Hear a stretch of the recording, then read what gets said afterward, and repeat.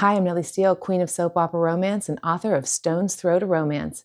This is an original audiobook written by me, narrated by a human, and produced by Novel Idea Publishing. Enjoy the story. Stone's Throw to Romance. Hearts and High Stakes, Book 1. Written by Nellie Steele. Narrated by Kaden Catalina and Spencer Brus.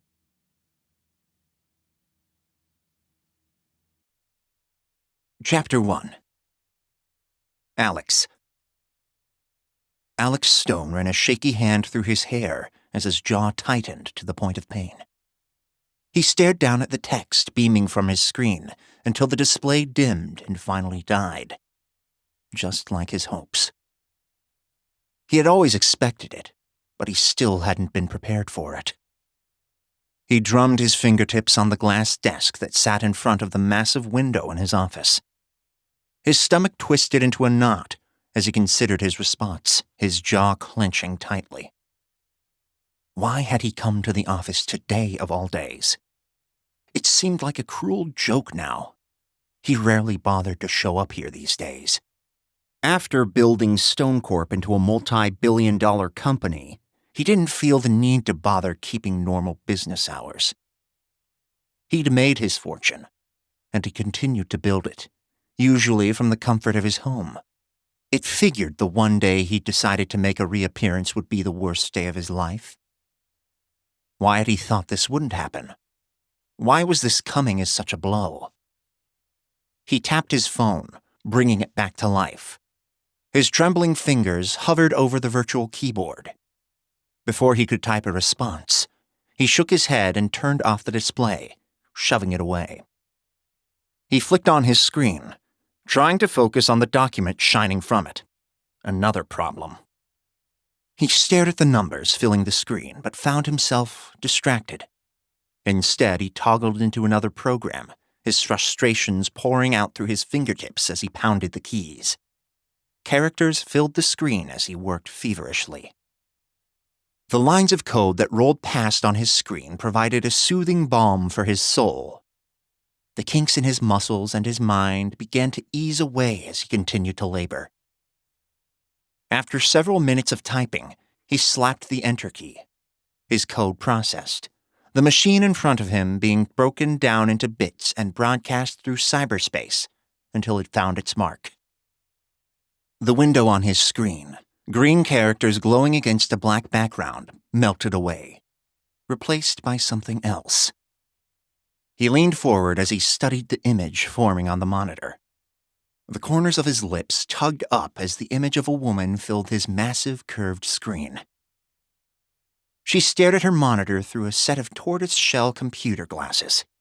She didn't need them.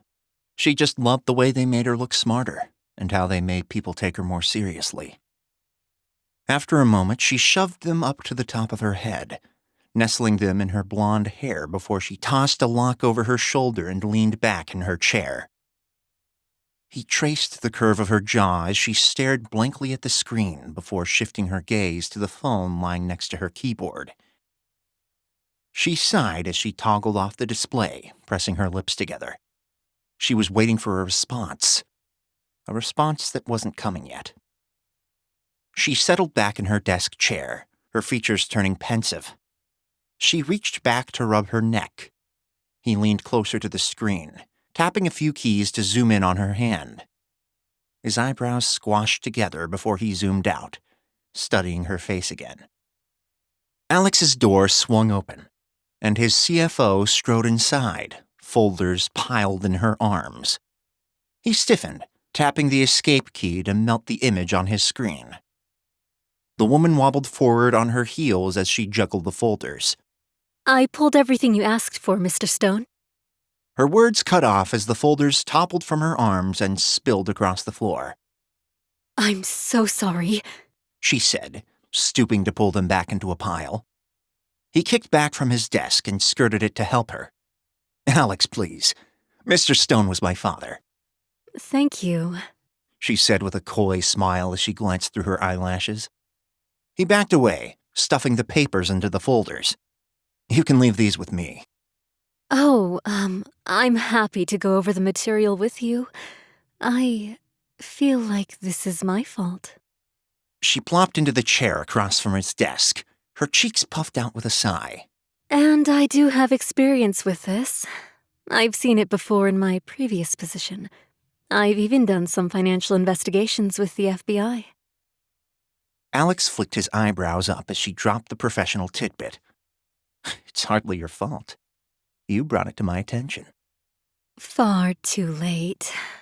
She said as she smoothed a lock of her shoulder-length bob behind her ear before she shook her head. Better late than never, he answered as he tried to recall her name. Not coming to the office for a few years had really taken a toll on his ability to know his employees' names. Miranda, right? Yes. She answered, the smile spreading across her face again. I hope you don't just know my name because you're looking to fire me. Alex narrowed his eyes at her. Do I need to be considering that? No. She said with a shake of her head, the hair behind her ear popping free. I mean, I don't mean to tell you how to run your business.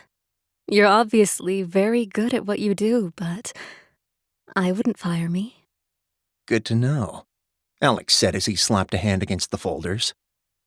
What I mean to say is, I may have found this too late, but I found it. And I'm committed to searching through the evidence to find out what's happening here. Alex flicked the folder open and stared at the spreadsheet inside. All right. Make sense of this to me. What am I looking at? She smiled as she sucked in a breath and leapt from her seat, circling the desk to hover over his shoulder. Okay, so this is a spreadsheet from the 2011 tax year. And why am I looking at a decade-old spreadsheet? Alex asked. Because this is an overall analysis of our company's assets and liabilities. But there are expenses here that don't make sense. He stared at the numbers, automatically crunching them in his mind. This all seems to add up. It does. But what is Project Phoenix? I couldn't find any record of that anywhere.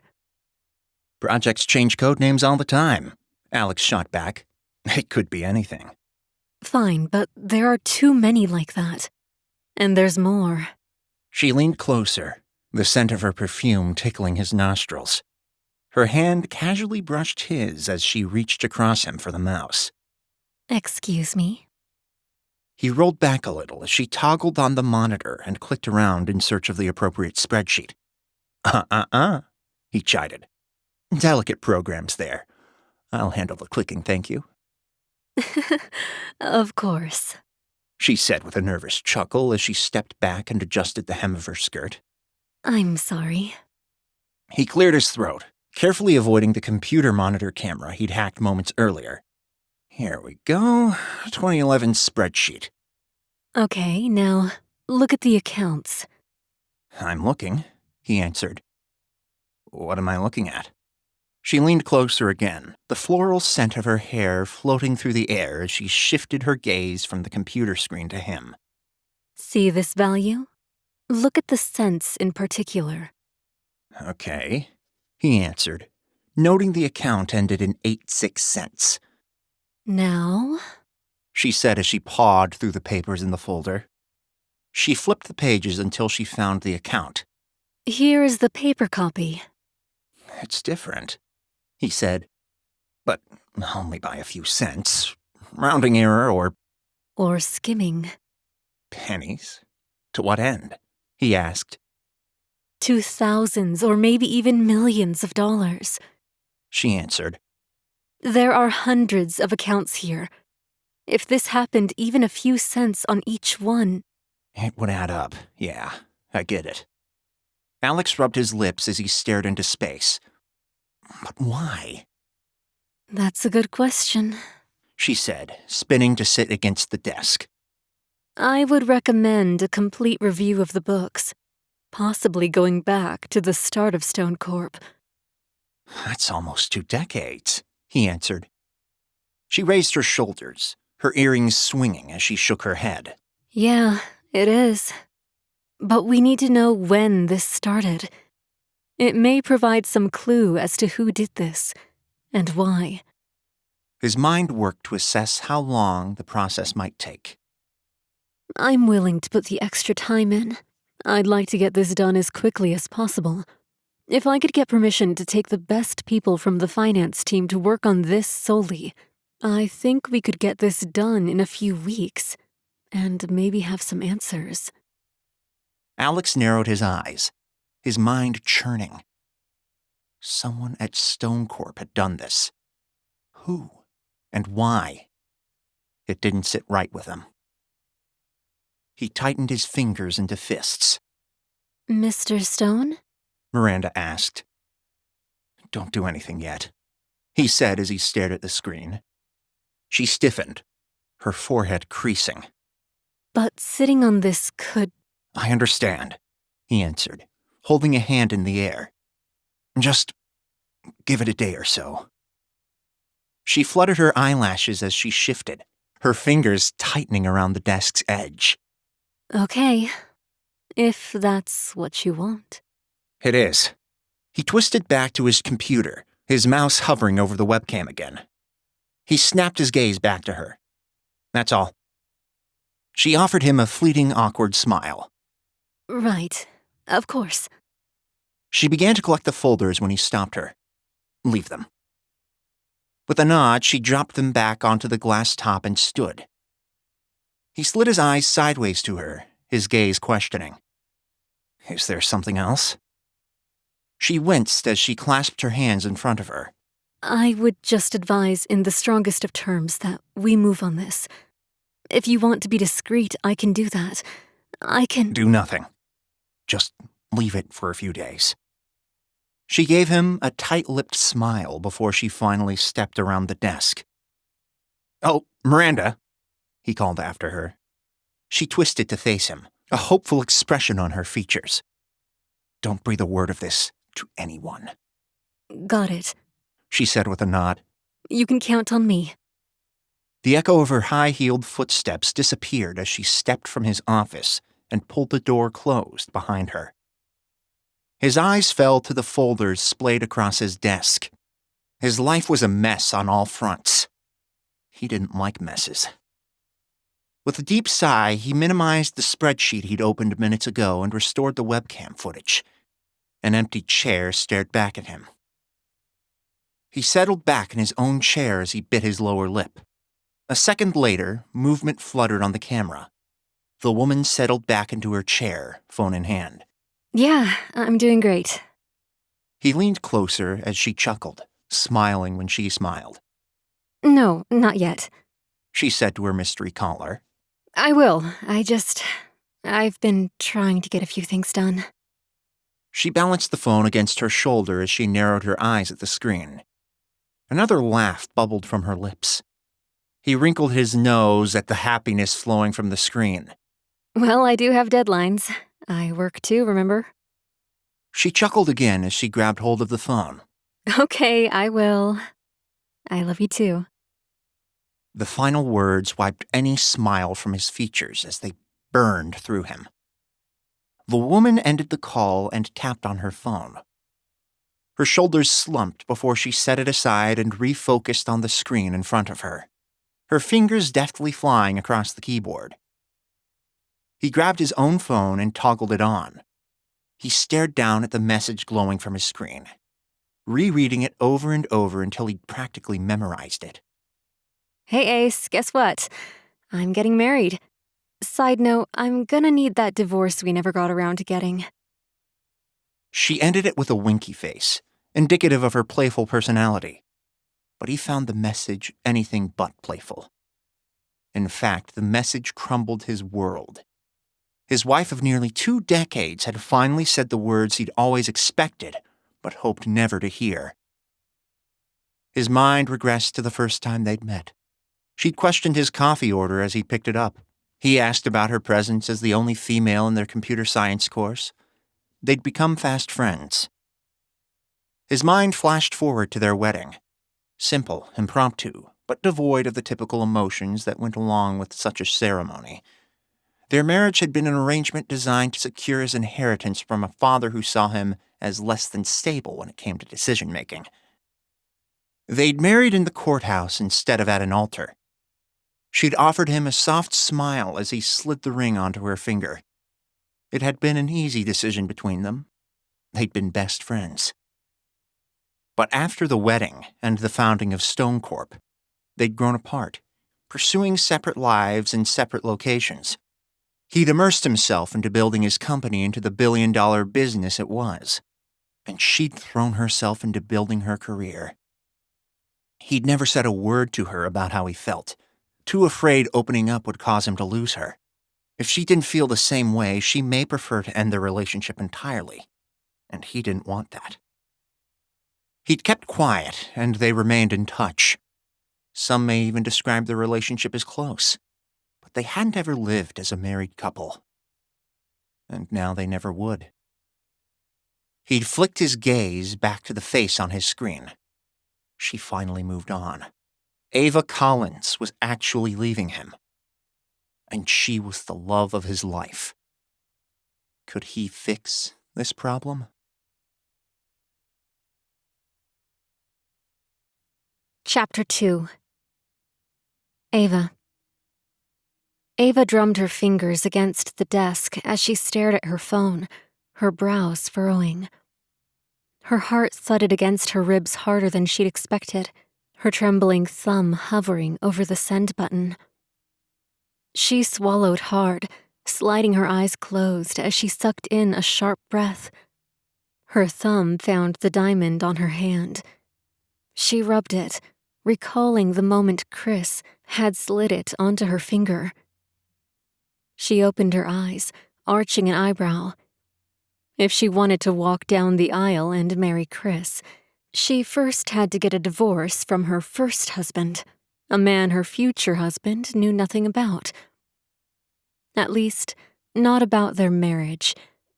He knew she had a male friend, and knew they kept in touch. But what he didn't know was that they'd been married for close to 2 decades. Ava studied the text again as her memory flitted to her first wedding. She closed her eyes again, Alex's face flooding into her mind's eye. In his simple black suit, he'd looked more nervous than in his hoodie. She wore a white dress, classic but understated. They'd both understood it was a formality. Richard Stone, Alex's father, had been concerned about his son's ability to make decisions. Threatening to disinherit him, he'd added a clause to his will requiring Alex to be married to access any money coming to him. He'd needed the money to start Stone Corp, so they'd married. It wasn't a hard choice. They'd been close friends anyway. And it had been easy convincing his father their marriage was legitimate, even when it wasn't. She sucked in a breath, pulling herself from her musing. They'd grown apart. He'd spent a decade building a multi-billion-dollar business, while she had worked on her career. She shook her head. No matter what they'd done over the years, they'd both known this was coming. In fact, they'd planned to do it a few years after his father's death, but had just never gotten around to it. Still, she found herself hesitant to send that message. Her thumb slid to hover over the erase key before her features pinched. With a thudding heart, she pressed the send button. The message popped on their shared thread. No taking it back now. She blew out a shaky breath, waiting for the response. She stared at the phone until the screen died. Her fingers tapped the side of the device as she held it for another minute before she set it aside, forcing her mind back to work. With her glasses on, she studied an email before she shoved her glasses onto the top of her head and leaned back. She shifted her gaze to her phone again. Alex was always connected. Where was he? She turned on the display, staring at the unanswered message. Her fingers tapped the desk again before she decided to abandon the drive to work in favor of a cup of tea. She grabbed her phone, shoving it into her pocket as she left her workspace behind. She meandered through the house, her mind sliding into the past again, until she reached the kitchen. Her fingers pressed against the cold countertop as she lost herself in her college days. Memories of late-night coding sessions, orange sodas, cheese dust on their fingers, and lots of laughter filled her mind. Only the ringing of her phone pulled her away from her thoughts. Her pulse quickened as she reached for it, foregoing the cup of tea. She stared at the screen, her feelings wavering between happiness and disappointment. She let it ring one more time as she sucked in a deep breath, forcing a smile on her face as she tried to push away any residual feelings about the past from her mind. She twisted and headed back to her office as she answered. "Hey, Chris." Hey, beautiful. You working? "I am," she said as she climbed the stairs and slipped back into her office. Are you still riding the high of our next step? I know I am. She smiled again as she sank into her chair. "Yeah, I'm doing great." You tell anyone yet? "No, not yet," she said. Uh-oh. I'm starting to worry you're not as sure as I am about this. Are you not planning on telling anyone? "I will. I've been trying to get a few things done." She balanced the phone against her shoulder as she narrowed her eyes at the screen. Trying to get things done? That sounds like a put-off. She laughed before she answered. "Well, I do have deadlines. I work too, remember?" Yeah, I know you do. I get it. It's going to be a flood of messages to answer. Let me know when you're ready to go public. I love you. She chuckled again as she grabbed hold of the phone. "Okay, I will. I love you too." With the call ended, she stared at her phone, searching her notifications for a response from Alex. Her shoulders slumped when she found none. She set the phone down, intent on focusing on the email she'd forgotten earlier. She tapped away on the keyboard before she dispatched the email. As she sent it, her phone finally chimed, and she snatched it from the desk. A message waited for her from Alex. Hey, Sparky. Wow, that's news. Why don't we discuss it this weekend? I'll send the jet. She read the words, her eyebrows crinkling. Could she leave for the weekend after just getting engaged? How would she explain it to Chris? She chewed her lower lip as she tried to figure out an answer. After a second, she typed her response. "We can keep it simple. I'm not asking for anything, so just a dissolution of marriage should work. Nothing fancy." She puckered her lips as she waited for his response, swiveling her chair as she slid her glasses onto the top of her head again. He responded more quickly this time. Yeah, I'm not certain it's going to be that simple. Plus, I've got a sitch that I'd love your take on. What do you say? For old time's sake? Those warm feelings of the good old days rushed back into her. She fluttered her eyelashes as she knitted her brows. Another message followed from him. You're going to get wrinkles if you keep doing that. Her heart skipped a beat as she read the second text. Her eyes raised to her computer's webcam, and she cocked her head, arching an eyebrow. "Hello, Alex?" She rested her forearms on the desk as she waited for him to hack the audio to be able to speak with her. If memory served, it shouldn't take him long. She drummed her fingers on the wooden top until he said, Hi, Sparky. With an amused glance, she shot the camera a coy grin. "You're getting slow." I am so not. I wanted to give you a minute to anticipate our conversation. Uh-huh, she said with a chuckle. So, am I firing the jet or what, babe? Ava flicked her gaze to the ceiling. Alex. Aves, come on. I have something that I promise is intriguing. We can talk deets while we sort out our other situation. She read the urgency in his voice, despite the levity he forced into it. Despite the distance, she could still understand him. Intriguing, huh? I promise. Plus, I'm in the Hamptons, so it's not a long flight. She sucked in a breath as she considered it. She supposed she should tell Chris anyway. Keeping it from him felt disingenuous, though it may come as a shock at this point. But the truth was, she and Alex had led separate lives, so her marriage was rarely even a thought in her head. You know you love the ocean, Alex added. A grin widened across her features as she bobbed her head. Okay, fine, yes. Awesome. Jet should be in the air in 2 and... Whoa, you said weekend. Babe, it's Thursday. Tomorrow is officially the weekend. I have work and... You work remotely, Aves. Bring your laptop. Use mine, I've got extras. Besides, I'd love to have your eyes on this little issue before the close of business tomorrow. She chewed her lower lip as her eyes fluttered toward the ceiling. Don't roll your eyes at me. Pack your stuff and get to the airport. Okay. I'll see you tonight. Ace out. She waved at the camera, wondering if it was still on or not, as the reality of the situation set in. She may need the trip to the Hamptons after the fallout of her conversation about it with Chris. A new text arrived, pulling her from her blank stare to focus on the glowing phone's display. Jet will be fueled and ready to whisk you away by 3. She glanced at her watch. It was nearly noon.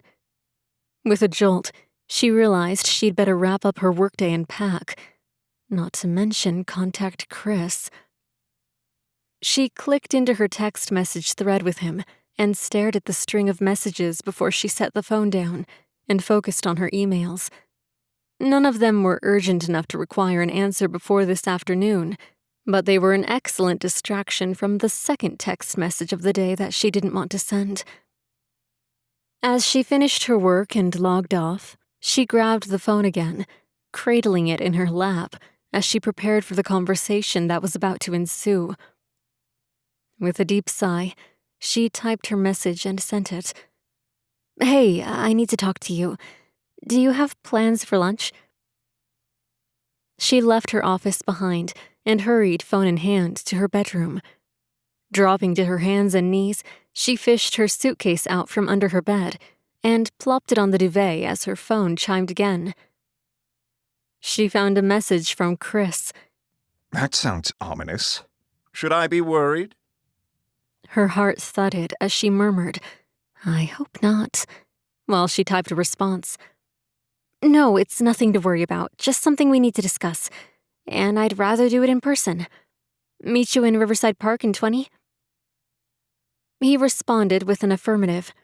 She zipped open her suitcase and tossed in a few items before she grabbed her purse and dashed out of the house to her car. She'd finished the packing when she got home and was hopefully less distracted. She drummed her fingers against her steering wheel as she made the short trip into town, circling around the streets near the park until she found a spot and slid into it.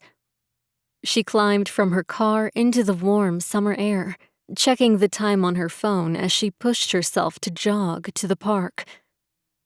She slowed her steps, trying to calm her breathing as she snaked through the cobblestone paths to their usual meeting spot.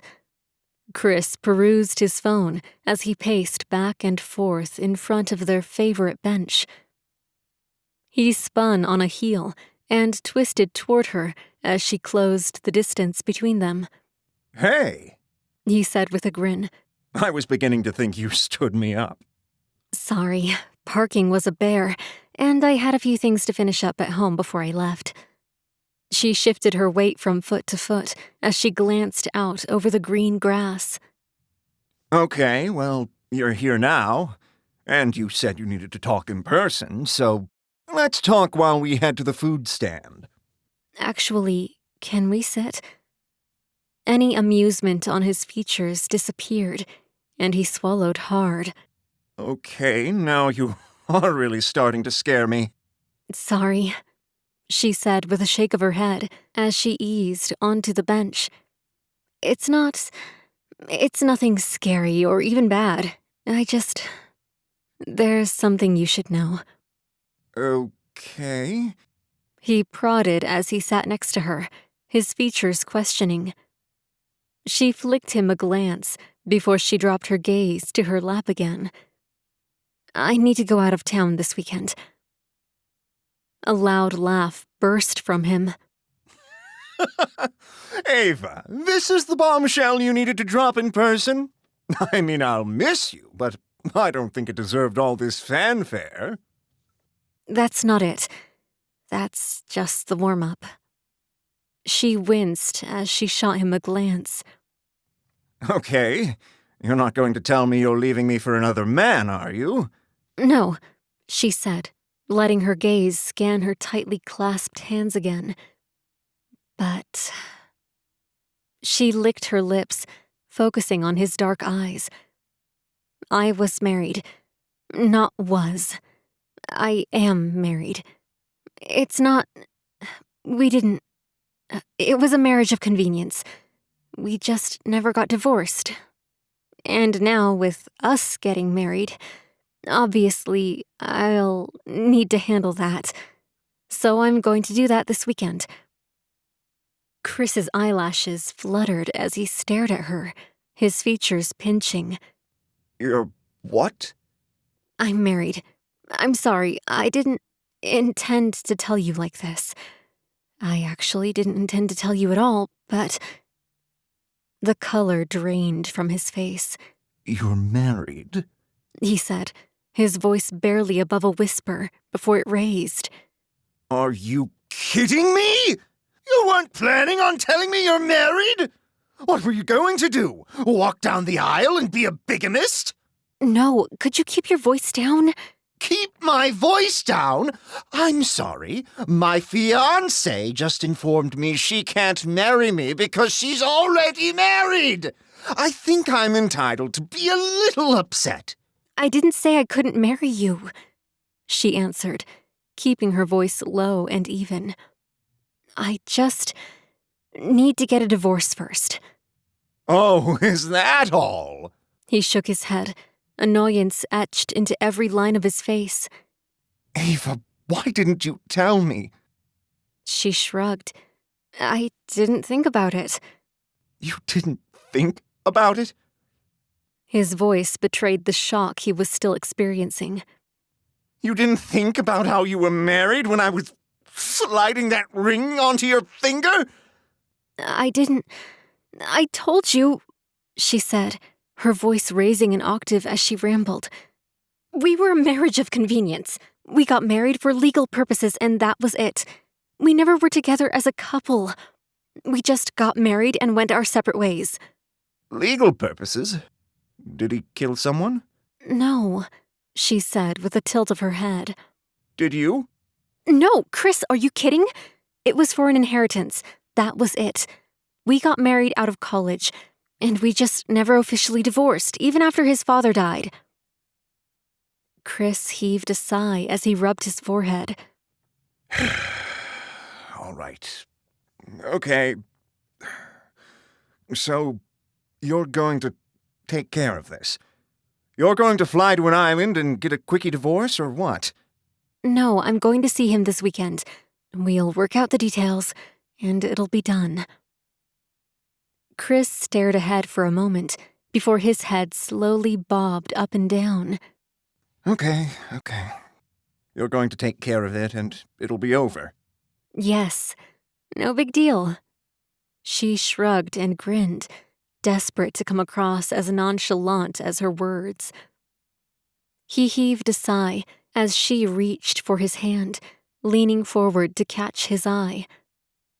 Are you okay? Yeah. He said, his voice a little shaky. I'm just a little shocked. I'm sorry. she said. I just hardly ever think of it. It's a detail that doesn't matter to me. He finally shifted his gaze to her. And there's nothing else, right? No secret babies or other surprises? No. She punctuated her statement with a shake of her head. Okay. He said, as he finally softened and slid an arm around her shoulders. When are you leaving? At 3, she said, checking her phone. I really should get back to the house and pack. Long drive? Where is this guy?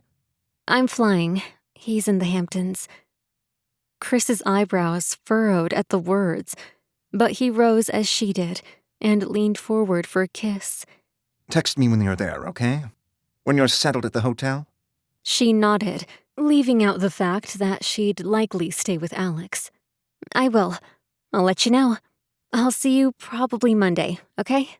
Monday? He asked. A day to figure everything out, file stuff Monday. She answered. Right. He said. Okay, yeah. Well, we'll talk. In fact, no, I'll go with you. You have the conference this weekend, she reminded him. He let his head drop back between his shoulders. That's right. Damn it. Chris, it's fine. It'll be fine. I'll text you when I'm there and see you Monday, and we'll set a date for our own wedding, okay? He squeezed her hand as he forced a smile onto his face that didn't quite reach his eyes. Yeah. She twisted to walk away when he grabbed her elbow. Hey, I love you. She offered him a tight-lipped smile. I love you too. This'll all be over soon.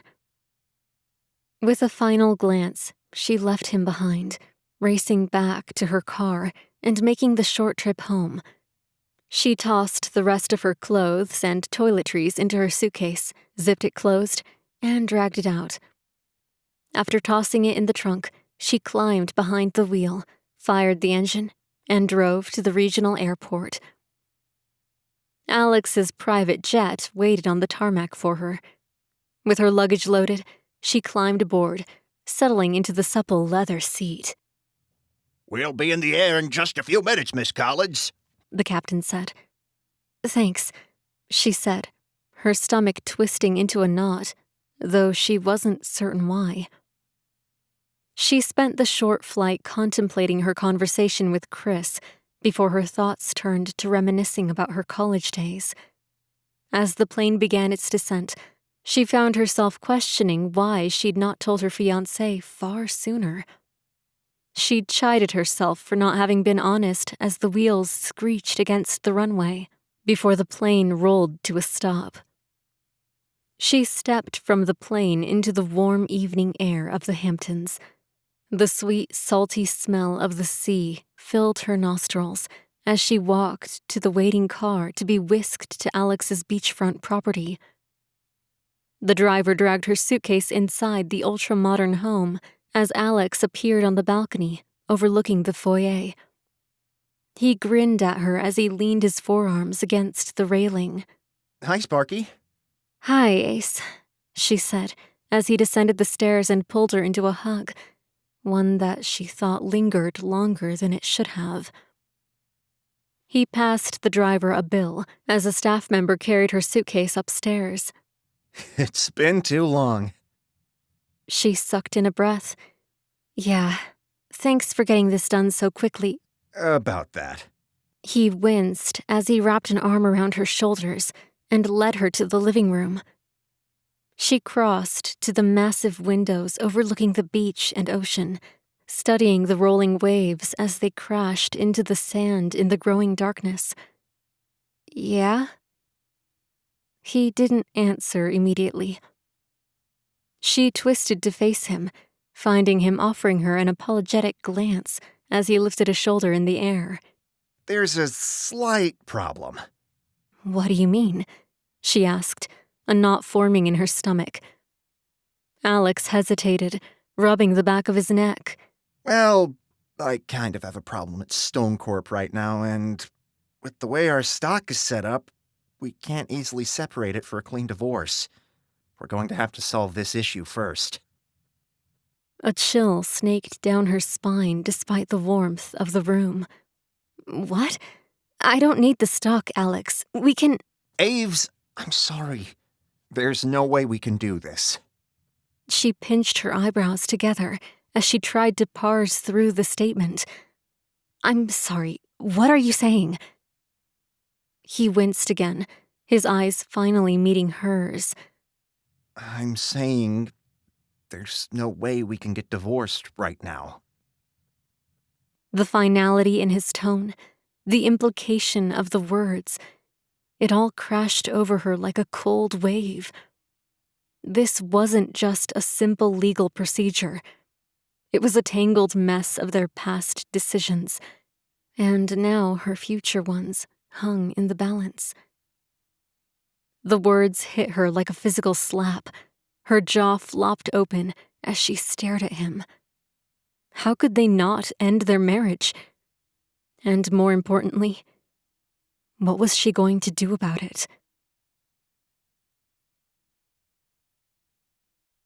Chapter 3. Alex. Alex shifted his weight as he stared at his wife. The news that they couldn't get the divorce she'd asked for was going over like a lead balloon. Those blue eyes were burning a hole through him, and if he didn't divert the attention somewhere else soon, he'd crumble under the pressure. What? She snapped, her tone sharper than he'd hoped. His features scrunched. It's just a temporary setback. How temporary? She asked, her eyes wide. Alex shrugged as he tugged his lips back. I don't know, maybe a week or two? Her eyes went wider as she balled her fingers into fists. 2 weeks?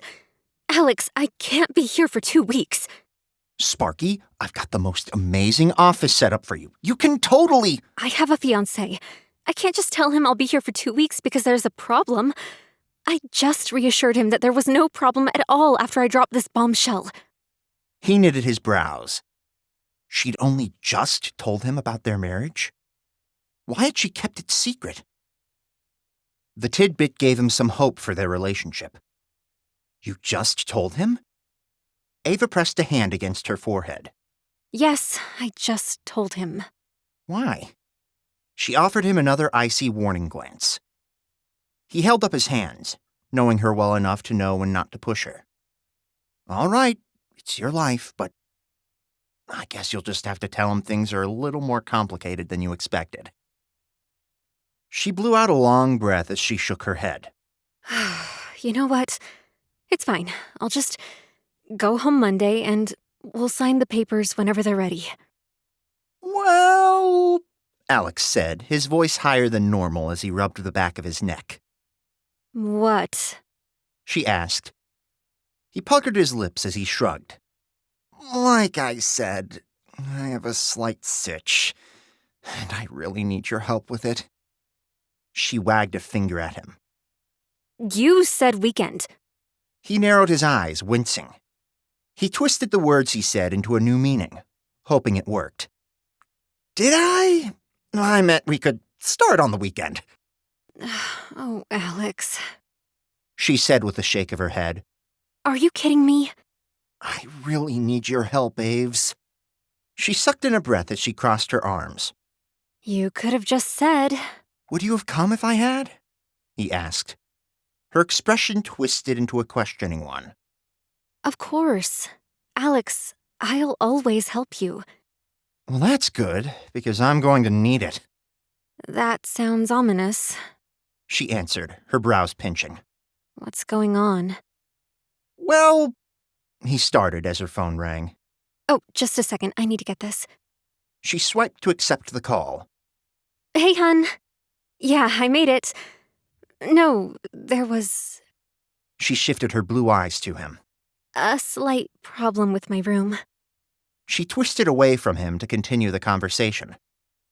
He narrowed his eyes at the words. Her room? Had she not told her new fiancé she was staying with him? No, I'm still getting settled. Yeah, I was gonna call you before I went to dinner. Not yet. As soon as I know more, I'll let you know. He skirted the couch and sank onto the edge of the cushion as she spoke. The reality of her situation became too real for him. She was on the phone with her fiancé, and she was expecting the divorce they'd always said they'd get. The divorce he never wanted. Okay. Yeah. Yeah, I love you too. Bye. She lowered the phone from her ear and toggled it off before she faced him. Sorry. Your fiancé? His voice came out more bitter than even he had expected. She nodded. Yes. He pressed his lips together, staring down at his clasped hands. I guess the blueprint boss keeps tight tabs on you, huh? Ava rolled her eyes as she stalked to the armchair and collapsed onto it. No, Her words cut off as her gaze cut to his. What did you call him? He slid his eyes sideways. Did I call him something? Alex. She said, her tone a warning. He leapt from his seat as he stalked back and forth in front of the fireplace behind her. I may have made a reference to his profession. She twisted to face him. That's what I thought. But you wouldn't know his profession because you don't know him. He tugged one corner of his lips back as he furrowed his brows. I'm certain you mentioned it. I'm certain I haven't. In fact, I've never really mentioned him at all to you. Not his name. Definitely not his career. She stepped in his path, her arms crossed. What did you do? Nothing, he answered. She arched an eyebrow at him. The simple gesture was enough to strike terror into his heart.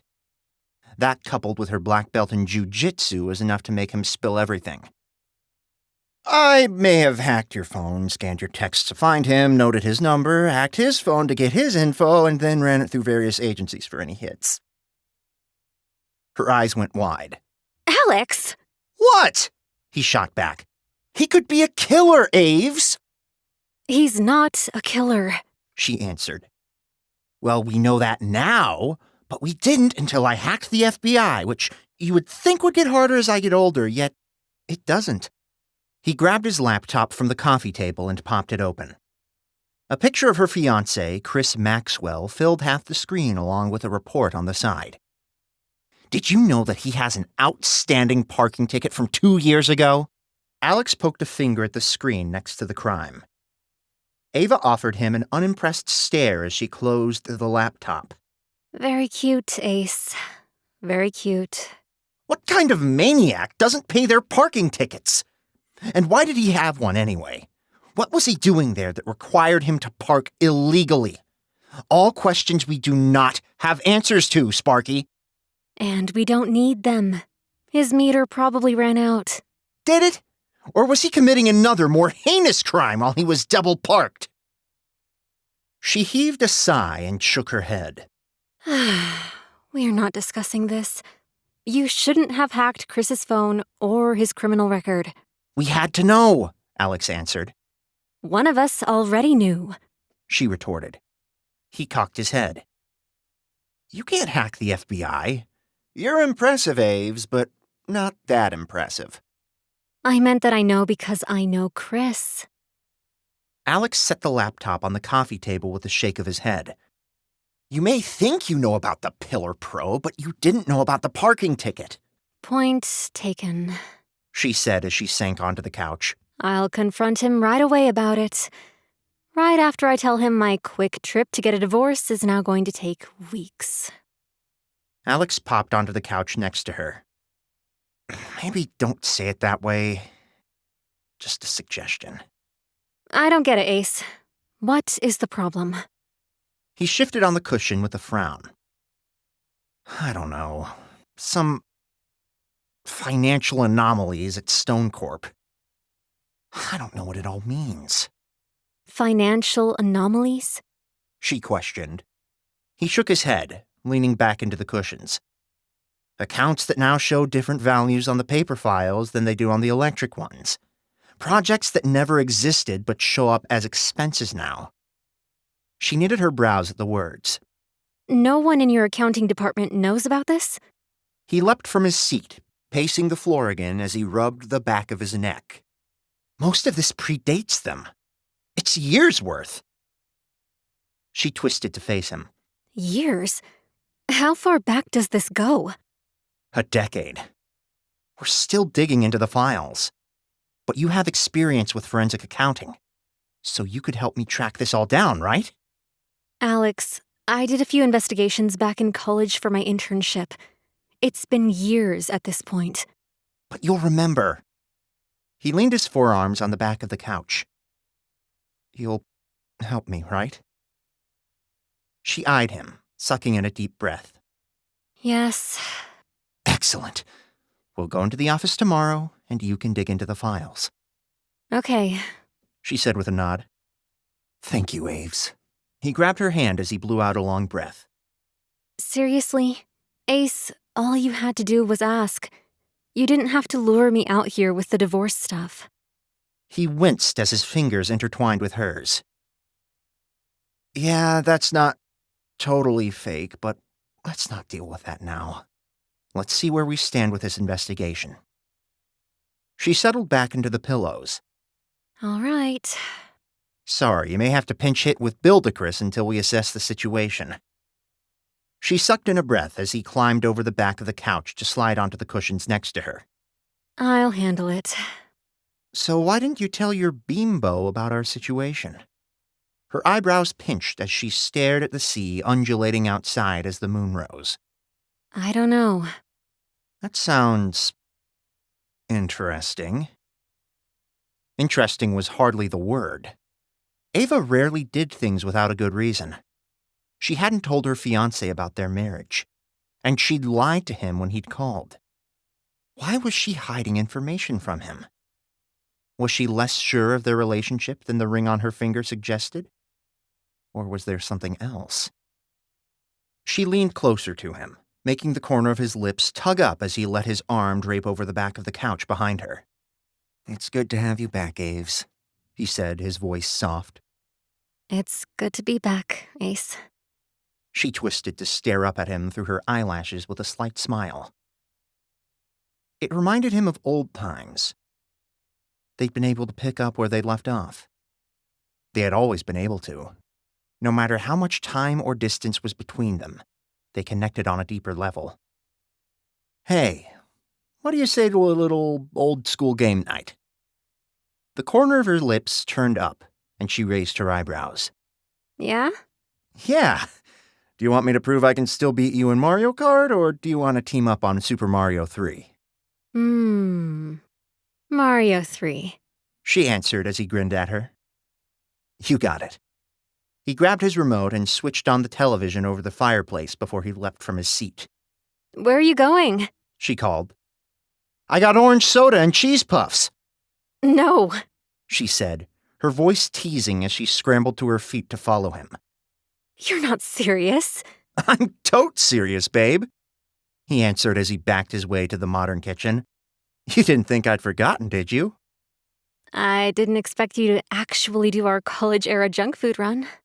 He grabbed the barrel of cheese puffs from his cupboard before he tugged open the fridge. I didn't. I've got people for that now. He twisted to offer her a wink. Right. Hey, mind if I change before we settle in? Not at all. Some of your stuff's still here if you want to rock it completely retro. She shot him a grin before she hurried from the kitchen. He pulled 2 orange sodas from the fridge, grabbed the bucket of cheese balls, and made his way back to the living room. After he set the drinks and snacks on the floor, he shoved the coffee table out of the way. He tugged the cushions from the couch and scattered them on the floor. He stepped back to admire his setup before he dug the old-school controllers from the storage cupboard.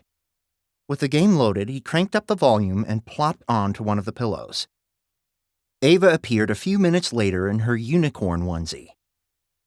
I see you went old school, I did. she said with a grin as she tugged a controller from his hand and dropped onto a cushion next to him. Dibs on first play. Ouch, I am getting slow, he said as she toggled into the game and selected her character. She shot him a coy grin as the first world loaded, and she smashed through it like she'd played the game yesterday. As she deftly navigated through the pixelated world on the screen, Alex kept his eyes trained on her instead of the screen. A mix of admiration and wistfulness coursing through him. She still had the same concentration face, the same crease between her eyebrows and slight puckering of her lips. The sound of button mashing filled the room along with something more, a mix of regret and longing that tugged at his heart.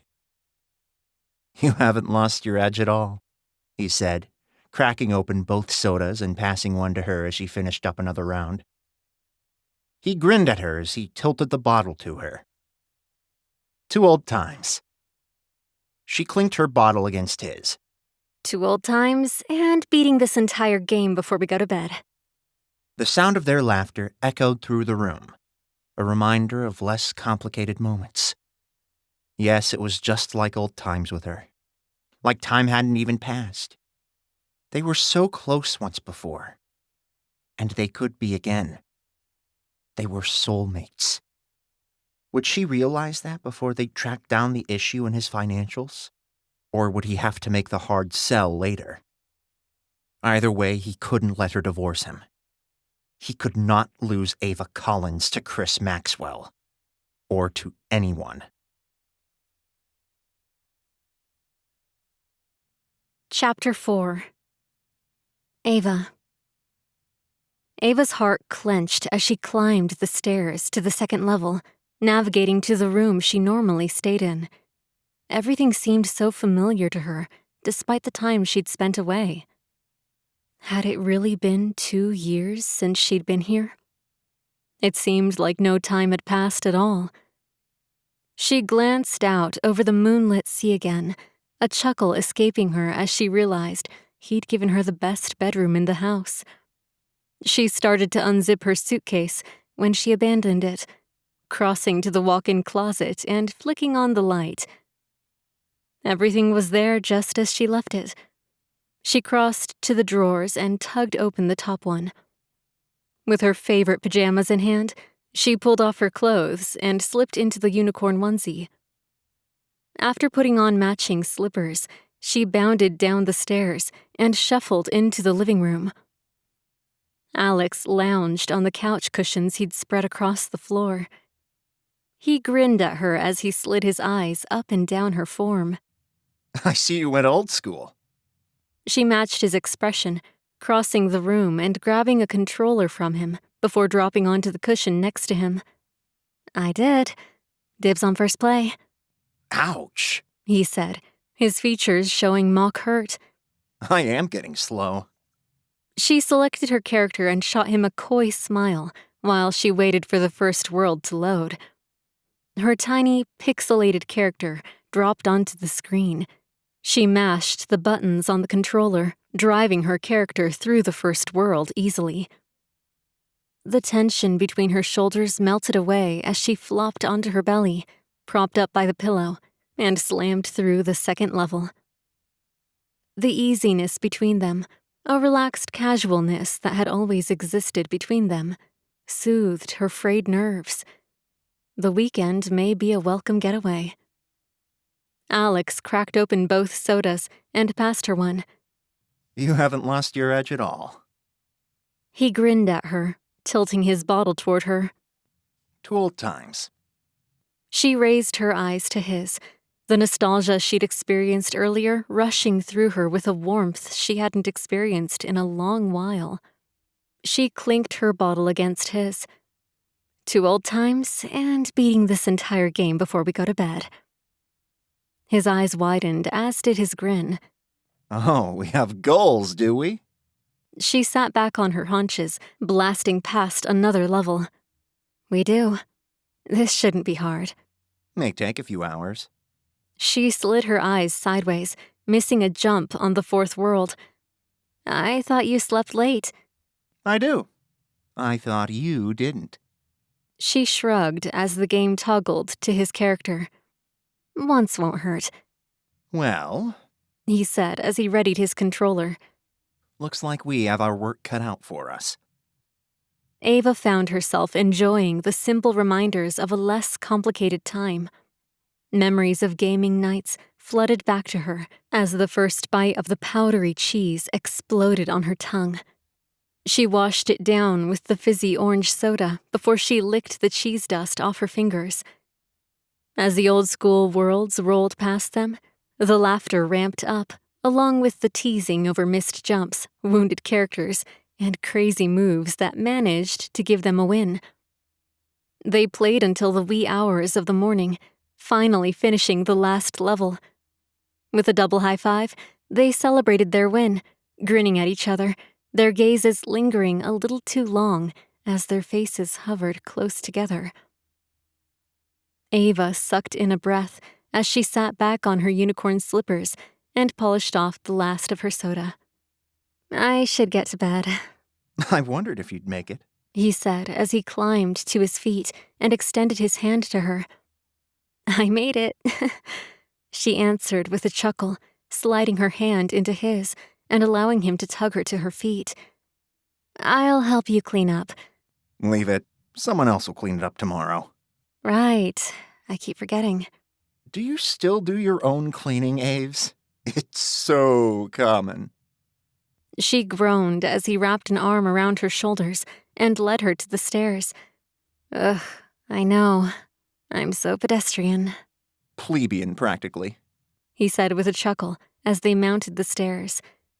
"And I used to be so..." Glam.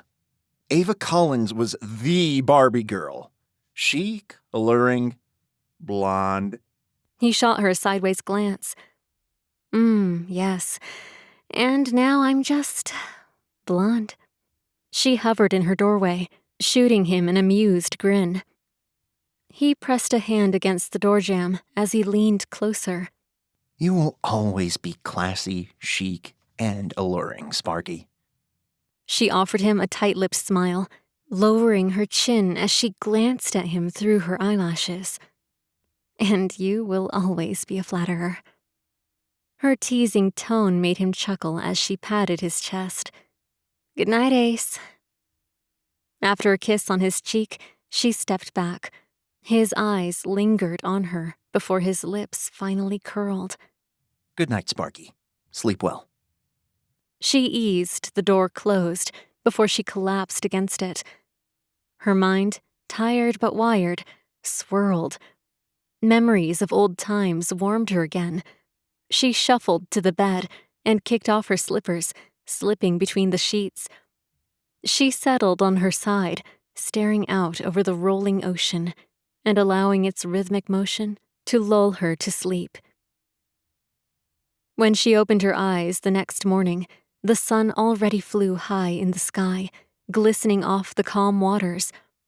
She sucked in a breath, tiredness still clinging to her.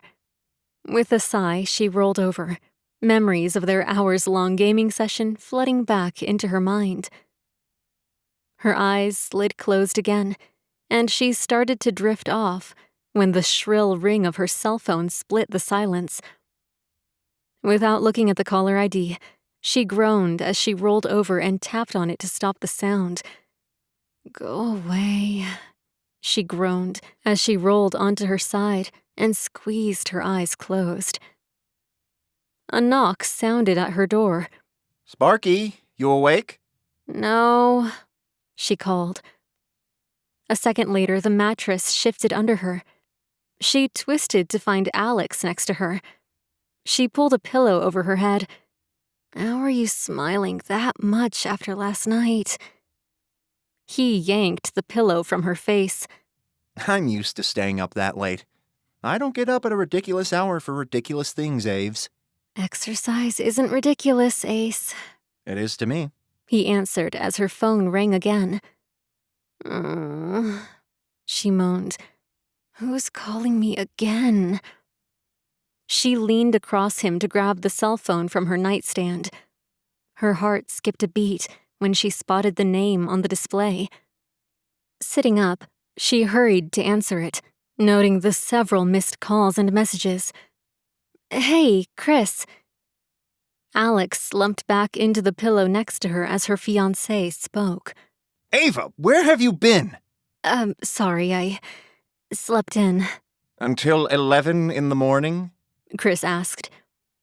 She slid her eyes closed as she heard the judgment in his voice. Yeah, I couldn't sleep last night. I just tried to catch a few more hours this morning and dozed off. I'm sorry I missed your calls.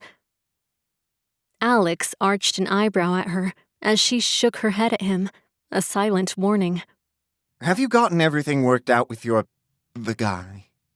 She shifted her gaze to Alex again, pressing her lips together for a second. Not yet.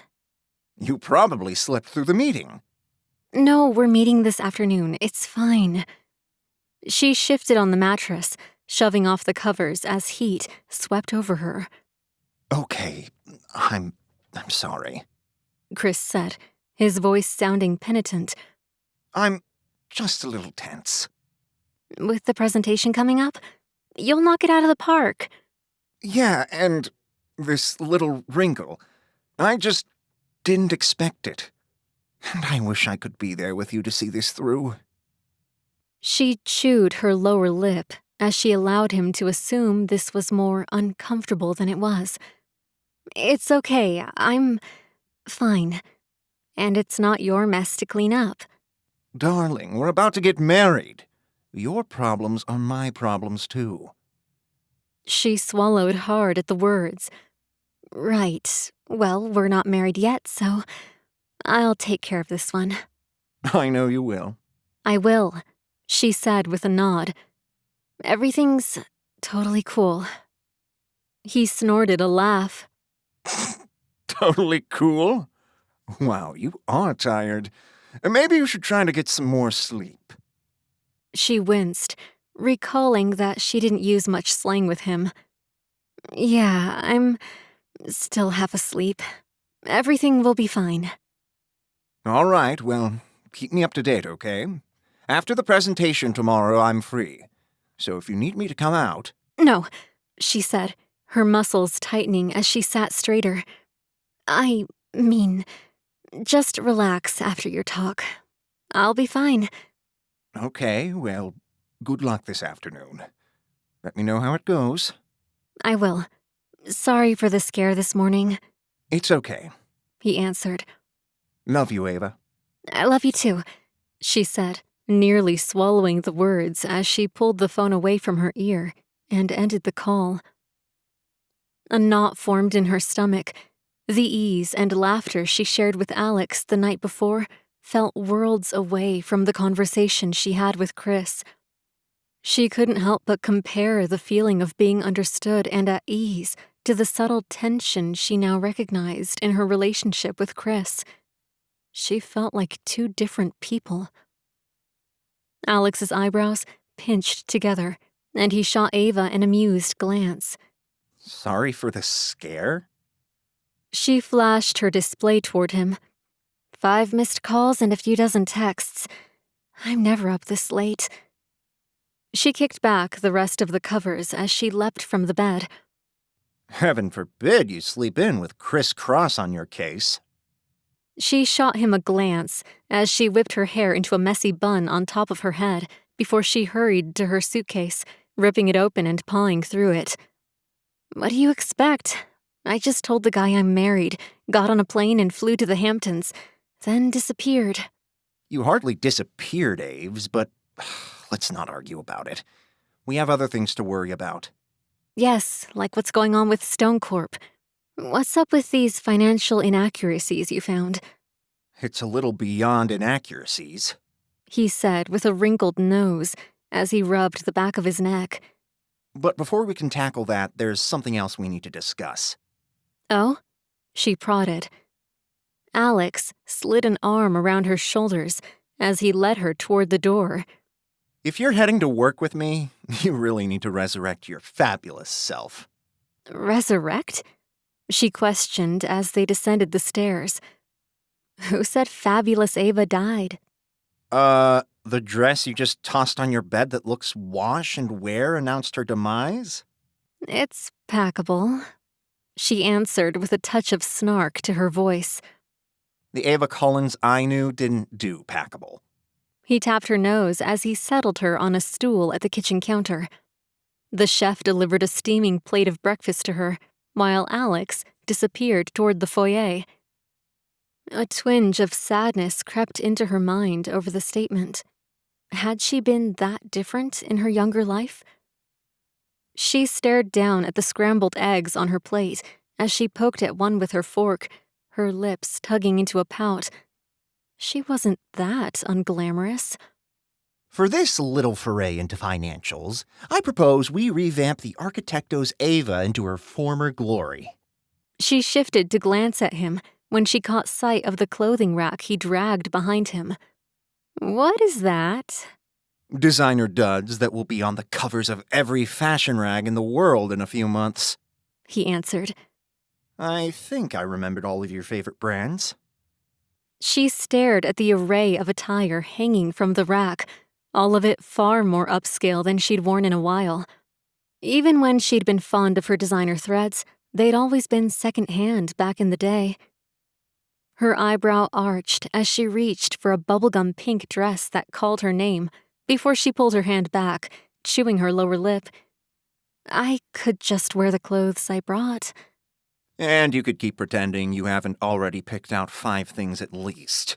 But where's the fun in that? He leaned across the counter and snagged a piece of bacon from her plate as he raised his eyebrows at her. I guess I could consider it part of my divorce settlement, she said with a grin. The smile he offered her in return didn't quite reach his eyes.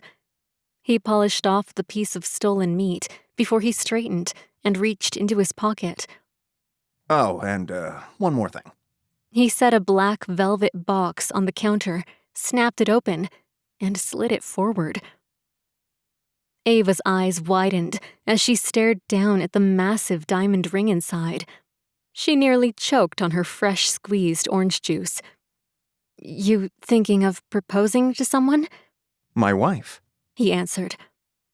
You did that years ago, remember? She said with a coy smile. Yes, that was before I had $1 gazillion, though, so now she needs a new ring. Ava raised her left hand and wiggled her fingers. I can just wear this one. It's fine. Alex wrinkled his nose at it. It's so not us. Ava chuckled as she set the glass down on the counter and picked up her fork. No one's going to know that. I mean, it's too small. No one will believe that's the ring you have. This has to be believable. I do not want any issues. He inched the ring box forward again. Just wear this one. She stared up at him, trying to assess if he was joking or serious. Alex, I'm not going to take Chris's ring off. That seems wrong. He settled his forearms against the white marble again. It's hardly wrong, but okay. We can solve this with a little outside-of-the-box thinking. He grabbed her hand and slid the ring off of her left hand and put it onto her right ring finger. We'll just put this one over here, and then we'll put these ones here. Their eyes met as he slid the wedding band and massive diamond onto her finger. He grinned at her, and she pulled her eyes from his to stare down at the newest addition to her finger. Fine, but what about... My ring? He wiggled his ring finger in the air. Already done. She eyed the gold band on his finger, the moment she'd placed it there flooding back into her mind. Well, looks like we're the happily married couple we need to be. Alex snatched another strip of bacon from her plate with a grin. Time to head to the office, dear. Take another piece of my bacon and I'll stab you with my fork before we go. And you know I have the skills to do it. He wrinkled his nose. I recall. I'll let you finish your breakfast in peace. We'll leave in an hour? Okay, she said with a nod as she popped more eggs into her mouth. Her eyes slid sideways to the clothes rack before a smile crossed her features. An hour later, she descended the stairs in the bubblegum pink sheath with lace details and a matching set of spiked pink heels. Now that's the Ava I know. he said with a grin as she slid on the oversized sunglasses. They stepped into the bright sunshine of the Hamptons' day, and he backed his way toward the flashy pink sports car. "You have a pink sports car?"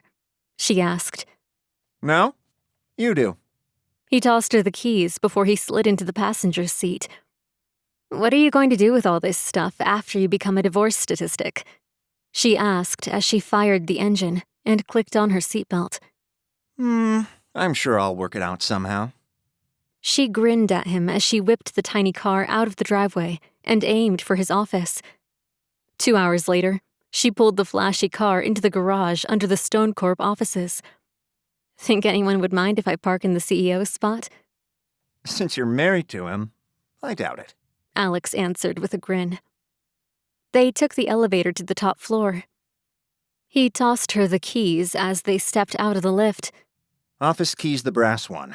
Head up and take a look while I grab the financial folks. "Okay," she said with a nod as she strolled to the back of the offices, finding the glass door marked with Alex's name. She shoved the key into the lock, twisting it and letting the door fall away. With a glance around the space, she smiled, enjoying the vintage robot on his desk and the framed picture of the IPO announcement. She crossed to his desk, shoving the chair aside with her hip as she stared at the stacks of folders on the desk. Before she dove into them, her gaze fell on the framed photo on his desk. She grabbed it, grinning as she pulled the photo of them in college closer. A wave of nostalgia washed over her as she set it back on the desk and flicked open the top folder. She studied the paperwork inside, reading the notes indicating that the amounts differed from the latest financials stored on the server. She furrowed her brow as she shimmied the mouse to bring up the login screen. With a few taps on the keyboard, she gained access to his system. She stared at the financial report on the screen as footsteps approached. "Your password stinks, Ace. I cracked it in seconds." "What are you doing in here?" a woman's voice asked. Ava snapped her gaze up to find a dark-haired woman frowning at her. The tough expression the woman offered her turned her off immediately. She arched an eyebrow at her. "Looking at the financials." The woman stalked forward and ripped the folder from Ava's hands. "You shouldn't be in here, and you definitely shouldn't be looking at these." Ava drew her chin back to her chest, her eyes widening as she crossed her arms. "Oh, really?" "Yes, really. I don't know how you got in here, but you shouldn't be. I'm going to report this immediately to security." The woman reached for the phone. "I wouldn't do that if I was you." "Is that a threat?" the woman shot back. Ava narrowed her eyes. "It's a promise." The woman scoffed. "We'll see about that." Ava drummed her fingers on her forearm as the woman snatched the receiver. She flicked her gaze to the curved monitor on the desk, her eyebrows pinching as a message appeared on it. "Be careful who you trust." Ava's lips parted as she read the warning, her eyes naturally sliding back to the woman in the room. She didn't like her from the start, but was the woman the one behind all of this trouble?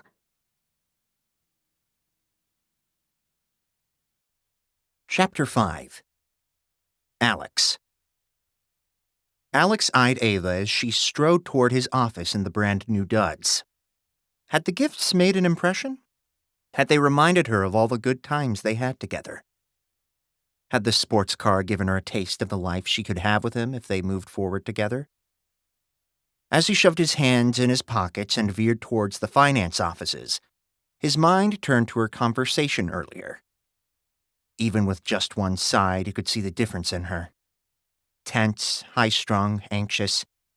All things that Ava Collins experienced when she wasn't being herself.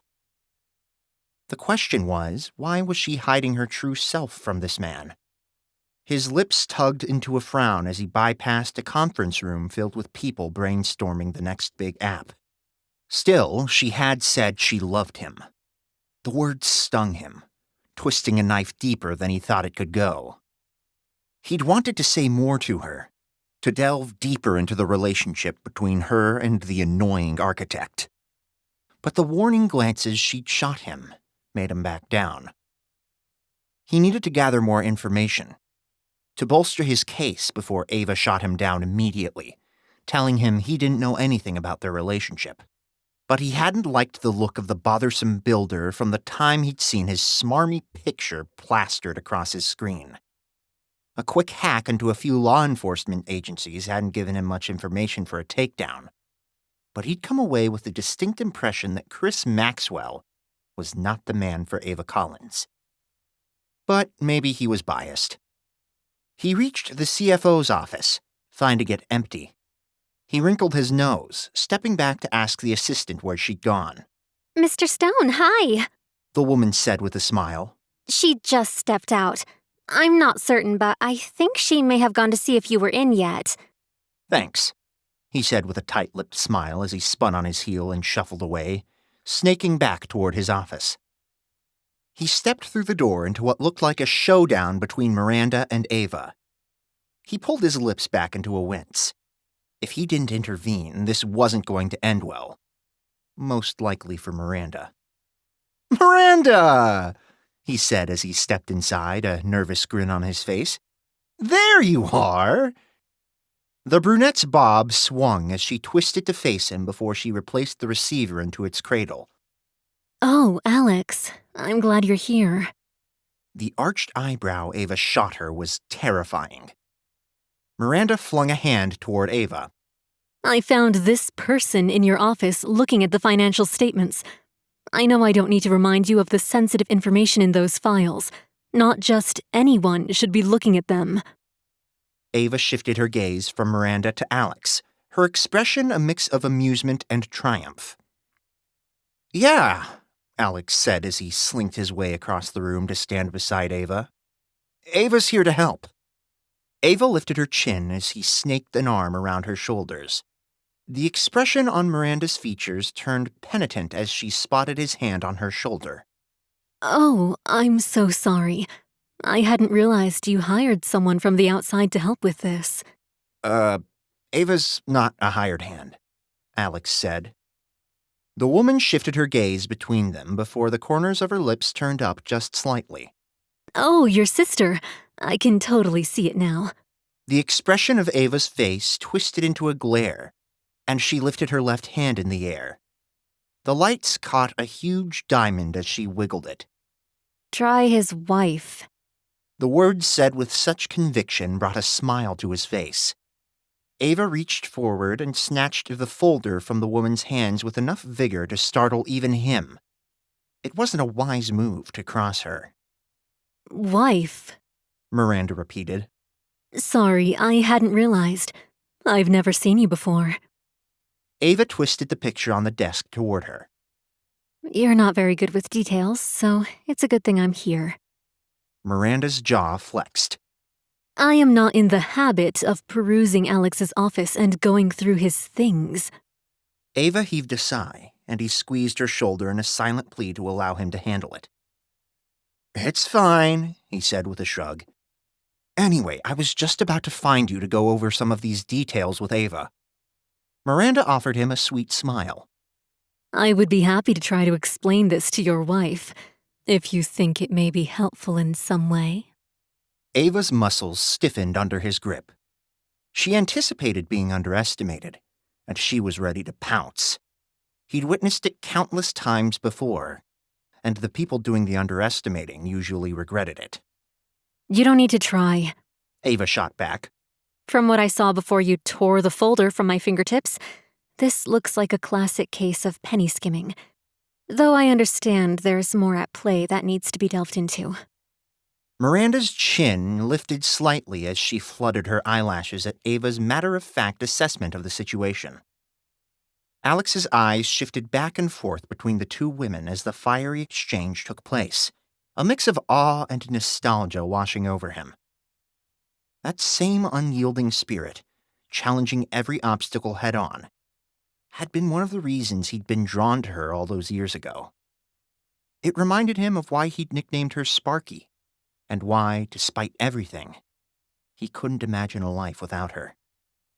So Alex has explained it to you. Miranda responded. Actually, Alex said with a faltering grin, that was all Ava. I didn't tell her anything so I could get a fresh take. Ava has done a few forensic fraud investigations with the FBI. That wiped any of the pleasant look off his CFO's face, her voice turning fake as she offered a comment lacking veracity. Oh, how lucky we are to have your help then. I'd be happy to share the details. Ava waved a dismissive hand in the air. I'd rather take a look at this myself. If I have any questions, I'll give you a buzz. She plopped into his desk chair and rolled closer to the folders. He offered Miranda a pleasant smile. Thanks, Miranda. We'll let you know if we have any questions. Right, The woman answered, hovering for another moment before she finally spun on her heel and left. Alex spun and leaned against the desk. Meow, Aves. Retract those claws. She shot him an unimpressed stare before she flicked open a folder. I don't like her. I noticed. But outside of her fatal mistake of underestimating you, Miranda is exceptional at her job. The way she slid her eyes sideways to glance at him betrayed her disagreement with the statement. Miranda, huh? What? He asked with a shrug. You're joking. Please tell me you're joking. She traced her finger down the financial report before she flicked her gaze to the computer. Ugh, he groaned. You're not serious. She flicked her gaze to him, her eyelashes fluttering as her voice took on a mocking tone. Oh, Alex, I'm glad you're here. I found this person in your office. Be careful of that one, Ace. She's not interested in me. Debatable.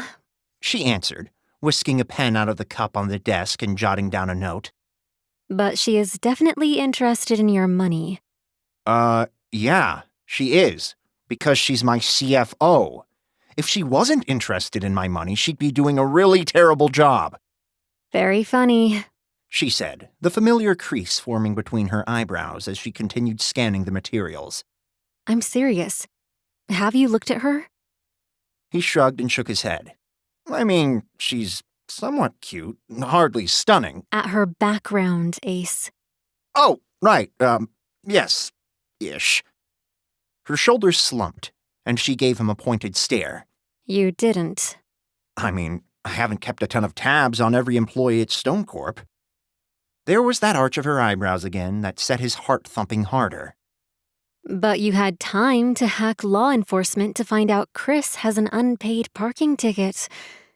Oh, Alex. I will check out her background while you do your number crunching. Before you do that, you may also want to check out this. Ava jiggled the mouse before she flicked a finger toward his screen. An ominous warning beamed from the screen. He wrinkled his nose. Be careful who you trust? His lips tugged into a frown as he pounded against his keyboard. Where did this come from? Good question. She rose from the chair, collecting the folders before she skirted around him. He sank into the chair, his mind whirling as his fingers deftly floated across the keys in an attempt to track down any information about the anonymous message using the company's internal messaging system. That's it, he said with a slap of the enter key. No more anonymous messaging at Stone Corp. No way to track it at all? No, he said with a disgusted sigh. She glanced up from the papers. He leaned back in the chair, one corner of his lips tugging up as he drank in the sight of her, curled on the couch, her shoes kicked off and her legs tucked under her. You really allow untraceable anonymous messages in the company's message system? What if someone uses it to harass people? That's never happened. And it's designed to allow people to send messages to superiors regarding inappropriate behaviors, but who are afraid of retaliation. I programmed it myself to be completely and totally untraceable. People don't, in general, take advantage of it. Until now. Until now, he repeated with a sigh. We can rule out Miranda because she was here harassing you. So she couldn't have done it. The fake smile she shot him made it clear how she felt about the comment. He offered her a coy grin back before he twisted back to his computer. I'll just check out our background while you work on that. His fingers swept across the keys again. Any trepidation about their relationship momentarily put on pause as he worked to fill the screen with characters that would unlock secrets he shouldn't have access to. His eyes slid sideways, peering at her curled on the couch, poring over the information. The corners of his lips tugged up again. So far, he'd won. She was committed to helping him. Now all he had to do was make sure she was committed to him, and his life would be complete. He focused on the characters flying across the screen again, tempted to revise his latest attempt to dig into Chris Maxwell's background again. Something felt off about that guy. Or was it just his jealousy playing up? He slapped the enter key and let his program loose to do its digging as he leaned back in his chair, his mind planning his next steps to convince Ava not to divorce him. The statement she'd made when he'd given her the car still gnawed at him. He settled his gaze somewhere in mid-space as he wondered if it would be too much to plan a romantic dinner on the beach. He had to handle this delicately. Not only had he never told her his feelings, not to mention the fear of rejection that was tearing up his insides, but her being engaged made it all the more risky. They'd fallen back into their usual comfortable rhythm. But this time, she held something back from him, unusually quiet about her new relationship. Was that because she was uncertain about it? Or because she was more certain about it than others in the past? Ava's clearing of her throat drew him back to reality. He twisted to find her offering him an unimpressed stare. Seriously? What? She slid her eyes to focus on his computer screen. He turned to glance at it, a wince twisting his features as he chuckled. As his mind wandered to Ava, he'd accidentally typed Chris's name instead of Miranda's, pulling the man's background onto his screen. Oops, just checking on that parking ticket. I'm going to pay that parking ticket for him so you can stop worrying about it. Bad move, Aves, he answered as he tapped out a new search. You could be an accessory to a crime, then. She waved a finger toward his screen. Just focus on finding out if Miranda is an accessory to a crime. I'm on it, boss, he said as he submitted his latest request, and the details began to fill in on his screen.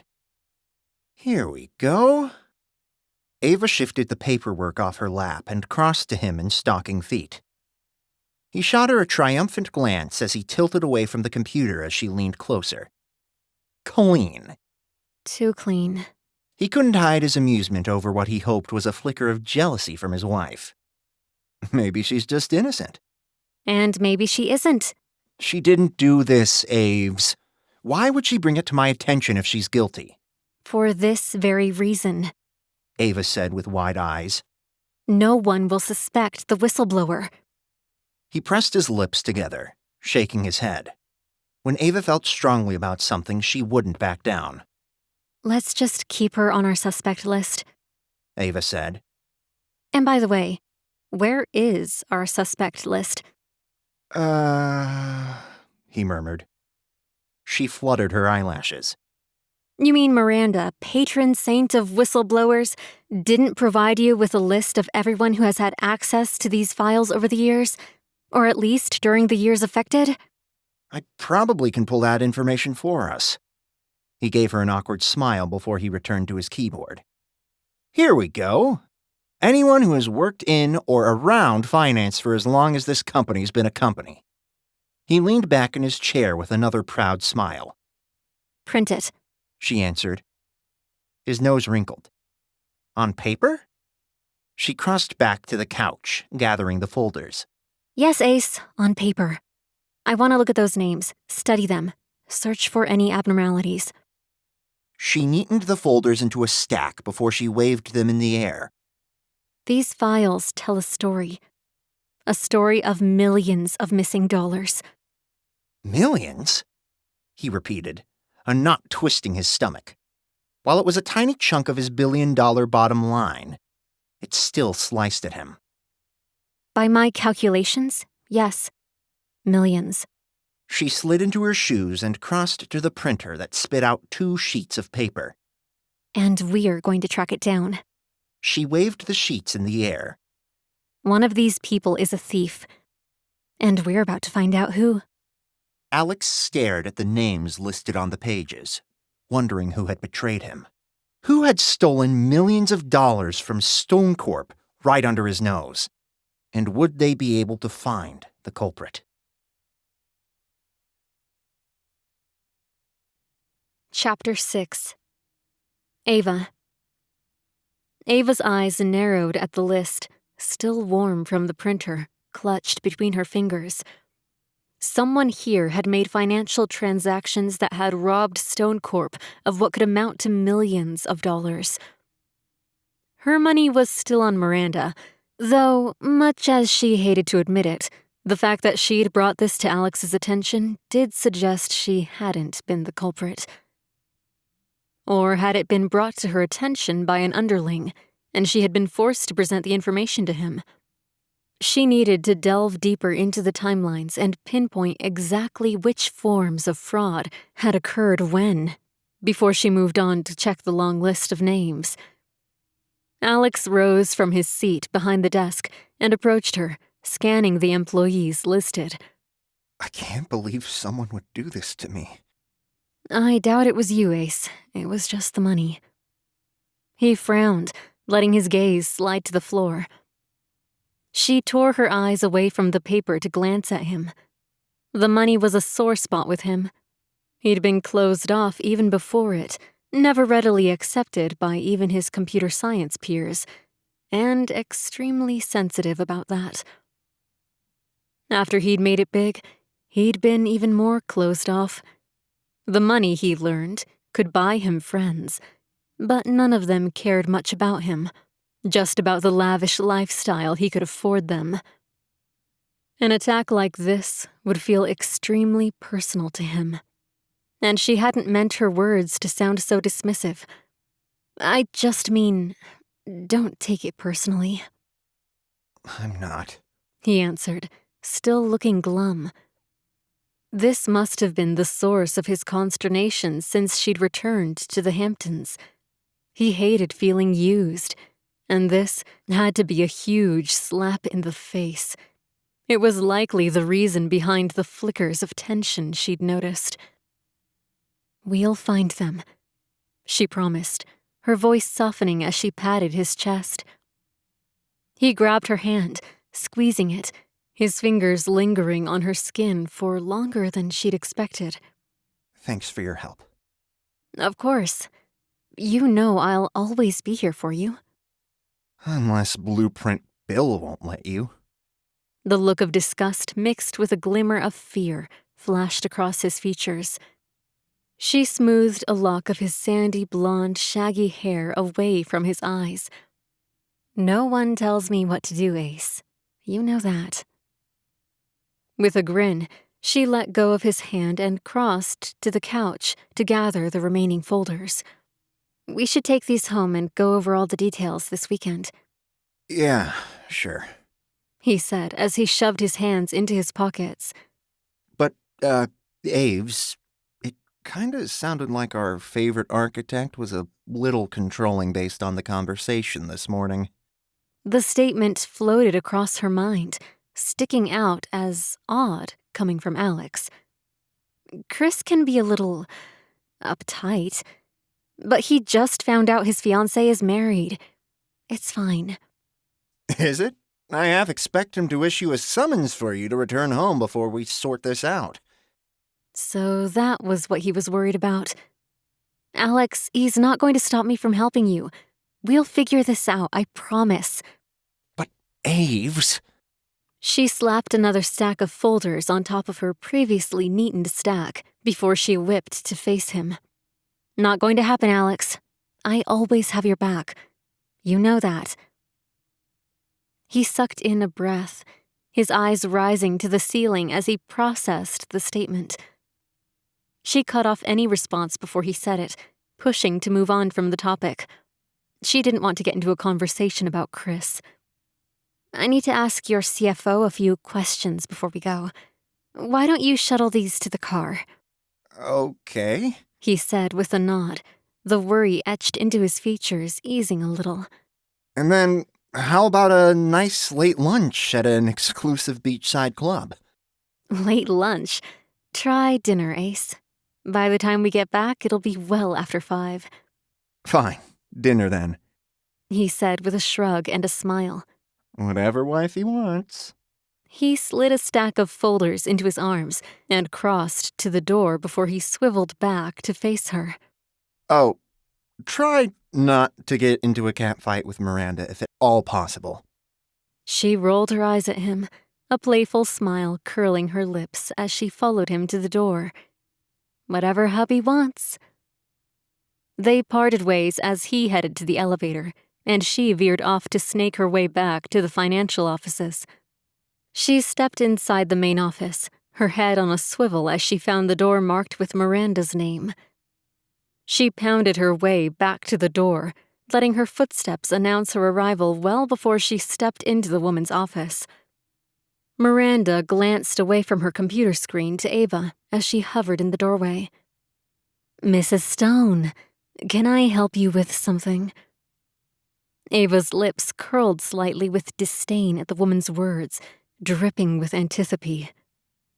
"Miss Collins, actually," Ava said as she stepped closer to the desk. "And yes, you can." "Oh, my apologies," the woman answered with a flick of her eyebrows. "I hadn't realized you chose not to take his last name. I just assumed any woman who married him would have been happy to." The dig didn't go unnoticed. Never assume a woman would give up her identity for a man. And my husband has enough respect for me to support my choice. The woman offered her a fleeting, disingenuous smile before lifting her chin. "What can I help you with, Miss Collins?" The way the woman repeated her name as though it distanced her from Alex made her curl her fingers into fists.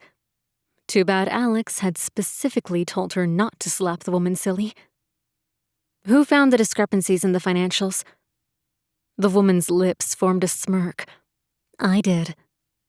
"Randomly?" Ava questioned, her features pinching. "I was doing a review of the company's financials over the years, and I identified it." "I see." "I went to Alex immediately with the information," she added.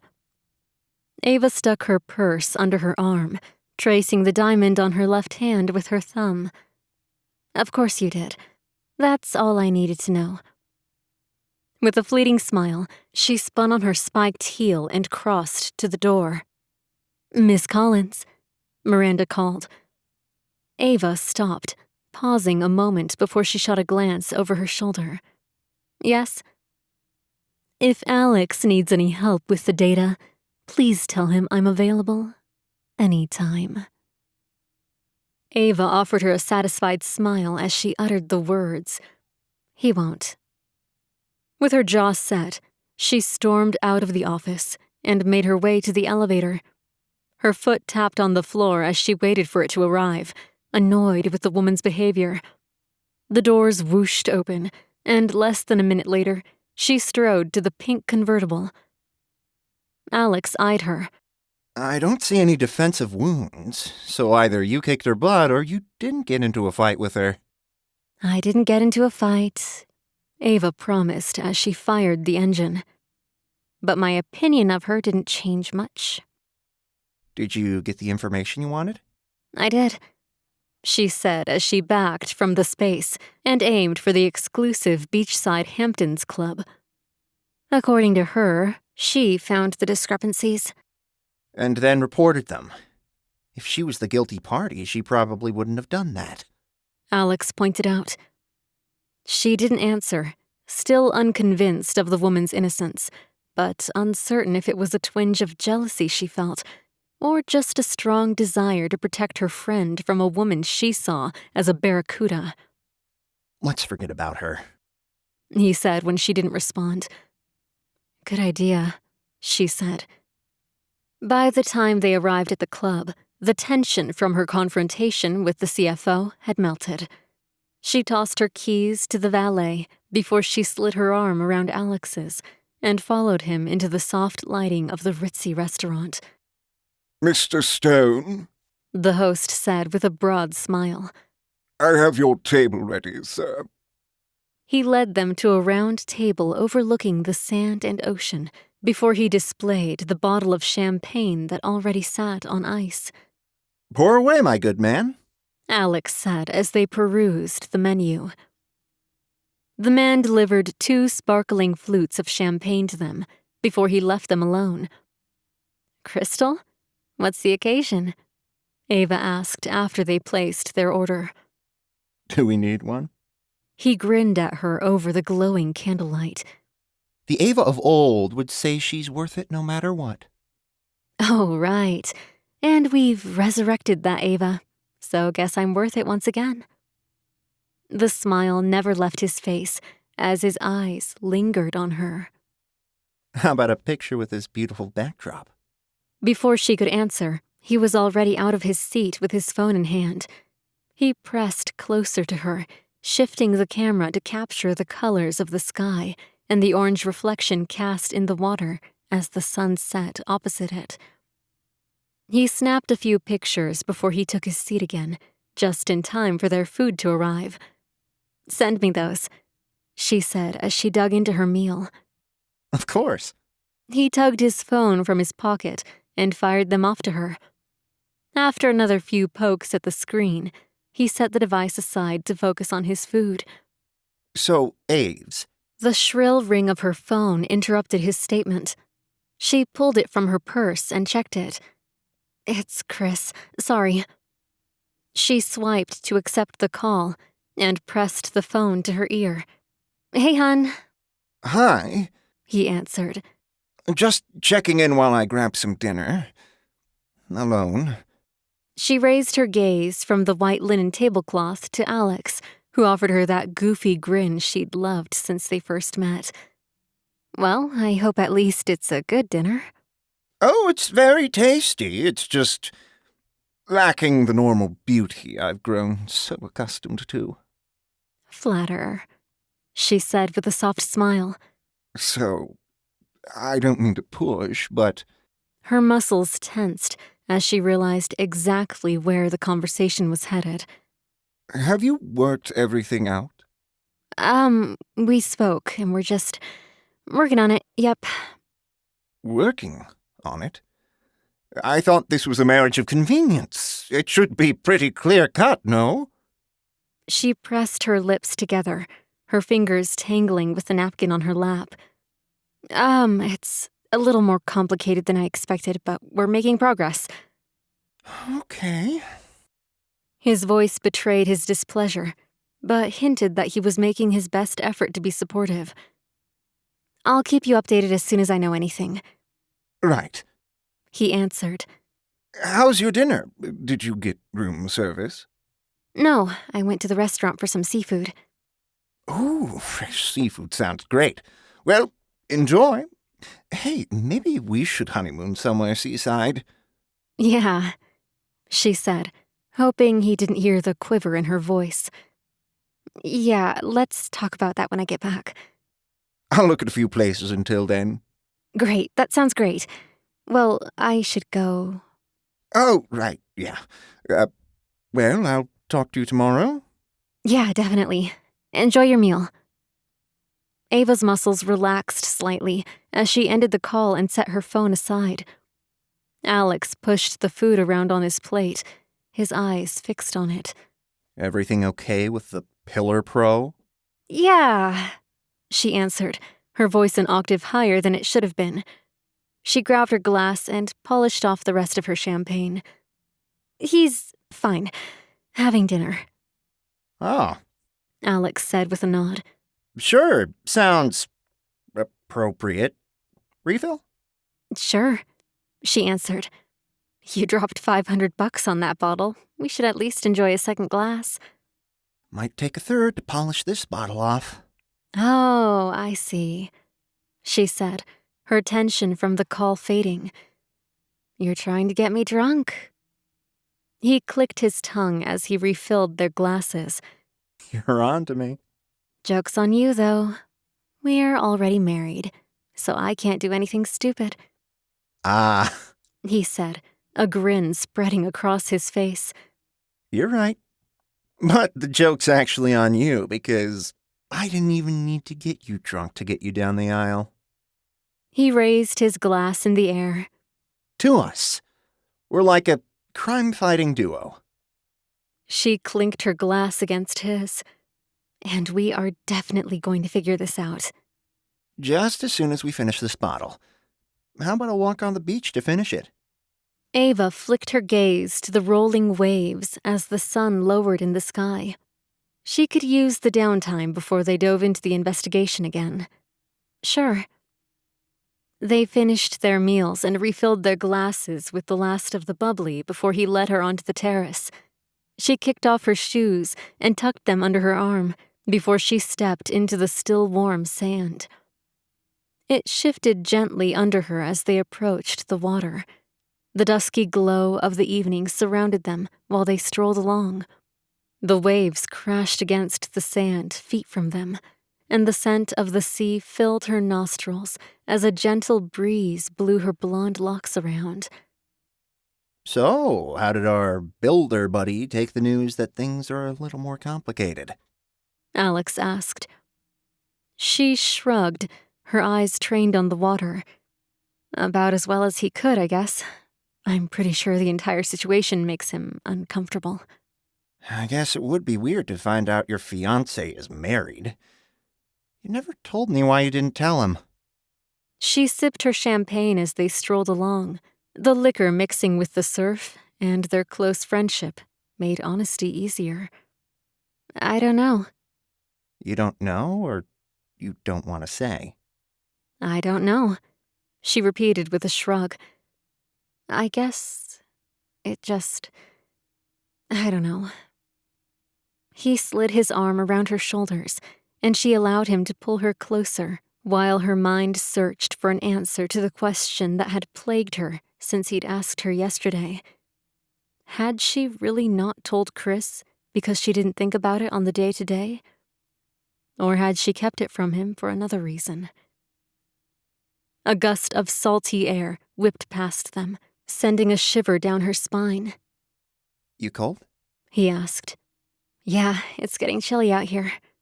She rubbed her arms as their footsteps slowed.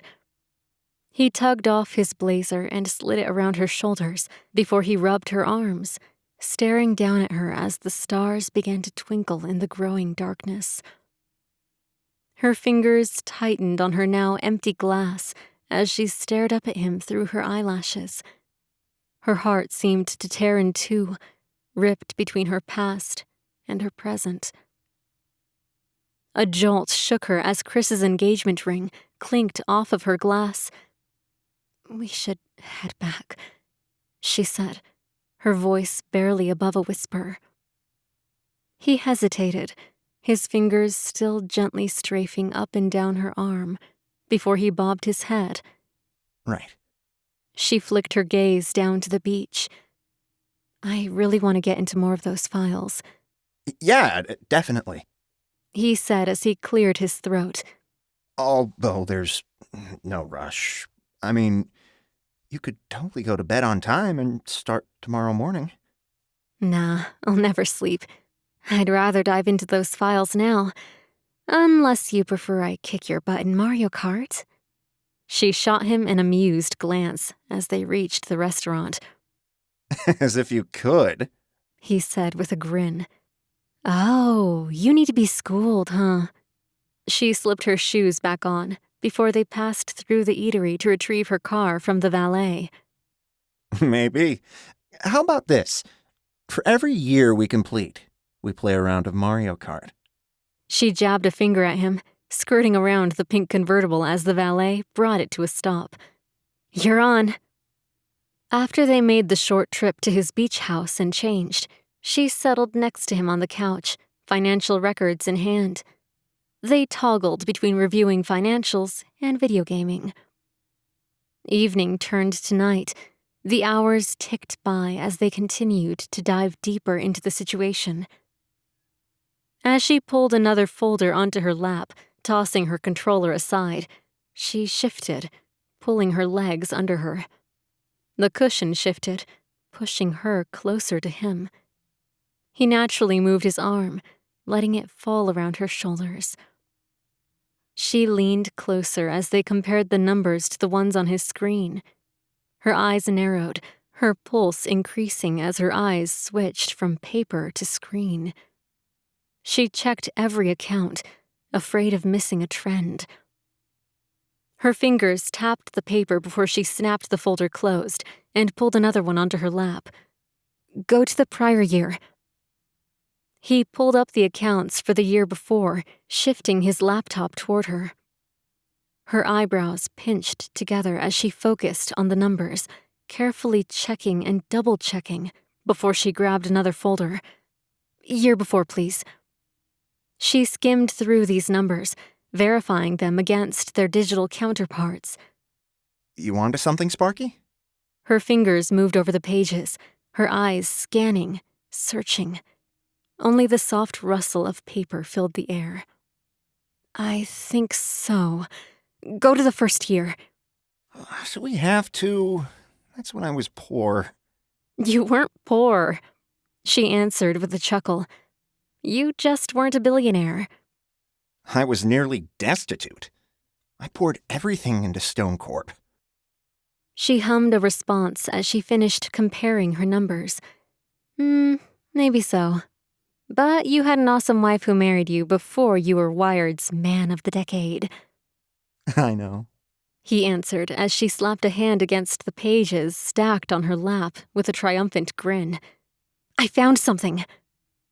He stiffened next to her, his back straightening. What is it? These irregularities don't start until about 6 years ago. Can you cross-reference that time frame with the employee list? We can rule out anyone gone before then, and prioritize searching people who started 6 years ago. Can I? Alex asked, sliding the laptop toward him. Babe, is the internet obsessed with cats? His fingers swept across the keys, tapping out a frantic rhythm before he slapped the enter key resoundingly. A list of employees filled the screen, noticeably smaller than the previous one. That's our starting point. One of these people has to be our thief, Ava said. A smile twisted up the corners of Alex's mouth. Progress. We did it! She grinned at him as he twisted to face her. His face hovered inches from hers. Her smile faded slightly as their close proximity sent warmth rushing through her body. They leaned closer, the distance between them diminishing with every breath. Her eyes slid closed, and, for a moment, the outside world ceased to exist, a tempest of emotions raging within her. Her heart, a battlefield of desire and duty, couldn't resist the overpowering pull toward Alex, years of buried feelings surfacing, despite the looming shadow of the breach of loyalty to Chris. Their lips nearly met when the chime of Ava's cell phone shattered the silence between them. Ava jolted back, reality slapping her in the face as startled confusion crossed her features. She reached for her phone, the light illuminating her face as she read the notification. Alex slid closer, peering over her shoulder. What is it? She shifted her display to face him, snapping her gaze to him, her brow furrowing. The message beamed from her screen. Playing with fire can get you burned. Her stomach clenched as she focused on the message again. The room shifted from the warmth of their near kiss to cold apprehension. Their investigation was ruffling feathers, and it may have drawn the attention of a very dangerous player. Chapter 7. Alex. Alex pounded against his keyboard. his frustration pouring out as he beat the keys. As he hit another dead end, he puffed out a sigh, smacking a hand against his forehead before he slammed his laptop shut. He dug as deep as he could trying to track the message that arrived on Ava's phone, but he'd hit a dead end at every turn. The ominous message had been sent by a ghost. His lips tugged into a frown as his fingers tapped out a frantic rhythm on top of his desk. How had the person who'd done this gotten Ava's number? His eyes shifted to the empty desk across the room. Her chair. When she'd agreed to come for the weekend, he'd known he wanted her to stay longer. And to convince her, he had to pull out all the stops. He had to make sure she was comfortable here, that she could envision herself here. Of course, this wasn't his only home.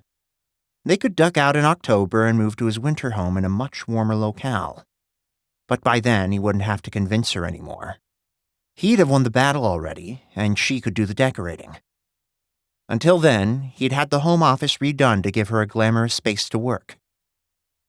He rose and crossed to the workspace, running his finger along the antique white desk as he studied the intricately carved, curved legs. The delicate scrollwork whispered of a bygone era, one of kings and queens. He sank into the plush, regal chair with its high back, ergonomically designed for comfort even after long hours. The rich velvet fabric matched her personality perfectly. He'd even had a cozy corner nook for when she preferred to leave the desk behind. She hadn't even been in the room yet, but he hoped she'd be impressed with his attention to detail, to the finer points that fit her to a T. His mind turned from his frustration with his inability to track the ominous message on Ava's phone to his dissatisfaction with the situation earlier in the evening. His fingers tightened around the velvety soft arms of her chair. They'd come within seconds of a kiss. After tracking down a short list of potential culprits, a moment of elation had nearly turned into something more intimate. Their lips had been a hair's breadth away from each other when her phone had chimed. The sinister message had ruined the moment. But since it happened, he couldn't shake the memory of their faces inches apart. The near kiss lingered in his mind, a tantalizing what if that still left his heart racing. Alex stared out of the window overlooking the ocean, roiling under the moonlight with the promise of an impending storm. His thoughts lost on the interrupted moment that lingered like a ghost's whisper. The office's dim light cast long shadows, mirroring the tangled emotions within him. The soft click of a door drew his attention away from his thoughts. Footsteps padded toward him before her form hovered in the doorway, limned in the hall's light. He smiled at her and the gentle intrusion she brought, an interruption he welcomed. I didn't think I heard you go to bed. She took another step inside. Am I interrupting?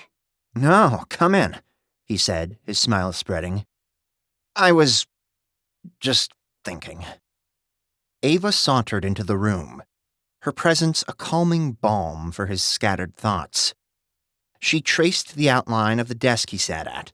Were you thinking about how this desk really isn't your style? Yes, he said with a sluggish chuckle as he bobbled his head. That is weirdly exactly what I was thinking, Aves. But you know whose style it is? He rose from the royal purple chair and slid his hands around her shoulders before he eased her into the seat and whispered into her ear. Yours. She rubbed a hand across the top. It's almost like you know me. He plopped into his chair, eyeing her reaction to the desk. Her lips curled at the corners as she swept a hand over it. Was she realizing how much he'd paid attention, or preparing to ask him what he'd do with it after she left? She finally flicked her gaze to his, her seafoam green eyes searching his features. He wanted to reach out and touch her soft skin, to pull her back into the kiss that didn't happen, or at least ask her what she thought about what had happened earlier. But instead, he said nothing. He wasn't certain he wanted to hear her answer. He didn't know enough about her relationship with Chris to engage in any discussions yet.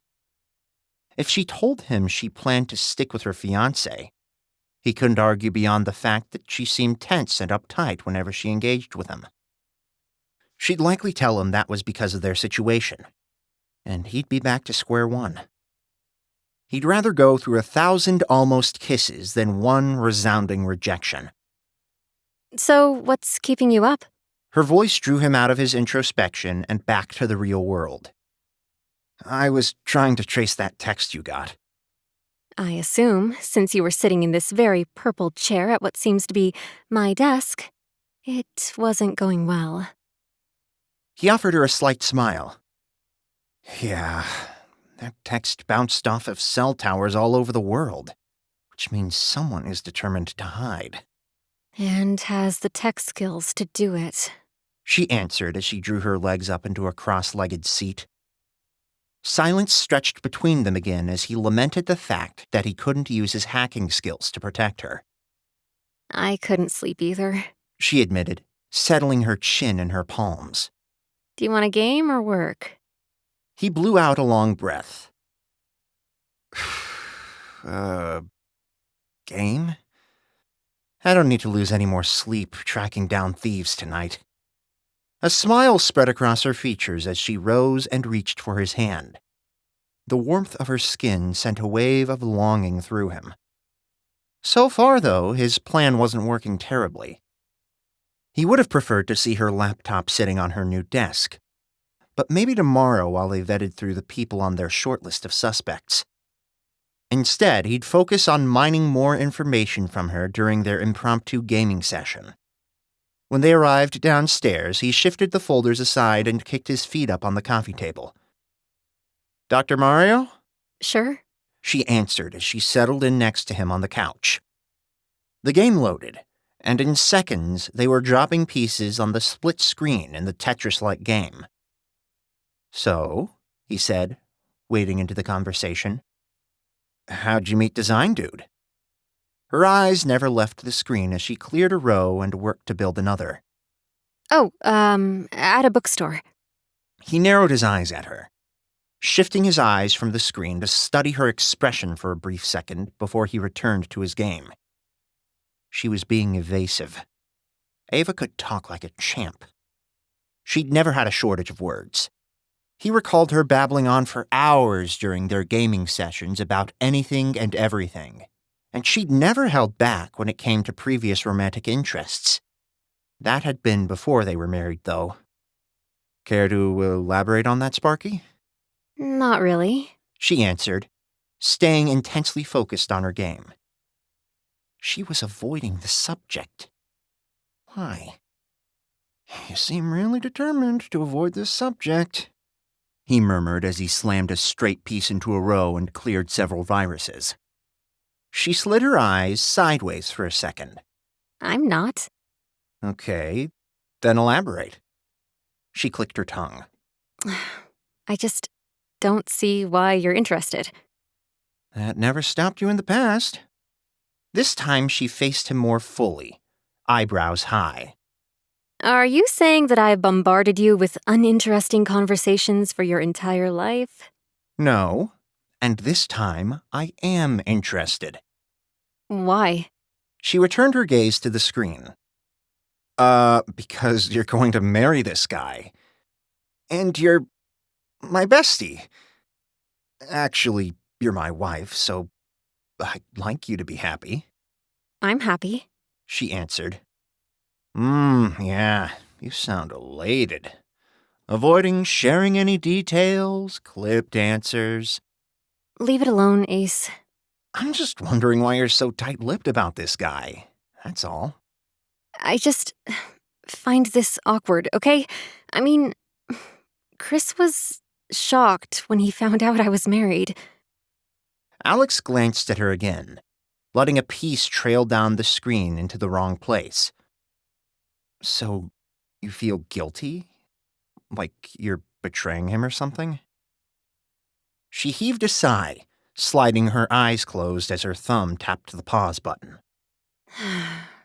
Something like that. Her forehead fell into her hand. He discarded his controller in favor of rubbing her shoulders, hoping to provide her some measure of comfort. Aves, you didn't do anything wrong. No, I just kept my first marriage from my fiancé, that's all. He heaved a sigh, not wanting to reinforce the idea that their marriage wasn't real. I don't think... I mean, we're not even a real marriage, so why didn't I just say that? She blurted, tossing her hand in the air. He struggled to hold back a wince at the words. She leapt from her seat, pacing the floor in her Scooby-Doo slippers. Why didn't I tell him? The last statement sounded more like a question to herself than him. Maybe... Because I knew how he'd react. Because that's how Chris always reacts. This was more like the Ava he knew. She could carry the entire conversation herself. He hoped her babbling would give him some fodder to work with when convincing her to stay with him and leave Chris. If he... It's fine. It's fine. She said to herself as she puffed out her cheeks, blowing out a sigh. He's just still working through his surprise. He sucked in a breath, trying to think of a response. Yeah. She answered before he could. Yeah. She flicked those green eyes his way. It's fine. Definitely, he answered. She grinned at him. I'm glad you agree. She plopped onto the couch next to him, settling in to resume the game. He shifted in his seat as he worked through the next few pieces. He hadn't learned anything useful from her babbling outside of the fact that Chris reacted in a similar way often, and that wasn't useful at all. So, can you finally tell me how you met now? We were reaching for the same book in the bookstore. She answered, seeming more relaxed than she had. He couldn't decide if that annoyed him or made him happy. Did you at least get the book? She grinned, souring his mood. I did, at a price. Price? He let me have the book as long as I promised to have dinner with him and tell him how it was. Alex held back an eye roll. He imagined the man's smarmy grin as he made the offer. She paused the game again, and he forced his features into an interested smile. I have something I need to ask you, but please don't feel obliged to give me an answer right now. He shifted under her intense gaze. Sure, ask away, Aves. Her features melted a little, turning pleading. He wondered what it was. Would he be lucky enough for her to say she didn't actually want a divorce and wondered if he'd be willing to go along with it? Will you come to our wedding? All the hope in him for what she was about to say to him dissipated. She still intended to marry Chris. She wasn't looking for a way out. She was looking for validation. Well, I don't... Her warm fingers wrapped around his hand again. You don't have to answer now. I know you're busy, and maybe you'd prefer not to have everyone bugging you with tech questions. He was never too busy for her. And for her, he didn't care if he fielded people's ridiculous inquiries all night long.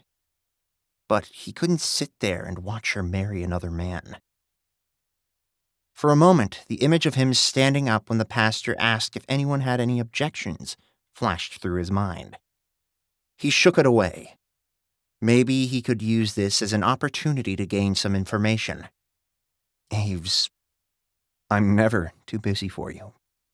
But I don't know if Chris is going to be happy with me being there. Her shoulders slumped, her hand tightening around his. I want you there. He sucked in breath, forcing words out of his mouth as he struggled not to choke on them. And I will be there. I just don't want to cause any trouble. And you said our favorite architect didn't take it very well when he found out about me. She tugged her lips back in a wide wince. Well, maybe we don't have to tell him who you are. The words sliced through him. Aves, he said, his voice soft. If you have to lie to him... You're right. Maybe it's best if you're not there. I don't know. That got away from him in a way he hadn't expected. He wanted to tell her if she had to lie to her fiancé, maybe he wasn't the man for her. They had always been honest with each other. In fact, engaged to Chris has been the most closed off he'd ever seen Ava Collins. But instead, she'd gone in a different direction. He'd gone from her begging him to be at her wedding to uninvited in the span of 5 minutes. He hated this more than words could describe. But pushing her too far now when she was on the edge wouldn't help him. She'd shut down, refused to discuss it, and he'd lose his chance. As difficult as it was, he had to stay the course. He had to keep reminding her of their connection, shower her with gifts that reminded her of how much she meant to him, and work on winning her over. "Why don't we postpone this conversation for when things are more settled?" he suggested. You're right. I'm tired and things are crazy right now. He offered her a tight-lipped smile as she twisted to face the television again, settling closer to him. And I need to finish winning this game. The coy grin returned to her face as she unpaused play and created another row. "Of course you're winning. You're leaning on me and disrupting my gameplay." Oh, right. Like this? She pressed her back against him. Just like that. You want me to switch seats? Then there will be no excuses when I beat you. "No," he answered, not wanting to lose the physical contact with her. "No, I'll win with the handicap." We'll see about that, she said, her thumbs mashing the buttons on the controller. They played a few rounds, each of them winning a couple. The familiarity and nostalgia eased the tension from earlier. Her muscles had relaxed, and she'd slouched against him, her head resting on his shoulder. It reminded him of a similar summer night during their graduate school years. She showed up at his door, tears staining her cheeks after a tumultuous breakup with her boyfriend. She'd sought him out for comfort, the one person she trusted above all others, she'd said. They'd spent the night on his couch, wrapped in blankets, gaming and talking. She'd fallen asleep with her head on his shoulder. That night had cemented something unspoken between them, a bond that had only grown stronger with time. Maybe he should broach the subject of Chris again now that things weren't so intense. But he hated to lose this close moment. If she left Chris, though, they could have many more of these experiences. His stomach twisted into a knot as he prepared to launch into the subject again, seeking more information. After pausing the game, he slid an arm around her, letting her head fall against his chest. She twisted her neck to gaze up at him. "Aves." He didn't get further than his nickname for her when a shrill shriek sliced through the quiet night. Ava straightened, clamping her hands over her ears. What is that? "House alarm," he shouted, grabbing his tablet from the table and tapping on it. His fingers flew over the tablet, pulling up the security camera while Ava peered over his shoulder. A dark figure raced away from a side entrance to the house. His heart pounded hard as he stared at the image for another second before he flicked his gaze to Ava, his eyes wide. Someone just tried to break in. Chapter 8. Ava. Ava leapt to her feet after seeing the security footage, racing toward the door where the break-in attempt occurred. Her heart pounded hard as her bare feet slapped the floor with equal vigor. She arrived at the glass slider, peering into the night as she flipped the lock and pulled it open. "Ava!" Alex shouted as she streaked outside, racing across the lawn in the direction the figure had run. The grass, dewy in the early morning hour, iced her bare feet, making her trek slick. She skidded to a stop at the edge of the property, gasping for breath from the hard run as she scanned the night. But she spotted no one. Where had they gone? Down the street, a car engine roared to life, and tires squealed against the pavement. She hurried to the streets, the rough pavement scratching the tender soles of her feet. Tail lights pulled away from her at too far of a distance for her to identify the car's make and model or get a license plate. Her shoulders slumped as she slapped a palm against her forehead. She's gleaned no additional details about the attempted break-in from her efforts. She cursed under her breath as she balanced her hands on her knees, allowing her disappointment to sink in. Her stomach twisted into a knot as a thought danced through her mind. What if this person had only been a distraction? Was there a partner slipping into the house now? Her heart stopped as worry for Alex swept through her. She sprinted back across the lawn to the house. With wide eyes, she stared at the door, still gaping open. The alarm no longer rang. Instead, only an eerie silence hung in the air. Diving through the door, her pulse racing, she shouted, panic lacing her voice. "Alex!" He didn't answer, sending a shiver down her spine. Terror gripped her, heightening her senses as she tiptoed down the hall. Her eyes darted around in search of any signs of an intruder. "Alex!" She tried again, not caring if the sound of her voice alerted a trespasser. In fact, she hoped to draw the person toward her, desperate to make certain they didn't harm Alex. Ava! His voice called, sounding distant but stressed. She snapped her gaze to the ceiling, quickening her steps to get to the stairs. She took them 2 by 2. "Alex!" Ava! He shouted, breathless as he stumbled out of his bedroom. He desperately tried to load a clip into a handgun, but with his shaky hands, he found it impossible. "Are you okay?" she asked as she reached him, cupping his face in her hands. "Is there someone here?" I don't think so. I don't know. I'm fine. He tried again with the clip, but couldn't get it locked. She grabbed both items from his hands and expertly snapped in the clip before she loaded a bullet into the chamber and flicked off the safety. "We need to check the house. Make sure that wasn't a diversion." He nodded, his features still registering fear and shock. "Hey," she said, shifting the weapon to one hand. "You sure you're okay?" He bobbed his head as he swallowed hard. Yeah, I'm good. I'm glad you were here. She grabbed his hand and squeezed it. "Me too." She skirted him, entering the bedroom he'd just left behind, weapon at the ready. "Stay behind me." He crept close to her, pressing against her back as she whipped open the door to his walk-in closet and poked behind the suits, sport coats, and hoodies. After checking the bathroom, they left the room behind. A banging at the door startled them as she stepped into her room.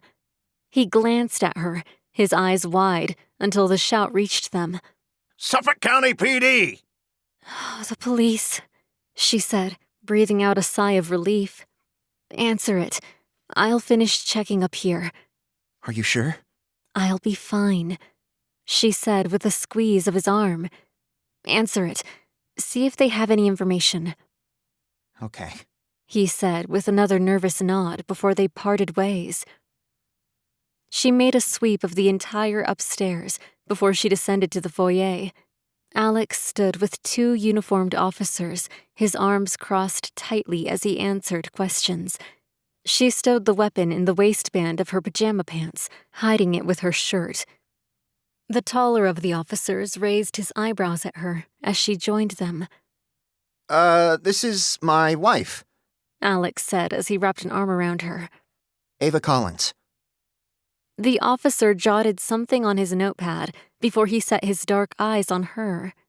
And you were also at home during the time of the intrusion attempt. "Yes," she said with a nod. "And if you don't mind, I'd like to finish checking the house." We'd be happy to do that, Miss Collins.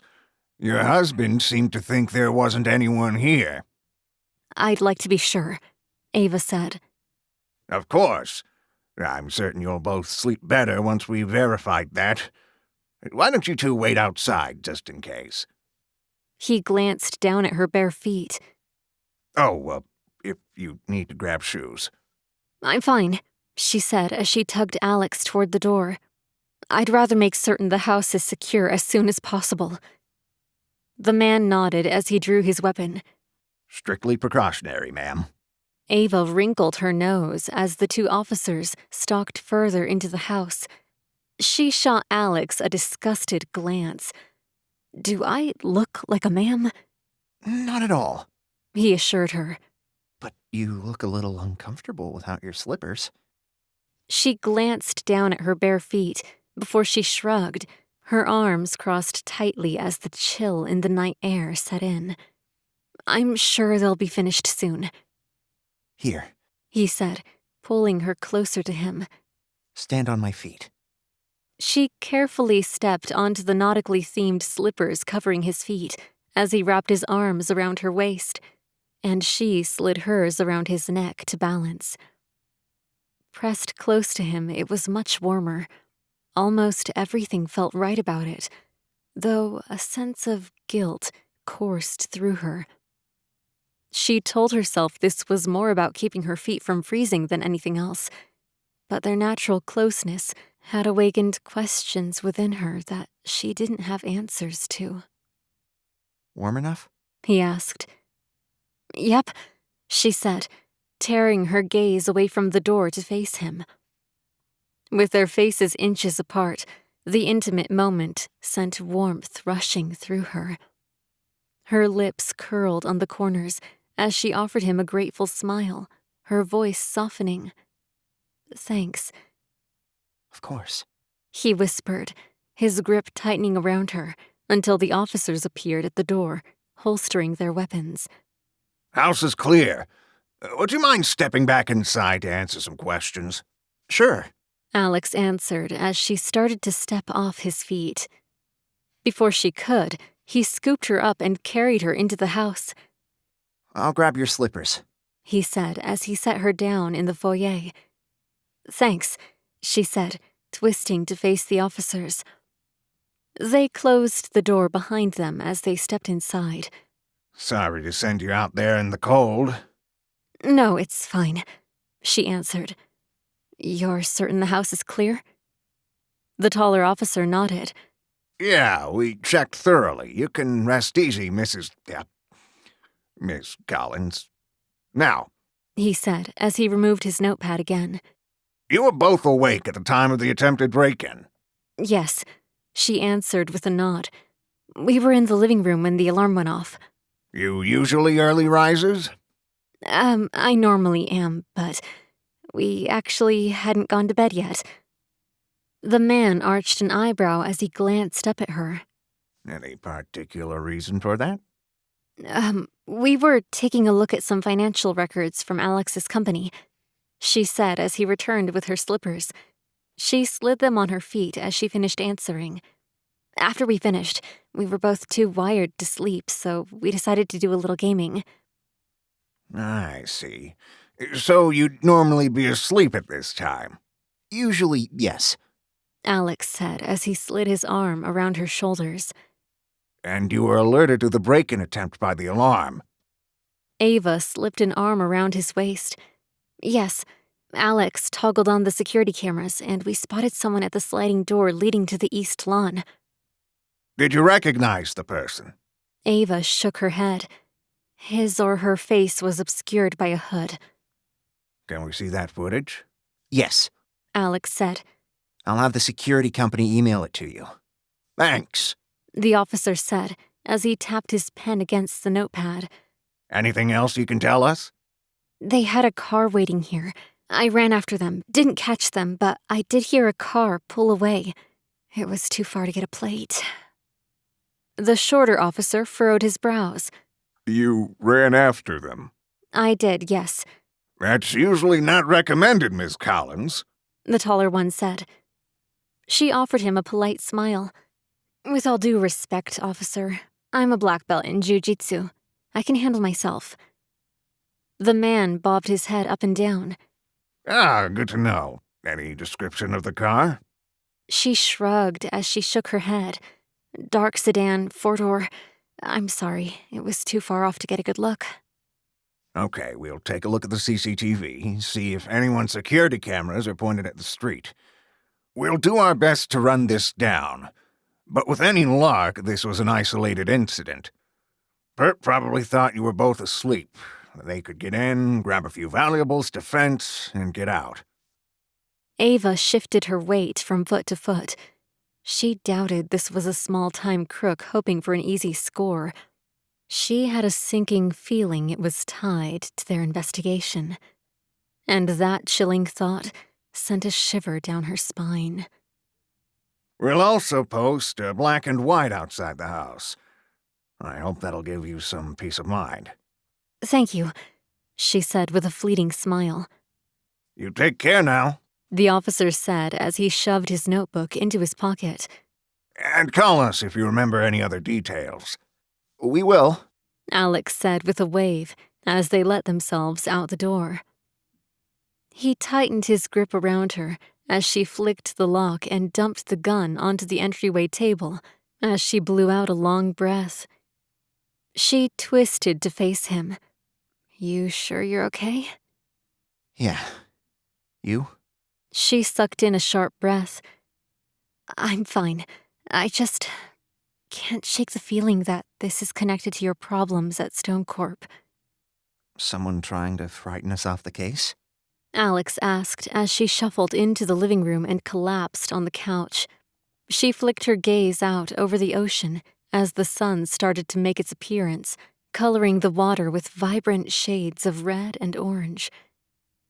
Or worse, she answered as she settled back into the pillows, her eyes heavy.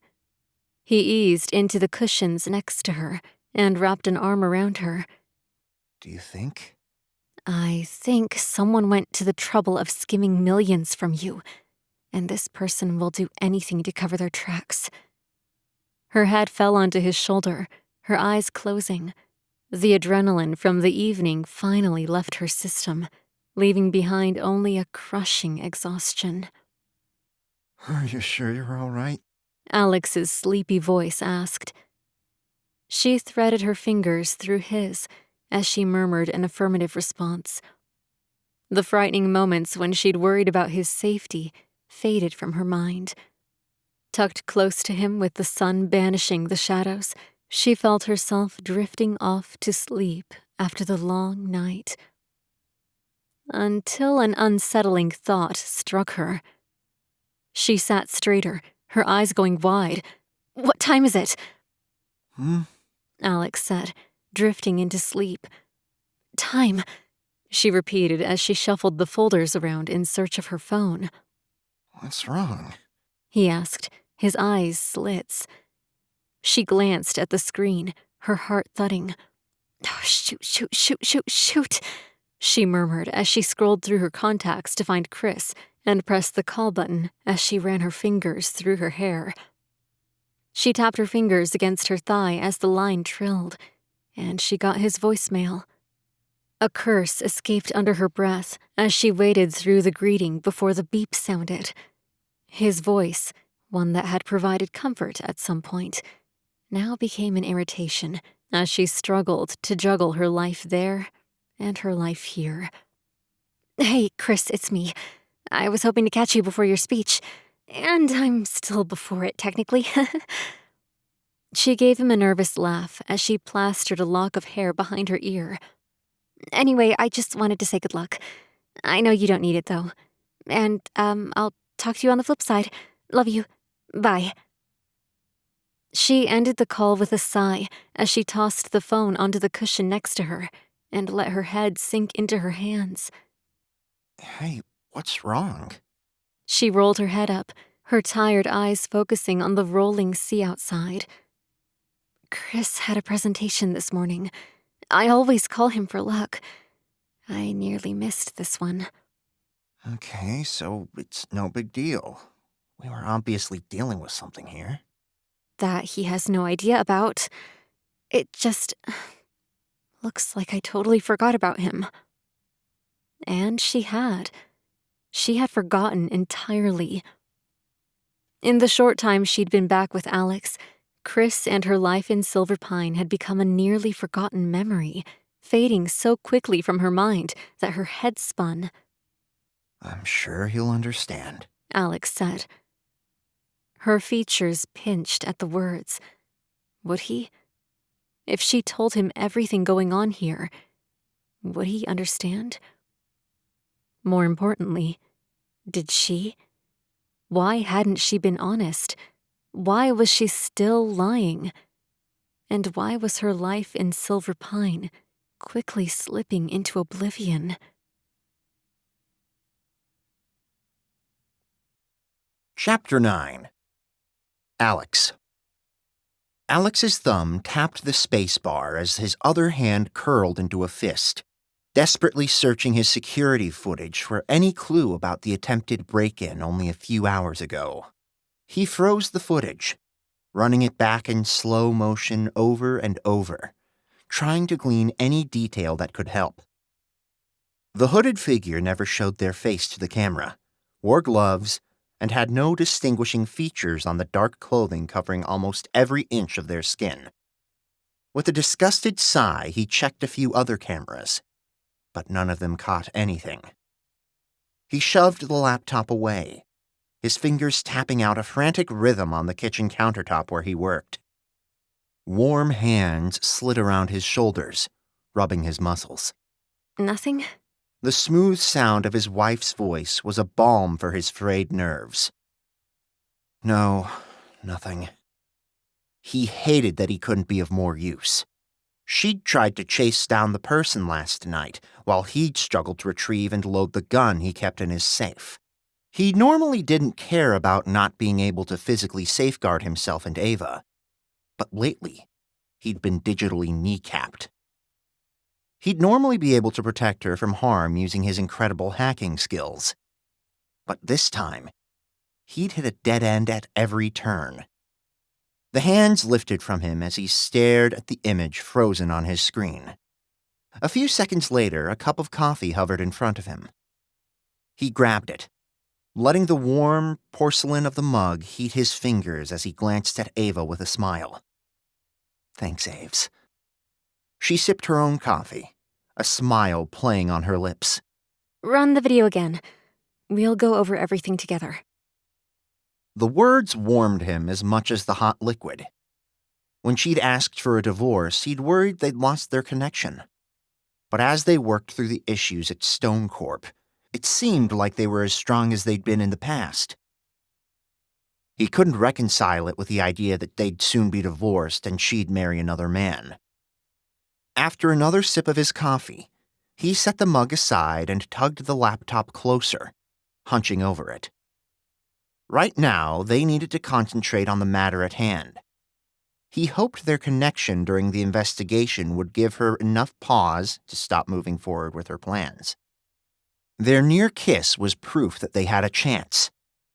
He clung to that as he pressed the play button, inching the video forward. Ava leaned closer, wrapping an arm around him and resting her coffee mug on his shoulder. No shots of their face or anything identifiable? Like a tattoo or something? No, this Joker's wearing head-to-toe black. Gloves, hood pulled over their face the entire time. I've got nothing on the other cameras. They were careful. They're definitely avoiding the cameras, which makes me wonder how well they know this place. Well, they didn't override the security system, so they had no tech support. She rubbed his shoulder with a hand. Or at least no tech support good enough to override your custom code. He shot her a sideways glance, pleased that she'd recalled his modifications to his security system. No, his mind corrected. Their security system. He had to think positively. They were married, and it was going to stay that way if he could help it. Play at normal speed, She requested, taking another sip of her coffee. She wrapped her fingers around the off-white mug bearing the name Sparky. The clink of the rings he gave her reminded him that they weren't over yet, as he rewound the video and let it play. Again. She said, setting the mug on the counter and pressing closer to him. He replayed the video twice more at her request. "What are you seeing, Sparky?" Just trying to gauge how this person moves. If I had to guess based on height, build, and movement, this is a woman. Alex played the video again. "You may have a point, but to play devil's advocate, this could be a male moving cautiously. And we don't have any physical characteristics to confirm this. Curves, long hair." We'd never be able to tell under that hoodie. She answered. But look at the grace when she hurries. It's not heavy. "Maybe he's a light-footed male. Your gendering is all just supposition." She sipped the coffee again. Yes, it is, but we have to start somewhere. Have you tapped the CCTV yet? Or any of your neighbors' security cams? "Not yet," he answered as she crossed the kitchen to refill her coffee. She arched an eyebrow as she shot a glance at him over her shoulder. Really? You not up to the task? The playful grin combined with her baby pink velvet sweatsuit took him right back to their college days. "I'm on it, Sparky. I just figured I'd wait for you to be here so I could dazzle you with my tech skills." She cupped the mug between her hands as she leaned across the marble countertop toward him. Dazzle away, Ace. He offered her a confident grin before his fingers flew across the keyboard, tapping out a familiar rhythm as he accessed the city's CCTV cameras and searched for any footage from cameras near them. "Oh, got something." She circled the counter and joined him again. He shifted the display away from her. "Wait a second. Are you dazzled?" The sound of her laugh lifted his spirits. Ace, I am always dazzled by you. The kiss she planted on his cheek stunned him into silence for a second before he twisted back to his laptop. Sure color was rising into his pale cheeks. "Good. You should be." He shot back as a cover before he played the footage. "This has to be our gal," Alex said as a dark-clad figure raced onto the screen and climbed into a car almost off camera. Any other angles on that car? He tugged a corner of his lips back, shaking his head. "No. Although I can try to track it through the city's CCTV, but it's going to take a while." You need more coffee? He tapped at the keys, hoping to find a better image of the car as it traveled through the streets. A nice, clear shot of the license plate would be all he needed to crack this case. "Yeah, and why don't we move this little party up to the office? You can take a look at those names on the list we came up with last night," Oh, she said with a pucker of her lips as she filled his mug. someone's bossy today. He grinned at her, about to answer when her phone rang. She tugged it from her pocket and swiped to answer it. Hey, hun, how'd the presentation go? His heart sank at the words. Their morning had been going so well. She returned the coffee pot to the maker as she answered. Well, I called just before, but you must have been... Yeah. Yes, I know. Well, I know, but... With her back toward him, he couldn't read her features. But he had known her long enough to read her subtle body language. She was stressed. Again. The slump of her shoulders and the tension in her muscles told him she was listening to something she didn't want to hear. I'm sorry, Chris. No, of course not. No, I didn't. Look, I'm dealing with a lot of things right now, and I lost track of time. It was interesting how she hadn't told him the truth about what was going on between them. It seemed she hadn't even admitted how close they were. I'm not. Let's just plan on dinner Monday when I'm home, and we'll talk about everything, okay? The tightness in her voice betrayed the continued tension. The words sliced at him like a knife through his heart. Yeah, absolutely. I just don't want to discuss everything over the phone. Right. Okay. I'm sorry I didn't catch you this morning. Good. Well, enjoy the rest of the conference. Okay, I love you too. The words deflated him again, and he found himself trapped in a tumult of emotions. He wanted to be happy for his friend. But the shortened timeline and the constant admissions of love to Chris, it all hit him like a physical blow, chipping away at any confidence he had in their relationship. The thought of her with him, of her saying those 3 words he longed to hear, twisted in his chest like a knife. The smile he forced on his face, hiding the storm of longing and unspoken desire beneath his surface, as she shoved the phone into her pocket and spun to face him. "Everything okay with the grid guru?" She sucked in a breath and made a face. Yeah. He collected his mug and his laptop as he stood. "Everything okay with you?" Yeah, I'm good. She said with a confused smile. "You just sounded a little stressed is all." She avoided his gaze. "Aves, are you sure?" I'm fine, Alex. It's fine. Chris is just a little off ever since I told him I was married. It's just going to take us a little bit to get through this, but we're working through it. We're fine. They climbed the stairs toward the 2nd floor. "Hey, not to be a pain, but there is a very real possibility that you won't be home Monday." Yeah, I know. I just didn't want to tell him that yet. Let the rest of this sink in. "Do you often have to break things to him in stages?" Alex asked as they entered the office. She shot him a warning glance as he plopped his laptop on his desk. "Just asking, Aves." I think it's reasonable that he's still feeling some shock over this entire situation. But that doesn't mean I'm going to ditch you, okay? I'm staying until we've settled this. She set her coffee cup on her desk and winked at him. You need me. "I do," he said, a genuine smile crossing his features. I know. You bought that gun, but you can't load it. So I have to stay to protect you. "I definitely need protection, Ava Collins style." He shot her another grin before he waved his fingers at her. "Now grab your laptop and let's get to work." There you go, being bossy again, Ace. She answered as she crossed to the door. "Well, I am the CEO of a billion-dollar company," he called after her. She returned with her laptop in hand, setting it on the desk before she plopped into the purple chair, pulling her legs up before she wheeled closer to the desk.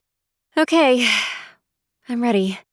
"I sent the list to you," he said as his fingers tapped his keyboard in search of more information.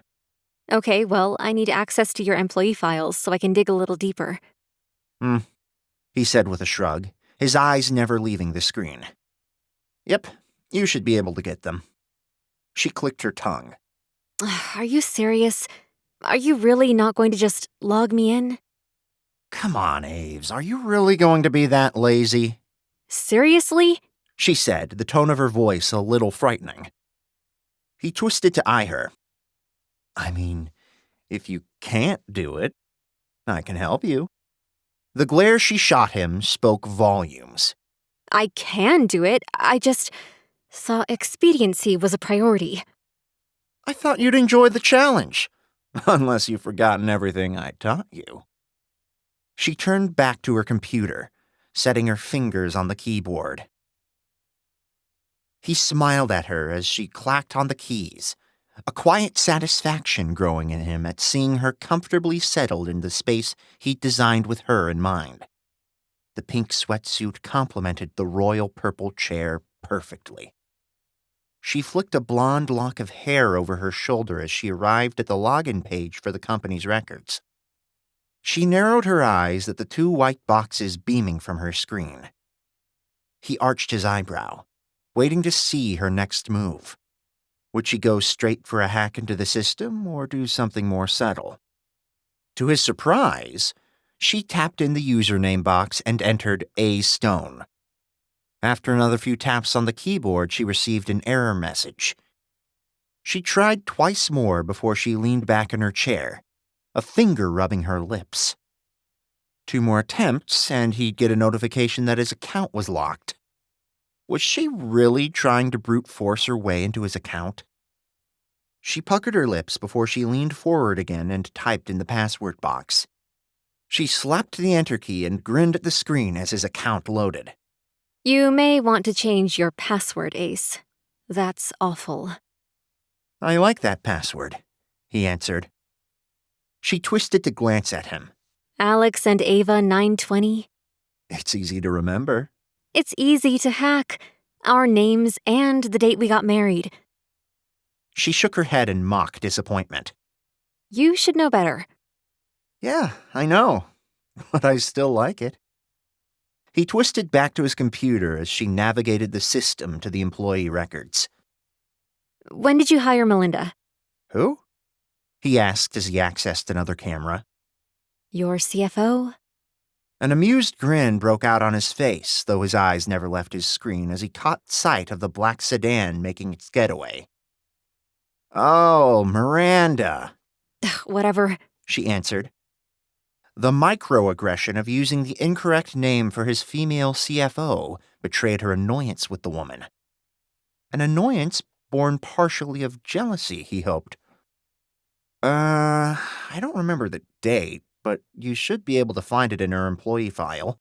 I did, but the date can't be right. Why? He asked, snapshotting the picture of the car and running it through an image program in an attempt to create a clarified zoom of the license plate. It says she was hired in 2013. So? He wrinkled his nose as the image came up a blurred mess. So, why didn't she come up on our short list? She was an employee during that time. I don't know. A curse escaped him under his breath as he tried another image with the same result. Oh, I see. He prompted as he worked furiously to try to find the license plate. She wasn't in finance. She was in another department. You pulled finance people only. Well, I guess she's still off the list because she wouldn't have had access to those accounts to make any of these transactions until she transferred into finance. He pounded against his keyboard again. Unless she figured out your password and used your account to do it. He stiffened, heaving a sigh at the playful comment. She didn't do it, Aves. Look at the people actually on the list. Someone's certain. I'm pretty certain. Are you dating her? The casual comment stopped his typing in his tracks. What? He twisted to face her, wondering if she was being serious or teasing. She shot him a glance, her features stone and demanding. Are you dating her? No, Ava, of course not. The ridiculous question disturbed him. Did she really think he would date that woman even if she threw herself at him? Well, it's not that ridiculous, Ace. She's relatively attractive. Relatively? He asked. She turned back to her keyboard. If you like that type. It's ridiculous no matter what type she is. Why? She asked, opening another file. Because He froze, unable to follow through with his statement. What was he supposed to say? Because I'm in love with you? He couldn't blurt that out. Not yet. Not when less than an hour ago she'd said those words to another man. She slid her green eyes to him. Because why? He whipped around to face his laptop again. Because it just is. Why are you getting so defensive about this? I'm not getting defensive. He shrugged as he focused on his work. Why won't you talk about it then? Was she really asking him that after her refusal to discuss her fiancé? Oh, am I supposed to talk about it? Like you do? You won't tell me anything about Builder Bob. She scoffed at him. Are you serious? So there is something going on between you two? She easily sidestepped his deflection, focused on getting the information she sought. Ava, there isn't. I'm just pointing out that you won't talk about the master planner, but you want me to tell you everything that happened between Miranda and me. She gasped. Something did happen. What was it? Did you ask her out? Did she say no? No, she said yes, but she ghosted you. Or did you ghost her? Ava! He shouted with a wave of his hands. I didn't date her. I didn't ask her out. Did she ask? No, he said before she could finish. Okay, fine, so nothing happened. Then why are you so certain she's innocent? Because the evidence doesn't support her guilt. That's it. The frustration over the conversation, coupled with the lack of progress on his task, twisted his temples into knots. Really? That's it? She asked, her voice prodding with a hint of uncertainty. Was there also a hint of jealousy coupled with the hope that he hadn't been seeing someone else? He swiveled his chair to face her. That's it. Obviously, I've never dated anyone because I have the perfect wife. She offered him an amused smile before she returned to her work. Darn right you do. He grinned at her profile before the sudden ring of his phone cut through the silence. He dug it from his pocket and glanced at the number, not recognizing it. He swiped to accept the call and pressed it to his ear. Alex Stone. Mr. Stone? This is Officer Ryan Mitchell from the Suffolk County Sheriff's Office. Do you have a minute to discuss the break-in attempt on your property last night? We have some information. His heart thudded faster against his ribs as the officer's words hit him. Would they get a break in this case? Chapter 10. Ava. Ava tugged her lips into a frown as she stowed the handgun in the safe hidden in Alex's walk-in closet. The chilling memory of the blaring alarm and the subsequent break-in attempt sent a shiver snaking down her spine. She swung the safe shut, her thumb hovering over the lock button. She wondered if she could hang on to the weapon until they'd solved the issue with Stone Corp's financial leak. Instead, she pressed the lock button and waited as the safe secured itself. She narrowed her eyes at the fingerprint scanner before she pressed her thumb against it. The safe whirred before the indicator light turned green and the door popped open. She grinned at it as she locked it again. Of course he'd programmed her thumbprint into the safe. At least she had access to the gun if they needed it.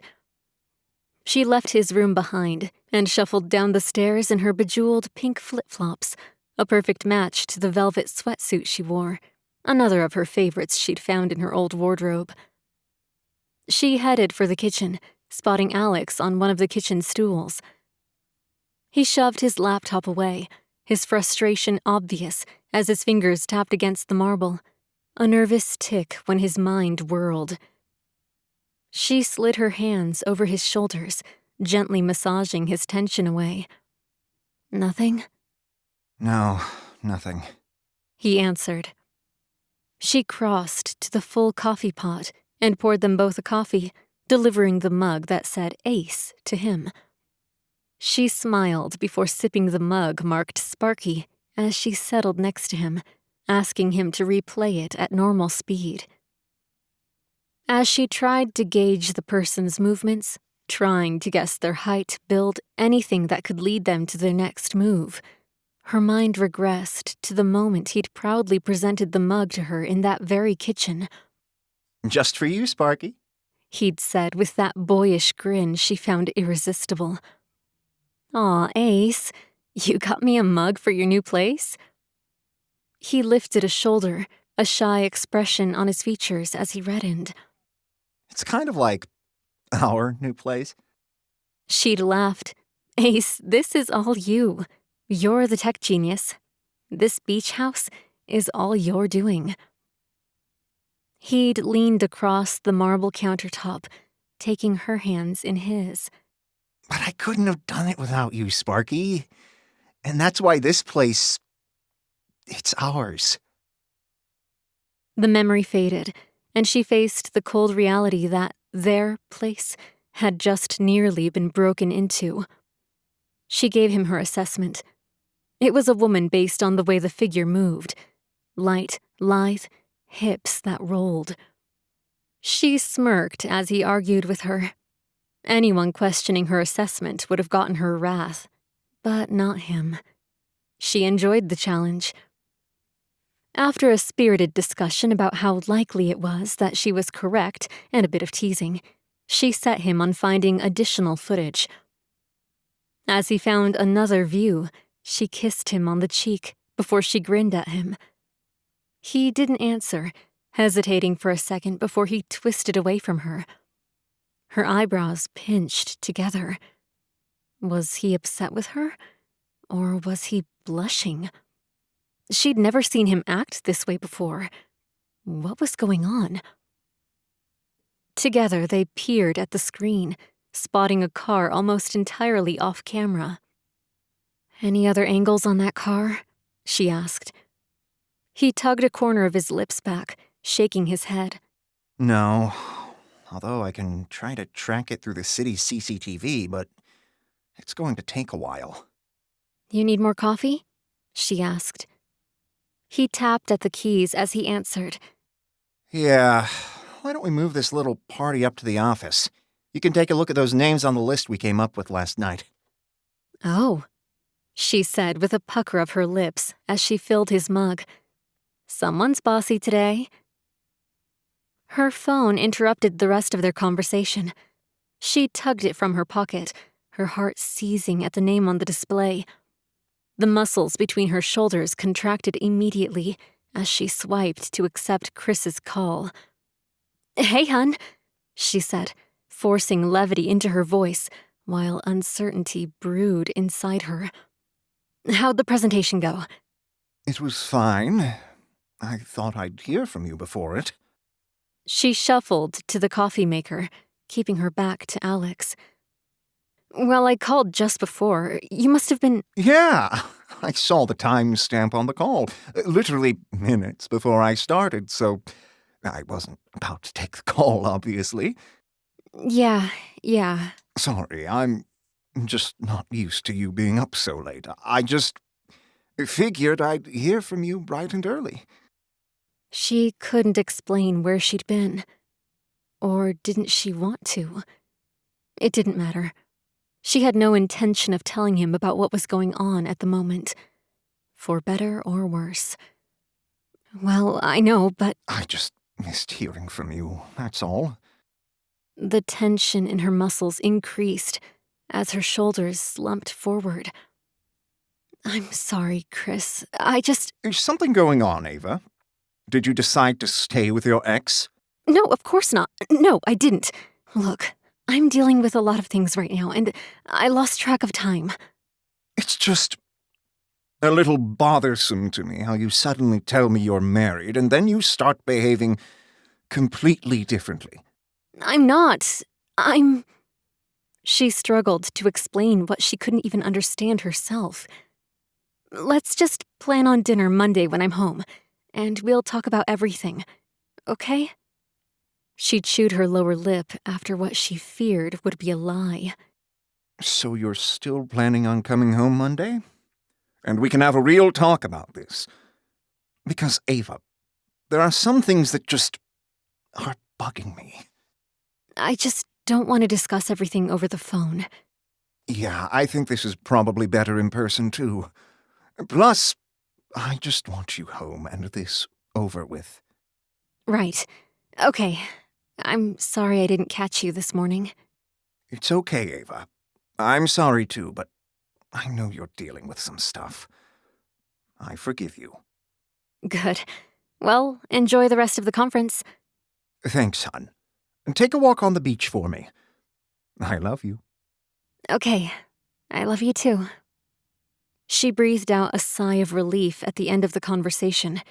Her dual lives weren't easy to maintain, and she'd barely lived 48 hours with them. Why was this so hard?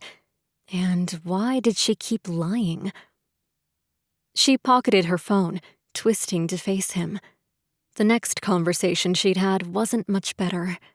Alex's interest in Chris when she wanted to talk about anything but further frayed her already tense nerves. He reminded her that their little problem may take longer than the weekend to solve. She had already realized that when she'd promised Chris dinner on Monday. She didn't know how she was going to handle this, but she hoped she could straddle both worlds. She needed to figure out a plan, but for now, she needed to make more progress on their little mystery before she fell asleep after only getting a few hours after their wild night. After finishing their conversation, she shuffled to her bedroom to collect her laptop. Normally tied to her email, she hadn't cracked it open since she'd been here. It was amazing how different life here was. She shook her head as she pulled the laptop from the top of her suitcase. No, not life. An illusion. This wasn't her life.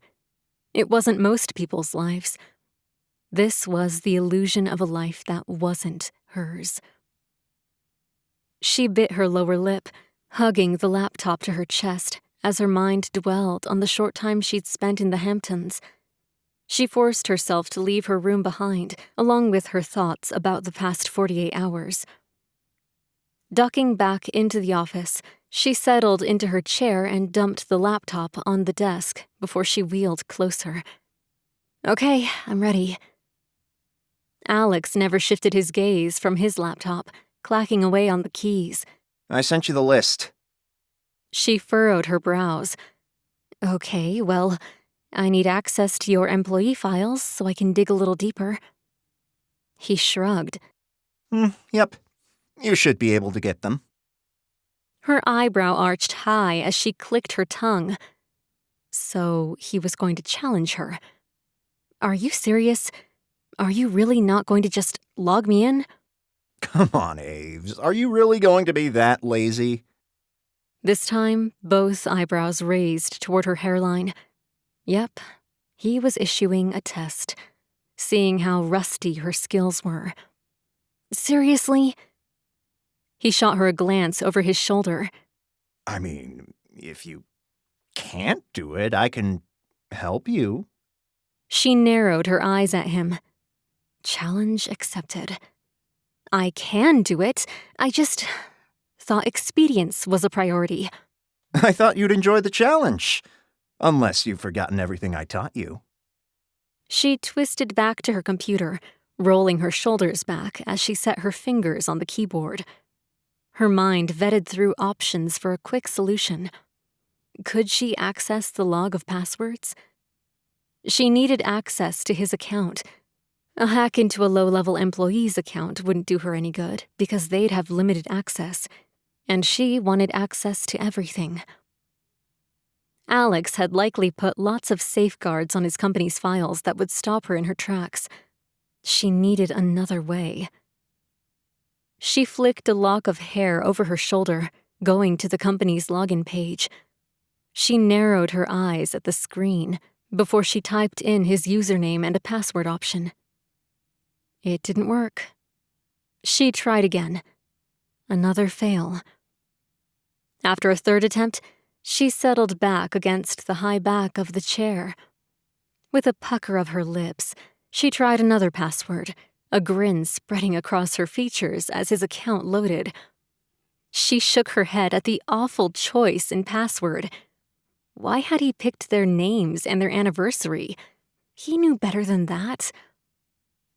After a brief conversation about it, she opened Miranda Vale's employee record. Her eyes narrowed at the hire date. She had come on board at StoneCorp before the financial inaccuracies, but her name failed to show up on the shortlist they'd made. Maybe the date had been entered incorrectly. When did you hire Melinda? She asked, silently chiding herself for being childish enough to call her by the wrong name, but it felt so right. There was something wrong about that woman. She couldn't put her finger on what, but she could feel it in her bones. Who? He asked. Your CFO? Oh, Miranda. She twisted to eye him. Was he smiling? Whatever. I don't remember the date, but you should be able to find it in her employee file. She stared at the date again. I did, but the date can't be right. Why? His eyes never left his screen. What was so interesting on it? Or was he simply avoiding eye contact with her? It says she was hired in 2013. So? Was he being serious? So, why didn't she come up on our short list? She was an employee during that time. I don't know. She narrowed her eyes at the screen, searching for information as she tried to parse through his nonchalance. Alex didn't do nonchalant. What was his deal with this woman? She read through Miranda's employee record, finding that she'd started in another department and transferred into finance after the start of the problems. Oh, I see. She wasn't in finance. She was in another department. You pulled finance people only. Well, I guess she's still off the list because she wouldn't have had access to those accounts to make any of these transactions until she transferred into finance. Her jaw flexed as he continued to insist on her innocence. Unless she figured out your password and used your account to do it. She didn't do it, Aves. Look at the people actually on the list. She narrowed her eyes at him, still glued to his laptop display. Why was he so protective of this woman? Someone certain? I'm pretty certain. The words stung her more than she wanted to admit. Why was he certain? A twinge of something she couldn't identify flashed through her, along with a memory of a lazy afternoon spent laughing on the couch as they played games. It contrasted sharply with the images her mind conjured of Miranda and Alex laughing in the same way. It tightened her hand into a fist as she frowned. It reminded her of another time she'd been this critical of a woman in Alex's life. Shortly after they'd met, they'd been at a party together. Alex had introduced her to his date, a snooty, glasses-clad, self-proclaimed geek. She'd taken one look at Ava and asked how in the world they were friends. Ava had spent the rest of the night picking apart her every move until she'd convinced Alex not to see her anymore. He'd never brought a date around her again, and she'd felt guilty about being so hypercritical. But she was right back to that moment all over again with Miranda. The next words spilled out of her mouth before she could stop them. "Are you dating her?" She noted the sudden silence as his typing stopped dead and his posture stiffened. She did not like that. What? He asked, twisting to face her. She gave him a pointed glance. "Are you dating her?" No, Ava, of course not. The answer gave her some comfort, but she didn't know why. "Well, it's not that ridiculous, Ace. She paused, trying to come up with a compliment for the woman she didn't like. "Relatively attractive." Relatively? He shot back. She turned back to her keyboard, not wanting him to read anything in her face. "If you like that type." It's ridiculous no matter what type she is. She minimized Miranda's file, keeping it to peruse later, and opened another on the list. "Why?" Because He didn't finish his statement. What didn't he want to say? She slid her eyes sideways toward him. "Because why?" He turned away from her. Because it just is. He was avoiding something. What? Had something happened between the two of them? "Why are you getting so defensive about this?" I'm not getting defensive. He shrugged as he focused on his work. "Why won't you talk about it then?" She pressed. She needed to know. Oh, am I supposed to talk about it? Like you do? You won't tell me anything about Builder Boy. She scoffed at that annoying statement. She wasn't going to let him get away with this by deflecting to a conversation about her. She suddenly needed to know if they'd had a romantic liaison. "Are you serious? So there is something going on between you?" Ava, there isn't. I just am pointing out that you won't talk about the master planner, but you want me to tell you everything that happened between Miranda and me. The way he said their names together made her gasp. Her mind vetted through scenario after scenario about what went on between them. Something did happen. What was it? Did you ask her out? Did she say no? No, she said yes, but she ghosted you. Or did you ghost her? Ava! He shouted with a wave of his hands. I didn't date her. I didn't ask her out. Did she ask? No! He said before she could finish. Okay, fine. So nothing happened. Then why are you so certain she's innocent? Because the evidence doesn't support her guilt. That's it. Was that the only reason? Was there something personal between them, even if they hadn't dated? Really? That's it? He finally faced her. That's it. Obviously, I've never dated anyone because I have the perfect wife. She didn't care if the comment was only tongue-in-cheek. The tension lifted from her. Darn right you do. His phone rang as she returned to her work, studying the first person on their shortlist.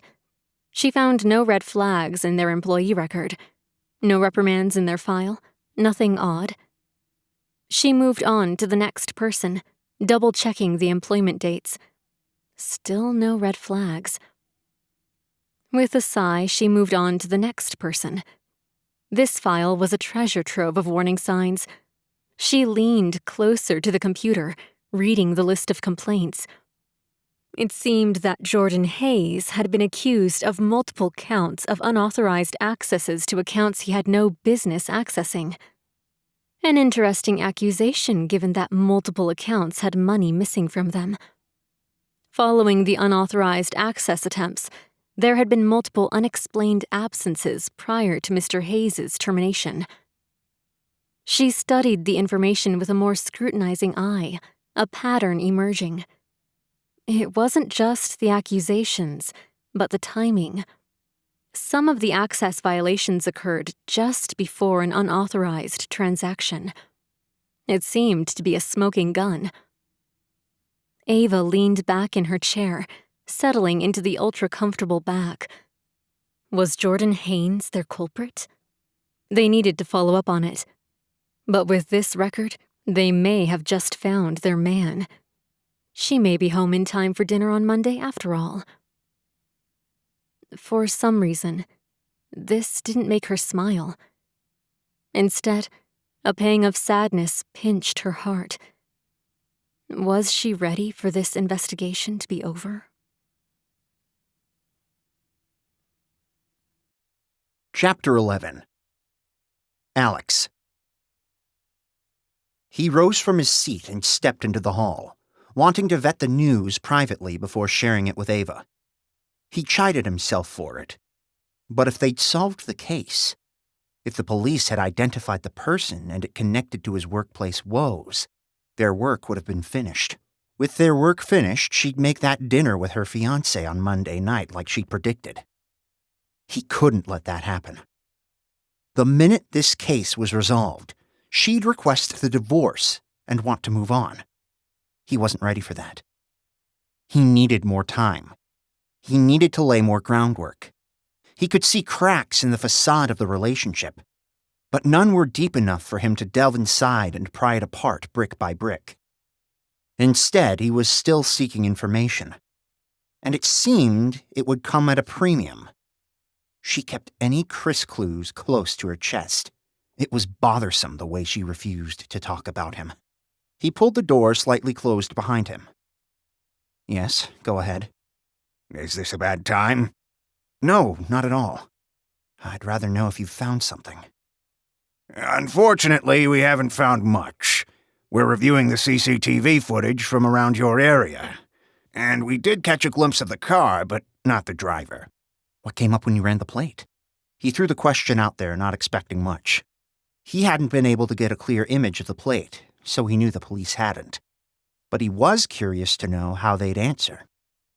We're still working on that. But in the images we've captured so far, it looks like the plate is obscured by something. Maybe one of those tinted vanity covers or mud.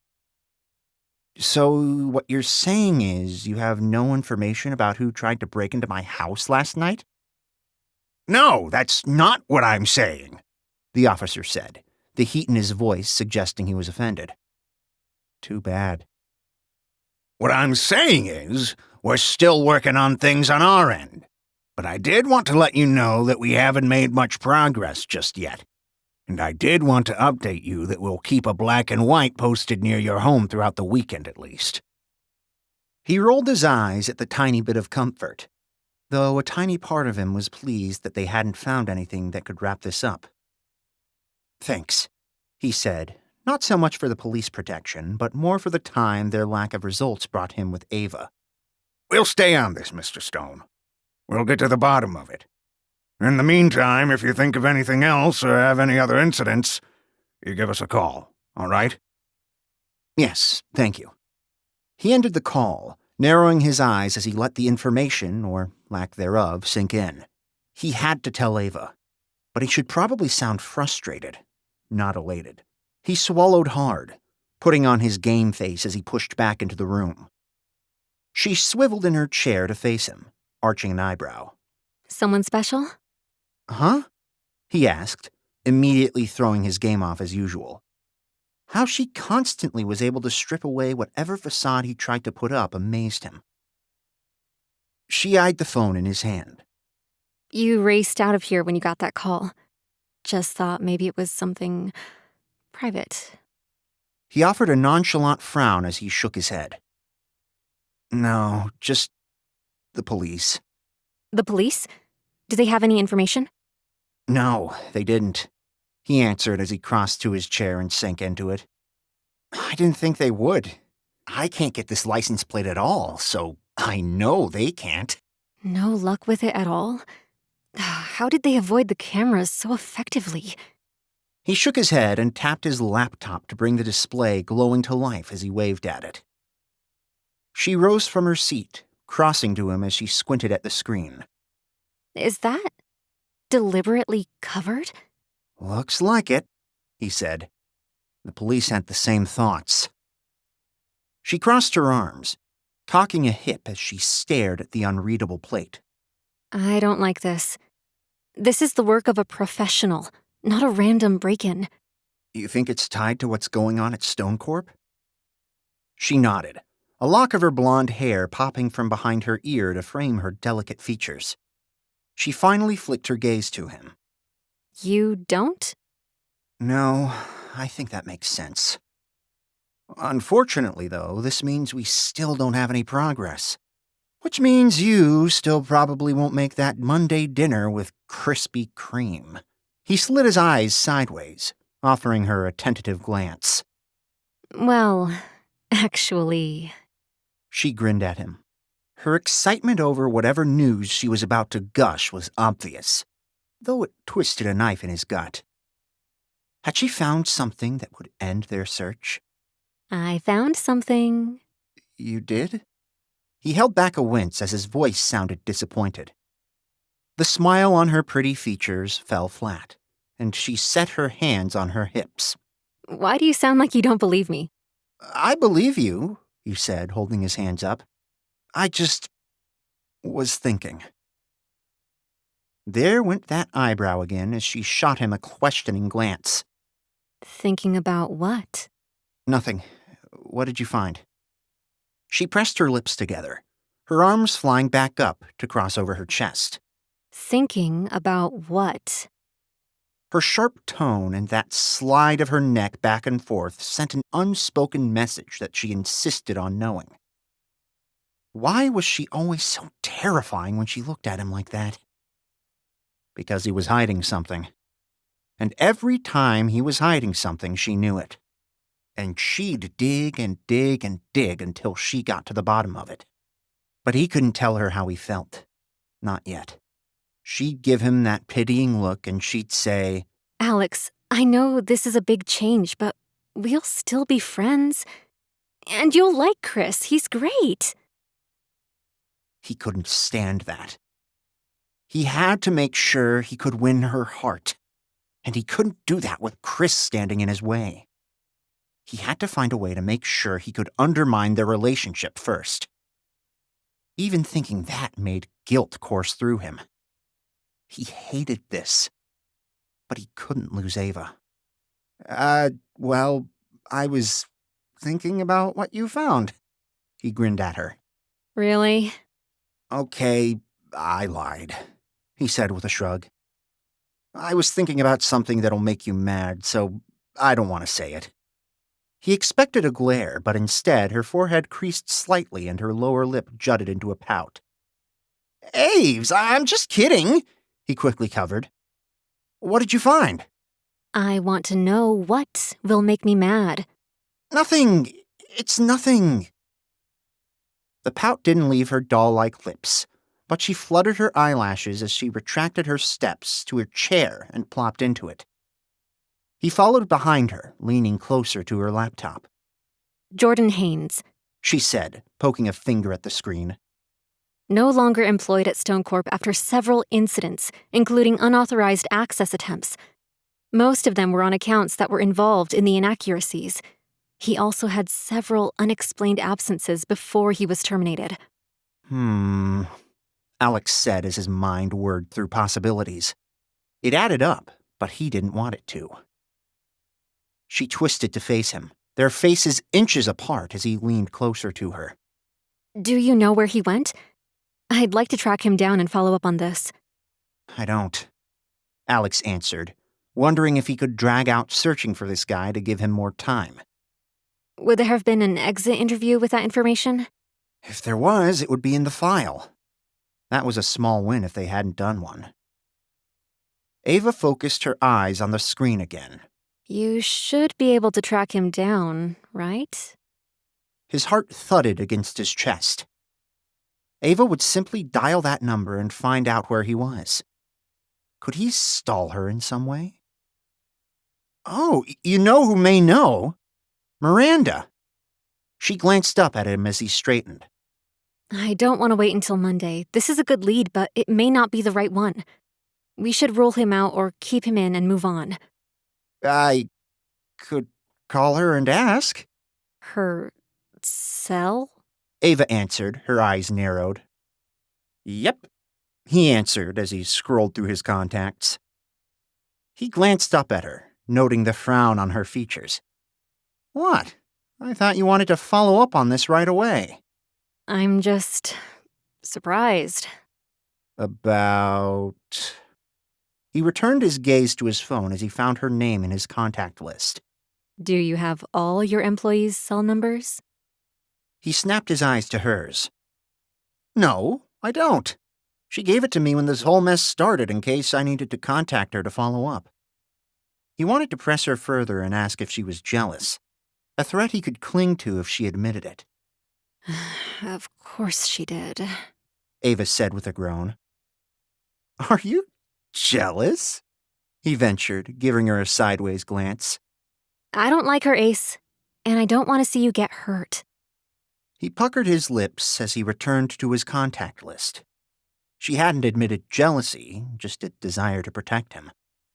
A frustrating response, but at least she still cared. He could work with that. I'm not going to get hurt, he responded. She narrowed her eyes at him. You sound sure, but I don't like— I'm not going to date her, Aves. Relax, you don't need to be jealous.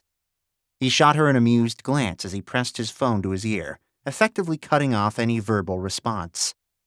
She leapt up from her seat and tugged the phone away from his ear as a response sounded. She poked the speakerphone button, giving him a pointed glance.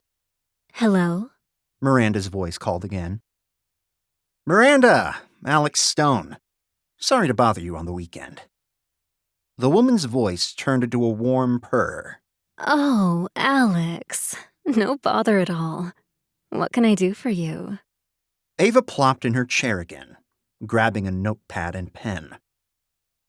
Going through some of the information here on the financial sitch and stumbled across something I thought you could help with. Oh, of course. I'm happy to help. In fact, my entire afternoon is wide open. why don't we grab a bite to eat and go over whatever details you need help with? Ava's muscles stiffened at the suggestion, her features reddening as her lips pinched together.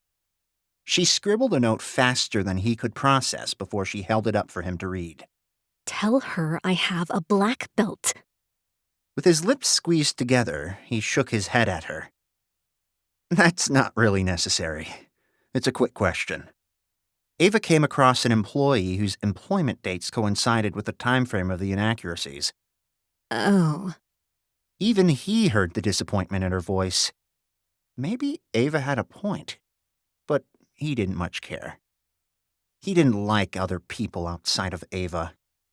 They mostly used him, and he could never tell if they were really interested in him as a person or as a billionaire. Except Ava. Ava had known the person before the money, and she'd liked the person before the money. Anywho, looks like he left the company about a month and a half ago. I wondered if you had any idea where he'd gone. The name is Jordan Haynes. Oh, yes, Jordan. We had some issues with him. I'm not certain I know what he's doing now. The hesitancy in her voice suggested she may be holding something back. Ava leapt from her seat. Oh, well, thanks for your help. We'll figure it out together. She reached for the phone, her finger hovering over the end call button when Miranda's voice filled the room again. Oh, wait, She said. The aggravation on Ava's features was unmistakable.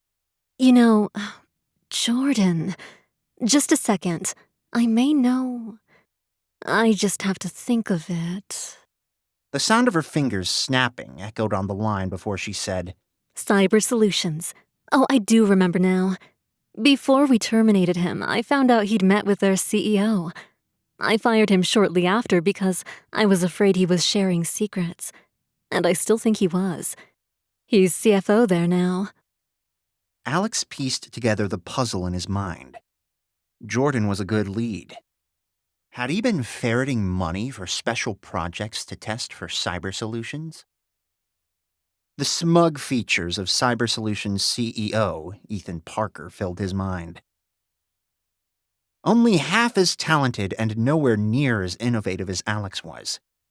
Parker was a wannabe genius without enough foresight to really take the market by storm. But still, if secrets had been leaked, Cyber Solutions may suddenly go from one step behind Stone Corp to one step ahead.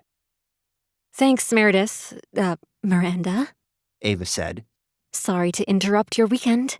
Alex, did you need— Her voice cut off as Ava ended the call and perched on the edge of her chair as her fingers flew across the keyboard in search of information on Cyber Solutions. You didn't have to hang up on her, he said. Oh, really? Did you want to ask her to get together for a bite and go over all the things? Her voice dripped with a forced desire as she imitated Miranda. Very funny, Aves. At least she answered our question. She almost didn't. She was trying to figure out a way to trick you into dinner. Trick me into dinner? I'm not that stupid, Sparky. She flicked him a glance before she returned her eyes to her screen. I didn't say you were. It's just— She didn't bother finishing her statement. It's just what? The teasing tone of his voice carried a hopefulness about the relationship. Men are stupid when it comes to women. Just in general, not just you. And I don't want you to get hurt. You don't have to troll their company side, Aves, he said as he leaned closer to her, wrapping his arms around her to reach the keyboard.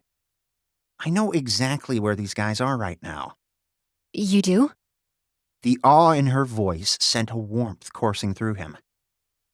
Yes, I do. He slapped the enter key, sending his request for the website he sought. Tech Frontiers Conference? She asked. Yep, these jokers wouldn't miss it. They like to pretend they're on the cutting edge. They're not, but they like to pretend. She navigated the website, checking the schedule of events. Why aren't you at the Tech Frontiers Conference? He collapsed into his chair and kicked his feet up on the desk. Please, Aves. I have no need to listen to these tech wannabes spout off what they think will be the next frontier. I am the next frontier. Stone Corp remains on the cutting edge because we push the envelope, and I don't need to listen to some stuffed shirts to put me there. Ava drummed her fingers on the desk.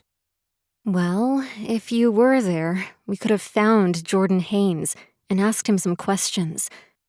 But you're not. So now we can't move forward. We could wait until Monday and drop by their offices. That would put a pin in their investigation and extend it for at least a few days. It would be much better to catch them on the fly, not walk into their offices where they have the upper hand. She heaved a sigh as she closed her laptop. Well, I can look at those other 2 names, but if we're not moving on anything until Monday... Yeah? He asked, his lips curling as his mind filled in the possibilities. A weekend of walks on the beach, gaming, late nights, later mornings, maybe some long, deep conversations about how Bildecris was the wrong man for her, and an admission of his long-held feelings for her. She offered him a half-wince. Maybe I should head back to Silverpine and have that dinner with Chris. Soften the blow about being back here on Monday. His muscles stiffened as she kneecapped his plans. No beach walks. No long talks. Just her flying home to share a quiet dinner with Blueprint Bob. Any admission of feelings would be from her to him, not between the two of them. She rose, laptop tucked against her hip. I'll follow up on the other 2 names there and... Wait, he said as he leapt from his seat. We could go to the conference. I thought you said you wanted to go to their offices. You have a point, he said with a shrug. We should catch them off guard, and nothing will do that like me showing up at the Frontiers Conference. She eyed him for a moment as he held his breath, hoping she agreed. He could not let her go home. And the ripple of anticipation at the prospect of unraveling this mystery at the conference with Ava by his side injected an unexpected excitement into the venture. The more people who saw them as husband and wife, the better. It's already after 12. By the time we get there, it'll almost be over. No way, Aves. I'll fire the chopper. We can be downtown in 20 minutes. She sucked in a breath, flicking her gaze out over the waves crashing on the beach. Oh, right. You're rich. He grinned at her. So what do you say? Are we hitting the conference? She glanced down at her outfit. Yes, but not in this. Give me time to change. You got it, he said, tugging her laptop from her hands and setting it on the desk. It was a small gesture, but the permanence it suggested made him feel 100% better. I won't be long, she promised as she headed from the room, leaving her laptop behind. He ran his fingers along it with a smile. So far, so good. She wasn't heading home to see the design dude. And if he played his cards right, he could take her out for a night on the town. Or maybe they'd fly back here. The walk on the beach the night before had been perfect. He'd make the call after they tracked down the information. He left the office behind, stepping into the hall, his heart a battleground of hope and dread. Each step was like walking a tightrope of solving the case and losing his wife. He entered his bedroom and crossed to the closet to pull on one of his favorite sports coats. His mind concocted a plan for their evening with champagne as he left his room behind. Ava emerged from hers, still fiddling with an earring that matched her fuchsia ensemble. We are going to make quite a splash at the conference, he said as he stuffed a lipstick into her purse, and they descended the stairs.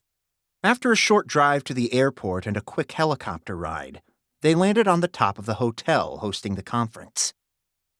He wrapped an arm around her as they waited for the elevator to take them to the mezzanine level. The doors whooshed open, and they stepped into a chaotic scene. People gathered around a railing overlooking the hotel lobby as loud voices floated in the air. Ava intertwined her fingers around his as she hurried across the patterned carpet and pushed through the crowd to find a spot overlooking the marble floor below. He recognized Ethan Parker in a heated argument with Vivian Reed, CEO of Quantum Core Dynamics, another reputable but woefully lacking tech corporation. She poked a finger at him. You're not going to be Tech Person of the Year, Ethan. You don't deserve it with the games you play. He pressed closer to Ava, wrapping his arms around her waist as she leaned closer to enjoy the show. I don't know what you're talking about. Just because Cyber Solutions is unveiling the Phoenix Project that will take the world by storm, that's no reason to point fingers. Your company just doesn't have what it takes. Because yours is stealing secrets. How many employees have you just hired from other tech corps in the last 6 months? Their losses are my gains. Really? I think their secrets are your gains. You're stealing from other companies, and I'm going to prove it. Ava shot him a glance, her eyebrows raised. Had they just stumbled upon the answers to the financial problems plaguing Stone Corp? Was Cyber Solutions behind the corporate woes? Chapter 12. Ava. Ava gripped the railing, her wedding and engagement rings clanking off of it as the argument ensued in the foyer below. The intriguing claim that Cyber Solutions had been systematically hiring employees from other tech companies and stealing from them had fit what they'd already tracked. Was Jordan Haynes one of those acquisitions? And had he stolen more than just cents on the dollar? Someone broke up the fight. She searched the crowd for Jordan, not finding him. We should follow up on this, she whispered to Alex, leaning back into his chest. Do you want him or her? His features tugged into a grimace. Ugh, her. I can't stand Ethan Parker and his smugness. She's all yours, Ace. Use that famous Alex Stone charm to get her to tell you all her secrets. He snorted a laugh at her comment. He always found himself socially awkward, but she found him sweetly charming and genuine. While most other men only saw her looks, he saw everything. She glanced down at the cocky smile her target shot to the group of men surrounding him. Typical techie-turned-CEO. At least Alex hadn't turned into that. She tugged off her rings, palming them as she opened her purse. He grabbed her wrist before she could dump them inside. What are you doing? Using my assets to get answers. Ava! He hissed. Relax, Ace. I'm not going to do anything untoward. But he'll be a lot more open when I flutter my eyelashes at him if he thinks I'm single. You're not. I don't like this plan. Ethan Parker is a pig. Rumor is he's been through his entire secretarial pool. There have even been a couple of lawsuits filed. Then this is exactly the right move.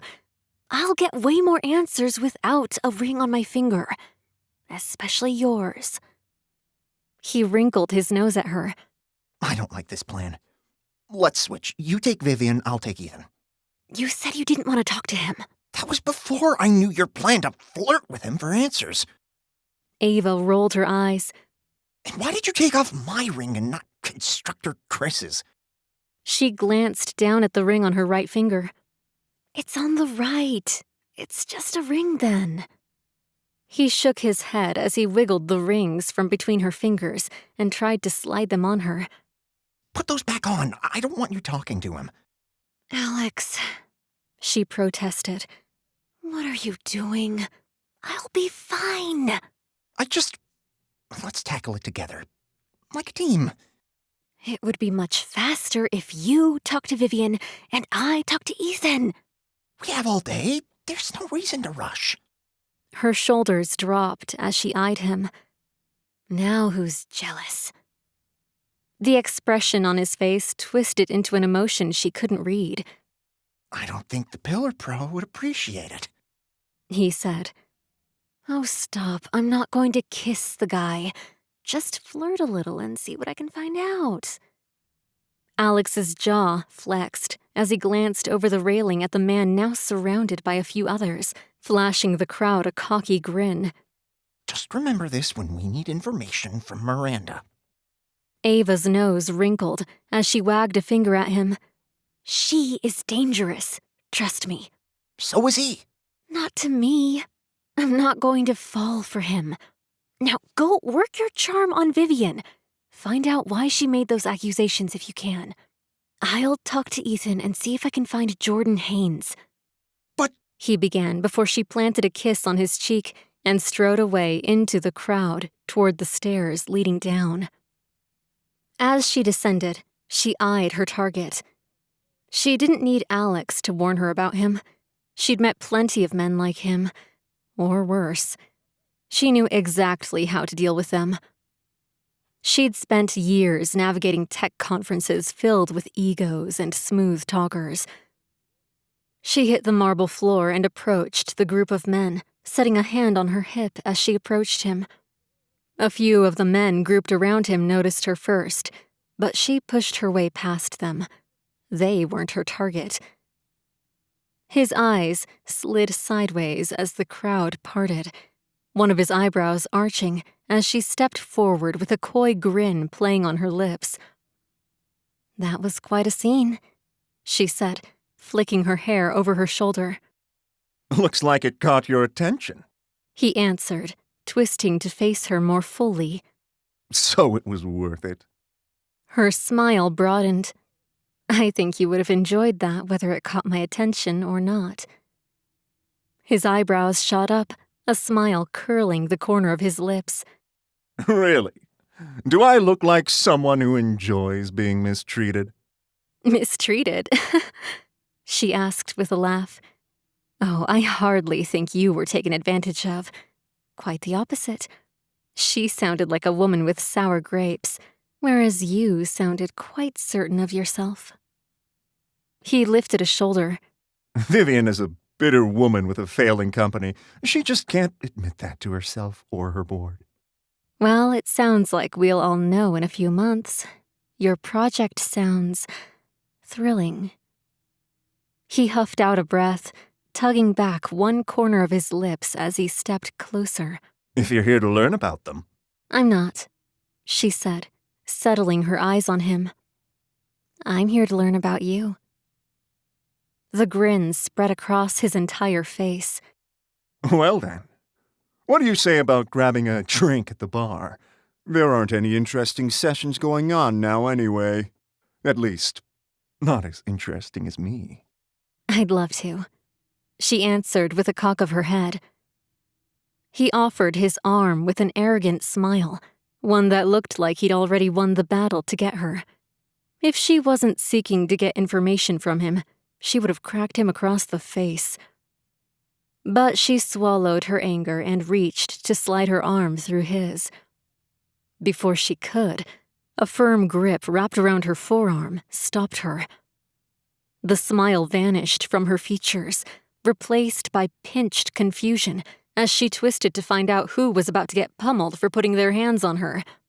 Her heart skipped a beat as she stared into Alex's fiery eyes and firm jaw. Sorry, Ethan. She'll take a rain check on that drink. Ethan raised his eyebrows at Alex before an amused expression crossed his average features. Are my eyes deceiving me, or is Alex Stone at a Frontiers conference? Your eyes are not deceiving you. It's me. Alex tugged Ava closer as he lifted his chin. Well, I hope you enjoy the talks. Maybe you'll get some new ideas from them. But as I was telling the pretty lady, there's nothing interesting this afternoon. So we were about to head to the bar for a drink. Maybe more. Ava resisted the urge to roll her eyes as the man attempted to make a macho statement that far overestimated his appeal. No drink. Definitely nothing more. Alex said with a shake of his head. Ethan puffed his chest as he laughed. She's already agreed to the drink. Buzz off, Stone. The lady's not interested in you. She is, however, very interested in me. Ava opened her mouth to interject, but Alex beat her to it. She'd never seen him so vocal. No, she's not. She just wanted a little information about that blow-up. But your price is too high. He chuckled again as he took a step closer, their faces coming within inches of each other. You may have built a tech empire, but this lovely lady wouldn't look twice at you. Think again, pal. Alex answered, his voice rife with disdain as he wrapped his arm around Ava and tugged her tight to his side. Ava's my wife. Ava stared up at him, a mix of confusion and warmth washing through her. She imagined he took great pleasure in smacking down the other men with the information that they were married, especially after his rude comment. The man's features pinched for a second before he slid his eyes sideways toward Ava for a second. When he returned them to Alex, he threw his head back with laughter. Oh, Stone, have you finally lost your mind? Did the genius start to manifest as insanity? Alex narrowed his eyes at the man. You could never land a girl like this, not even with the money. Ava sucked in a breath, this time unable to hold back the roll of her eyes as she dug in her purse and pulled her rings out. He's telling the truth. We're married. She slid the rings on and wiggled her finger at him. Well, you must be bored with him if you slipped those off and came after me, though I completely understand. I wasn't bored. I was after information. I wouldn't look twice at you otherwise, and I would have slapped that ridiculously cocky grin off your face if you would have come on that strong. Ava slipped her arm around Alex's waist, presenting a united front. He raised his chin again, a grin crossing his features. Whatever. Ethan answered with a sour expression on his face. He twisted away from them, his eyes lingering on them for another second before he scoffed and walked away. Ava glanced up at Alex as the man left them alone, her gaze questioning. He offered her a tilt of his head, motioning for them to leave the crowded lobby behind. We need to talk. No kidding, she answered as he led her to a quiet corner, his arm still tightly wrapped around her shoulders. She'd honestly never seen him this protective. As he finally let go of her, swinging her around to press her against the wall, she asked, "What are you doing?" He leaned forward, bracing his arms against her. He doesn't have any information, and you shouldn't be talking to him anyway. Why not? Maybe he doesn't have the information we need, but I may have found Jordan through him. Alex shook his head. I saw the way he looked at you, like a wolf eyeing a sweet little lamb. Ava scoffed as she shook her head. I'm hardly a sweet little lamb, Alex. I can handle myself. I've been living in Silver Pine for years, handling men all by my lammy little self. I know you can, but we don't need him. And I don't need to see him ogling you. I can imagine the thoughts in his head, and he shouldn't think about you at all. With her jaw agape, she stared at him. This new version of Alex was surprising. He'd normally protest, but nothing like this. She sucked in a breath, letting her shoulders raise toward her ears. All right, fine. Well, he's not going to talk to me now anyway. He straightened, sliding an arm around her shoulder. Thank you for backing me up. She knitted her brows, her lips curling. What was with him lately? Yeah, sure. I mean, I wasn't going to leave you hanging, Ace. We are married. He kissed the top of her head. Yes, we are. And also, I found Jordan Haynes. He's in one of the finance sessions on intellectual property. Oh, Ava said, her eyebrows shooting up. Good. Let's go talk to him. Yes, that's what I thought too. Don't waste your time with flash-in-the-pan Parker. She wrapped her arm around his waist as he led her toward a row of conference rooms, patting his chest with her other hand. I don't need to waste my time with him. I've got the real deal. She swore color rose in his cheeks at the compliment, but he dug in his pocket, twisting away from her, to tug out his phone. Her gaze fell on the digital screen next to the conference rooms, finding the one with the intellectual property. She narrowed her eyes at the door, waiting for the session to end so they could corner Jordan Haynes. Aves! Alex said, calling her attention to him. She paused as she noticed his phone floating in front of them. What are you doing? Selfie. He answered, pressing his head closer to hers. Proof I was at the Frontier Conference. She grinned at the camera as he snapped the picture before he tugged his phone back toward him and tapped on it. I sent it to you. Thanks, she said as she stared at the door again. You know, I don't think I've ever seen you like this. He shifted his weight from foot to foot. I don't know what you mean. She twisted to eye him, a smile playing on her lips. I don't know either, but there's something different about you. You're like wound up or something. Wound up? I'm not wound up. We're solving a mystery, so that's kind of fun. He shoved his hands in his pockets with a shrug, avoiding her gaze. Her smile broadened as she stared at him. What is going on with you, Ace? Nothing. I just didn't like you talking to the tech trickster. He won't trick me, she said as she slid her hands onto the lapels of his sports coat. He reached for her hand, squeezing it. What do you say about grabbing some dinner tonight after we talk to this guy? Well, we do need to eat. I mean, out on the town. Somewhere nice, maybe?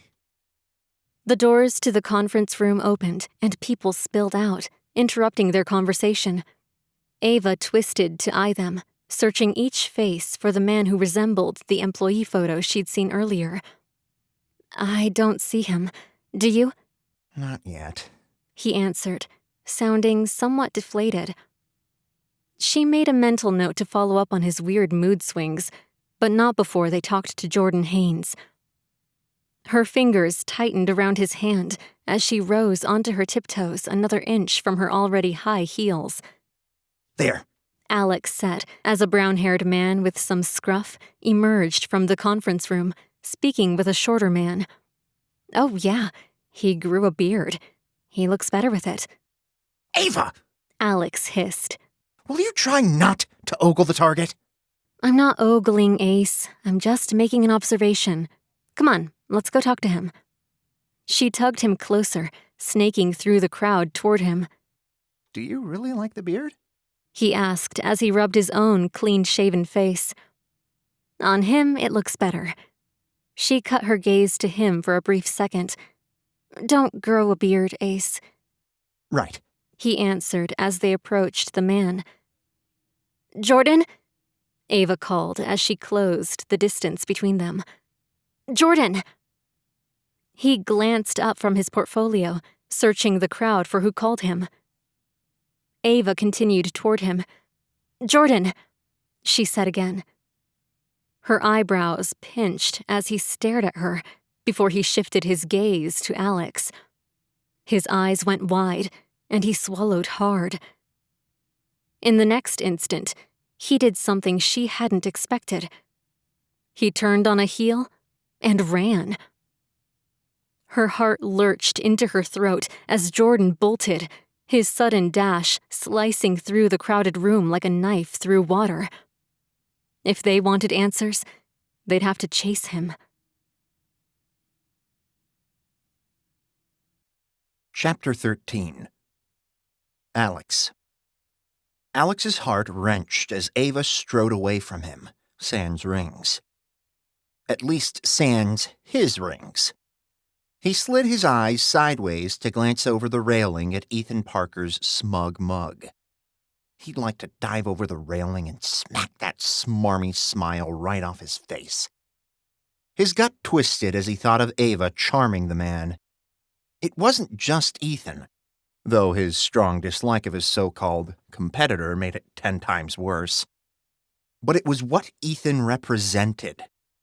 The haunting specter of losing her to another man made his skin prickle with unease. He masked his jealousy with concern, but deep down the terror of losing Ava was driving his every move. He bit his lower lip, curling his fingers into fists in a desperate attempt to dismiss some of his frustration. He forced his eyes away from the tech trickster, searching the crowd for Vivian Reed. He spotted her across the lobby, chatting with a few colleagues. Her taut expression suggested she hadn't gotten what she had wanted in the argument. She was still rattled. He may be able to use that to get some information from her. After a final glance at Ethan Parker, he pushed himself to cross to the stairs leading down to the lobby closest to Vivian. He tapped his fingers on the railing, his foot dangling over the front step.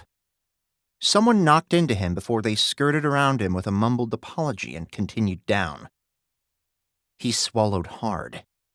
He was one of the richest men in the world, but most people still treated him like the geeky kid he'd been growing up.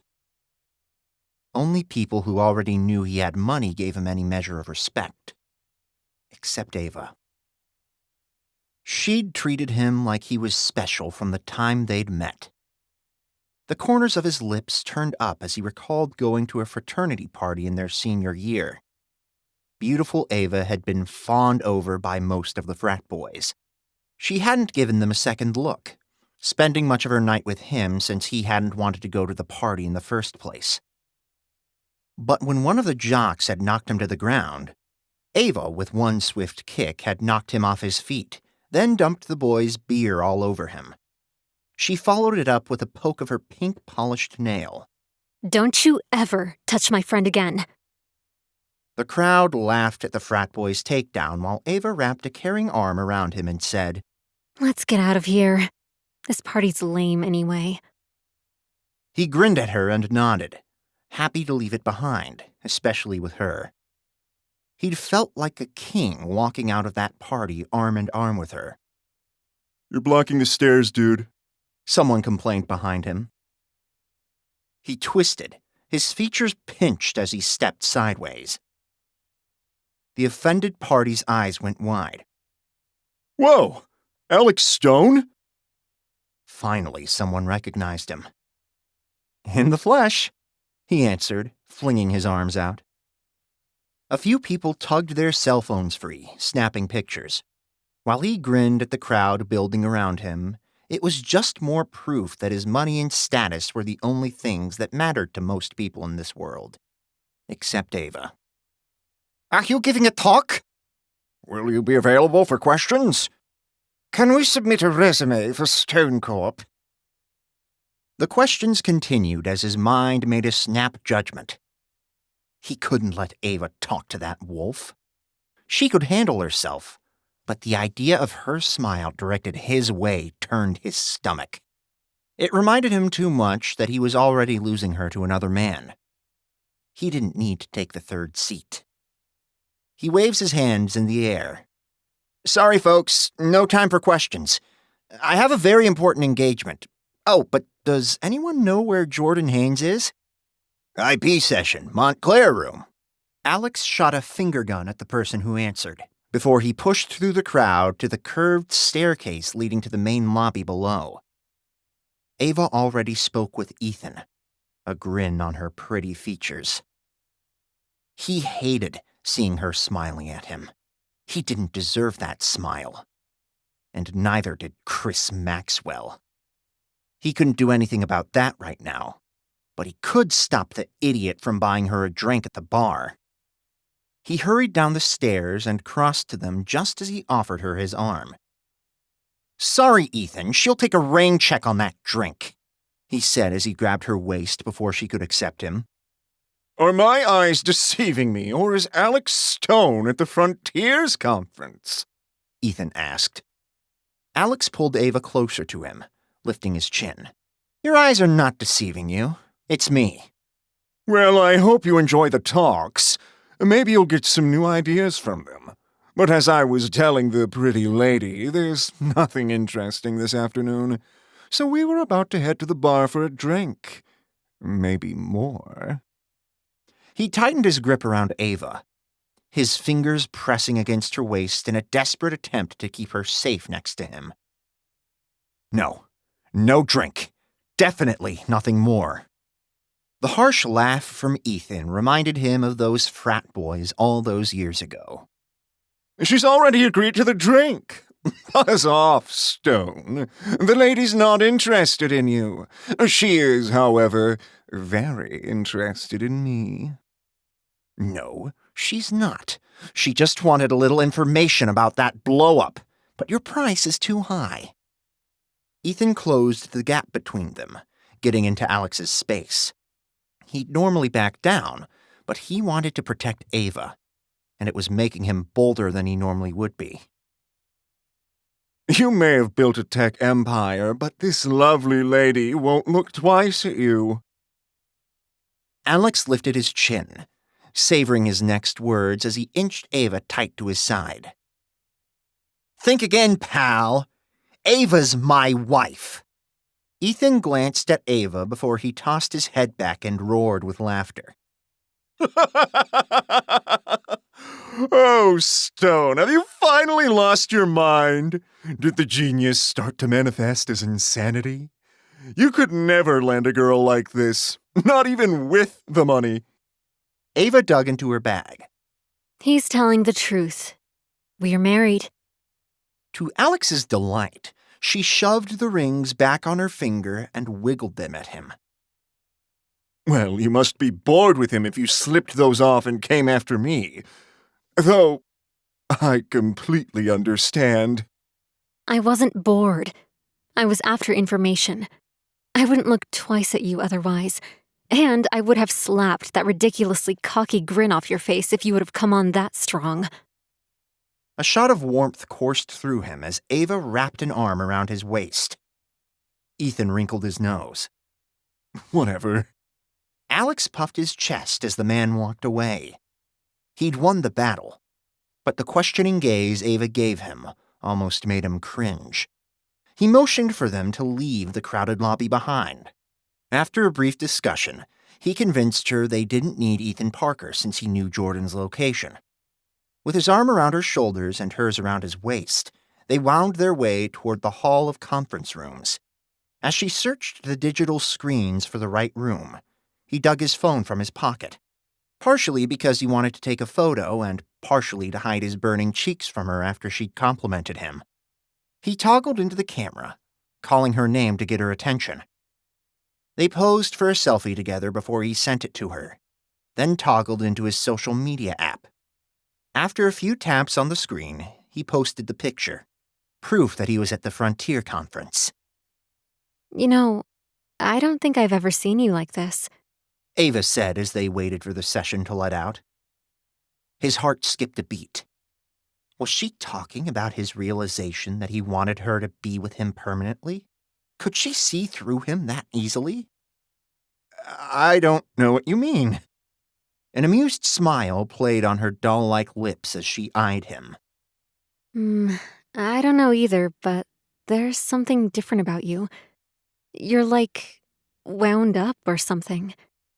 His heart pounded faster against his ribs, and he shoved his hands into his pockets with a shrug as he looked anywhere but at her. Wound up? I'm not wound up. We're solving a mystery, so that's kind of fun. She grinned at him.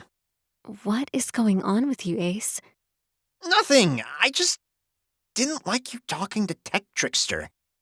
You won't trick me. She slid her hands onto the lapels of his sports coat. The motion threatened to make him redden again. He used the moment to propose his plan for some alone time with her. What do you say about grabbing some dinner tonight after we talk to this guy? Well, we do need to eat. He swallowed hard. I mean, out on the town. Somewhere nice, maybe? Before she could answer, The doors to the conference room opened and people spilled out. Ava searched the crowd for Jordan as he wrinkled his nose at the interruption. I don't see him. Do you? Not yet. He couldn't keep the disappointment out of his voice. Her fingers tightened around his hand as she rose onto her tiptoes to search through the throng of people. Alex spotted his former employee emerging from the conference room, speaking with someone else. There. Oh, yeah. He grew a beard. He looks better with it. Alex frowned at the statement. Ava, will you try not to ogle the target? I'm not ogling Ace. I'm just making an observation. Come on, let's go talk to him. She tugged him closer, snaking through the crowd toward him. He rubbed at his chin, wondering if she'd prefer him in a beard. Maybe that would make all the difference. Do you really like the beard? On him, it looks better. She cut her gaze to him for a brief second. Don't grow a beard, Ace. Right, he answered as they approached the man. Jordan? Ava called as she closed the distance between them. Jordan! He glanced up from his portfolio, searching the crowd for who called him. Ava continued toward him. Jordan! She said again. His eyebrows pinched as he stared at her before he shifted his gaze to Alex. His eyes went wide and he swallowed hard. Jordan twisted on his feet and raced away from them. He's running. Ava said as she whipped off her shoes and shoved them against his chest. Hold these. He bobbled the magenta heels as she took off after Jordan, tearing around the corner at full speed. He hustled behind her, dodging people. When he rounded the corner, he found Ava pressing Jordan against a wall in the empty hall. Get off me, lady! I didn't do anything! I don't think so. She growled at him, his wrist tugged behind his back at what looked to be a painful angle. Alex puffed for breath as he caught up to them. Look, Mr. Stone, I didn't do anything! This is insane! Get your guard dog off me! She's not my guard dog, Alex said. She's my wife! And we just want to talk to you, Jordan. That's all. Ava said. You want to accuse me of something I didn't do! Ava narrowed her eyes at him. What do you mean? He gasped in pain as she continued to smash him against the wall. All that stuff in my file, all those access attempts, none of that was my fault. I didn't do any of that.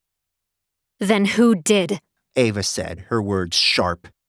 I don't know. Alex furrowed his brow.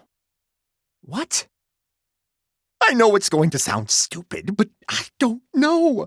I told Miranda the same thing. I never made any of those logins. I was stunned when Miranda showed me the log.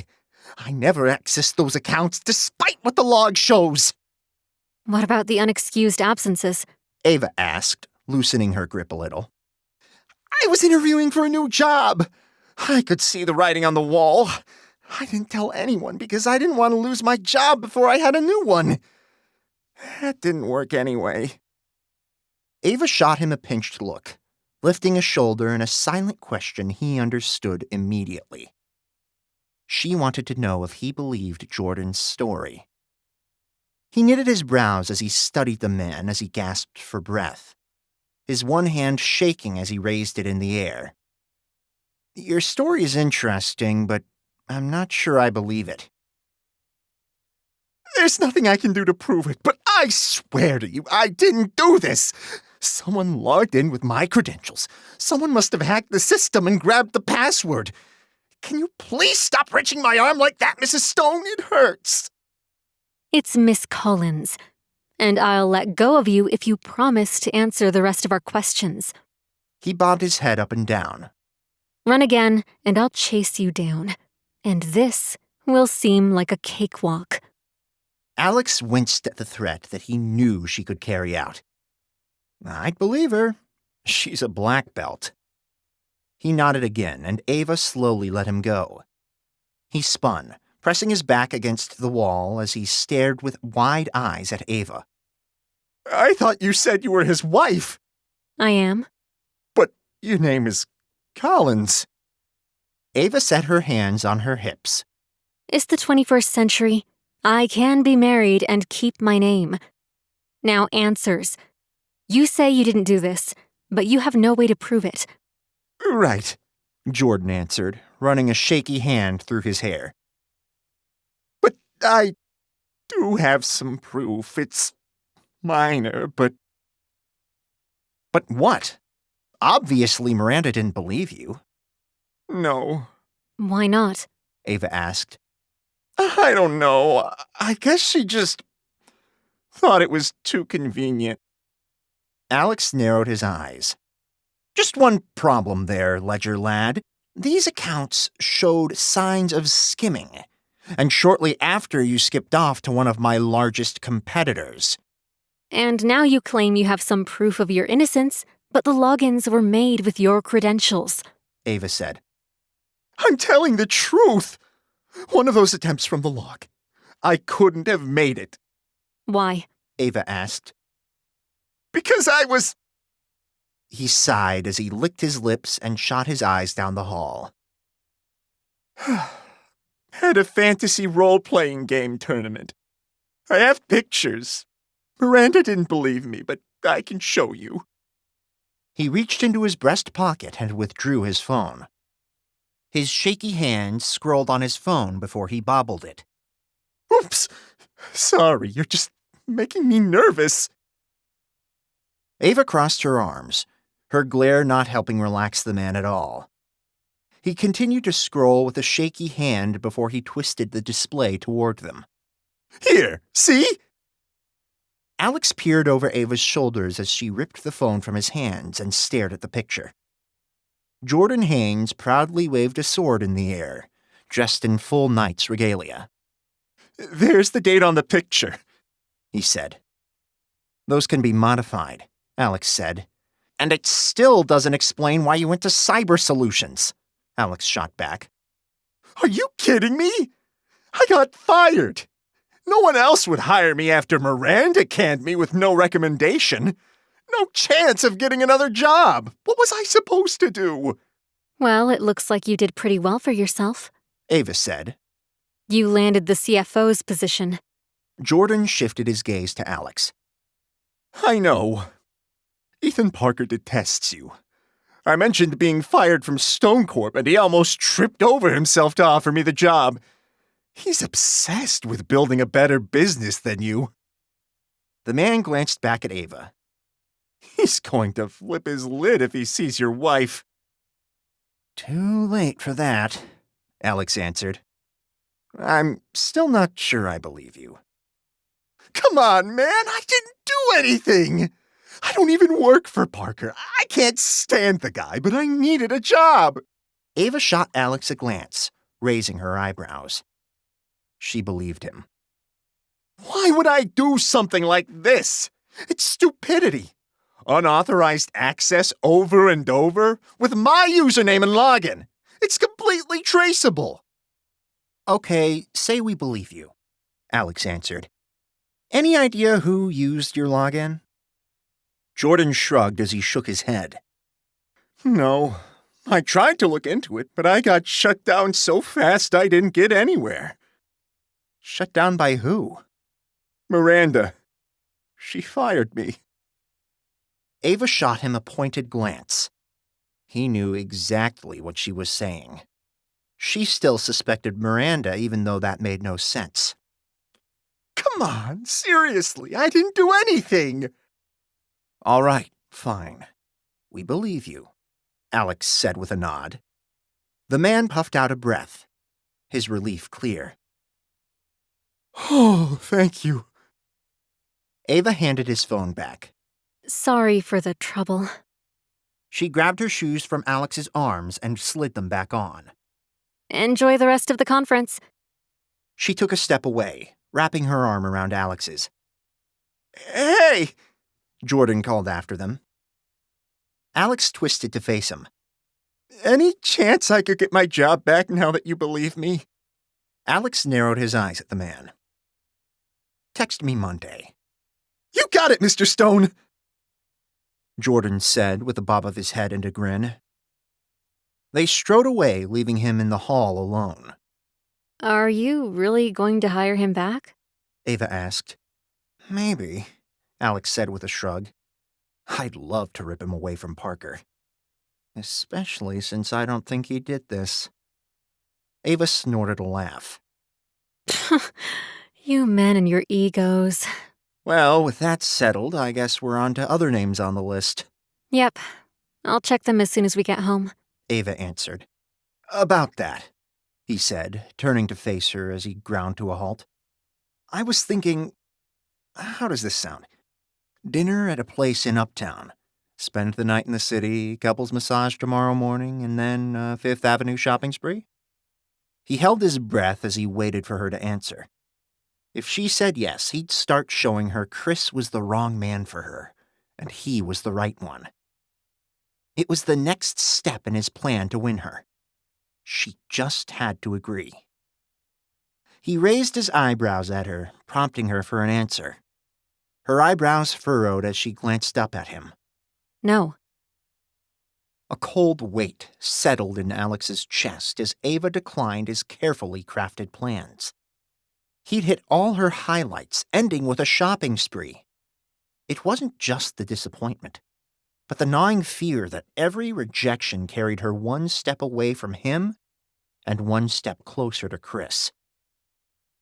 His heart burned with a mix of dread and desperation. How could he convince her that they belonged together when every attempt seemed to push her further away? Chapter 14. Ava. Ava's mind whirled as Alex detailed his plans for the next 24 hours. Shopping spree? She tried to figure out why he'd suddenly decided he wanted to spend time in the city, and shopping, of all things. Something was off about him lately. They'd shared plenty of moments that took her right back to old times, but then, suddenly, he'd turned on a dime, clamming up, acting oddly, avoiding subjects. It left her with one question. What was going on with Alex Stone? She twisted to find him expectantly waiting for an answer from her, his eyebrows raised.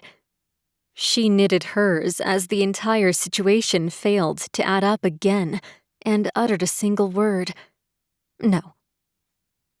Planning a follow-up, the words didn't come as she stared at the odd expression etched into his features.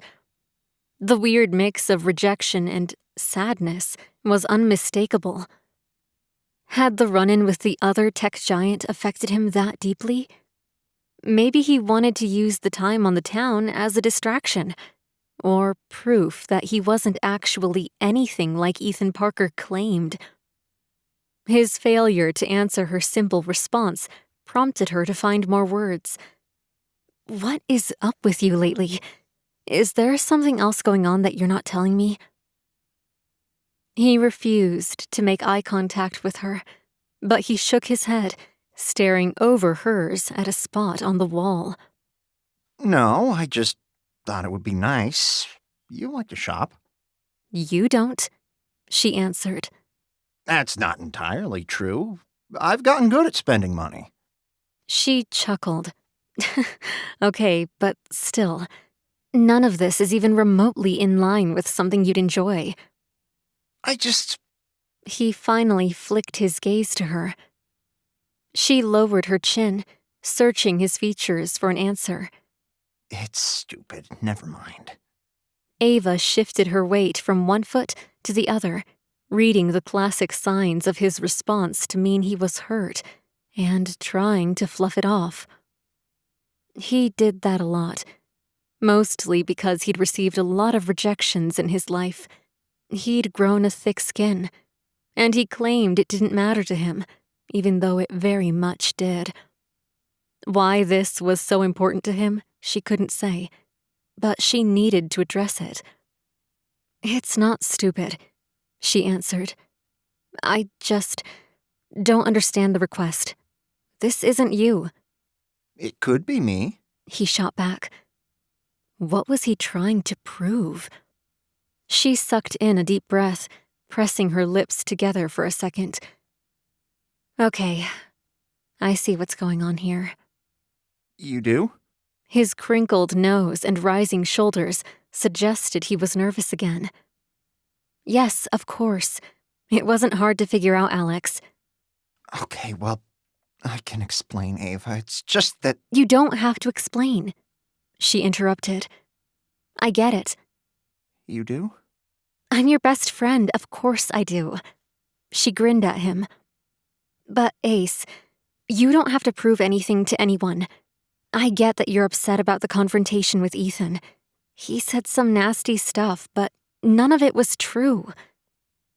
She shrugged her shoulders as she patted his cheek. Don't let him get to you.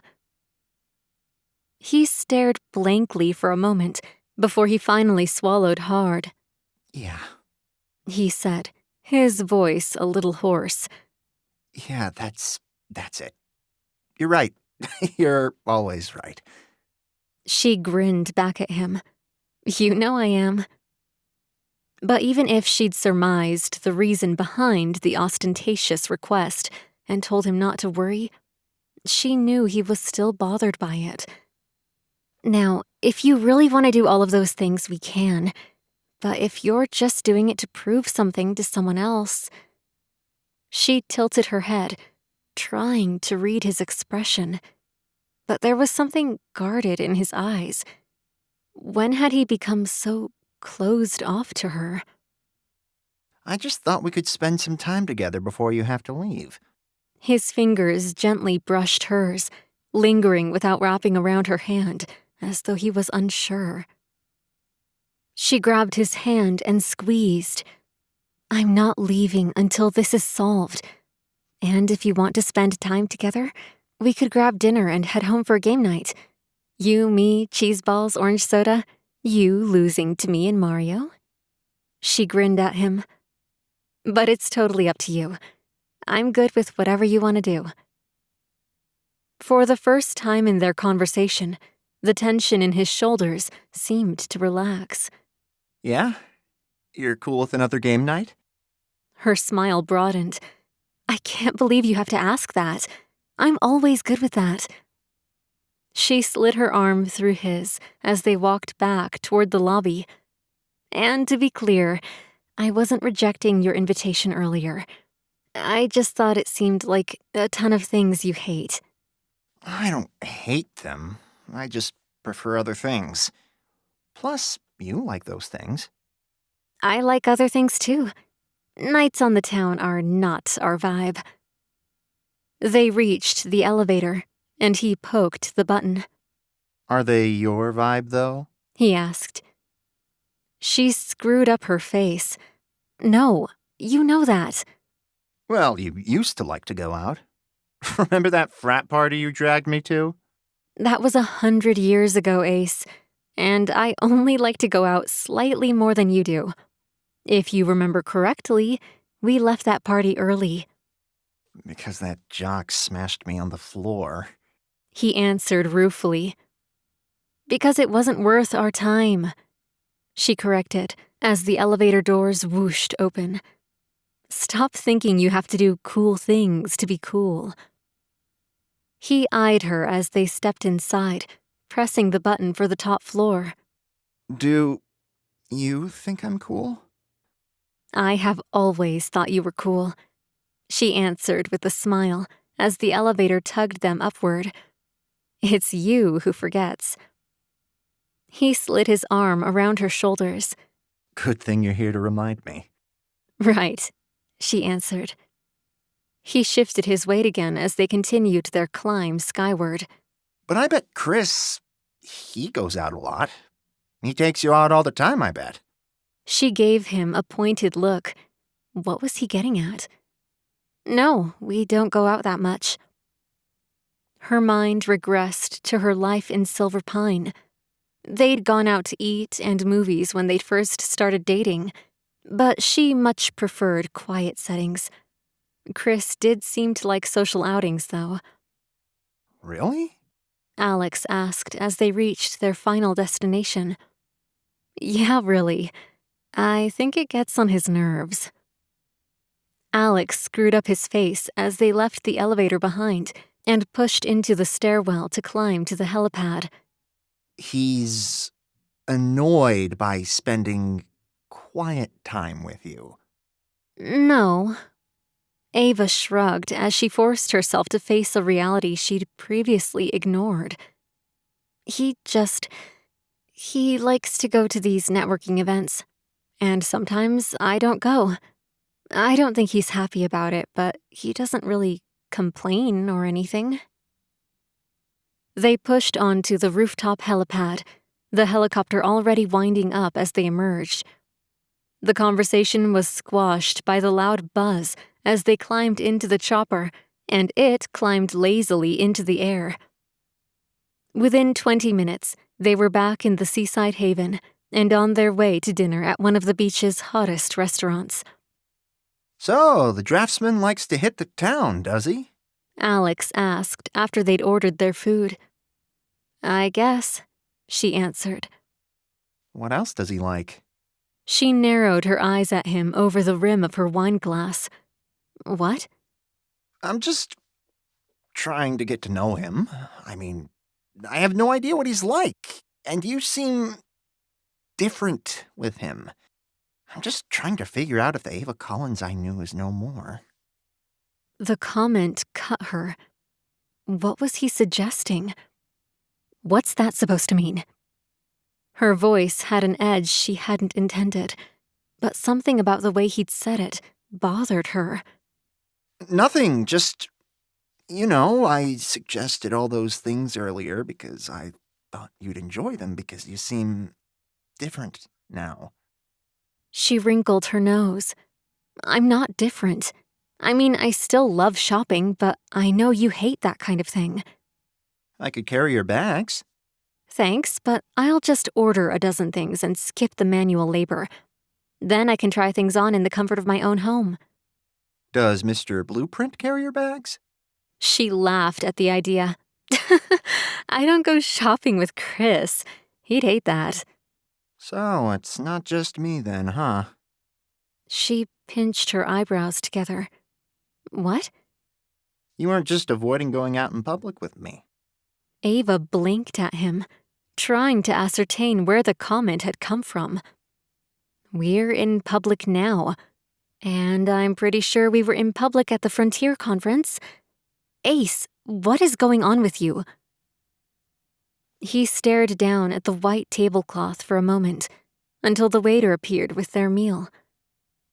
Well, she prompted when he picked up his fork and poked at his fish. What? She pressed her lips into a thin line as she stared at the blank look on his face. Something is bothering you. What is it? Nothing. He shrugged and pushed a stalk of asparagus around the plate. She set her features. Alex Stone, you are lying to me, and I don't appreciate it. He winced before he gave her a tentative glance. Okay, I am. You seem closed, Aves. I know we haven't talked a lot in a while, but... He flicked his gaze to the setting sun outside the window. I didn't think we'd fallen this far apart. She shifted in her seat, immediately understanding the source of his consternation. I mean, I've never even heard of Chris Maxwell, and suddenly you're marrying him? Ava slid a hand across the table and wrapped her fingers around his. Ace, I'm sorry. I just didn't think you'd be interested. He leaned closer, his eyes almost pleading. I'm always interested in you, Ava. Her heart pinched at the words. She'd been so busy keeping the two aspects of her life separate that she hadn't stopped to consider his feelings. I'm sorry, she answered with a pout before she replaced it with an upbeat smile and clasped her hands in front of her. Okay, ask me anything. I'm an open book. He shrugged his shoulders. Tell me about Design Dude. She answered as she retrieved her fork. Chris likes to read, and he likes Italian food. He's an early riser. And he likes to travel, Likes not paying parking tickets. Alex added. Right, that too, she said with a giggle. Do you read books together? Alex asked. Surprisingly no. Despite the way we met, we really have opposite tastes in books. I like to be entertained, and he likes to be challenged. What's his favorite video game? Ava stabbed at a carrot, her forehead creasing. He doesn't play video games, Doesn't play video games? Alex repeated, his eyes going wide. Nope. Does he hate it when you game? She let her gaze fall on the food left on her plate. Honestly, I haven't played anything until I came back here. She'd forgotten how much she enjoyed the downtime, actually. She wondered if that's why she'd been sleeping so well. With a forced smile, she lifted her eyes to his, almost immediately regretting it as the next words came out of his mouth. Why are you marrying him? The words stunned her, and her mind went totally blank. Before she could answer, he shook his head. Sorry, that's not... I didn't mean it to sound like that. I just meant... What is it about him that made you say yes? His rephrasing didn't help. Her mind stuck on one detail. Because he asked, and it felt like the next logical step. She hated that it was her first thought. What did that say about their relationship?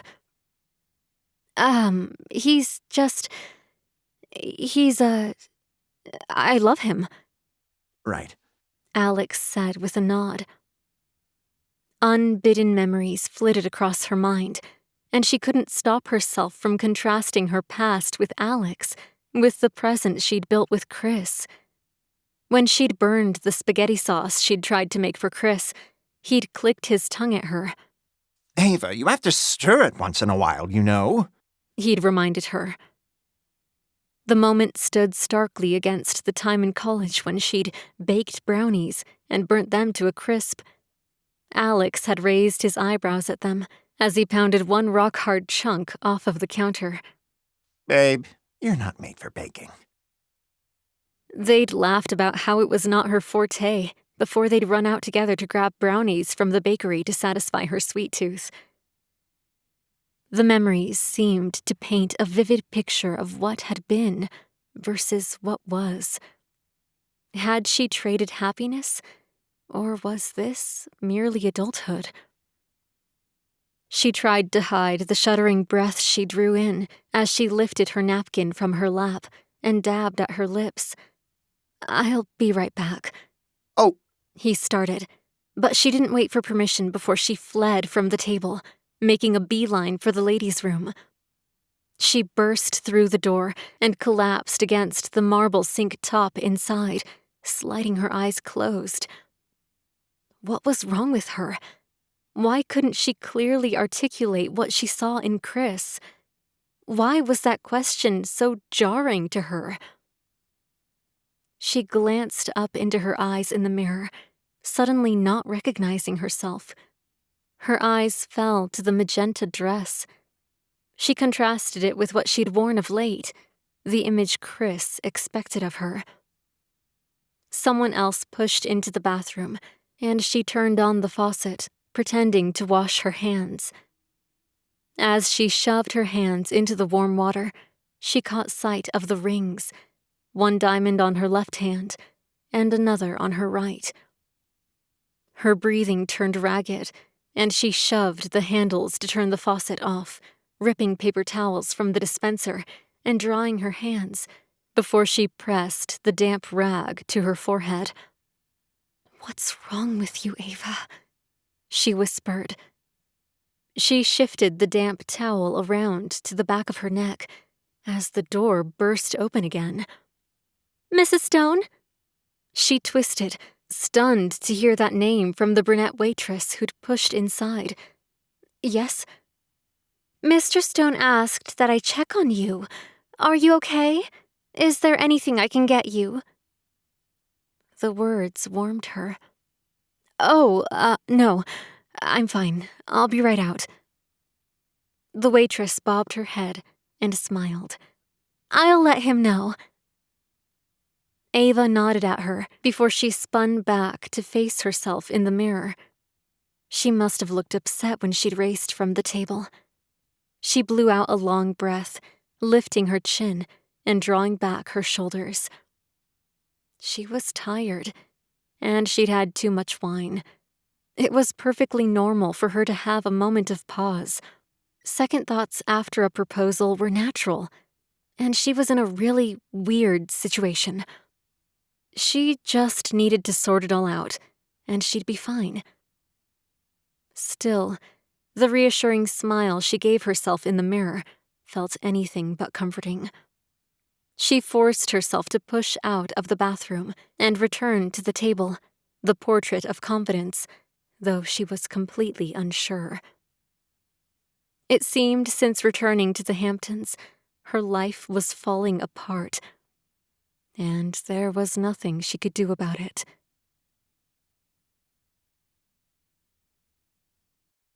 Chapter 15. Alex. Alex drummed his fingers against the white tablecloth, taking another sip of his wine as his eyes rested on the empty chair across from him. Ava had jetted away from the table moments ago, the look on her delicate features masking hidden pain. He wanted to go after her, but he'd seen her push through the ladies' room door. He would have burst in there, but he didn't want to make a scene, and he was unsure of himself with her now. In the past, he wouldn't have hesitated like this, but now everything seemed like an orchestrated dance, and he had to carefully watch his foot placement to make certain he didn't step on anyone's toes and end the number too early. The waitress fluttered over to ask about dessert. Actually, he said, my wife is not feeling well. Could you check on her? She's in the ladies' room. Of course, Mr. Stone. She crossed to the ladies' room door and pushed inside. His leg bobbed as he waited for some sign of her. The waitress emerged a moment later, scurrying back to the table. Mr. Stone, Mrs. Stone said she's fine and will be back in a moment. Thank you, he answered before his gaze centered on the door again, waiting to see Ava appear. He'd learned a little more about her relationship with constructor Chris. Nowhere near enough to start picking it apart, but it did seem that there may be some cracks. Why did it seem like she was hiding a part of herself away from her new fiancé? He didn't have long to ponder the question as Ava emerged from the ladies' room and crossed to the table, plopping into the chair. Sorry. She said with a slight smile. Too much wine. He narrowed his eyes at her. She hadn't had that much to drink. Something upset her. Was it his questions or something deeper? She'd run out right after saying she loved her fiancé. Are you sure you're okay? Yes. She answered, setting her fork and knife on her plate before she shoved it sideways. I'm fine. Should we grab the check? No dessert? He asked. When she was upset, chocolate and sugar usually did the trick. She murmured, still seeming a little unsure of herself. Can I interest you in dessert? The waitress asked as if on cue. Alex kept his eyes trained on his wife. What do you have with chocolate? I've got just the thing. The waitress answered before she disappeared. Ava's smile finally seemed more genuine. Chocolate? You love chocolate. I do. She answered before her voice turned wistful. I do. The arrival of the 6-layer chocolate cake brought a smile to her face as she lifted a fork to dig in. You're sharing this with me, right? Unless you want that entire giant piece of cake, he answered. Which is fine, if you need that much chocolate to cheer you up. I'm not upset. She claimed, her eyes fixed on the cake. And I don't need this much chocolate unless you want to hold my hair back later while I'm sick. You sure? He poked at the cake with the tines of his fork, sliding it through some of the melted ice cream on the plate. I'm really positive I'd rather not throw up later, yes. She offered him a coy smile. He chuckled at the silly joke, though he wasn't going to let her slide that easily by ignoring his question. That's funny, Aves. I meant, are you sure you're not upset? No, I'm not. Why would I be upset? You seemed upset when you practically tripped yourself fleeing from the table. I didn't. She claimed. I'm getting too old for heels this high. Not buying it, he answered. But if you're sure you're fine. I'm fine, Ace. I'm actually better than fine. Her voice matched her words this time, and so did the smile she flashed him. I've got chocolate, and I'm looking forward to gaming tonight. How about a walk on the beach before that? Yes. She said, her tension seeming to dissipate. Funny how when they talked about Chris, she seemed so tense. But the moment they left his name out of it, her mood changed. Let's do that. He wanted to test his theory by bringing up her fiancé again. But he didn't want to upset her any further. The smile he loved so much had returned, and he intended to keep it there. He wouldn't mar their alone time together. A walk on the beach followed by a night of gaming could cement in her mind how great their relationship could be. How it compared to her relationship with Chris was still a mystery, but he was working to make certain it wasn't. Little by little, he'd learn what he needed to know. They polished off the cake, and he paid the bill before they left the restaurant behind and returned to the house, choosing the private strip of beach steps from his door for their walk. Leave the shoes, Alex said as he pulled the sliding door open to the pool area. Are you finally ready to admit I'm too old for these heels? No, I'm ready to admit you'll have to carry them unless you want to ditch them on the dunes and get them all sandy. Ava frowned down at the killer kicks. I'll carry them. I don't want to walk all the way down there barefoot. I guess I can run up and grab...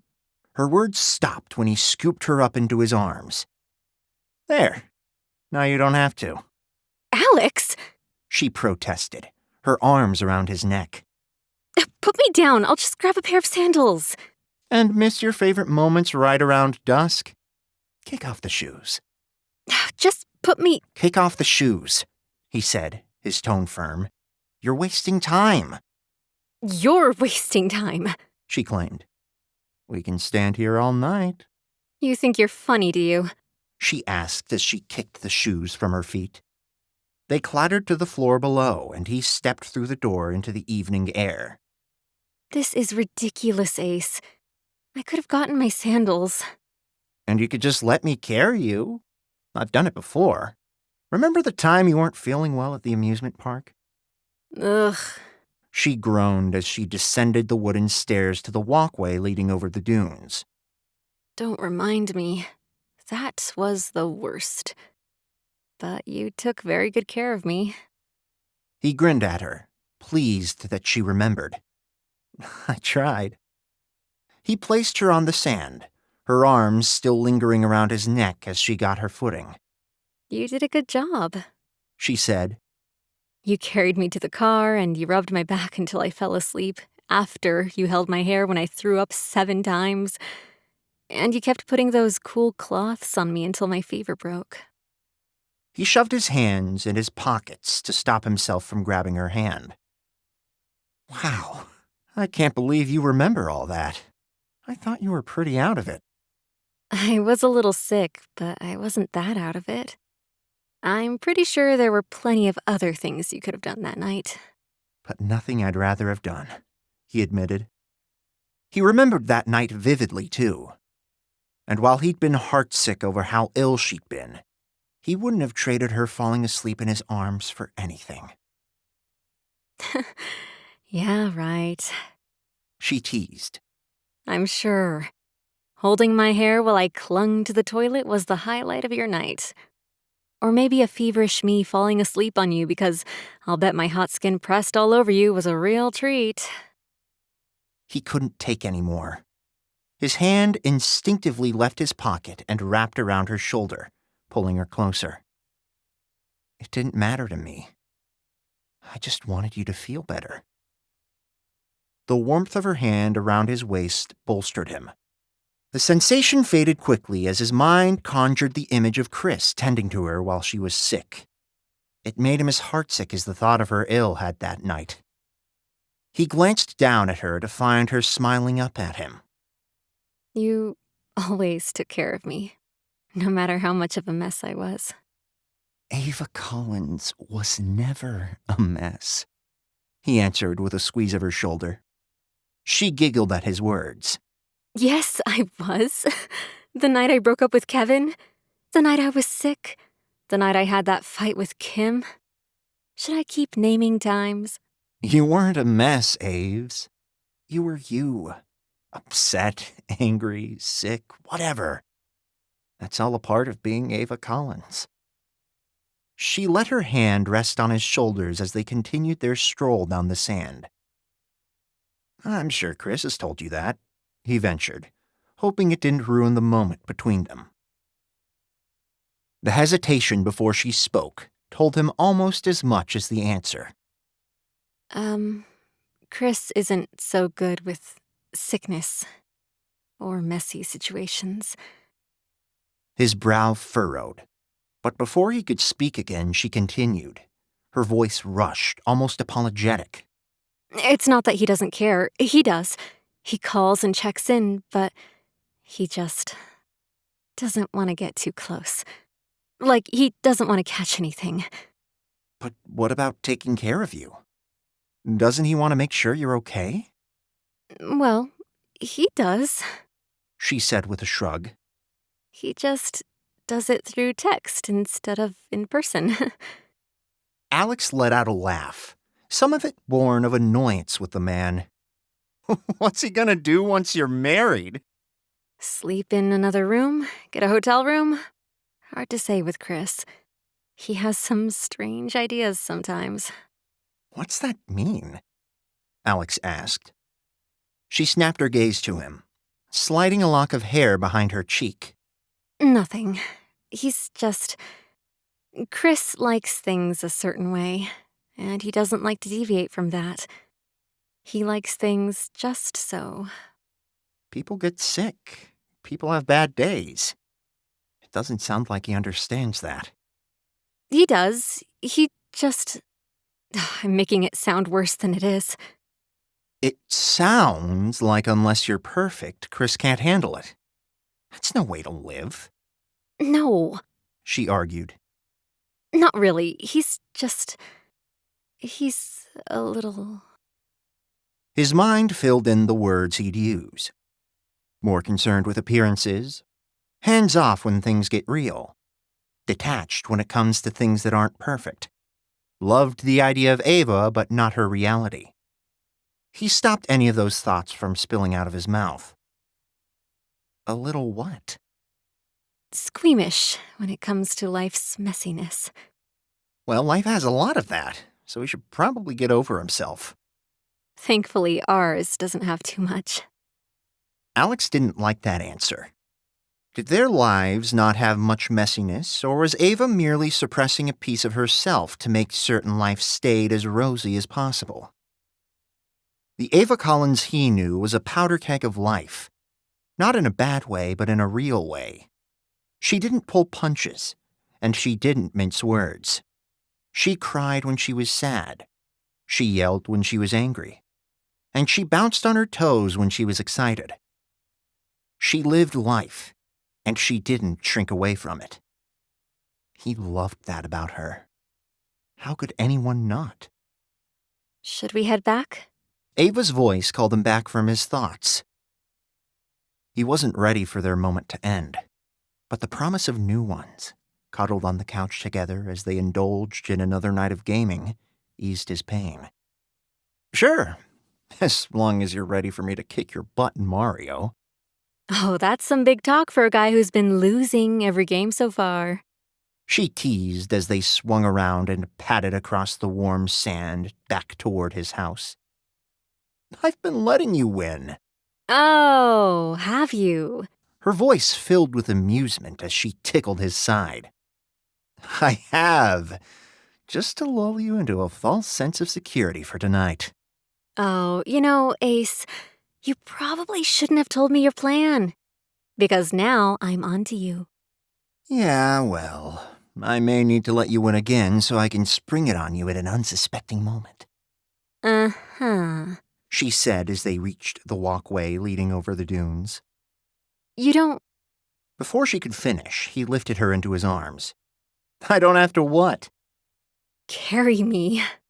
She finished as he strode across the boards on the walkway. I said I would carry you. I'm carrying you. She smiled at him as they climbed back to his house. He could look at that smile for days. He set her down poolside, his arms wrapped around her waist, and hers still wrapped around his neck. If he didn't think it would ruin things, he would have kissed her. But he didn't have the nerve. Not yet. Even the thought of it made his heart pound against his ribs, and he worried it might leap out of his chest. Thanks. She said with a tentative smile. Her gaze lingered on his for a moment before she pulled away. I'll go change. I'll do the same and grab our snacks. She flitted into the house, grabbing her shoes along the way. He waited a minute, gazing up at the sky. The more he heard about Chris, the more he didn't like the guy, and the more he was certain that he wasn't the right man for Ava. He needed to figure out the best way to convince her of that. His plans so far weren't working terribly well, but maybe tonight would help. With hope in his heart, he stepped inside, closed the door, and headed upstairs to change into his favorite crab print pajamas. He hurried downstairs, collecting their snacks and moving them to the living room. She shuffled in a cozy pair of pajamas. You want to camp out on the floor or couch? He asked. Your choice. She answered. No, yours. Whatever you want. She flicked her gaze between the two spots before she said, Floor. You got it, babe. He shoved the coffee table away to make room. I'll help. She grabbed the cushions from the couch and tossed them onto the floor. He smiled at the image of her setting up her area. For a moment, he let his heart hope. This could be his life. Every day. He could come home to her every day. They could spend their evenings together. Every day. It made him so happy he could have burst.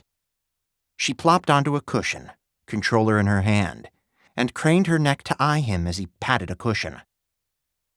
The smile on his face broadened as he dropped down next to her. Pick your game. Can we play Super Mario 3 again? I know we just played it, but... Whatever you want, Sparky. Really? You don't mind?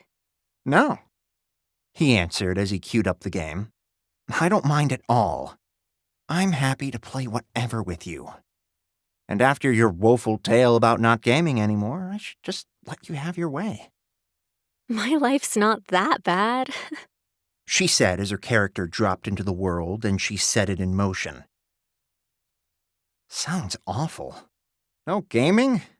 Wash and wear clothing. I bet you probably drive a sensible car. She nudged him with an elbow as she giggled. I do not. I have a Wrangler. Oh, still? Yeah, I traded it for another SUV and I hated the thing. I traded it in 2 months later. Chris thought I was crazy. He arched an eyebrow as he side-eyed her while her concentration remained on the television screen. Well, if you didn't like it. I didn't. I went back to my Jeep. Chris really hates it, though. He never wants me to drive anywhere. He says the car's not suitable. Suitable? Are you serious? Her nose wrinkled as her character took a nosedive off a cloud. Dang it. Yes, I'm serious. He thinks something more sleek and stylish would fit me better. She cracked open 2 sodas as he started his round. On one of our dates, he actually took me to a car dealership. Alex creased his forehead. Seriously? Seriously. She downed some of the orange soda. He insisted I test drive another SUV. Wow. I assume you let him have it. I told him I didn't care for the move, but oh well, it's over with now.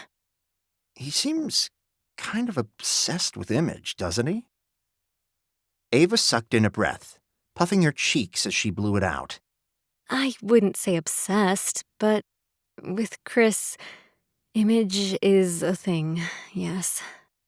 Alex completed his round, grabbing his soda for a drink before starting another. He wanted to tell her that wasn't good. But before he could, her phone rang. Oh, sorry. She said as she grabbed it from her waistband. It's Chris. Put him on speaker, Alex suggested. She rolled her eyes at him as she swiped to accept the call, pressing it to her ear. It didn't matter if she had it on speaker or not. He could easily be heard due to their proximity. He continued playing his round, though his mind focused on the conversation. Hey, hun. She answered, her voice an octave higher than normal. She spoke that way when she was stressed. Hey, where have you been? Alex's eyes widened slightly at the question. Did he always keep tabs on her like this? Just, following up on a few things. With the guy? Alex wrinkled his nose at the term. He didn't like Chris to begin with, but he liked him less when he referred to him as the guy. Yeah. How was the rest of the conference? It was okay. I would have preferred to have you here for the dinner. A lot of people asked about you. Aw, I would have loved to be there. And please tell them I said hello. I will. At least that should make up for some of the awkwardness. Awkwardness? Ava asked, shifting on the cushion, her lips tugging into a pout. Yes, Ava, awkwardness. It's a little odd to explain where your brand new fiancé is 2 nights after you've gotten engaged. Well, I hope you explained. She answered. I made an excuse. I didn't explain. What did you want me to say? My fiancé had to run out of town to get a divorce from her current husband? Alex pretended to focus on the game, but every fiber of his being strained to catch the subtle signs Ava was exhibiting. He noted the tightness in her shoulders, the way she absent-mindedly twisted her ring. All signs of a storm brewing within her. No, that's not what I expected you to say, but you could have said that I had some business to take care of. I did. I covered.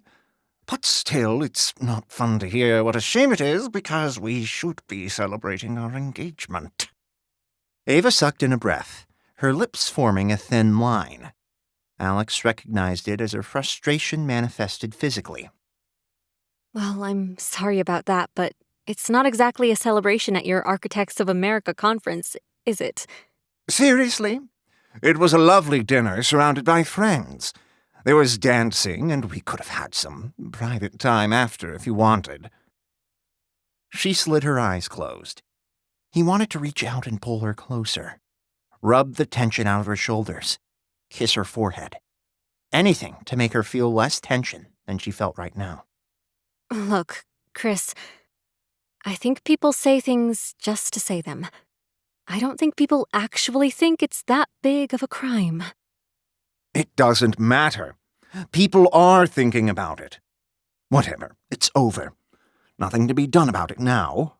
I told you we'll have a nice dinner when I get back. Alex noted this time she left the day she expected to return home off her comment. Yeah, he answered, his voice sounding tense. What do you want from me, Chris? Do you want me to come home now? Alex's heart leapt into his throat. He couldn't let her leave. I want you to solve this, Ava. Quickly. I'm solving it. What's with you? You were okay with this when we talked Thursday.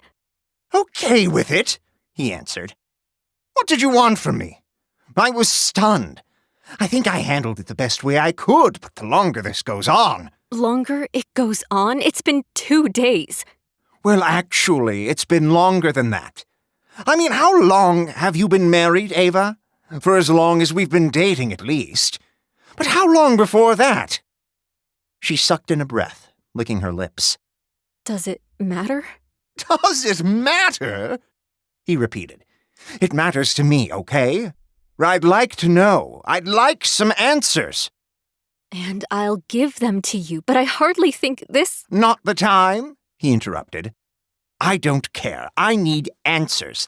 This is gnawing at me. You tell me you're married. You race off to the Hamptons, and then you start acting weird. I'm not acting weird. Yes, you are, Ava. If you want to do this in person, fine. I'm getting in the car right now and driving out there. I'll be there by morning. Alex's heart skipped a beat as he overheard the words blaring from her phone. If the annoying architect made his way out here, he could ruin everything. The prospect of Chris's arrival set his mind racing. Not just the threat to the delicate equilibrium they'd found, but the opportunity it presented. He still had too much work to do. He needed to showcase not just the comforts of their shared past, but the potential of a future together. If Chris came, all the progress he made with Ava would be lost.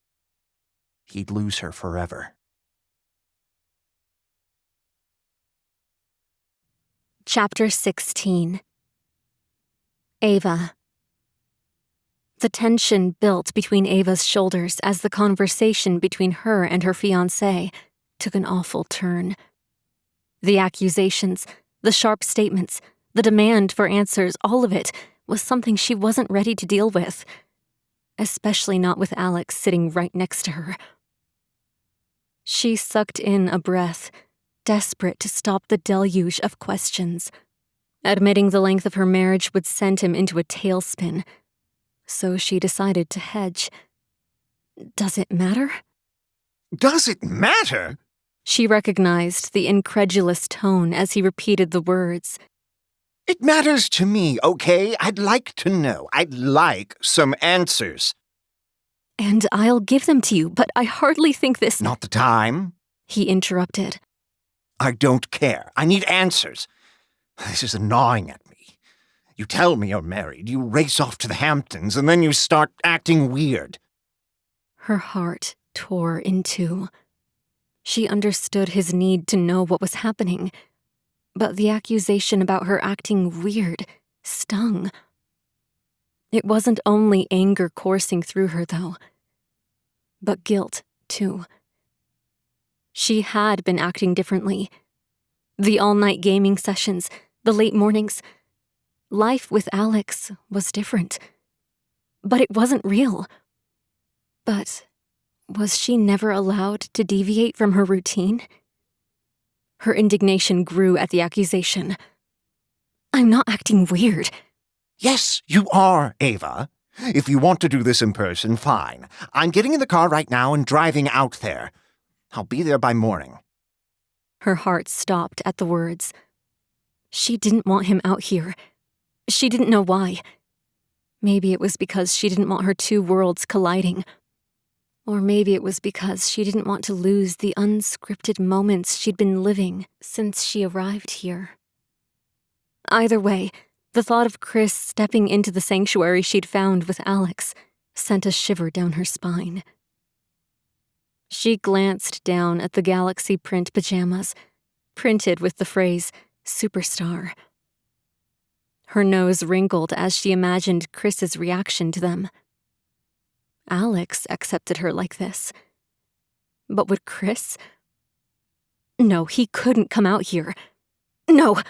She shouted instinctively before she slid her eyes closed, biting her lower lip as she chided herself for doing that. What? He snapped. Why? He heaved a sigh and continued before she could answer. Ava, what is going on, huh? Are you having second thoughts? Is there something that happened between us? No, she answered, her voice sticking in her throat. "It's just a long drive, Chris. It's 7 hours. It's almost 10. You'll get here at 5 in the morning. You'll be exhausted. That's not the way to have this conversation." That's not good enough, honey. If you're having second thoughts, if you just need some time, just tell me, okay? And I'll try to be okay with it. No, it's not. Why would I tell you I'm married if I'm having cold feet? I don't know, Ava. I don't know. I'm just trying to play catch-up here, and a lot of things aren't adding up. She screwed up her face, uncertain she wanted to ask the question. But she had to know. What isn't adding up? I'm being honest, okay? I could have slinked off and gotten a divorce without saying anything, you know? Like the fact that you say you're married but won't tell me any details. Like, who is this guy? Did he pay you? Did you answer an ad? Did you even get together? How long have you been married? Why did you never get a divorce before? Ava slid her eyes closed, the tension in her temples ramping up as the words spilled from his mouth. She didn't want to answer any of this. She desperately just wanted to tell him the situation was handled and have him ask no further questions. But that wasn't fair to him. And now he thought she was lying just to get away from him. "We were friends," she admitted, adjusting her weight on the cushion that now seemed to provide no comfort whatsoever. She wondered if she should leave so she could have privacy for this conversation. But it wasn't anything Alex didn't know. And she hoped his presence would provide her with some strength or comfort. Friends. Chris repeated. Okay, and you're not friends anymore? This was like, what, a favor, or... His voice trailed off. She didn't want to give him all the details. He wouldn't understand. He wouldn't be able to parse through the fine details of their relationship. "Yeah," she murmured. Okay, so you owed him a favor. You married him when? We've been together for 18 months, so was this 2 years? 3? She didn't answer, chewing her lower lip as she contemplated saying the answer aloud. Ava? More than 3? Her forehead pinched as she sucked in a breath, searching for the strength to give him the answer that would send him reeling. 17 years. 17? A gasp cut his whisper of a voice off. The silence that stretched between them after spoke volumes about how he'd taken the news. You let this go for 17 years? Is that... why? Did you fall out of touch? "No," she answered. "We still talk. We're still friends. We just didn't do it." You just didn't do it. He answered. She heard the disappointment, the disillusionment in his voice. So you've been married to this friend for 17 years. You never said a word to me. You're still in touch with this guy, and now you're spending the weekend in the Hamptons with him. No, it's not like that. It's... Then what is it, Ava?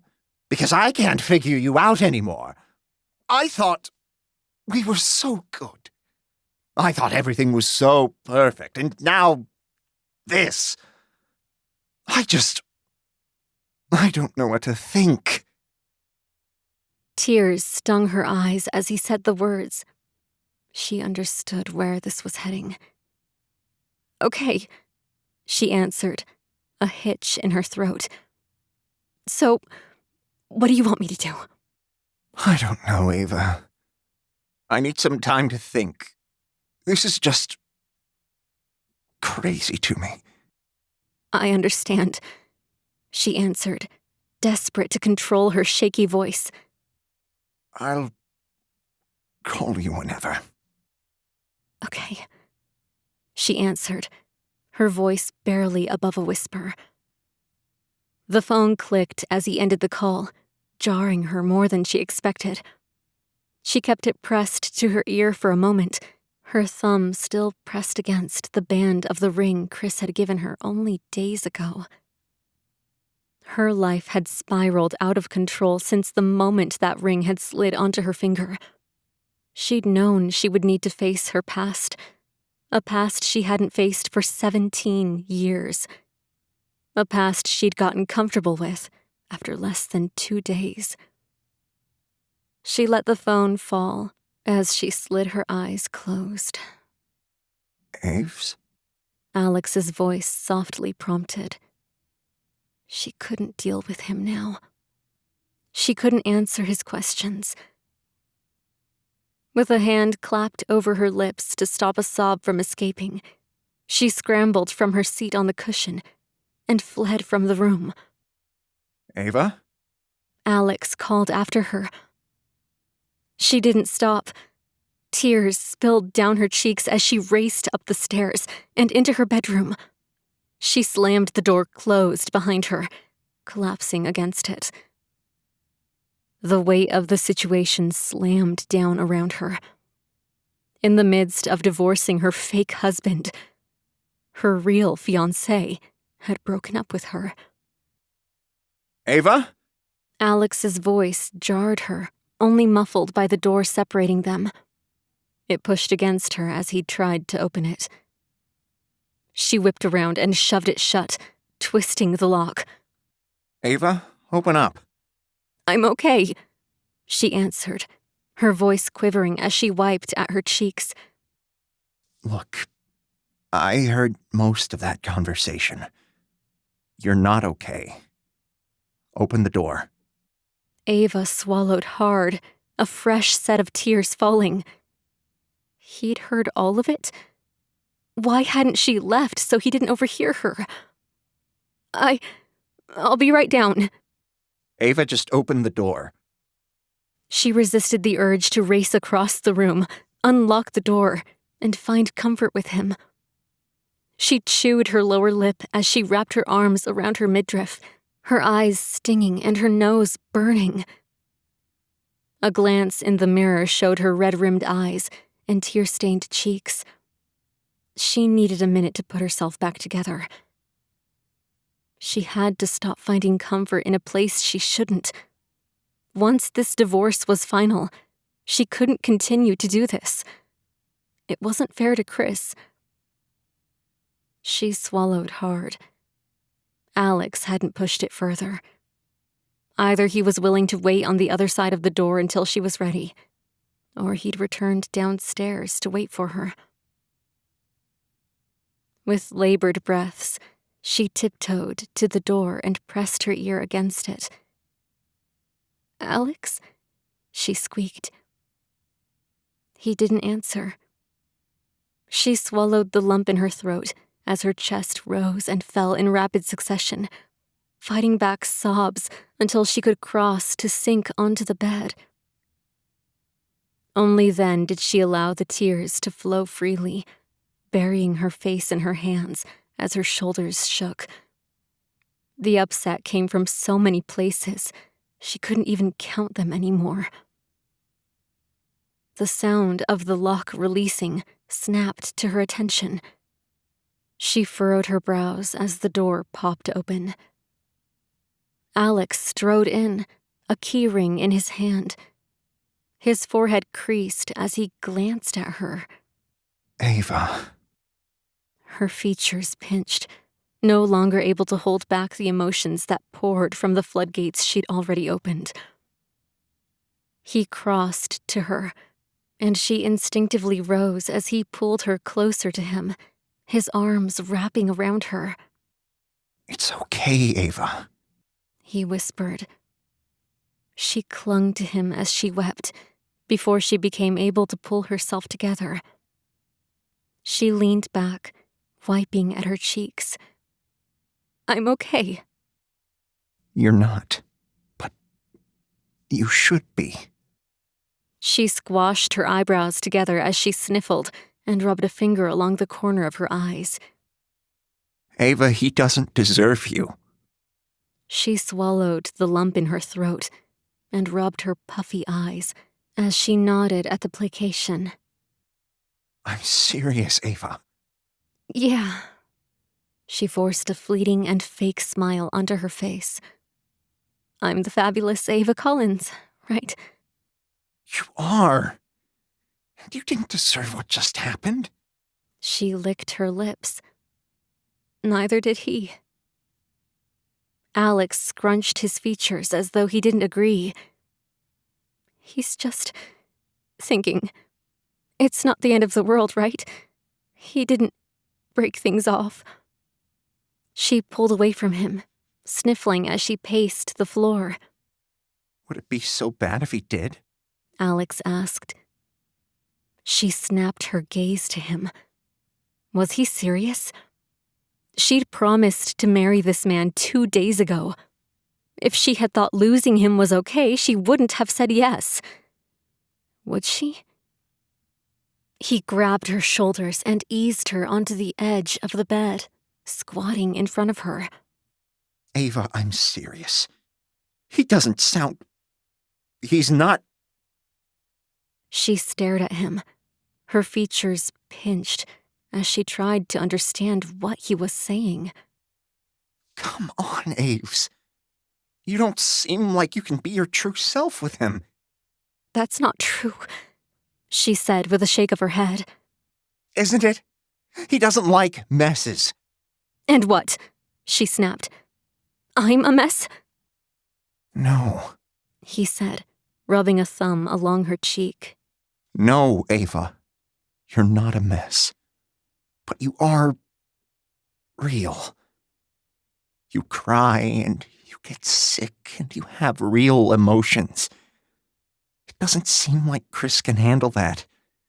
He doesn't want a real woman, he wants a doll. No, she said, her voice still thick with tears. Yes. He's upset because I didn't tell him this. And honestly, I can't blame him. I mean, put yourself in his position. He finds out his fiancée has been married for 17 years to someone else. Alex didn't answer. Anyone would be upset. Okay, but he didn't know any of this when he refused to take care of you when you were sick, or when you don't want to go out and he gets annoyed. Ava gnawed on her lip as she shook her head and leapt from her seat, pushing him aside to resume her pacing. No, no. He rose and stopped her. Yes. No, you're not being fair, Alex, you're not. You don't know him. And this is the worst circumstance for you two to meet because of that. He's not a bad guy. He's not. I'm not saying he is, Ava. Alex said softly as he cupped her cheek. But maybe he's a bad guy for you. She stared up at him, drawing in a shaky breath as she instinctively started to shake her head, the tears reforming in her eyes. Okay, forget it. Alex said. Let's not... We don't need to sort through anything tonight. Let him have his time and see what happens, okay? She wrapped her arms around her midriff as she nodded. Now, He said as he rubbed her shoulder. how about you come kick my butt in Mario? She offered him a half smile. I think maybe I'm just gonna go to bed. Really? Afraid you're going to lose? She chuckled. No, just tired. And upset? I'm okay. He rubbed her cheek again. You're not. And I don't want you crying yourself to sleep. Come downstairs. Let your mind relax. She eyed him, finding comfort in his presence, as she always had. He was correct. If she crawled between her sheets now, she'd cry herself to sleep. Her mind would spin out of control, and she'd create scenarios she didn't want to face. If she went downstairs, she didn't have to face it. She could shove it all away and slip into the safety of her past and the mind-numbing comfort of a ridiculous game while she sat next to her best friend.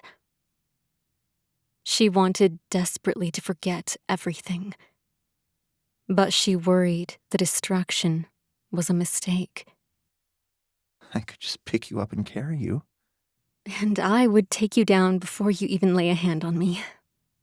She answered, the light-hearted response already making her feel better.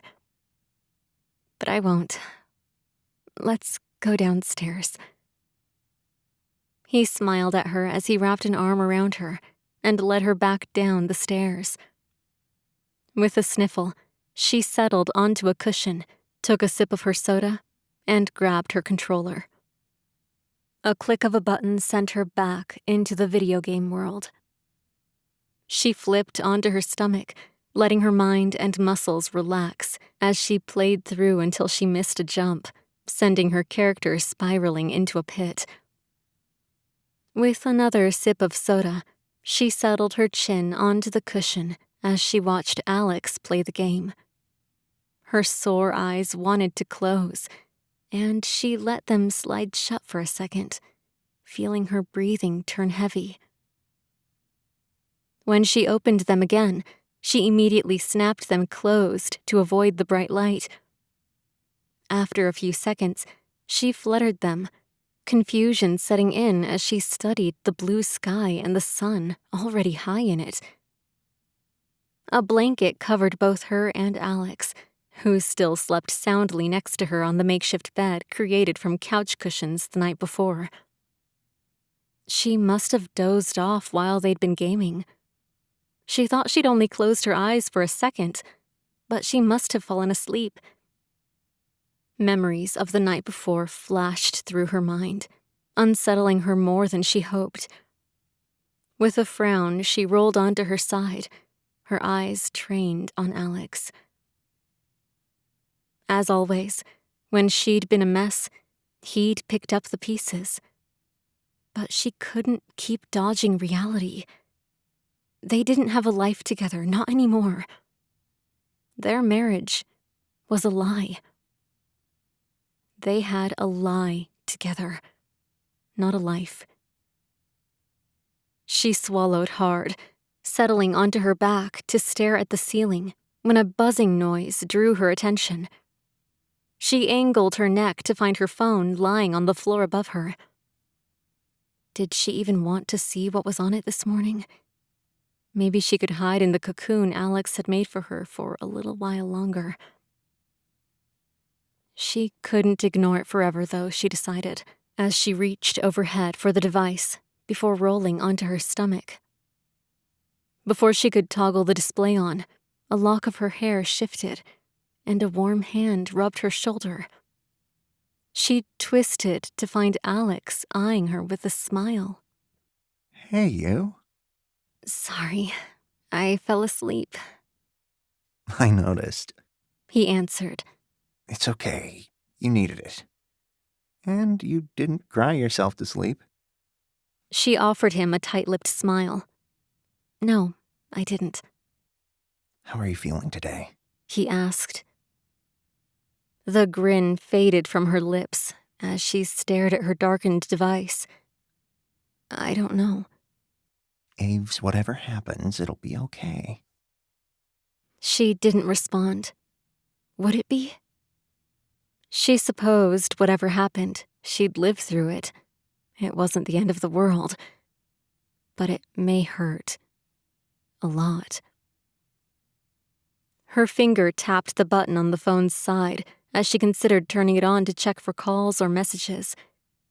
Did she want to see if Chris had sent anything? Before she could decide, Alex slid the phone from her fingers. You don't need to hop onto this just yet.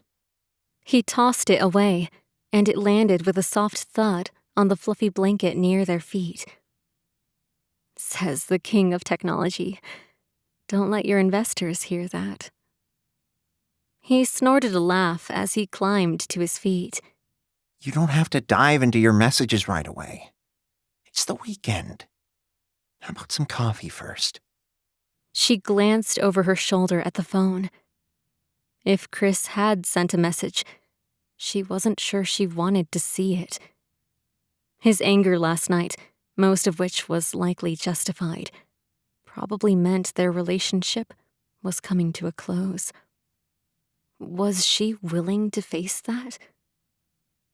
If it led to another heart-bending discussion, she wasn't certain she was ready to face it this early and without coffee. She flicked her gaze back to Alex, sliding her hand into his and allowing him to tug her up to stand. He wrapped an arm around her as he led her to the kitchen. You know, He said as he grabbed the already made pot of coffee. I probably should have booked that massage for you. You could use it. She plopped on the stool and waited for her coffee delivery, her sore eyes reminding her every second of what had happened last night. I'm okay. He slid the coffee toward her before he poured himself a cup and joined her at the counter, sliding into the seat next to her. He tucked a lock of hair behind her ear. You sure? Yeah, she said with a shrug, not entirely convinced, but not willing to admit it. It was just a fight. Not our first, and it's probably not going to be our last. Was this your worst one? She shifted on the stool as she took another long sip of coffee. Probably. I think his behavior was a little too over the top. And you should take whatever time you need away from him, too. That's not fair, she answered with a shake of her head.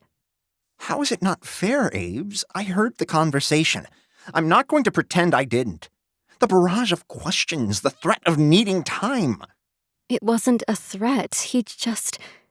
Ace, I just dumped a huge, terrible secret on him. Of course he's upset. Alex wrinkled his nose. Sorry to be your terrible secret. That's not... She shook her head before she let it collapse into her hands. Please, Alex, I don't have the strength to fight with you, too. He rubbed her shoulders. We're not fighting. That's the thing. We're talking. And no matter what, I wouldn't ever do to you what he just did. I'd never cut you off because we were having an argument.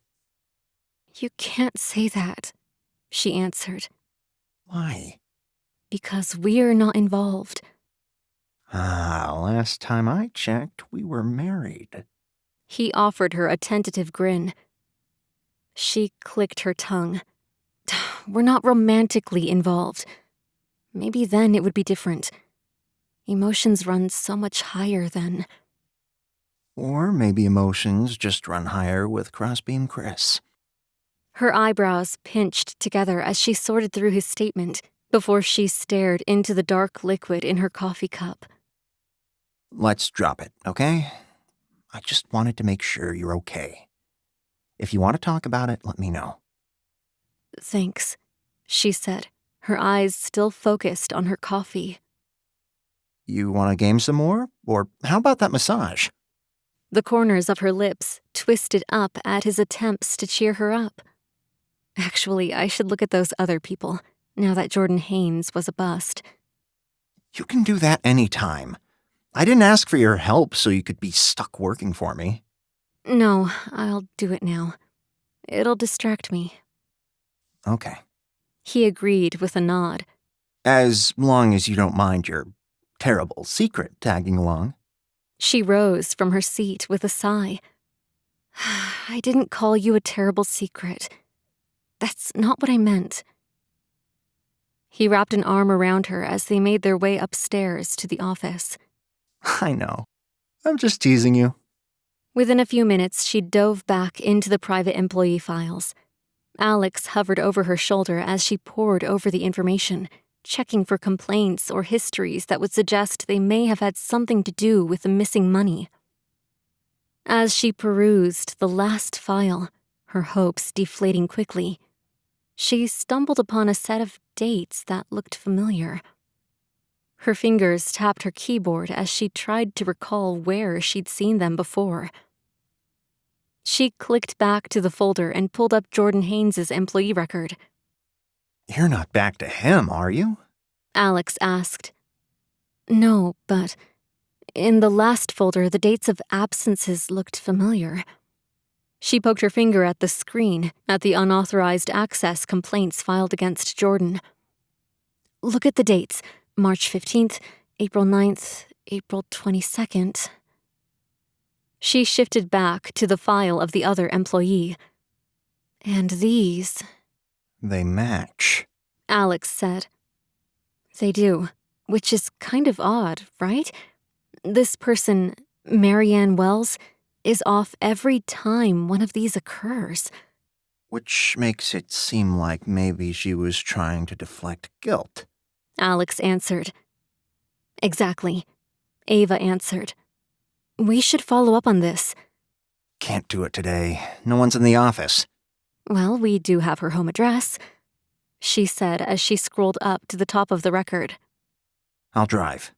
Alex answered as he rose and kissed the top of her head. As Ava hurried from the office to change into clothes, she wondered if they'd finally made progress on the case. Maybe now things would settle, and she'd be able to get back to normal life. Though her mind lingered over one question. What did that look like? Chapter 17. Alex. Alex's mind raced as he settled onto the cushion next to Ava. The fight he just overheard had been epic and left her in tears. After chasing after her, he'd managed to convince her to join him for a little more gaming to settle her nerves. He'd seen her upset plenty of times, but she'd never hidden it from him before. Normally, his door was the first one she'd knocked on, tear-stained cheeks and all. This time, she had locked him out of the room. The action was akin to plunging a knife into his gut and twisting it. He didn't want there to be distance between them. There never used to be. And they'd fallen back together quickly when she'd returned to the Hamptons. But every time the bothersome blueprint boss cropped up, so did problems. She would tense up, become anxious, and now lock herself away. He'd broken down that barrier between them, and she hadn't minded, but it gnawed at him that she'd done it at all. After their discussion of the way the builder boy preferred clean-cut situations and no messes, he'd assumed she'd gotten used to handling her emotions alone. What kind of man did that to a woman? He hated this guy more and more at every turn. And he desperately wanted Ava away from him, not only for his sake, but for hers too. She deserved better. On screen, Ava's avatar fell into a hole, ending her turn, and play turned to him. Out of the corner of his eye, he spotted her flop onto her belly and sip her soda. He wondered if he should launch into a discussion with her about what happened or give her more time. His mind burned with the desire to convince her that Chris was not the man for her, and after the behavior the man just exhibited and her reaction to it, it seemed like the perfect time. "Hey, you doing okay?" he ventured. She didn't answer him. He slid his eyes sideways, then paused the game. His lips curled into a smile, though disappointment coursed through him. He wouldn't get to any conversation with her tonight. Next to him, she lay on her stomach, asleep. Her lips slightly parted to breathe with her stuffy nose. He gently tugged the controller from under her hand, the ring he'd given her catching the light as her finger shifted. He climbed to his feet carefully, not wanting to disturb her, and grabbed the fluffy blanket from the back of the couch. After draping it over her, switching off the television and killing the lights, he climbed underneath with her, not willing to leave her alone in case she woke up and needed him. In the moonlit room, he lay awake watching her sleep, wanting to slide his hand around hers. He tried to plan a conversation with her, to think of ways to convince her that Chris was wrong for her, and he was right. He counted her breaths as she peacefully slumbered, torn between a desire to protect her and a fear of overstepping boundaries. The weight of his unspoken emotions weighed his chest down as he pondered how he could help her see the truth without pushing her away. Her steady breathing filled the silent room while his thoughts drifted. His thoughts turned to the first time he'd realized he loved her. Back in their college days, the realization had hit him like a thunderclap during a late-night study session. She'd laughed at one of his jokes, her eyes sparkling with genuine amusement. At that moment, he saw everything he ever wanted. He had kept those feelings to himself, fearing it might complicate, or worse, ruin their friendship. Now, years later, the weight of those unspoken words lay heavy on his heart. I love you, Ava, he whispered, the words coming out in a shaky breath. Maybe one day he'd say them for her to actually hear, and maybe she'd say them back. He imagined a time when they could say it freely, closing his eyes and picturing a smile on her beautiful features as he said the words to her. She grinned at him, tilting her chin up. I love you too, Ace, she answered before they shared a kiss. He pictured another moment, sitting next to each other on the floor as they gamed. Ava grinned at him, controller clutched in her hand. I love you, she said before she kissed him, then dove into their game. A buzzing cut through his fantasy, making him snap his eyes open in search of it. He spotted her phone's display glowing in the darkness. He snatched it from the floor to stop it from awakening her when he spotted the message on the display. His heart thudded against his ribs as he read the message from Chris. Hey, Ava. I don't like the way we left things. I just wanted you to know that I love you. I'll call tomorrow morning and we'll talk. We'll get through this, okay? I love you, Ava. He swiped into her phone, easily bypassing her lock screen to access the text. He swallowed hard, his thumb pressing on the message. A menu of options popped up. His trembling finger hovered over the delete button. His heart pinched. He wanted desperately to remove the warm message from her fiancé, to stop them from reuniting. A battle raged within him. Was he doing this for her well-being? Or was it a selfish act to erase Chris from their lives? The realization that he was contemplating crossing a moral line for love made him pause, questioning his own integrity. He shifted his eyes sideways to Ava, sleeping so peacefully next to him. He didn't want to lose this. He wanted to keep her here no matter what. With a new determination, he focused on the phone again, tapping delete. A message popped up asking if he was certain he wanted to delete the message. His heart beat harder. He really wanted to delete it. He wanted to remove any message from the man, especially one that meant they wouldn't be breaking up. After another glance at Ava, though, he pressed the cancel button and tossed the phone aside. He couldn't do that to her. He couldn't let her believe the man she picked, the man she'd said yes to, was that awful. He wanted to win her, but he had to do it in another way. Turning into something he wasn't was not the way to start his life with Ava. He didn't want to start their new life together on a lie. With a deep breath, he turned on his side and focused on her. He memorized how every feature looked in the pale moonlight. A storm of emotions churned inside him. The decision not to delete the message was both a defeat and a moral victory. Was his love for her enough to withstand the truth? He wondered as he grappled with the fear of losing her not to deceit, but to the reality of her choices. His thumb rubbed the back of her head lightly until his eyes slid closed, and he drifted off to sleep. When he woke, he found Ava already awake, but still lying next to him, staring at her darkened phone. Had she seen the message? If she had, she wasn't answering. He reached out to slide a lock of her hair over her shoulder before he rubbed it. Hey, you. After a brief conversation, it seemed she hadn't checked her messages yet.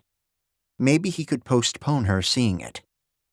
It was probably wrong of him, but he pulled the phone from her hands and tossed it away, offering her a coffee first. After a beat, she agreed, and they shuffled to the kitchen for a morning brew. As he settled into the seat next to her, he tucked a lock of hair behind her ear, asking if she was okay. She shrugged, her eyes focused on the marble countertop. Yeah, it was just a fight. Not our first, and it's probably not going to be our last. She wasn't telling the truth. He could tell. Something was still bothering her.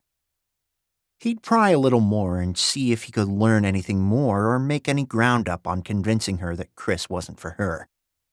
Was this your worst one? She shifted on the stool as she took another long sip of coffee. Probably.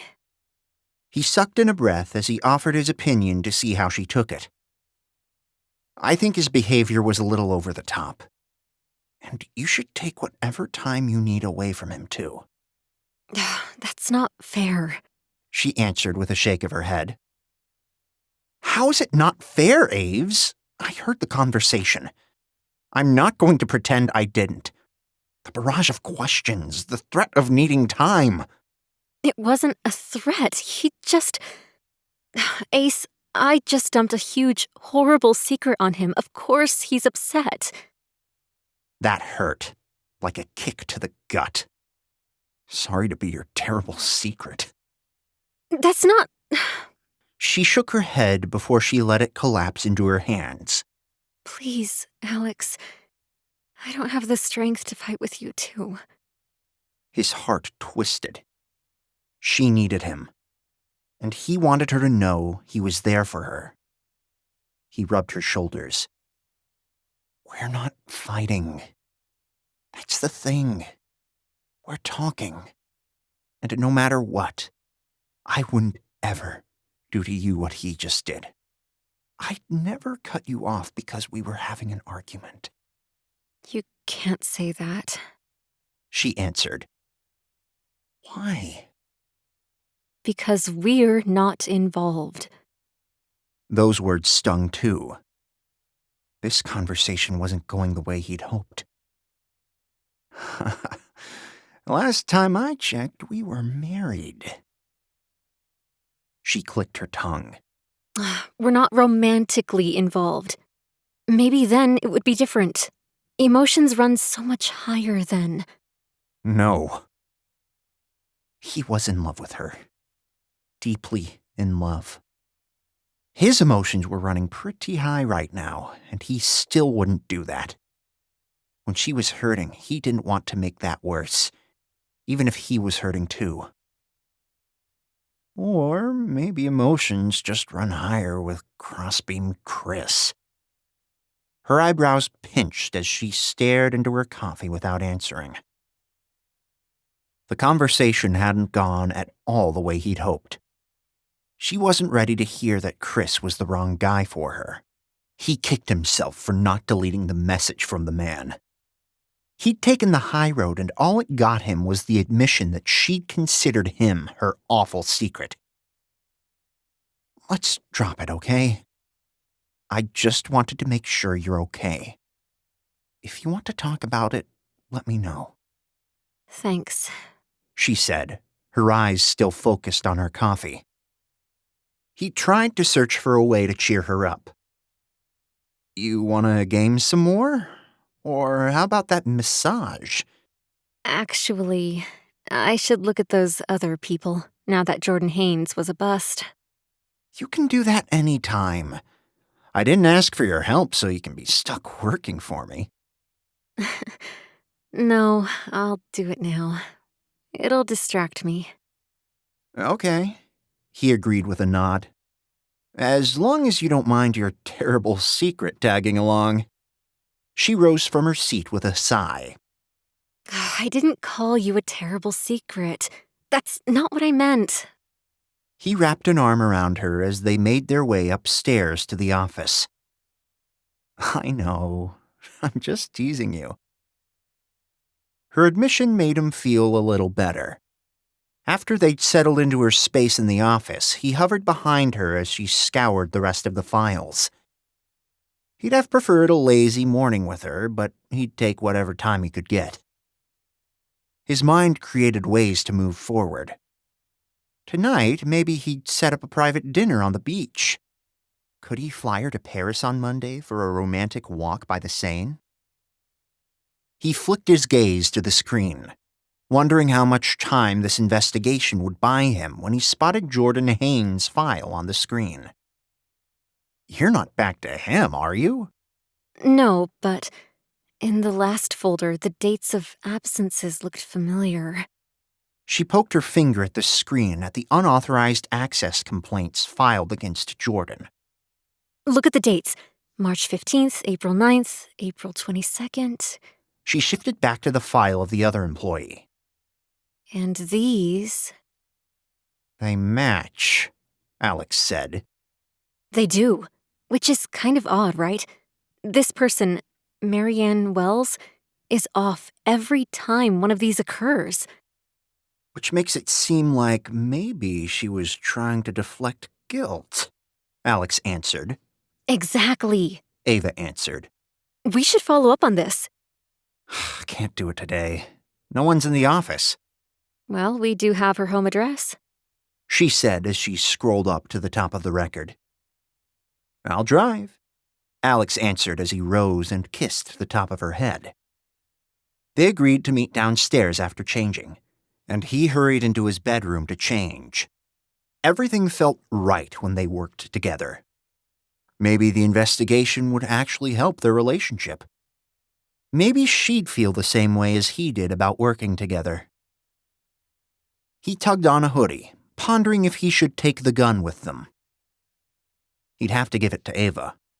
He couldn't hit anything even if he tried.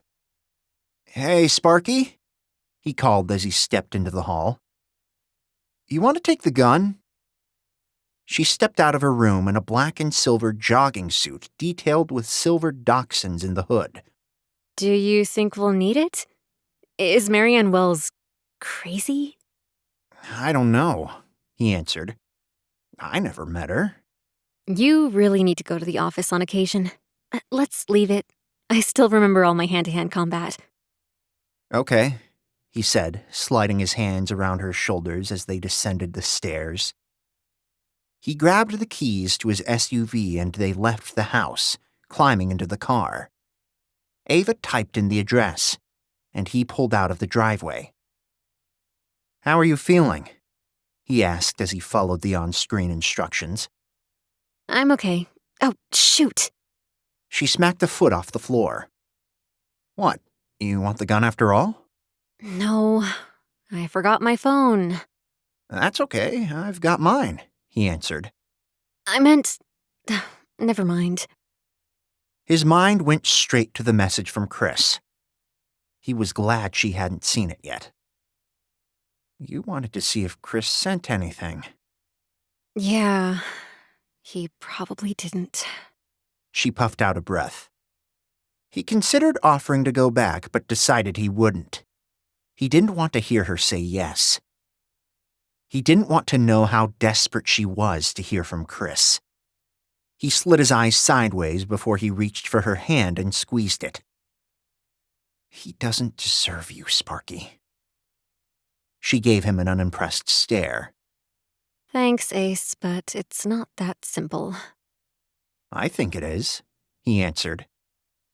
She shifted in the seat next to him, pulling her hand away as she stared out the window. He pressed his lips together. How had he screwed this up again? Maybe he was pushing too hard, too fast. So what do you think about a trip to Paris tomorrow? He blurted, desperate to break the silence.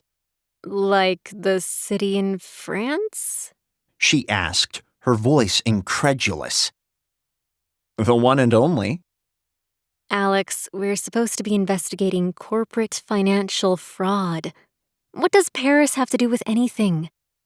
The words sounded almost like an attack from his perspective. I just thought we'd take a break. Enjoy some croissants, take a walk by the Seine.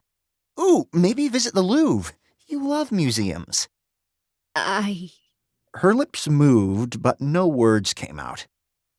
He'd left her speechless. He hoped in a good way. Think about it, he said as he pulled up to a small craftsman house with an overgrown garden. We're here. She slid her seatbelt off and climbed out of the car. He joined her on the passenger side, assessing the house before they started up the narrow walk. As they approached Marianne Wells's house, a chill ran down Alex's spine. Unexplained yet ominous. Ava noticed his hesitation. You okay? Yeah, he replied, forcing a smile. Just a sudden chill. This case, it's getting to me, I guess. They climbed onto the porch, the floorboards creaking underneath them. Ava pressed the doorbell, the chime reaching them outside. She elbowed him, poking her finger at the doorknob. He fixed his attention on the spot, noticing what she pointed out. The door stood ajar. Ava offered him a confused glance before she rang the doorbell again. No one answered. Maybe she just ran out, Alex suggested. Ava pounded on the glass of the door and it creaked open. Marianne? She called, leaning into the house. Aves, no one's home. But her door's open, so maybe we could poke around a little. I'm pretty sure that's illegal, he responded as she craned her neck to study what she could see from the porch. So is hacking into the FBI to find the criminal record of someone's fiancé. Not someone's. My wife's. Big difference. Still illegal, She answered. Come on, we're not breaking, we're just entering. So the worst we can get is trespassing. And that's if we get caught. She lifted a foot, letting it hover in the air for a moment before she set it down inside the house. Marianne?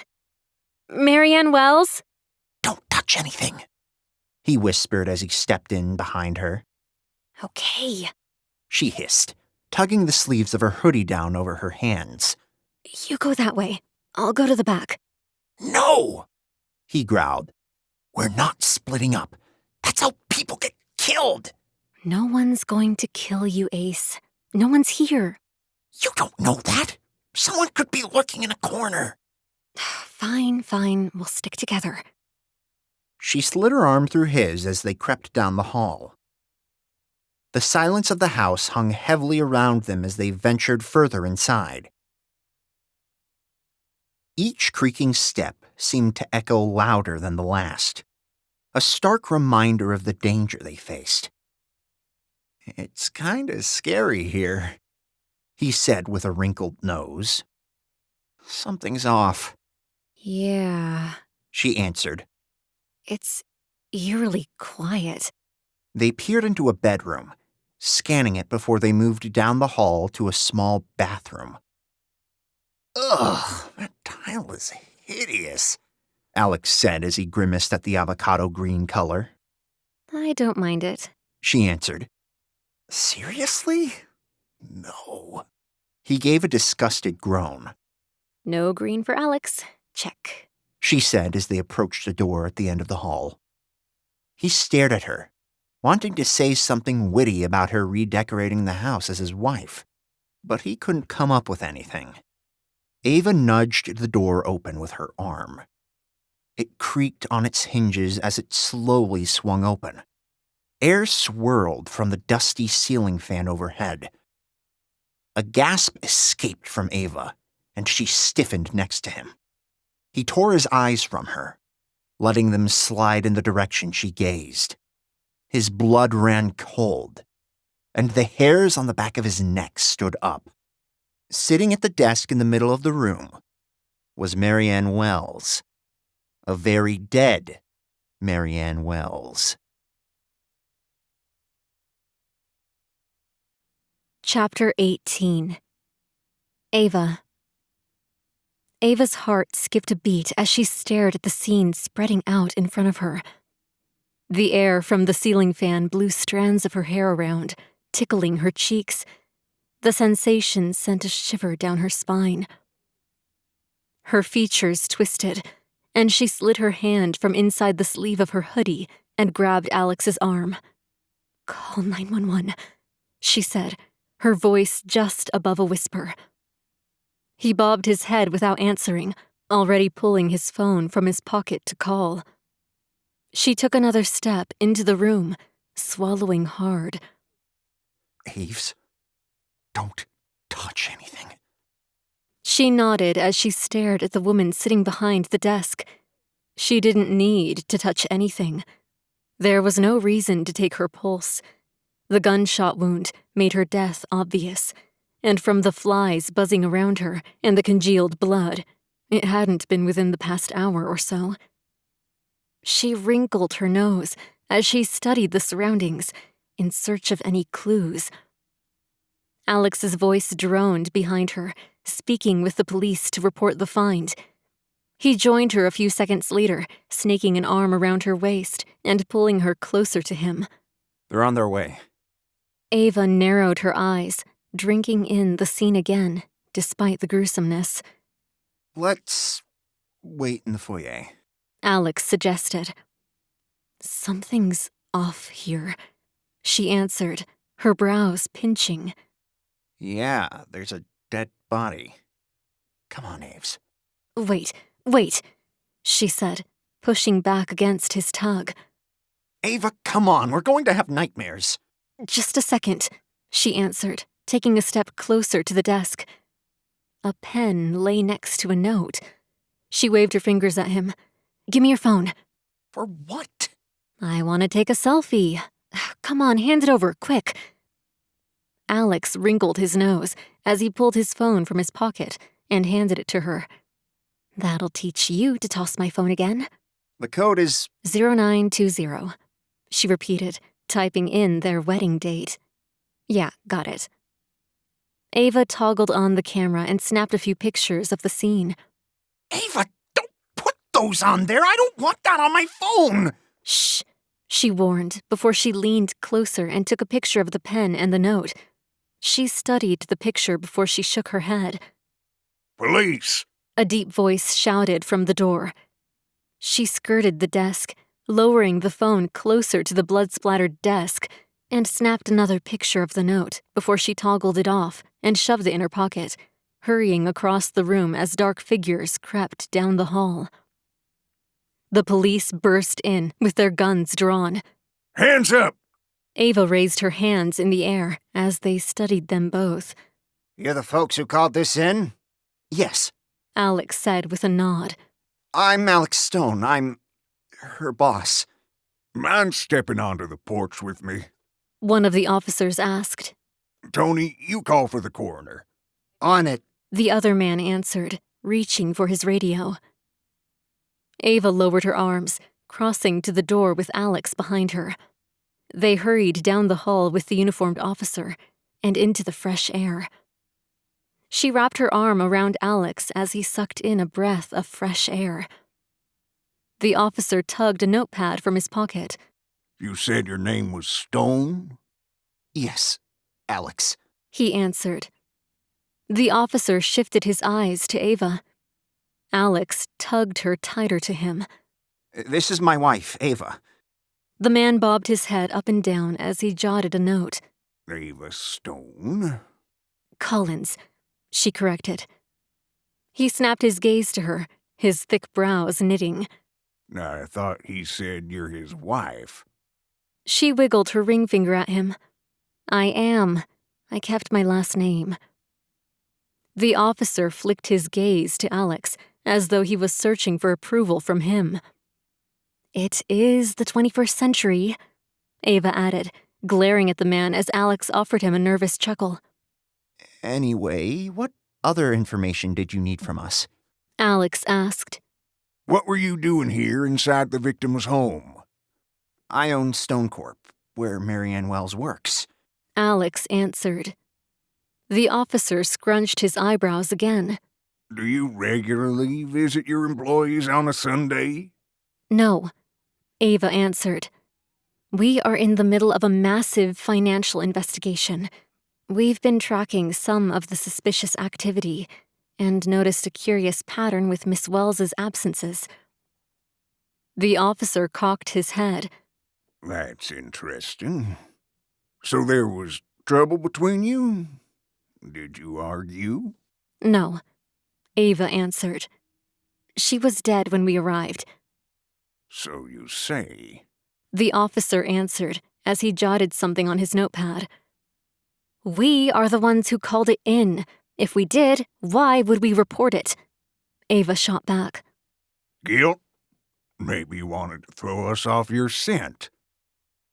Ava crossed her arms. I'm fairly certain you'll find that she's been dead for far longer than the few minutes we've been here. And based on the time frame you find when she was killed, we'd be more than happy to provide an alibi. And where can we reach the two of you if we have to obtain that alibi? You do live together, or is this another 21st century marriage thing? Alex offered a nervous laugh again as he squeezed Ava tighter. Of course we do. Yes, you can call my cell or stop by anytime. He passed his number and address along to the officer. Okay, thanks. Now, before you go, I'm gonna need to speak with both of you about what exactly you saw here. Sure, Ava answered with a nod. Ladies first. The officer said as he poked a pen at Ava. Mr. Stone, if you wouldn't mind waiting a few steps away. Of course. Alex kissed the top of her head before he bounced down the steps of the porch and wandered to the car. So, Miss Collins. Ava held back an eye roll at his inability to use her own name. Can you describe what you saw when you got here? Yes, she said with a curt nod. My husband and I have been following up with the finance employees who worked at Stone Corp when the financial anomalies were noticed. There were several absences by Miss Wells that coincided with unauthorized access attempts. We decided to follow up on it with her. When we arrived— Which was what time, if you know? The officer interrupted. It was just after 1:30. How certain are you? He asked as he jotted the information down. Pretty certain. We left our house around 12:15, and it took a little over an hour to get here when I mapped it. My husband doesn't drive over the speed limit. Smart man. Very, Ava said with a smile. How long have you two been married? 17 years, she said, her eyes trailing to him as he paced back and forth in front of his Mercedes.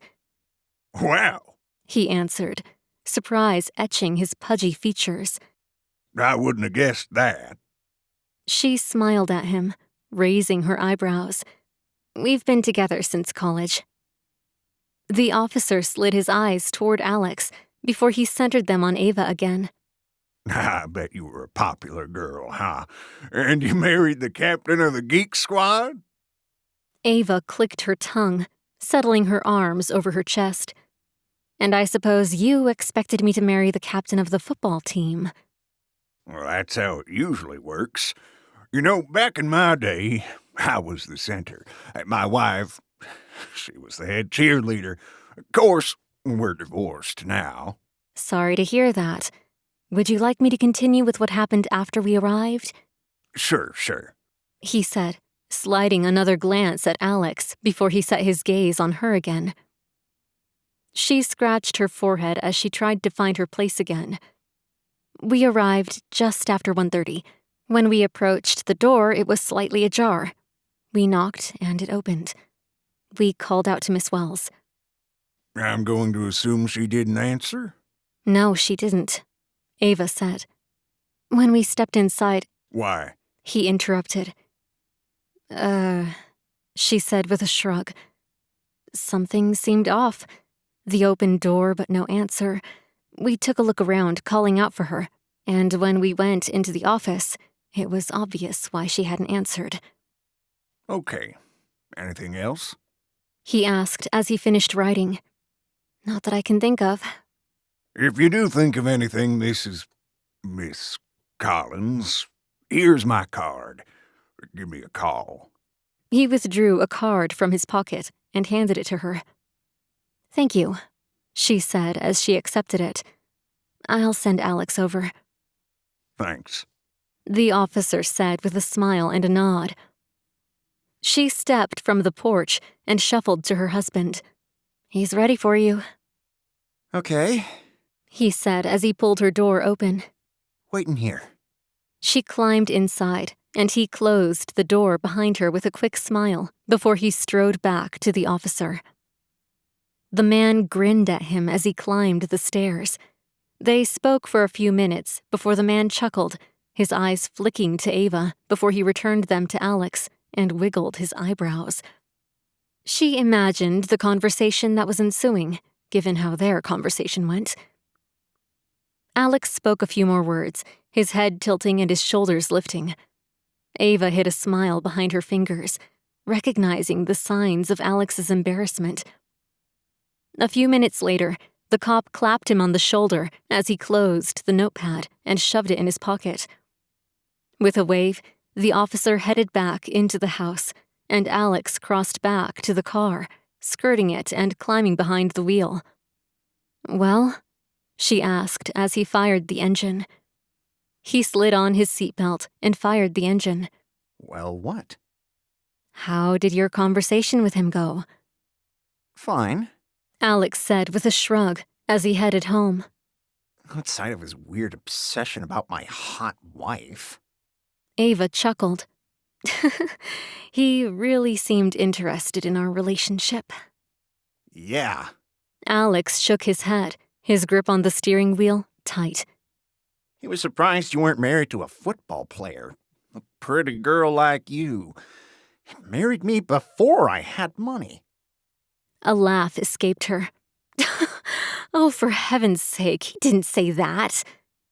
He did. I kid you not, Aves. She heaved a sigh and shook her head. Hey, do you want to grab something to eat? I'm starving. He grinned at her, sliding his eyes sideways. Sure. He answered. You want to go home and change? At the beach club? Can we grab takeout and hole up at home? I owe you a butt-kicking game session since I fell asleep in record time last night. She didn't miss the subtle grin that crossed his features as she said the words. Of course we can.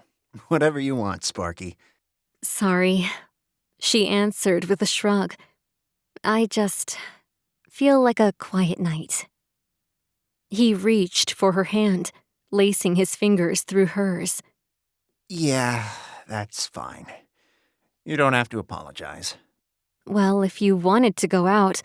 Aves, it's fine. I'm happy to spend quiet time with you. Her eyebrows pinched as he seemed like he wanted to say more. For a moment, she wondered if he was going to kiss her hand. She dismissed the idea as he spoke again. I only wanted to go out to show off my hot wife. A laugh escaped her. Sorry to ruin your plan. Maybe tomorrow. Got it.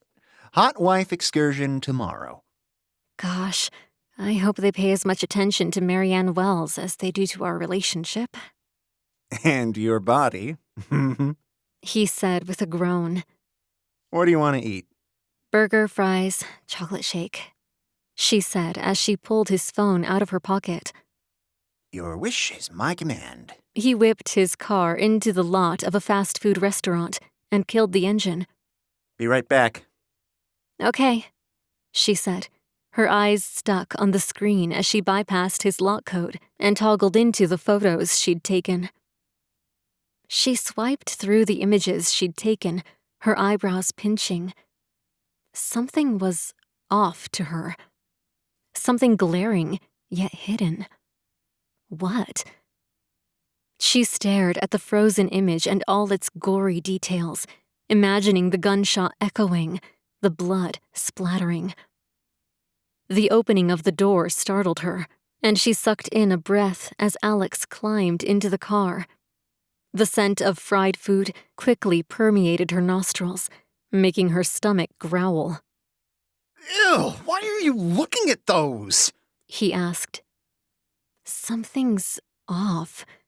I can't figure out what. She tapped on the phone a few times. I sent them to my phone, so you can delete them. She leaned toward the bag and sucked in a deep breath. That smells so good. He grinned at her as he fired the engine and drove the short distance to the house. Within minutes, they were settled on the couch with their food in hand. Ava found her phone on the coffee table. She grabbed it as she took a long sip of the milkshake. Oh, this is so good. I haven't had one in forever. What, no milkshakes? Oh, wait, you're trying to maintain your hot body. Yes, that's it. She answered with a giggle as she tried to toggle on her phone. Dang, it's dead. She tossed it to the side. Give me yours again. I thought you deleted the pictures. He asked as he dug it from his pocket and handed it back to her. Not yet. I said you could if you wanted. And the real reason is Chris hates fast food. She toggled on his phone and opened the pictures again. Ava, stop looking at those while we're eating.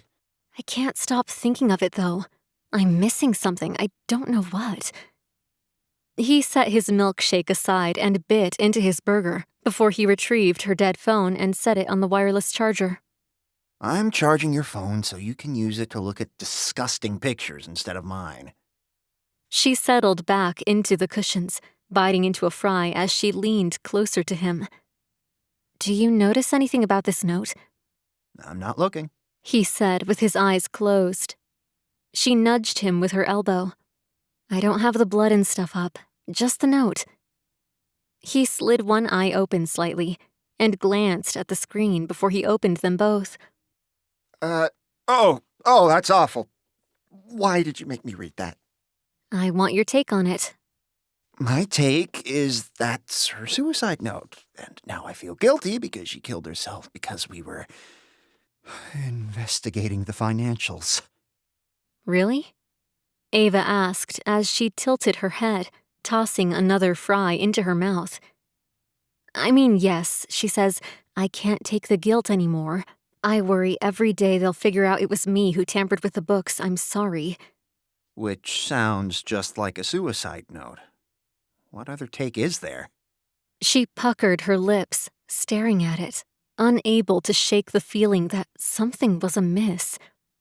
The note, the positioning of the pen, it all seemed wrong. It's too clean. Why leave a note so impersonal? Her mind raced, piecing together the inconsistencies like a jigsaw puzzle, one that held deep, dark secrets. Secrets that someone wanted to be buried with Marianne Wells. She puckered her lips, staring at it. It's too clean. He fluttered his eyelashes. Are you joking? Oh, come on. You find out about this Thursday, and by Sunday the guilty party who's bilked you out of millions kills herself? She grabbed her milkshake and took another sip. What else? She blew up the photo and flashed it at him. What hand does she use to write? I don't know. I've never met the woman. Use that big brain you have. Ava said. Think, Ace. He glanced at it again with a shrug. Looks like a lefty. The slant, the location of the pen next to it. I thought the same. And that's what's wrong here. I wasn't aware it's a crime to be a southpaw. You do realize I am, right? She offered him a coy glance. Yes, I do realize that. That's how I recognized it. Here's the thing, though. She shifted back to the picture of Marianne. Ugh, please, Ava, I'm eating. Look, Alex. What side is the wound on? He pressed his lips together, squinting at the photo before he said, Right. Exactly. Lefties don't commit suicide with their right hand.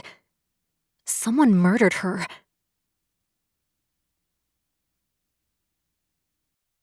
Chapter 19. Alex.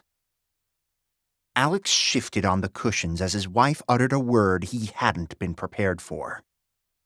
Murder? When had this investigation taken such a gruesome turn? He slouched down, his strawberry shake suddenly seeming far less appealing than it had a second ago.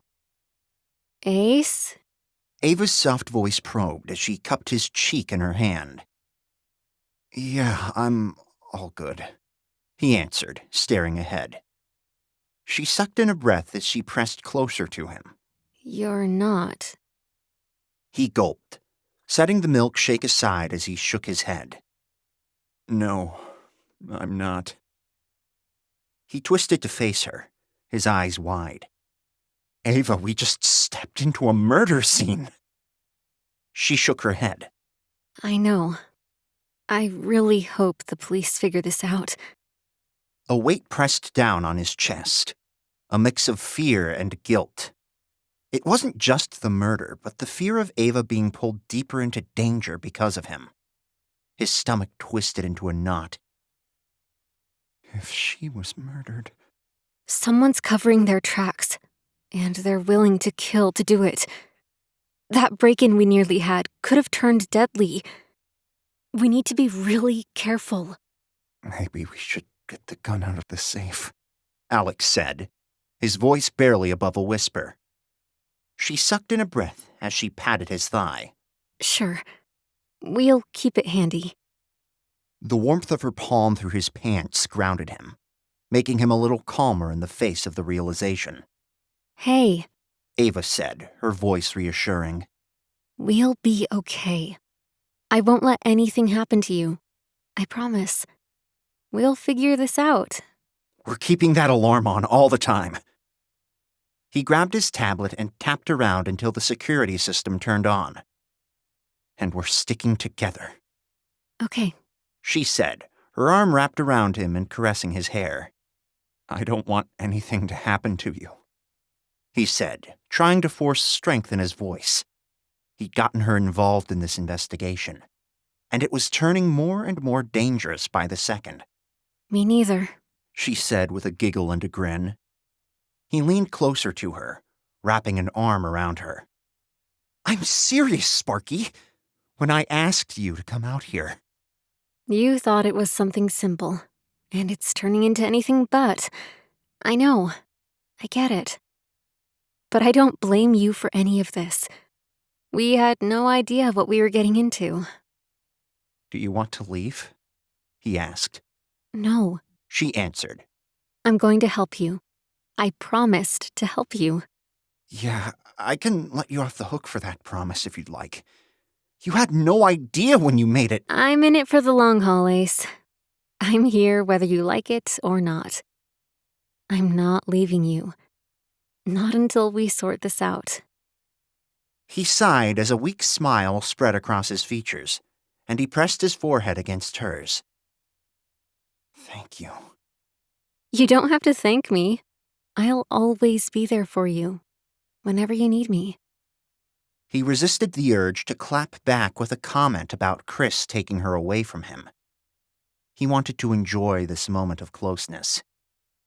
They sought strength in each other's arms after the surprising turn of events.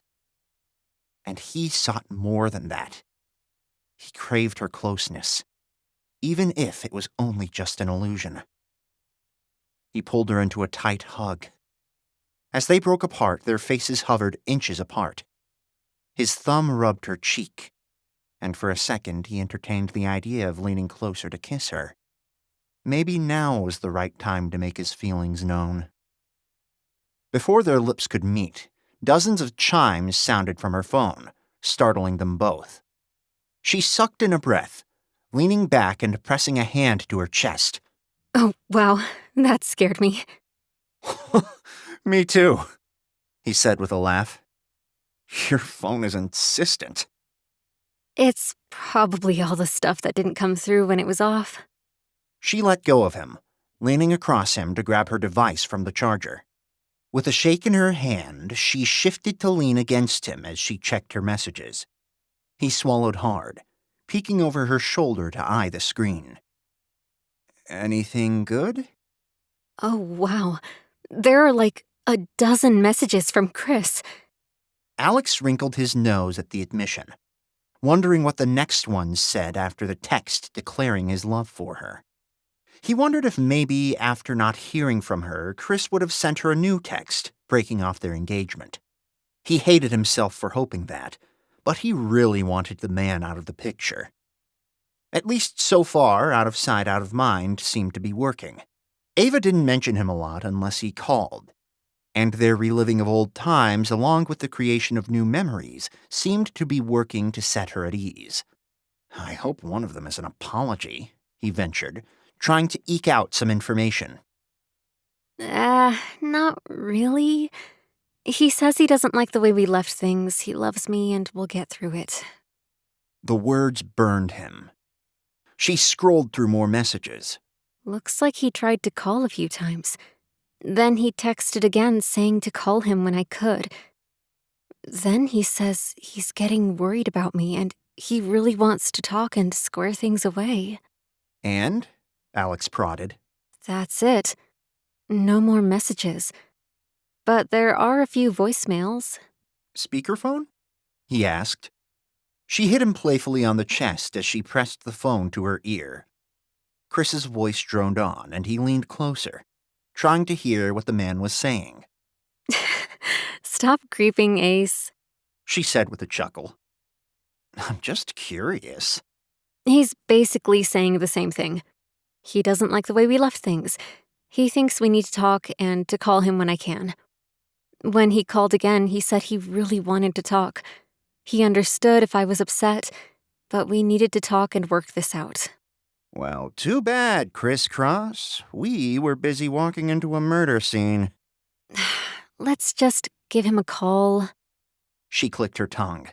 Ugh, I'm nearly dead again. She fired off a text message that read, "Sorry, my phone is nearly dead. I'll call as soon as it's charged," before she stuck it back into the charger and settled back into her seat next to him. We need a plan. I have one, Alex answered as he polished off the rest of his milkshake. She shot her eyebrows up. Really? Do tell. He set the styrofoam cup on the side table. Well, I figure after we check that all the doors are locked, we change into jammies and we hunker down with an entire load of classic video games, snacks, the whole nine for the rest of the night. Oh, is that your plan? Uh-huh, he answered. What do you think? Did you ditch the beach walk tonight because we just witnessed a murder? Yeah, but if you want to go, I trust you to protect me. She giggled as she finished her milkshake and frowned at the empty container. That was good. Okay, that sounds like a decent plan, but we need to figure out how we're going to handle our next steps with your investigation. Carefully, Alex answered. That's not the answer I was looking for. Ava, someone just got killed over this. I think maybe we need to let the police handle it. You mean, officer, I'm more interested in your wife being pretty? He can't solve a crime. No, but they'll give it to a detective. Not if they think it's a suicide. Someone did this to her. His lips formed a frown again. I know. And I feel terrible. She's dead because we were investigating. We don't know that. Alex leapt from his seat, pacing the floor in front of the fireplace. Oh, so someone just killed her and made her write a note about tampering with my financials randomly. No, obviously it's related, but we don't know that it's because we're investigating. What if this was a team of people who did this, and there was infighting? He ran his hand through his hair as he twisted on a heel. And what if she was just innocent and someone set her up, and now used her to cover their tracks? Well, they did a terrible job. Hopefully the police will figure it out. It's not difficult. Says the incredibly smart Ava Collins. He covered his face with his hands as he continued his trek across the room. His heart skipped a beat when fingers wrapped around his hands and pulled them from his face. Ace, I know you feel responsible, but you weren't. He sucked in a breath as he bit his lower lip. She was right. He did feel responsible. What if he'd been more present at the office? What if he'd taken more of an interest in the day-to-day instead of just the tech advancements? Stop doing that, She said. I'm not doing anything, he answered. running what-ifs through your mind. Alex, you didn't do this. You're not responsible. This isn't your fault. He flicked his gaze sideways. Sometimes she could read him like a book. He hoped she couldn't read the desperation that reached to the depths of his soul over the relationship. The last thing he wanted was a rejection before he'd even made his play. He wrapped his hand around hers, pulling it close to his chest. Thanks. That image of her is burned into my brain, and... He couldn't go further. The truth was, while he was upset over his employee's unnecessary death, his mind had immediately replaced her with Ava when they'd realized it had been murder. The vision of a dead Ava taunted him, terrifying him. Hey, She whispered as she took a step closer, cupping his cheek again. it'll be okay. You need to stop thinking about it. Easy for you to say. You looked at those pictures while you were eating like they weren't of a murder. I get it. They were awful. It helps to try to look at it clinically, but... But? He prompted. It'll also help to spend a quiet night doing something else. And there is no way I'm going to be able to sleep with that burned into my brain either. He pulled her closer into a hug. I hate that we saw this. But we need to figure it out. We need to look into who could have done this. We need more clues. She tilted her head back as she stared up at him. I could hack into the police reports and see if there are any updates. I'm so happy you're a genius. Let's see if they've concluded this is a murder yet, and what they're doing about it. He bobbed his head up and down as he sank onto the couch. She collapsed next to him, pulling her legs onto the couch as she leaned into him, peering over his shoulder. His fingers swept across the keyboard as he drilled through the police department's security easily. I'm in. You are so good. His heart swelled at the words, pleased he'd impressed her. Speaking of, you really took the easy way out with the confidential files. Please. I accessed your desktop pretty quickly too, the same way. You pick the worst passwords, Ace. I do not, he said as he searched for information on the case. You do. Fine, I do, but that doesn't mean you should just guess them. I wanted to see your hacking skills. She wrinkled her nose. They're a little rusty. Ooh, he said before he hit his escape key and the police files melted away. What are you doing?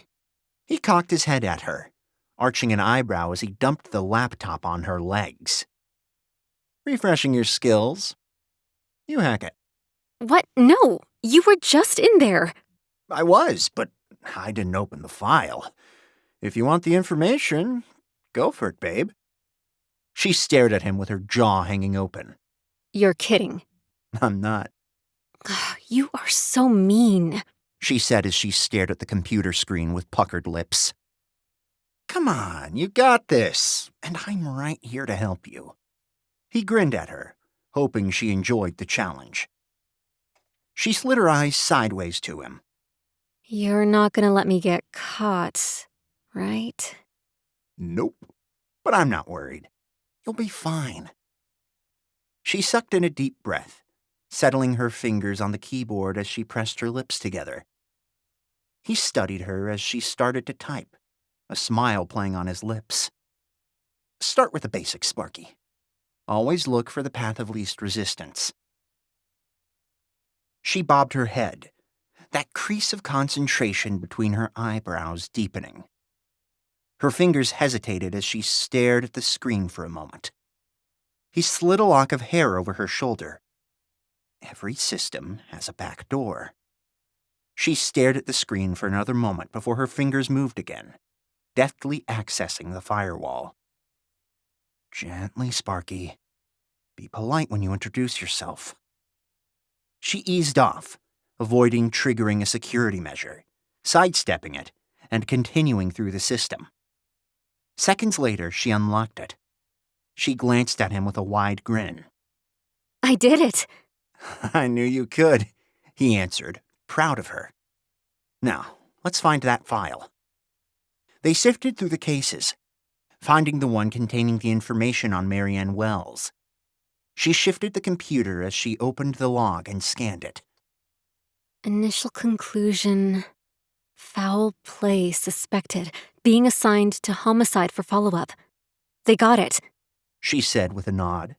Pending coroner's report for a final opinion on the cause of death. Good. Marianne deserves justice, he said as his phone rang. He slid it from his pocket, his eyes narrowing. It's Miranda. The frown she offered him was unmistakable. On a Sunday night? Put it on speaker. Seriously? You don't put Krispy Kreme on speaker? Oh, I wasn't aware Miranda was your fiancée.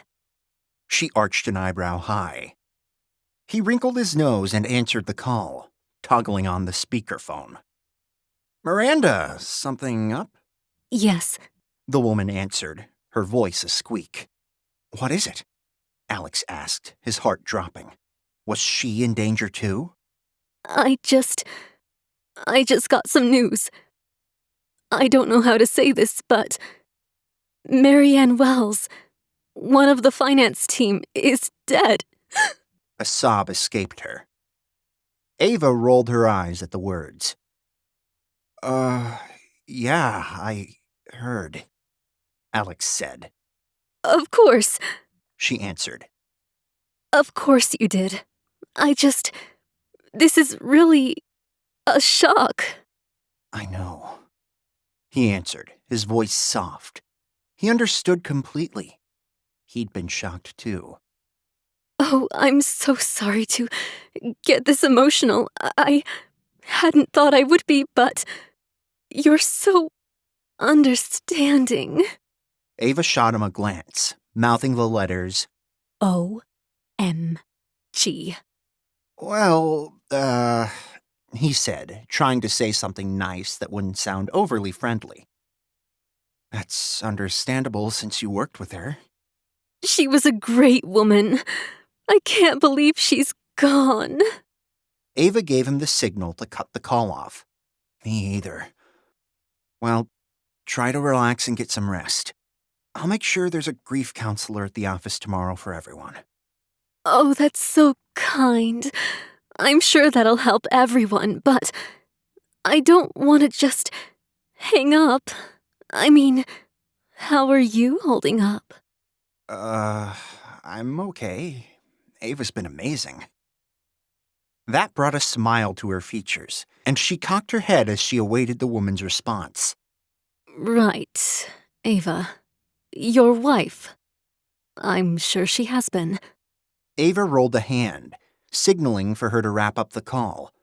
Instead, the woman made things worse. But she really can't understand like we can. We knew her. She worked with us. As Miranda's voice wavered over the line, Alex's discomfort grew. He glanced at Ava, understanding why she disliked the woman. His irritation grew every time she completely disregarded Ava's presence. Ava shoved a finger in her open mouth, silently signaling the phrase, "Gag me."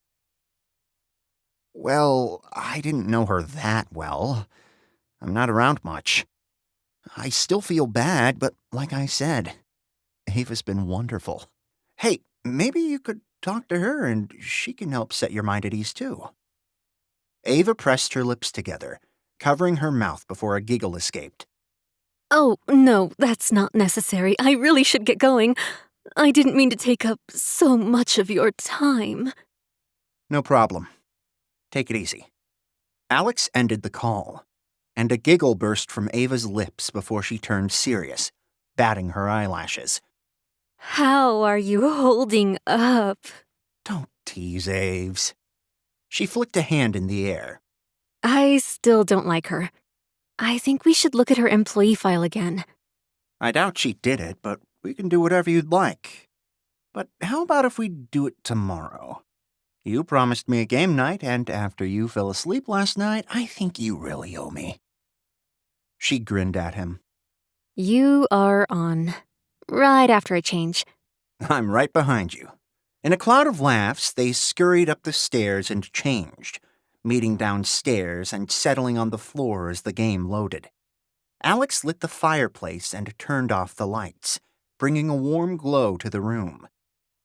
Ava shivered as he played his round, tugging the blanket from the back of the couch and wrapping up in it. You cold? I gotta chill. Someone walked over my grave. Ew, he said with a wrinkled nose, his eyes never leaving the screen. Don't say that after what we saw today. Sorry. Terrible choice of words. Ugh, now look what you made me do. I missed that jump because you were yapping about your grave. I didn't do it. She said with a laugh as she grabbed her controller. You just stink at this game. I don't, he answered. And guess what? I have an idea for how we can catch whoever did this. She paused the game, her eyes wide as she stared at him. What is it? I'll tell you if you can crush 3 rounds straight. Alex, this is serious. And according to you, so are your gaming skills. Now let's see them. You are batting 1,000 tonight, Ace. First with the hack, and now this. She shook her head. See who holds your hand when you hear things go bump in the night tonight. His ringing phone interrupted their bantering, much to his chagrin. It's the police. She paused the game as he answered. Alex Stone. Mr. Stone, this is Detective Redmond of the Suffolk County Sheriff Department. Do you have a minute? Yes, I do. How can I help? The ringing doorbell sent Ava scurrying from her cocoon to answer. Were the police at the door, too? Well, I understand it was you and your wife who stumbled upon the body of Miss Marianne Wells this afternoon. Yes, it was. Pretty horrible. Right, I'm sure. The thing is, this is now being treated as a homicide. Initial evidence suggests Miss Wells didn't shoot herself, rather that someone staged her suicide. Oh, he answered, trying to sound surprised. That's awful. Do you have any leads? Several. We'd like to rule a few out. You told my man on the scene that you and your wife had an alibi? Depending on the time of death, yes, he answered. I mean, we were alone at home this morning. What about yesterday? We were home in the morning, we slept late, then we went to the Frontiers Conference in the city in the afternoon. Anyone see you there? Lots of people, yes. And we spoke with a few people, too, who can corroborate that. We also took my helicopter, so they'd have the exact times. All right, we can follow up on that. I'd also like to sit down with both you and Miss Collins to go over what you saw at the scene. I can stop by tomorrow. That's fine. We'll be here. Great. I appreciate your cooperation on this. Speak soon. Good night, Alex said as he ended the call and climbed to his feet, heading for the front door. Hey, Sparky, that was the police. They wanted... His voice cut off mid-sentence as he stared at the person on his doorstep. His heart pounded as his stomach twisted into a knot. Everything he'd planned, all the hopes he had, died in an instant. Chapter 20. Ava. Ava tugged the pajama top over her head, fighting through the fabric as quickly as possible to keep her eyes on her surroundings. She understood Alex's impulse to want the gun at the ready.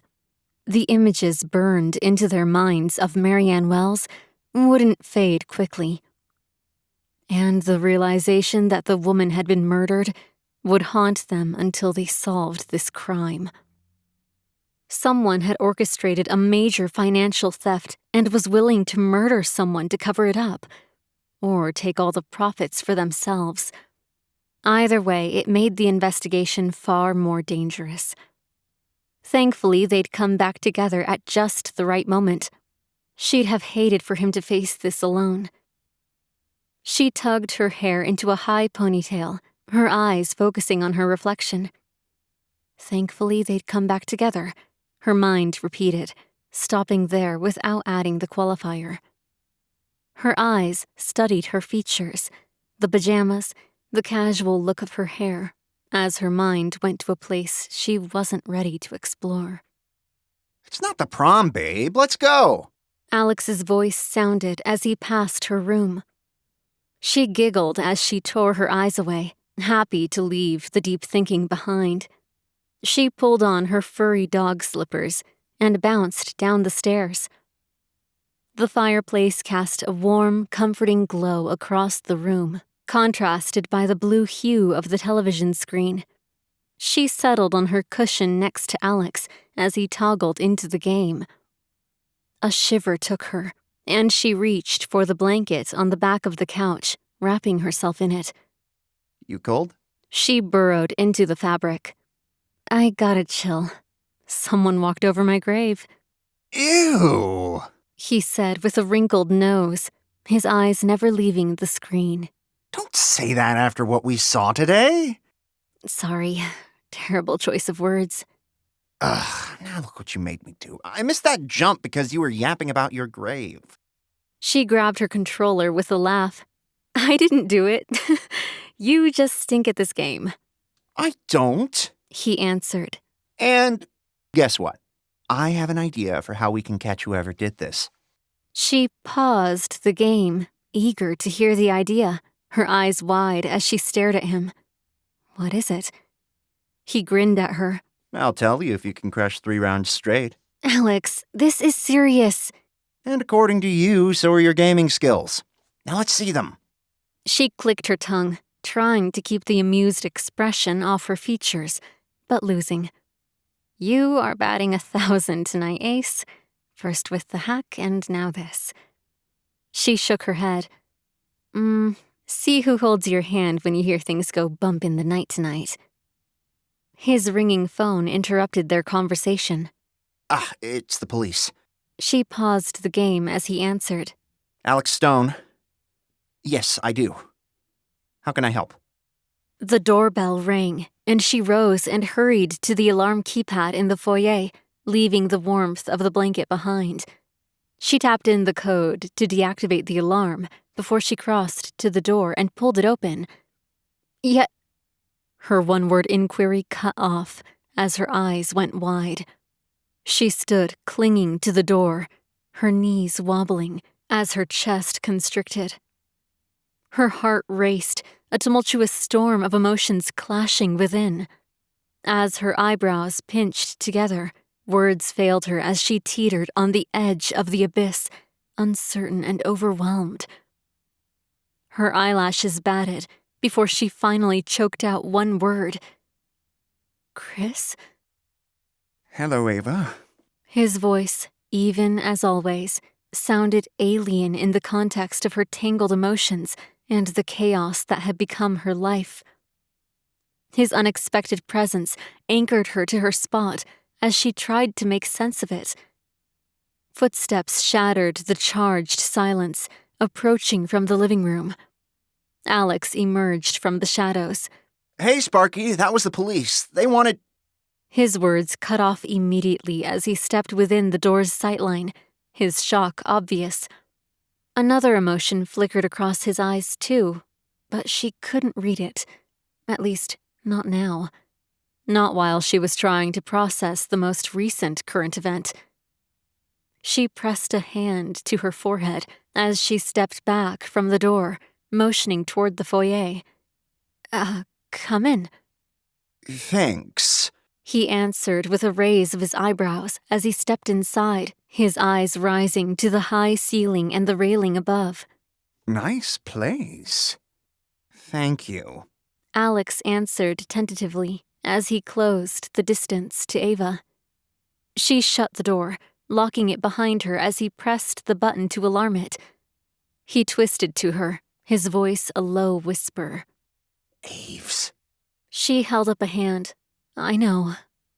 With a step closer to Chris, she sucked in a breath. What are you doing here?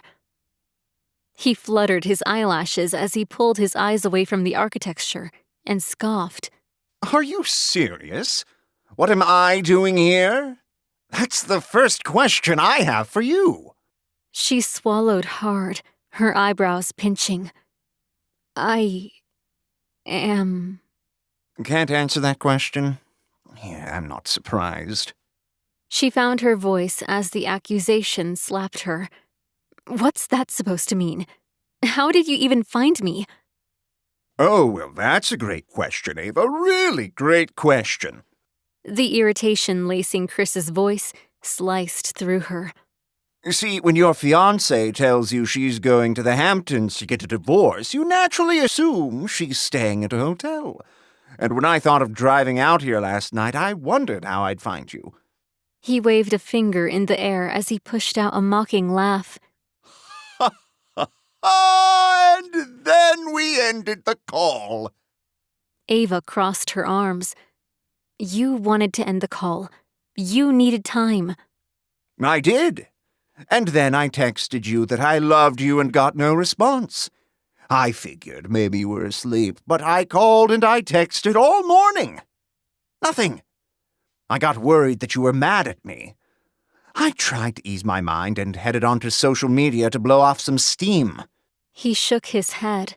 Imagine my surprise as I scroll through and hit the People You May Know section and find a picture of my fiancé with another man. And not just any man. Alex Stone, tech billionaire. He threw his arms in the air as he spat out the words. So I click on the picture, wondering why he's got a picture with you, and I read the caption. With his phone in front of him, he dramatically read it aloud. Dinner with #wifey. Heat washed over her as she slid her eyes closed before she opened them, shooting Alex an unimpressed stare. He winced and rubbed the back of his neck. And then another. Frontier Tech Conference with #wifey. He shook his head as he let his arm fall, his voice filled with tension and restraint. So you tell me, Ava, what is going on here? She squeezed her eyes closed. I can explain. I wish you would, because right now, I don't know what to think. She heaved a sigh. Why don't you come in and sit down? Aves? Alex whispered. She held a hand up to stop him, praying he wouldn't go further until she could settle Chris's nerves. He flicked his gaze between them before he focused on her and bobbed his head. Fine, lead the way. Seems like you know it. She let the statement roll off as she led him into the living room. He shuffled behind her, a scoff escaping him as he stared at the flames leaping in the fireplace and the cushions and blanket on the floor. Wow, this looks cozy. She flicked on the lights with a sigh. That's not all what's going on, Could have fooled me. Chris said as he frowned down at the setup before he flicked his gaze up to her, his brows furrowing. Are you wearing Scooby-Doo pajamas? She tugged her lips into a wince and shrugged. That's beside the point. Well, it's not. It's not exactly your best look, Ava. And coupled with the hairstyle, it's not a great image. But you're right. The point is, you said things were complicated. And you weren't kidding. Is the complication that you're not quite ready to get a divorce from your longtime husband? Alex hovered in the shadows of the room, rubbing his chin, his eyes avoiding them both. She recognized the signs of his nervousness well, but she couldn't worry about that now. Hey, Geek Squad, you want to give us some privacy? No, Ava said, her voice a warning and a threat. Chris tugged his chin back to his chest, surprise etching his features. What? I said no. This is his house. You are not going to speak to him that way, nor are you going to ask him to leave. I don't want him to. Wow. I expected you to at least play a little more penitent here. His eyes fell to her hands, his features twisting as he stared at the large rock on her finger. How fast did you take my ring off after you got here? She raised her right hand. I didn't. His features pinched. What is that? How can you...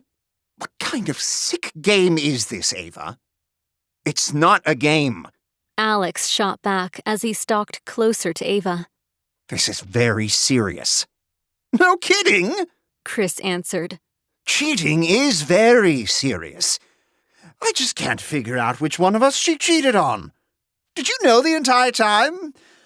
Was this some kind of weird ploy? What? No, Ava answered as she shook her head. No, Chris, it's not a game or a ploy. There is something very serious going on at Alex's company. We're working on it, but... But what? But things just got a lot more complicated. She wrapped her arms around herself as the image of the murdered woman flitted through her mind. Alex's hand slid onto her shoulder. And a lot more dangerous. Dangerous? Chris asked, his eyes falling onto the physical contact between her and Alex. Someone was just murdered. There's no way I can leave town right now. And even if I could, I wouldn't. She answered. Murdered? So, what? Are you a suspect? No, she answered with a shake of her head. But we found the body. It wouldn't look very good if I left town. Though, more than that, I'm not leaving Alex alone to deal with this. He stood silent for a moment. So, where does that leave us? Nothing's changed, she answered. I just need some time to sort this out. Silence stretched between them again as he stared down at the cushions on the floor, his features pinched. I don't see how that can be. Ava chewed her lower lip, her shoulders slumping as she glanced up at Alex. Can you give me a minute? Are you sure? He asked, his voice barely above a whisper. She offered him a reassuring smile, though her insides twisted into a knot. Yeah, just a minute, okay? Alex flicked his gaze to Chris before he nodded. Sure. I'll just be in the kitchen. Thanks. She waited for him to leave before she heaved a sigh, her eyes finding the rolling sea outside the window as she spoke. I know this looks bad. Chris huffed out a sharp laugh. You aren't kidding. I didn't know he posted those pictures. I'm sorry you found out that way. Why didn't you tell me? What was the big secret? I just didn't think it made sense to tell you who he was, or that I'd be staying with him. She inched closer, reaching for his hand. I didn't think you'd understand, I don't. he answered, his fingers still lingering on hers. Alex and I are best friends. We have been since college, and that's threatening to a lot of people. With the bombshell I dropped, I figured you'd take it the wrong way. So I just let you believe it was some random guy, and I was on a commercial flight and staying at a hotel. He lifted his eyes to hers, searching them. So there's nothing going on between you two? You haven't rekindled anything? No, she said with a shake of her head, despite the voice whispering in her mind about the last few days. We never were romantic, ever. We're just really good friends, and I would do anything to help him. So when he said he had some issues with Stone Corp, I came out to help, and figured I'd just get the divorce then. Chris finally pulled his hand away from hers, scrubbing his face. I'm sorry. This is all just... I know, it's a lot, but there's nothing going on, so why don't you just go home? She hated the way that sounded coming out of her mouth, but there wasn't a reason for him to stay. He offered her an incredulous glance. Go home? Are you serious? Just want me to walk away and leave you here with your husband, wearing his ring, working with him at his company, and be okay with it? In theory, that was what I said, yeah. She answered with a wince. No. He answered with a shake of his head. Either you're coming home with me or I'm staying here. I'm not leaving you here with your so-called husband and a murderer on the loose and heading home like nothing's going on. She sucked in a breath, crossing her arms. Okay, well, I'm not going home until this is settled. Someone tried to break in here 2 nights ago, and now someone has been murdered. I'm not leaving Alex. Then I'm staying too. If you're staying with him, I'm not leaving you. She smiled at the sentiment, still uncomfortable with the idea of him staying in the Hamptons for a reason she couldn't place. Okay, well, then you can stay. It could be like a nice vacation, right? And you can work from here if you want. It'll be fine. It'll be great. Fine. Let's grab your stuff and go then. We'll find a hotel. He took a step toward the doorway as he waved his hand. She shook her head. No, I'm not leaving. Chris, someone tried to break in here the other night. I'm not leaving Alex alone. Ava, he's a grown man with what looks to be a state-of-the-art security system. He'll be fine. I'm not leaving. So you want me to go to a hotel while you stay here with your soon-to-be ex-husband? She swallowed hard, regretting the words she was about to say even before she said them. No, you could stay here. With us, with Alex, at Alex's house. She slid her eyes closed, trying to stop her babbling. When she opened them, she found him staring at her. Here. With your husband. She shrugged. Well, then you could see there's nothing going on. And it's a nice place, right on the beach. She offered him a nervous smile. You sure your husband's going to be okay with that? Oh, yeah, she said with too many nods.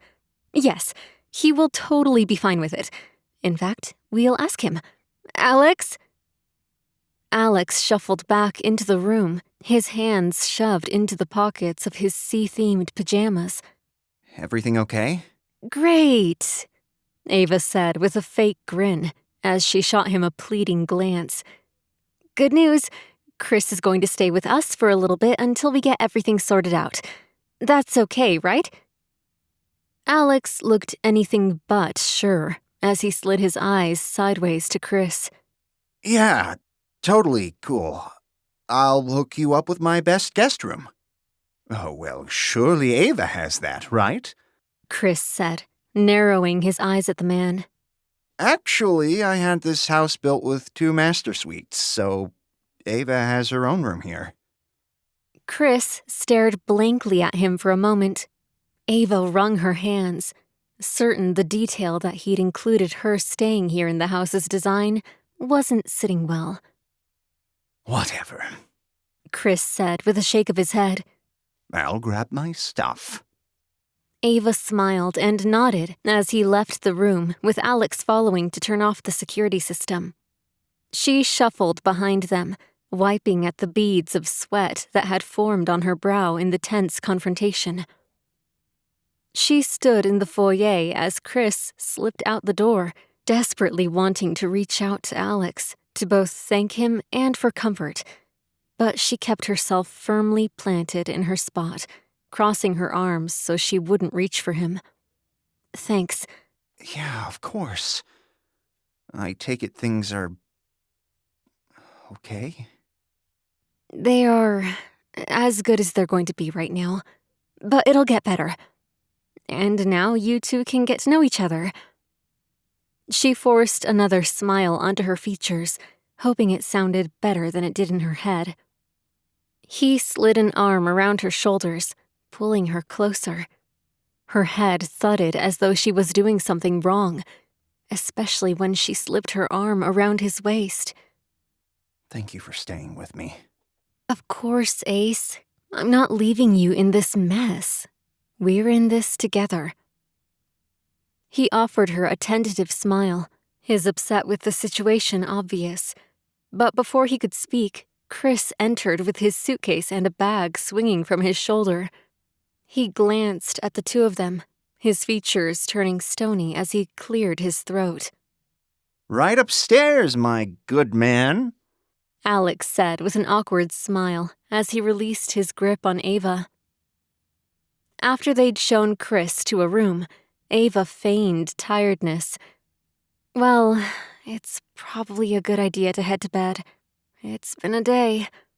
Right.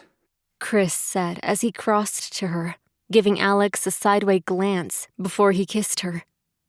Well, good night. See you in the morning. Good night, she answered, her cheeks burning. Oh, sorry. Alex answered, shifting his weight from foot to foot. I'll leave you alone so you can talk or whatever. Good night, Aves. She offered him a polite smile before she glanced at Chris as Alex stepped from the room. Well, there should be towels and, extra blankets. Ava. Chris interrupted as she clutched her hands together in front of her, her eyes darting around the room. I'm sorry. I'm sorry for not trusting you. She swallowed hard, wondering if he'd been right to question her. It's okay. It's complicated. Anyway, you're probably tired from the long drive, so I'll leave you to get some sleep. He puffed out a breath. I'm beat. I'll see you in the morning? Yes, she said with a smile before she offered him a goodnight kiss and left the room behind. With a heavy sigh, she shuffled to her bedroom and climbed into bed. Her mind raced with a tangle of thoughts as she tossed and turned. After an hour, she climbed from her bed to stare out the window at the moonlit sea. Her shoulders slumped as she realized she'd never sleep, not without resolving a few things first. Everything had been so stilted. She hated the tension. And while she was certain it would continue, she needed to put a few things to rest. She needed to see him. It couldn't wait until morning. With a resolve that belied her inner uncertainty, she left the confines of her room behind and shuffled through the halls to the closed door. Her hand hovered in the air, hesitant to knock, but she knew she needed to, despite the doubt whispering in her ear. With her lips pressed together and her heart drumming out a frenetic beat, she rapped her knuckles against the door and waited, her emotions a mix of hope and dread.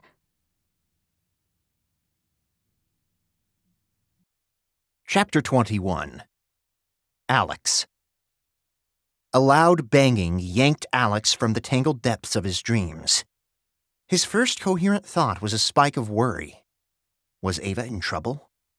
His heart pounded against his ribs as he wondered if he should race to the closet to retrieve his gun. Had someone broken into the house? He gasped as he whipped around to face the door, his eyes wide as he searched the shadows that seemed to pulsate with unseen threats.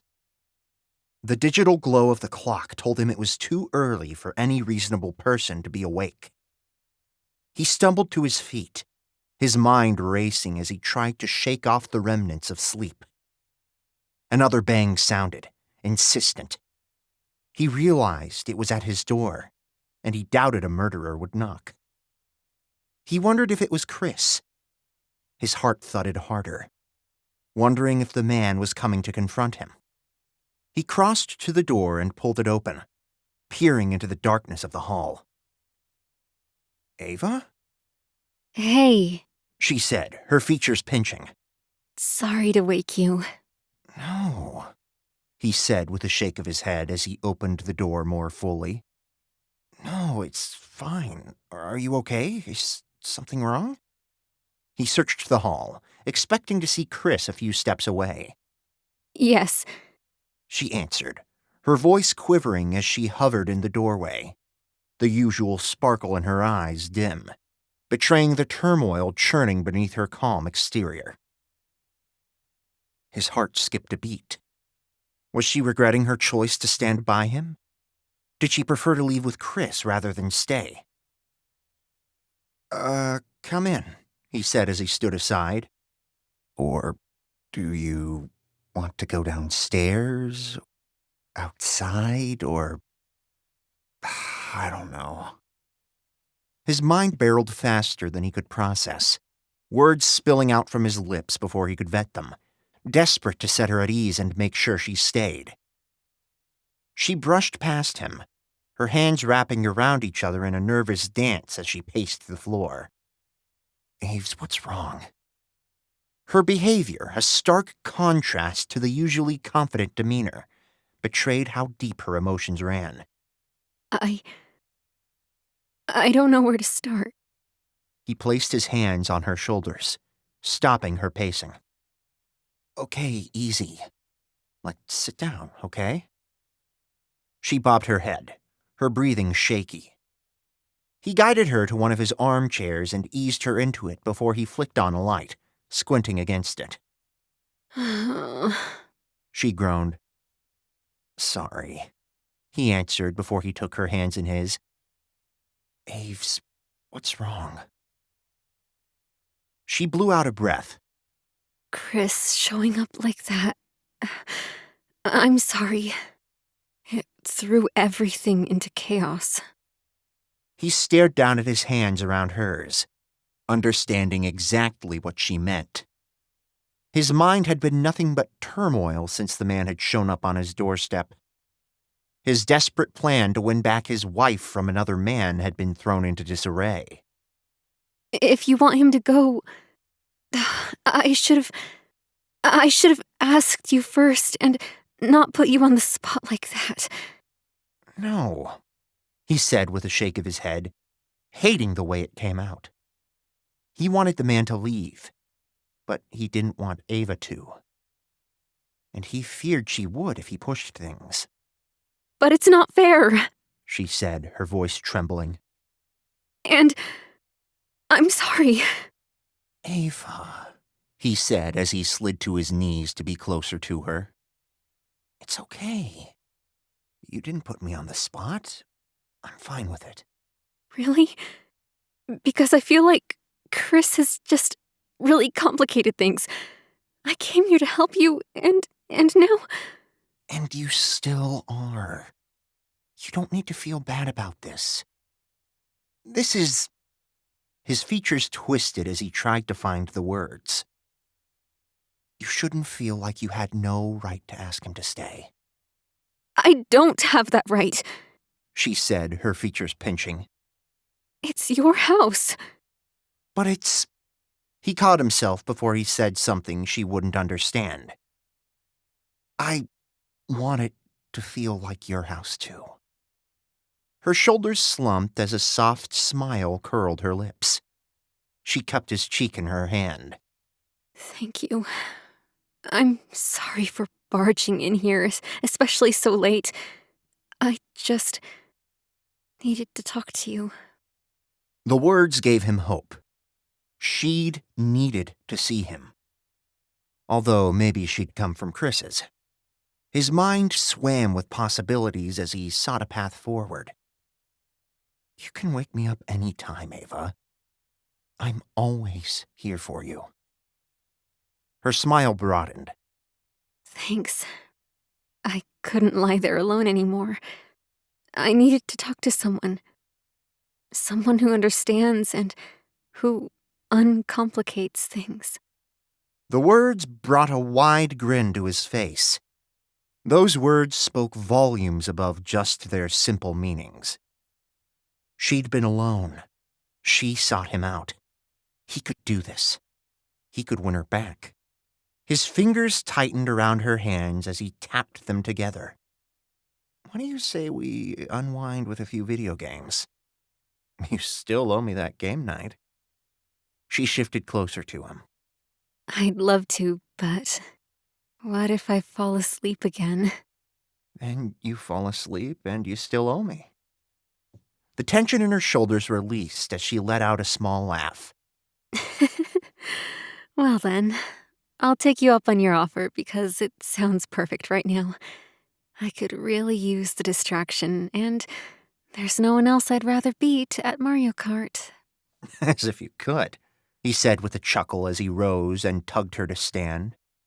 He pulled her harder than he expected, and she stumbled forward, landing against his chest. She took it in stride, leaning even closer to whisper. Watch me. Ooh, you're giving me chills, Aves, he said with a grin as they made their way downstairs for the gaming session. Following several rounds, laughs, and the easing of nerves, they fell asleep next to each other on the couch. When bright sunlight streamed through the windows, Alex's eyes fluttered open to slits. He sucked in a breath, glancing sideways to find Ava's head on his shoulder. He slid a lock of her hair from her face before he carefully propped her up with a pillow and left the couch behind in search of coffee and information. With his laptop in hand, he shuffled into the kitchen, hovering at the door as he spotted Chris staring at the coffee pot. Need coffee? Alex asked. Yes, The man answered curtly. sorry, I didn't mean to intrude, but I knocked at Ava's door and she didn't answer. Alex dumped his laptop on the counter before he crossed to the coffee bar, tugged open a cabinet, and pulled out the gourmet coffee. She's asleep on the couch. Chris didn't answer outside of a raise of his eyebrows. Alex dumped several scoops of the aromatic grounds into the machine and started it. We fell asleep after a gaming session. Gaming session? Chris finally muttered as the coffee started to pour into the pot. Yeah. Alex pulled 3 mugs from the cupboard and tugged the pot from the base to pour the first of the coffee into one and hand it to Chris. Oh, thanks. The man answered as Alex poured his own and crossed to sit at the counter, tugging his laptop open. There's cream in the fridge. Alex clacked on his keyboard in search of information as he let his steaming coffee cool to drinkable levels. Chris poured the creamer into his, stirring it before he took a sip and stared at the rolling ocean outside the window. A second later, he glanced down at the third mug. Who's Sparky? Ava, Alex answered amidst keystrokes. Chris frowned at the mug as Ava wandered into the kitchen, covering a yawn as she strode straight for the coffee pot. Good morning. Ava answered as she poured her coffee. How'd you sleep? Good morning, hon, Chris said as he stepped closer to kiss her cheek. I slept pretty well, surprisingly. Must have been all that driving. I'll bet. She answered before she sipped from her mug. He cleared his throat. Sparky, huh? She nodded as she finished her sip. My nickname. Mm-hmm, he said with a bob of his head as she crossed to Alex. Any updates on the murder? I'm checking now, he answered as she leaned closer to him, her arm resting on his shoulder. Looks like they have the preliminary time of death on Saturday, which would make sense for why they cleared us easily. Prints on the gun? Ava asked. I don't think they're going to release that information to the public, hon. Alex kept his eyes glued to the screen, a slight shake of his head. We're not reading the newspaper, buddy. Okay. Chris answered, his eyebrows furrowing. How are you getting the information then? Friend on the force, or... You could say that, Alex answered. Chris, his face still masked with confusion, skirted to the counter to peer at the computer screen. Are you somehow in the police files? Seems like you know the answer to that, Alex murmured. How did you do that? Alex scoffed. Are you seriously asking me that? Well, You'd think hacking into the police files would be... extremely difficult. Alex chuckled as he scrolled down the report with Ava leaning closer to read it. It's child's play. Ava hacked into it yesterday, and by her own admission, she's rusty. Chris's eyebrows shot up as his jaw opened. Ava did? Alex offered her a sideways glance with a proud grin. Sparky still got it. Ava, what were you thinking? The man's voice seemed filled with judgment. Ava shrugged. That we needed to know if the police suspected murder. It was masked as a suicide. I cannot believe you did that. Chris clicked his tongue at her. Like you're a paragon of virtue, Mr. Unpaid Parking Ticket? Alex shot back. Chris's forehead creased. What? Ava lifted her gaze to him with a shrug. You have an unpaid parking ticket from a few years back. Are you serious?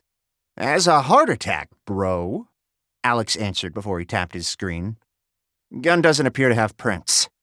Ava cursed under her breath. So that's a dead end. She slumped onto the stool next to Alex. Hey, what was your idea? What? Alex slammed the lid of his laptop shut. You said you had an idea last night about how to flush out the thief. Then you never told me. You never lived up to your end of the bargain. You were supposed to beat 3 levels straight before I told you. Are you serious? She asked. It wasn't enough for me to cream you in Mario Kart? I mean, no. That's a different skill set. Plus, I let you win. She batted his arm. You did not. You lost. Hey, here's a thought. Why don't we discuss this like adults instead of the entire plan hinging on what I'm assuming is a video game? Chris suggested. Where's the fun in that, Beam Buddy? Beam buddy? Chris repeated. Architecto, Pillar Pro, Build-A-Chris. Any preference? Alex asked. Chris stared at him for a moment before he slid his eyes sideways to Ava. Is he serious? She lifted her mug with a grin. Sparky. And we don't need to discuss it like adults. I can easily crush 3 levels. In a row, Sparky, Alex interrupted. In a row. No problem. Child's play. Alex cocked his head. Someone's sure. Chris offered them an annoyed glance. Exceptionally for a woman wearing Scooby-Doo pajamas. She drained the last of her coffee, set the mug on the counter, and strode confidently into the living room. You've got a point, C-Money, Alex said as they followed behind her. Those aren't her lucky PJs. She has lucky ones?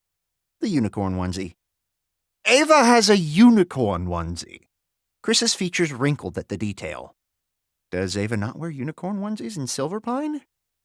Chris stared at him as Ava toggled on the game. I can't tell if you're joking or serious. Alex screwed up his face before he shifted his gaze to Ava.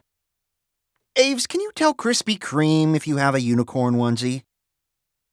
Can you please stop calling me random names? Chris asked. It's weird. Sorry, sport. That's the same... Chris shook his head. Never mind. If you two are finished with your discussion, I'm ready to smash through 3 levels. She toggled on the game. By the way, yes, I have a unicorn onesie. Her character ran across the screen, jumping over holes and killing off enemies until she reached the end of the level. 1 down. 2 to go. That level was easy. She flicked him a sideways gaze before she raced through a second level. With an eyebrow arched, she launched into the 3rd level. Careful, Aves. 1 false move and you're back to square 1. Thanks for the warning, Ace, but I think I've got it. She made a tricky jump, bounced over the final monster, and raced to the end of the level. With puckered lips, she shot him a haughty glance. Start talking. Look at how good you did, he said with a grin. Idea, Ace. How are we going to catch the person who did this? Well, he said with a rub of his chin. I'm assuming whoever actually did this with the accounts is also our murderer. That's a safe assumption. Chris shook his head. That's a horrible assumption. What if the victim had an angry ex or was a degenerate gambler? Ava shook her head.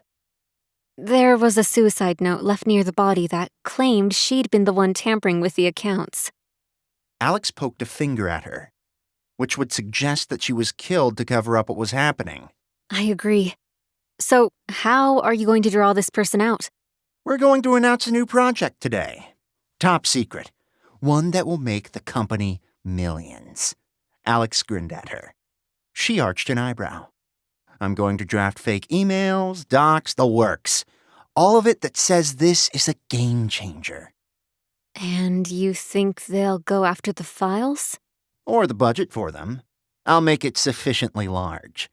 And then we'll sit back and wait to see if anyone takes the bait. It could work. Ava said with narrowed eyes. How are you leaking it? A few well-placed hints dropped in the office today. You up for it? She lifted her chin. Just let me change. Whoa, wait a minute. Chris held up a hand. This is stupid. You're going to set up a fake project and just assume the guilty party will come for it? Alex shrugged. Why wouldn't they?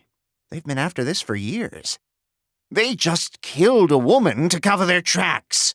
Why would they stop now? Well, everyone knows, or will soon know, it was murder. Ava answered. So we'll all know that it wasn't Marianne. Or that she didn't act alone. She shifted her gaze to Alex. I'm in. Fine. I'm in too, Chris said as he set his coffee cup on the side table. Huh? Alex said with a scratch of his head. I'm in. Let's set this up. What are you going to do to add to the scenario? Randomly show up at Stone Corp and make an announcement? Alex wrinkled his nose. So, what do you want me to do? Let you and Ava head into the office while I sit here twiddling my thumbs? Ava's helping you solve this, and the faster we do that, the faster Ava and I can get married. So I want in. I want to help. Chris. Ava began. Maybe you can help. I'll think about it. I have a few breadcrumbs to lay, then we'll head to the office. Car or chopper? Ava said as she narrowed her eyes. Chopper? You'd have to drive if Chris is going. Alex winced as he shook his head. Chopper it is. Leave in an hour? That enough time to plant your evidence? You're getting slow in your old age. It's plenty of time, Sparky, he assured her. Ava, can we talk for a second? Chris asked as she wandered from the room. Sure. Alex stopped himself from rolling his eyes as he watched them go. The morning hadn't been all what he'd hoped for when Ava had come to the Hamptons. Uptight Chris didn't seem to know the real Ava. At all. The only thing their waking hours had done for him was make him even more sure Ava belonged with him. And he had to prove it. His fingers moved deftly across the keyboard, creating a trail of evidence laced with a poison pill designed to track back to the true identity of the thief. Pleased with his work, he hurried up the stairs to change into a brightly colored blazer, jeans, and a button-down. He found Chris waiting at the bottom of the stairs as he arrived, in a plain pullover and slacks. Ava appeared a moment after him in sky-high T-strap heels and a pink business suit with white trim. "You're wearing that?" Chris asked, his nose wrinkling. "Are you going to the office or a Barbie convention?" "I think she looks great. Shall we?" Alex asked, offering his arm. "P.S. Blueprint Buddy? That is next season's hottest color." They pushed into the bright sunshine, heading for Alex's SUV. Chris huffed out a laugh as they crossed behind the pink sports car. You have a pink sports car? "No," Alex said with a shake of his head as they climbed into his vehicle. "That's Ava's." "You rented that?" Chris asked as he pulled on his seatbelt. "I bought it for her," Alex answered as he pulled from the drive, heading to the airport while ignoring Chris's confused expression. Within 20 minutes, they touched down on top of his corporate headquarters and headed inside. I didn't realize when you said chopper, you meant we were actually taking a helicopter to commute to your office, Chris said with a shake of his head as they waited for the elevator doors to open to the corporate level. "Welcome to the big leagues, Slick." Alex offered him a wink as the doors whooshed open and he wrapped an arm around Ava before they strode past the cubicles and offices, heading for his office. And now to lay some of the final groundwork and let word get around. Alex pressed a button on his phone, waiting until a voice answered. "Get me a few of the finance folks, please." They waited for a few minutes before a few people milled inside, led by Miranda. Alex, I'm surprised to see you here today after the... Her voice cut off as she glanced at the other two people in the room. Miss Collins. And you too. Ava offered her a smirky smile as she wrapped an arm around Alex's. Miranda focused on Chris. And you are? Is he helping with the investigation too? "No, not really. I'm investing in the new project," Chris answered. "Right," Alex said with a poke of his finger. "He's Christopher Draftsman, and he is very interested in our new groundbreaking project. And I am excited too, which is why I'm here. But before we get there, I just wanted to talk for a minute to acknowledge Mary Ann's death. I know we're all reeling from it, but I think moving forward is something we need to do to recover from the damage that's been done." I agree. I know all of us are broken up by the news, but we're here to help with whatever you need, Alex. Miranda grinned at him as she pumped a fist in the air, her bob swishing as she spoke. "Right, well, I actually sent a memo to you this morning, but I wanted to make sure, given the circumstances, we're all on the same page. The numbers are correct. I want money dumped into this project, because this is going to turn tech on its ear. So please, make certain everything is in place." We will work on it. Is there anything else? Maybe something I can help with on the fraud investigation? No, we have that well in hand, but thank you. Ava answered, a polite but dismissive smile on her face. Miranda flitted her eyelashes, obviously displeased. She flicked her gaze back to Alex. Are you sure? He patted Ava's hand, again annoyed by his CFO's dismissiveness to his wife. Like Ava said, we've got it well in hand. Thanks. Of course. If there's anything I can do, just let me know. Otherwise, I'll oversee this project funding and we can move forward as soon as it's in place. Keep me informed. The woman nodded before she led her team from the office. Alex narrowed his eyes after them as they left. Well, there's the groundwork laid. Now we just have to wait to see who makes a move. He glanced at his wife, worry and excitement coursing through him. Would they catch the culprit behind this? And if they did, would it be the end of his marriage? Chapter 22. Ava. Ava shifted uncomfortably in her seat as she took another sip of wine, her gaze flicking between her husband and her fiancé. Dinner at the beach club had morphed from seaside treat to tension-filled dance. Each word exchanged between the men felt like a thinly veiled challenge, barbs wrapped in politeness. A knot formed in Ava's stomach as she tried to navigate the conversation without tipping the balance into outright hostility. Chris had taken some offense to the easy relationship between her and Alex. Their shared glances that spoke as much as words had drawn more than one comment. And Chris's insistence on commentating about Ava's choices when they veered away from what he'd gotten used to in Silver Pine had resulted in multiple call-outs by Alex. So, how long can we expect before this resolves? Do you think they'll take the bait soon? Chris asked. No idea. Alex answered, a pout seeming to follow the words. Hence why I said we'd have to wait. Oh, well, I'm sorry, #hubby, but some of us would like to plan the rest of our lives. Okay, well, a few days isn't going to make things any different. And we can plan now, Ava answered, earning a glare from them both. I mean, we're both not working as much, so we could start talking about it. Alex polished off his wine before he poured himself another glass. Slow down, partner, you're driving. Thank you, Officer Crossbeam, I'm fine. Really? I'd prefer that we didn't die in a fiery wreck tonight, thanks. Alex arched an eyebrow. Maybe you can drive.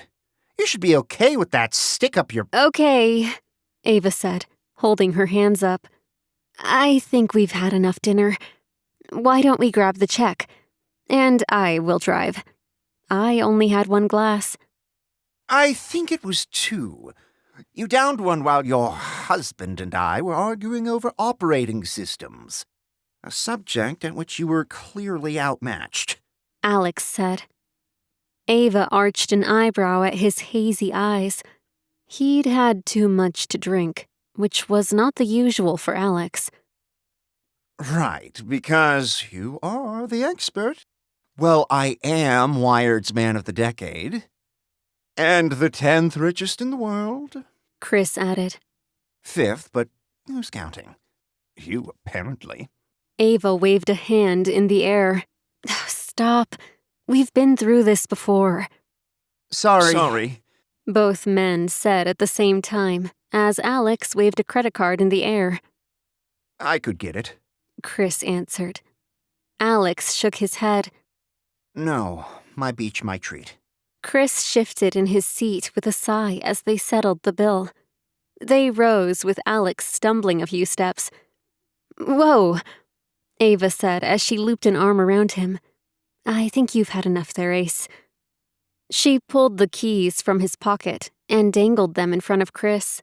I thought you were driving. Fine, she answered, tightening her fingers around the fob. You take him then. I'm fine, Alex said with a shake of his head. I can walk.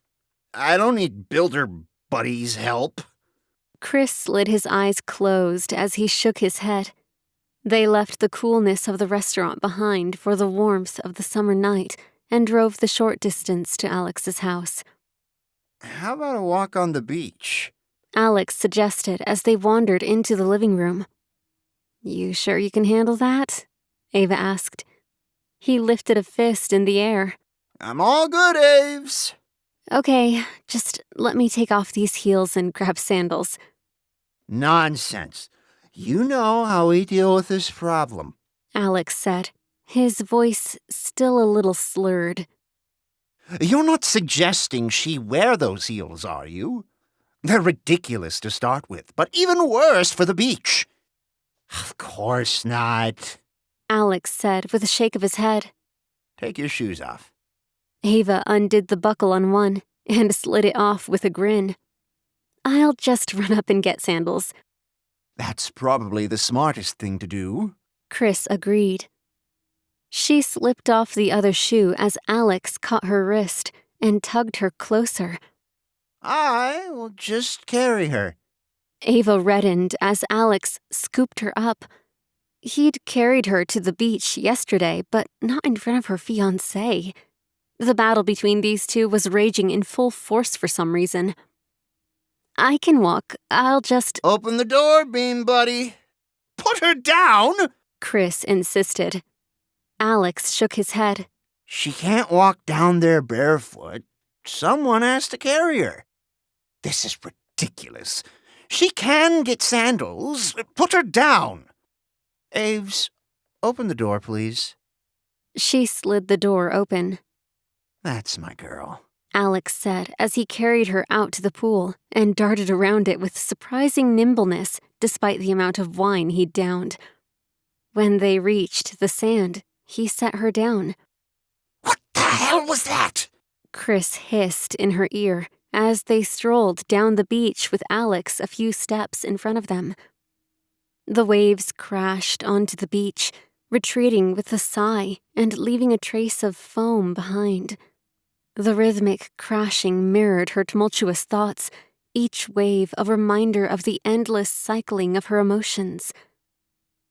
Alex can be a little theatrical. It's fine. It's not. The man just picked up my fiancée and carried her to the beach. It's not a big deal, Chris. He heaved a sigh, shaking his head at the twilight horizon. She tore her eyes from the crashing waves. What? He shook his head, shoving his hands into his pockets. Nothing. Should we head back? Why? It's a beautiful night. These shells are driving me crazy. The wind is maddening, and the crashing waves are giving me a headache. Ava's shoulders slumped at the words. When he was tired or upset, Chris had a knack for finding the worst in a situation. Okay, then go back. Come on. You'll have to brave the boards, though. I'm not carrying you. You should have gotten the sandals like I tried to tell you. Well, aren't you romantic? Oh, come on, Ava. It's ridiculous. Let's go. She took a few steps, twisting to eye him over her shoulder. You go on back. We'll be there soon. You're joking. I'll see you back at the house. She offered him a wave and continued, turning away from him as she hurried to catch up to Alex. As the cool sea breeze brushed against her skin, Ava's thoughts wandered to the complex web of her emotions. Beside her, Alex's quiet demeanor hinted at his own turmoil, making her wonder if their past was truly behind them, or still tangled between them like the seaweed at their feet. She needed a moment, and based on his behavior, Alex was feeling like a third wheel. He wasn't, and she needed him to know that. A quick glance behind her showed her retreating fiancé as she caught up to Alex. Hey! He glanced down at her, his lips curling. Hey, you. You okay? I'm fine. I'm not that drunk, just a little tipsy. Where's Criss Cross? He went back to the house. Too much sand and water and stuff. Alex screwed up his face. Seriously? Ava shrugged. Chris has a way of seeing the worst in things if he's tired. He'll get over it. Alex slid his arm around her, pulling her closer as they walked. I kind of don't like him, Aves. The words sliced at her like a knife to the gut. Her confused mind struggled to comprehend her own feelings. But with Alex's opinion in the mix, it only made things worse. You're not giving him a chance. This is the worst time for you two to be spending time together. Is there a good time with him? Yes, she answered. But on the heels of this admission, coupled with the information I've been keeping from him, it's just... he's on edge. Why did you keep it from him? Ava bit her lower lip as the question hit her like a ton of bricks. I know you said you didn't know why, but there has to have been a reason, Aves. Is it because of how he'd react? She slowed her steps, her feet sinking into the still warm sand as she considered the question. No, I don't know, Alex. I don't know. Her eyes clouded with tears for a reason she didn't quite know. She told herself it was because she'd had too little sleep, but she worried it was more than that. It wasn't something she was willing to face yet. Alex's hand squeezed her shoulder. We don't need to talk about it. I'm not trying to grill you, I'm just... Trying to tell me you hate Chris. I don't hate him. I just don't love him. Ava let her head rest on his shoulder, her arm slipping around his waist as they continued to meander down the beach. The words cut her. But I'll give him another shot after some of this settles down. I mean, I guess the guy got some strange news. Thanks, Ace. She grinned up at him, trying to read the odd expression on his face. Why did he look like he was choking on those words? Maybe the alcohol. Are you okay? Are you going to be sick? No. He answered. You really hate him, don't you? Ava searched his face for the truth, her heart heavy.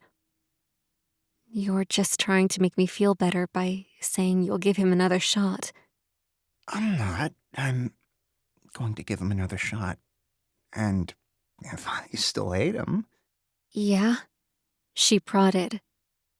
Then you can't marry him. Her eyebrow arched, and she cocked her head. I can't marry him? No, you can't. I won't let you. I'll just not sign the divorce papers and you'll be stuck with me.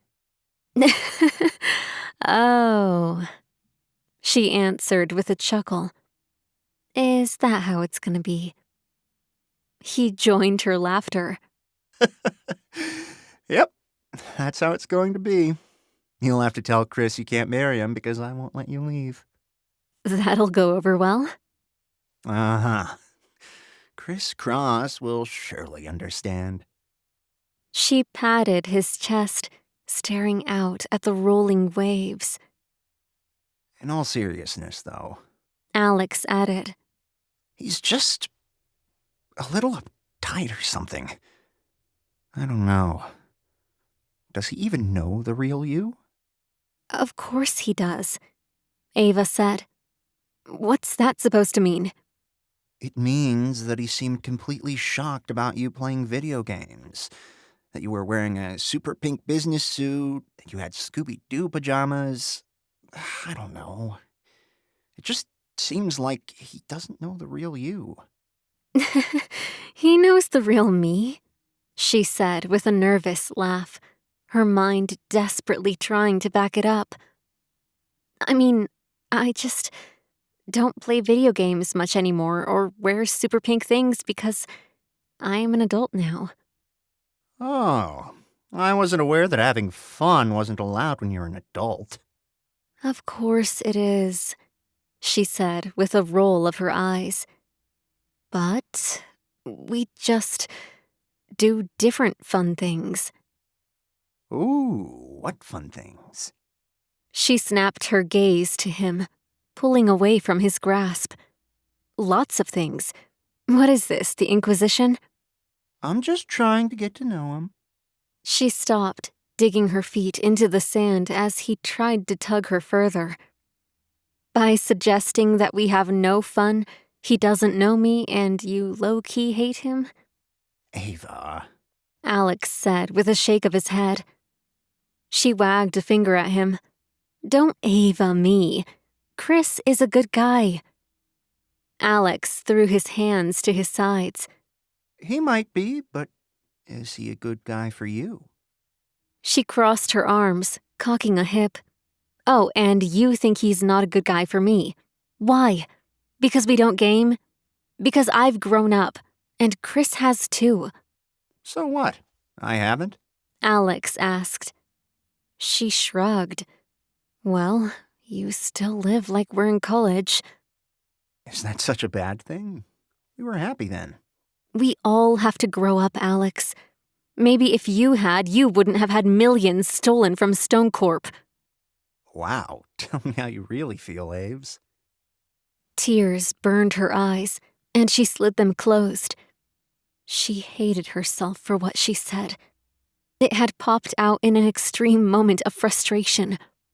Her emotions have been a roller coaster since she'd seen him again. She covered her face with her hands. Warm arms wrapped around her. Ava.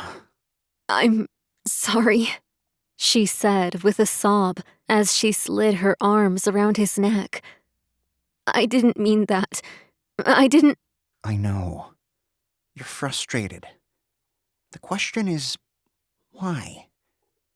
Aves, if this is how frustrated Builder Bro makes you, maybe you should reevaluate things. She sucked in a breath, refusing to raise her eyes to him as she choked out her words. No, it's just, I'm tired. And things have been really topsy-turvy with this entire situation and... Okay, easy. We don't have to figure anything out tonight. There's nothing to figure out, she said. Things just need to settle down. She finally lifted her teary eyes to him, sucking in a breath as she desperately hoped he agreed. His features pinched, and for a moment, she thought he would argue. But then his face softened. Right. Okay. Let's let things settle down. He rubbed her shoulders as she wiped at her cheeks and sniffled. Ava, relax. It's okay. I just feel bad. Come on, Aves. We've had fights before. They never last. You know that. I never said what I just said. She answered with a sniffle as guilt racked through her. He pulled her closer into a bear hug as she buried her face in his chest. Ava, calm down. You're making more of this than it is. We've both said plenty of things we haven't meant in the heat of the moment. She slid her arms from around his neck to around his waist and squeezed. It's okay. He soothed as he laid his cheek on the top of her head. There is enough going on that you don't need to be worrying about this. She lifted her chin to gaze up at him with a pout. I am worried about it. You're my best friend, and I don't want to lose you. You will never lose me, Ava. He said, his voice a low whisper. Do you promise? I can be kind of a handful. He grinned at the words. I know. And I married you anyway. Oh, you were in it for the money. He chuckled. How can we put this behind us? As long as you're sure you're okay. If you want me to make it up to you somehow, I will. What, like do my laundry for a week? I have people for that. No, like, I don't know, game night? Make you breakfast? Alex murmured. Well, if I can segue this into a game night, I'm taking it. I'll pass on the breakfast. You can't cook. I can too. Ava? Okay, I can't. I still stink in the kitchen. And it still doesn't matter. It has never mattered. He stared down at her, something unreadable in his eyes, as the waves crashed on the sand. The water licked at their feet. Ah, that's cold! She stiffened, rising to her tiptoes. You want to head back? She nodded. We probably should. Chris is probably wondering where we are. And he's uptight enough to be upset. Alex said as they started back to the house. Sorry. See, I say mean things too. You didn't say it about me. Okay, fine. Do you want me to say something mean to you so you feel better? She glanced up at him. I don't know. Depends on what it is that you're going to say. He grinned at her. You stink at cooking and baking. That's not mean. That's just a fact, she said with a laugh. All right. You're kind of uptight now that you've grown up. I am not, she said, her voice incredulous. Well, I had to say it. Now we're even. Her features pinched as she shuffled along the sand. Don't take it too seriously, Aves. He said as he rubbed her shoulder and pulled her closer to his side. It means as much as what you said. I didn't mean it, she answered. I know. And you know I didn't mean it. See? We're friends. We're allowed to get mad at each other. They reached the boardwalk leading back to his house, and he lifted her into his arms. You don't have to carry me. You're right. I should have made you carry me after our argument. She rolled her eyes at him as they reached the house, finding the sliding door still ajar. She narrowed her eyes at it, cocking her head. Looks like Chris doesn't know how to close doors, Alex said as he took a step toward it. She thrust out a hand, stopping him. Wait, something's off about this. He froze, staring at her. What? Chris would never leave the door open. Like, never. Once I left my screen door propped open. Wow, you would have thought I flooded the entire house. Chris is a little uptight about doors being opened? Yep, we're not heating the outside, Ava. She crept closer to the door and leaned in. Chris? He didn't answer. It's a big house. Maybe he didn't hear you. Stay behind me. Alex fell in line behind her as she crept into the house, keeping her footsteps as quiet as possible. Her heart pounded against her ribs as she called out again. Chris! A muffled noise answered her. Her stomach clenched, her brows furrowing. What is that? Alex whispered. I'm not sure. Should we get the gun? I don't need a weapon to be dangerous.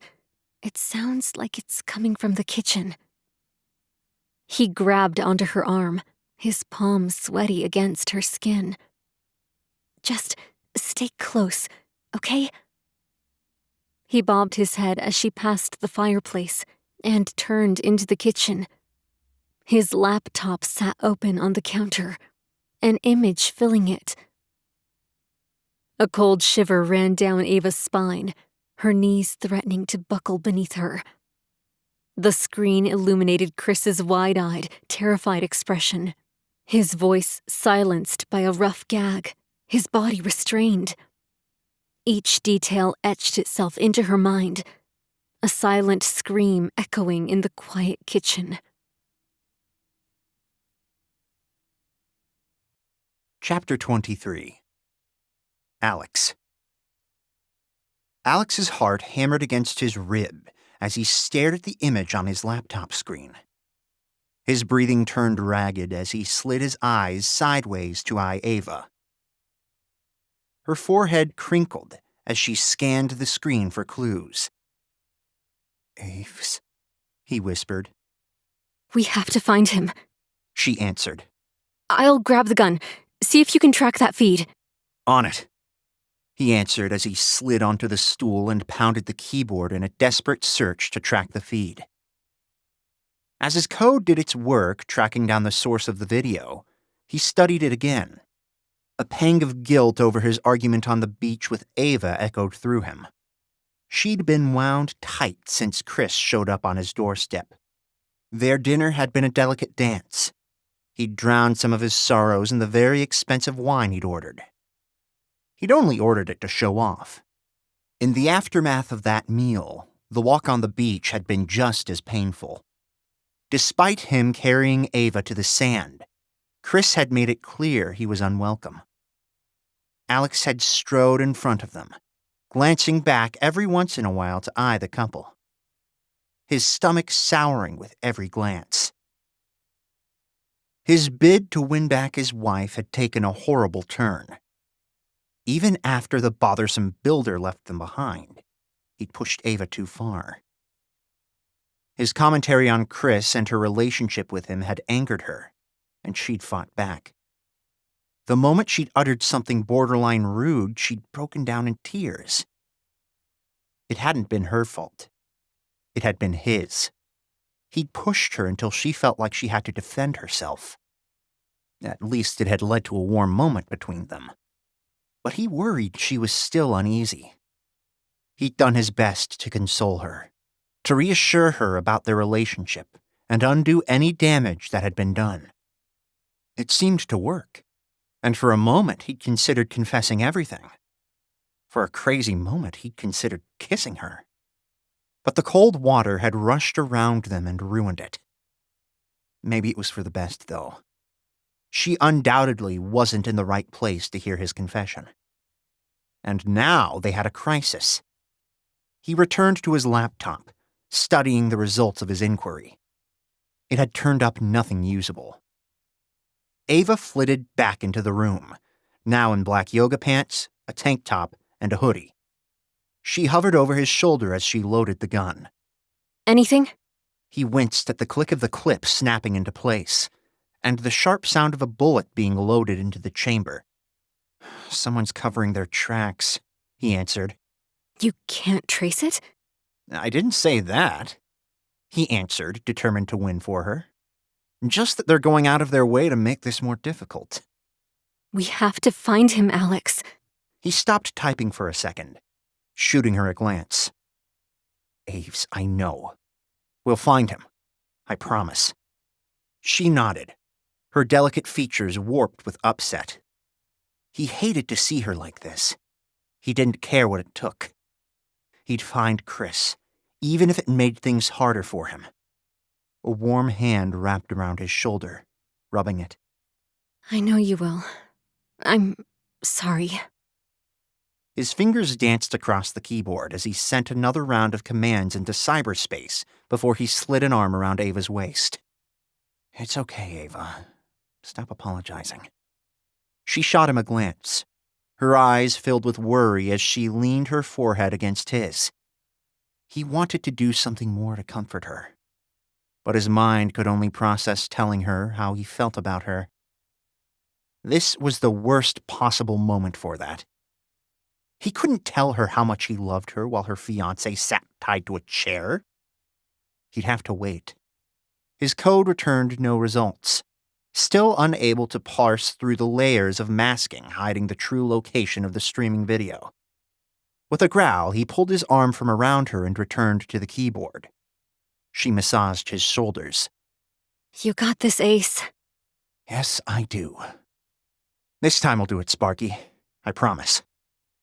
She set her chin on her knuckles as she watched him work, her eyes fixed on the image of Chris in the corner of the screen as code filled another window. He looks okay. He doesn't look hurt. No, he doesn't. And we won't let them. We're going to find him. I'm trying to search for any clues on the feed, but I'm not seeing anything that would help us determine where he is. But it can't be far. We weren't gone that long. She pressed her hand against her forehead. While we were out there arguing over him, someone was kidnapping him. Ava, you can't think like that. I mean, if he hadn't stormed back to the house, he wouldn't have gotten kidnapped. See, we can blame this on him, too. She heaved a sigh, sinking onto the stool with a frown. He didn't storm back. He doesn't know what to do. He's frustrated. He bit his tongue, wanting to tell her he was frustrated, too. Frustrated that she'd met someone, that she'd agreed to marry him, and that he could lose her to him. With every passing second, he grew more firm in his belief that Chris was not the man for Ava. But he also fell further behind in the race to win her heart. He took his annoyance out on his keyboard as he worked to track down the source of the video. Ava pressed her lips together as she drummed her fingers on the counter. Anything? Almost, Aves. Can I help? The shoulder rub was helping, he murmured as he stared at the information filling his screen. She hopped to her feet and continued the massage. It wasn't that he was tense, but the contact with her helped him forget his fear of losing her. Instead, he could pretend they were together simply by working together to solve a problem. Not one that was personally connected to Ava. Better? She asked. Much, he answered, his eyes sliding sideways to catch the ring on her finger, sparkling as it caught the light rhythmically with her motions. You want a pep talk? The corner of his lips turned up as he clacked across the keyboard again. You mean like you telling me I'm so smart and great? Yeah. She answered. I might want one. You are so smart, Ace. He screwed up his face, his eyes never leaving the screen. Ava, that sounds fake. I'm serious. You're the best hacker I know. Actually, you're probably the best hacker a lot of people know. That's why you're super rich now. He was about to make a good joke about it when the result finally popped up on his screen with a glowing red dot. Got it. Ha! She exclaimed. I knew you could do it. Where? Abandoned warehouse about 20 minutes from here. I'll drive. No! She exclaimed. You stay here. I don't want you to get hurt. He rose with a shake of his head. Ava, I'm not letting you do this on your own. I'm coming with you. Alex. No, Ava, he answered as he slammed the laptop shut and stowed it under his arm. I'll drive. She arched an eyebrow at him. Okay. Just stick close to me when we're there. I don't want anything to happen to you. I don't want anything to happen to me either. Let's go get our favorite architect. She nodded as she slipped her hand into his. Let's go. Despite the seriousness of the situation, he couldn't stop the smile from curving his lips as the warmth of her hand permeated his skin. The situation at Stone Corp had brought them together as a team. He desperately hoped he could keep their relationship alive. As soon as things settled down, he'd tell her his feelings. Or as soon as he thought it was wise. The yellow of his signal lights splashed across the driveway as he unlocked his car. Ava climbed into the passenger seat, twisting to face him as he slid behind the wheel. Do you want me to drive? No, You drive too slow. she said. Switch with me. I do not, he answered as he fired the engine. Put on your seatbelt. Alex. Seatbelt, he said, shifting his gaze to her as he shifted into reverse and eyed her. She tugged it on and clicked it into place. You're so bossy sometimes. You like my bossiness. I like it when you drive over the speed limit, too. He pulled out of the driveway, his right hand searching for hers. We'll get there, Ava, I promise. They put that on my laptop because they want us to find him. Because this is a trap. Which is why you should stay in the car. I'm not leaving you alone, Ava. He paused, pressing his lips together.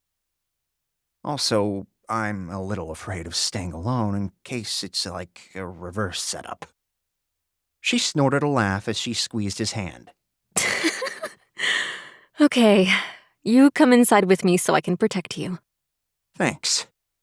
He lifted her hand to his lips and kissed it.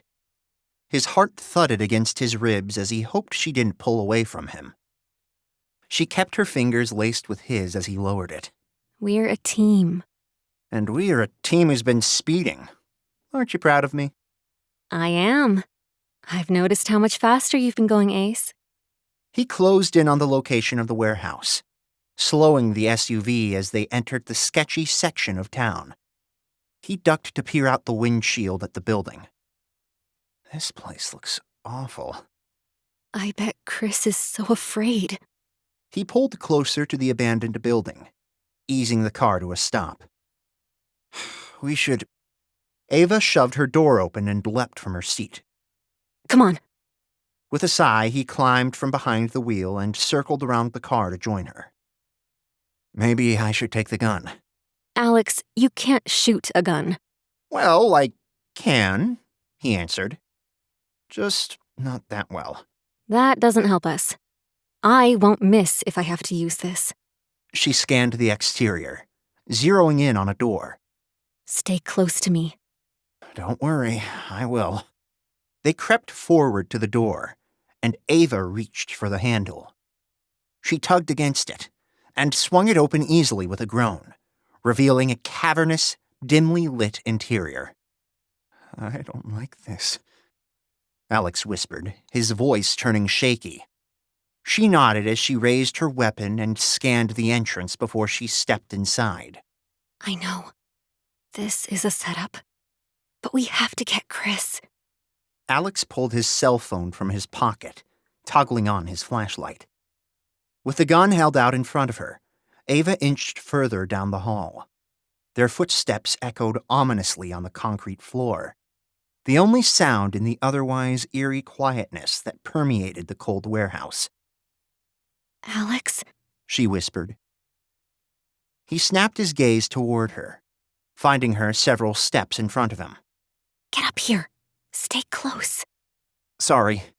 He rushed forward, pressing close to her. I was just being creeped out by how quiet it is in here. Yeah. Hopefully that means no one is here. Maybe we found this place faster than they expected. We need to be careful. They have a camera on him. They could have others. She nodded as she rounded a doorway and thrust the weapon inside as she searched the room before continuing past it. Yes, we've probably already alerted them to our presence. Let's just hope that we can get out of here before they arrive.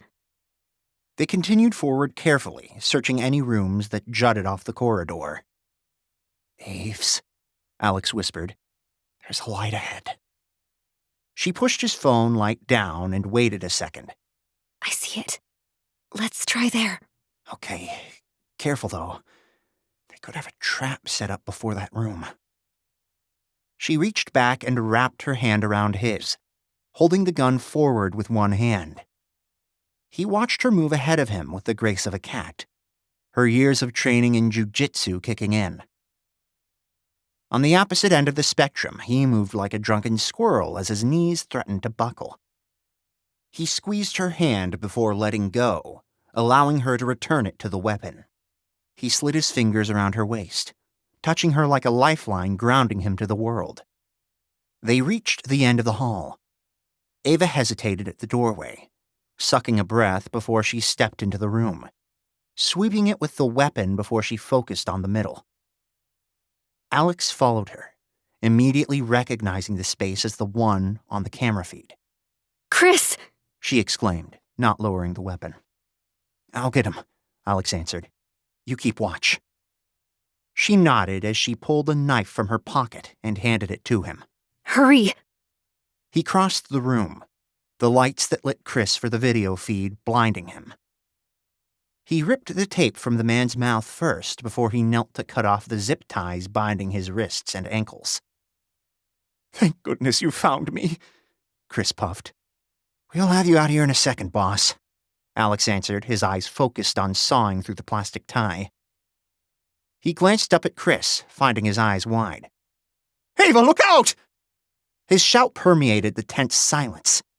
Alex whipped his head around just in time to see a figure lunging at Ava. His heart stopped as he wondered if they'd just fallen into a trap that they wouldn't get out of.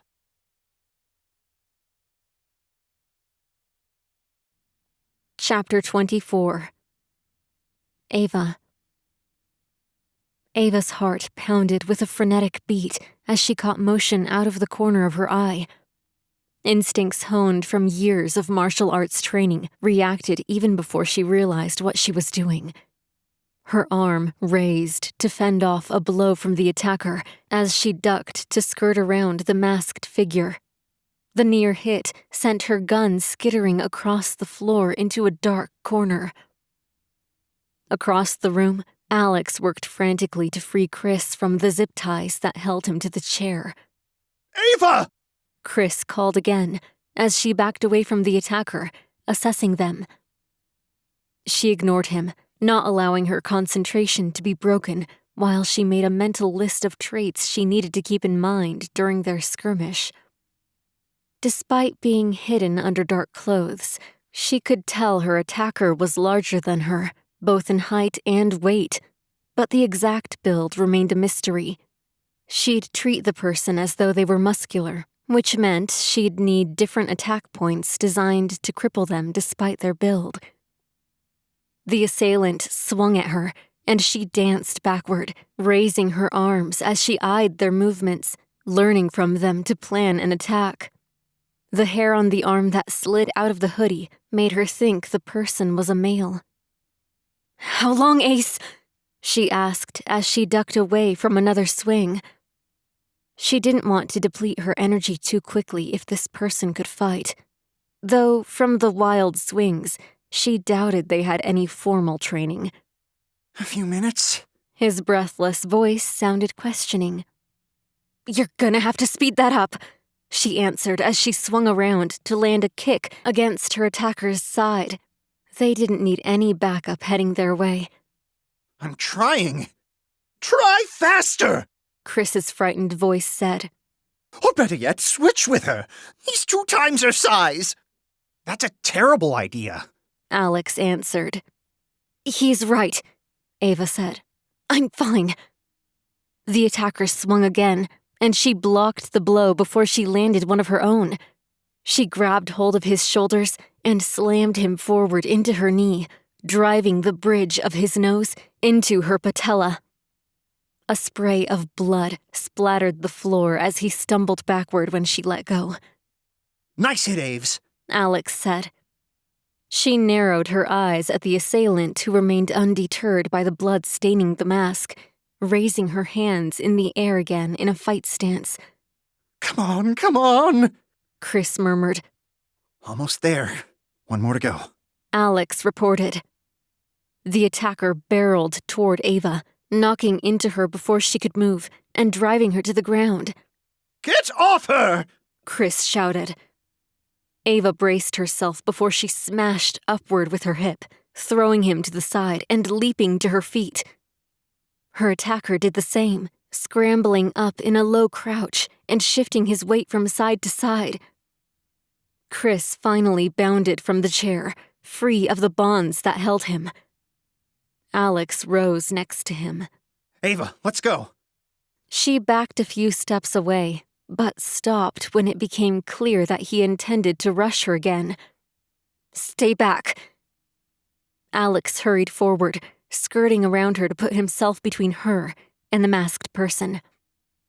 "Alex, get back," she warned. Before she could push him behind her, the man lunged forward, landing a blow against Alex's jaw that sent him reeling.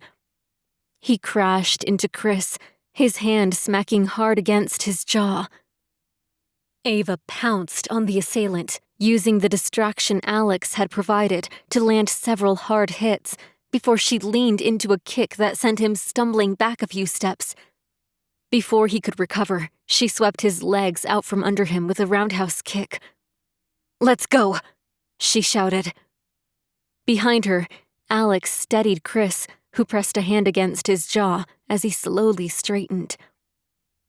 Alex's eyes went wide as he glanced over her shoulder. Ava, look out! She twisted a second too late to find the attacker smashing into her again. They landed separately, and she skidded across the smooth concrete. He rolled to a stop next to her, reaching a large hand toward her that she shoved away before she flung herself toward him, climbing onto his back. She slid an arm around his neck, tugging it tighter with her other arm. He gasped for breath, his features reddened as sweat beaded on her brow. After a moment, he went limp. She released her grip, and he slumped to the floor. Chris murmured, his eyes wide. As she climbed off of him, her hands shook, not from fear, but from the rush of relief and victory. Memories of countless hours training in the dojo flood back to her as she crossed to Alex and Chris. He's not dead, just passed out. Let's go. Excellent work, Aves. Alex said as he slid his arm around her. They hurried toward the exit as Ava glanced at Alex's jaw. Are you okay? I'm fine. He assured her. You okay? She asked Chris. He rubbed his jaw. Yeah, I think so. Cool night air rushed past her as they stepped into the parking lot and crossed to the car, climbing inside. She twisted around from the passenger seat as Alex fired the engine and peeled out of the lot. Let me see. She grabbed his chin and tugged his face to the side. You're probably going to have a bruise. We'll put some ice on it when we get home. Ava, you were amazing! Alex said with a grin. Where did you learn to fight like that? Chris asked as she settled into her seat again. Alex eyed him through the rearview mirror, his features crinkled. Did you not know that she has a black belt? You have a black belt? Chris cried. In jiu-jitsu, she answered. Thank goodness I did. This is getting out of control. I can't believe one of your employees could set this up. I'm beginning to think there's more to this than meets the eye. Alex answered. But what? Ava answered. Who cares? Chris said from the back seat. It's about time this ended. Call the police. By the way, why didn't they show up at the warehouse? I wasn't taking that chance, Ava said with a shake of her head. They sent the feed to Alex's laptop. I wasn't about to take a chance that they'd hurt you if we contacted the police. Chris shook his head. This is ridiculous. You should be turning this over to the cops, not setting up a trap for whoever's doing this. Alex pulled the SUV into the driveway and killed the engine. The glance he shot Ava was filled with a mix of emotions ranging from worry to contrition. She reached out to squeeze his hand, a silent message of support to him. Someone say something, Chris said, his voice tense as silence stretched between them. Let's head inside and take care of both of your injuries, Ava answered, throwing her door open. Chris followed her, sliding out of the car. Something other than that. They pushed into the house with Alex trailing behind them. Ava headed for the kitchen, grabbing 2 plastic bags and filling them with ice. She passed one to Alex before she wrapped a towel around it and pressed it against Chris's jaw. He winced as she eased him onto the stool. Ow, Ava, easy! Sorry, she answered. Alex hovered in the opening to the kitchen, one hand shoved into his pocket and his posture stiff as he pressed the ice pack against his jaw. She flicked her gaze to him as she held Chris's ice steady. Are you okay? Yeah. He answered with a nod, avoiding her gaze. He was upset too. He needed her support, but she needed to deal with Chris first. She glanced back as he shifted on the stool, rising to stand. What are you doing? Going to get my phone. I'm calling the police. Chris, no. Ava, someone just kidnapped me, tied me to a chair, and broadcast it. I could have been hurt. Or worse. Alex slid his eyes closed behind the man, his distress obvious. Yes, you could have been. But you weren't. Let's focus on that. Sit down. Sit down?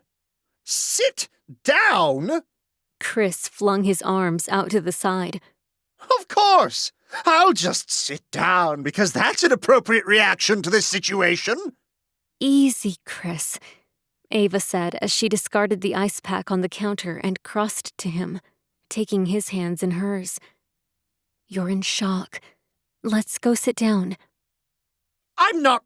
He shook his head as he allowed her to lead him back to the stool. Yes, I'm in shock. I was just kidnapped. Ava sucked in a breath as she nodded, cupping his face in her hands. I know, but you're okay. She pressed the ice against his jaw again. Take a deep breath. He sucked in his breath, his features pinching. His lower lip trembled for a moment as he wrapped his hand around hers and squeezed. You're okay. You're fine. He blew out a long breath. Ava, this is dangerous. We need to involve law enforcement. This is well beyond the normal scope of digging through financial documents. Someone was killed. I was kidnapped. Which is why we need to solve this. And until we do, no one's going anywhere alone. Did you get a look at the person at all? No. Chris said with a slight shake of his head. I walked into the house and he was standing in the living room. He had the mask on the entire time. He? She asked. Did he speak? Are you sure it was a man? Yes, male voice. He said, "Don't move," and pointed a gun at me and made me climb into the trunk of his car and zip-tied my hands. Ava glanced down at his wrists. Bruises marred them. Are you hurt? Do I need to get the first aid kit? No, I'm fine. Ava. Hold this. I need to talk to Alex. She pressed his hand against the ice bag. Don't move. She crossed to Alex and drew him a few steps away. Ava. He whispered, worry still etched in every line of his face. I'm so sorry. This isn't your fault. It sort of is. I mean, this started at Stone Corp. She shook her head. Alex, I'm not going to do this, okay? We're not going to play the blame game. This isn't your fault. You didn't ask for any of this. I feel really responsible, though. Chris could have been killed. But he wasn't. But we need to step up our game. Let's hope the bait you put out helps us unravel this. He pressed his lips together, his brows still pinched tightly. She glanced up at him, concern swirling within her. Are you okay? Yeah. He didn't make eye contact, a clear sign he was lying. She reached for his hand, pulling it close to her chest. Hey, I'm serious. Are you okay? I'm fine. I didn't get hurt. I should be asking you that, though. He tackled you twice. I'm not hurt. And I don't mean physically, Ace. You look like you need to take as deep a breath as Chris. His jaw flexed as he stared into mid-space. Aves. She pulled him into a hug. It's okay, Ace. We're okay. He leaned back, studying her face. Are you sure? If you need a doctor, I'll call the best one and have him here in 10 minutes. He cupped his face in her hands. I'm fine, Alex. He didn't hurt me. Alex squeezed her tightly again. If you don't want to do this anymore. He didn't finish his statement. This time, she arched away from him. I want to finish this more than ever. We're in this together. I'm not leaving you. I'm not sure Chris is going to be happy about that. She shrugged. We're in this together. I should go check on him. But before we head in there, there's something else. Something else? I knew it. You're hurt. Where? Never mind. He shook his head as he fished in his pocket for his phone. It doesn't matter. I'll just call a general practitioner for now, and we'll go from there. She grabbed his hands, steadying them. No, I'm not hurt, Ace. I'm fine. But when I was fighting with the masked man, I saw a tattoo on his wrist. Maybe we can use it to identify him. Alex's forehead creased. What was it?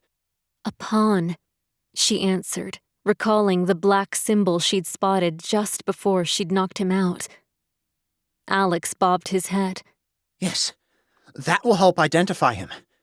Good catch, Aves. Now, we should head back in to check on Chris. Yeah, and I'll check on the bait. She nodded, taking a step toward the kitchen, when he caught her hand. She stared into his eyes, reading a mix of warmth and gratitude. Aves? She raised her eyebrows, prompting him to continue. Thank you. She nodded, lacing her fingers through his as she tugged him along with her. They strode into the kitchen, finding Chris staring blankly at the counter as he pressed the ice against his face.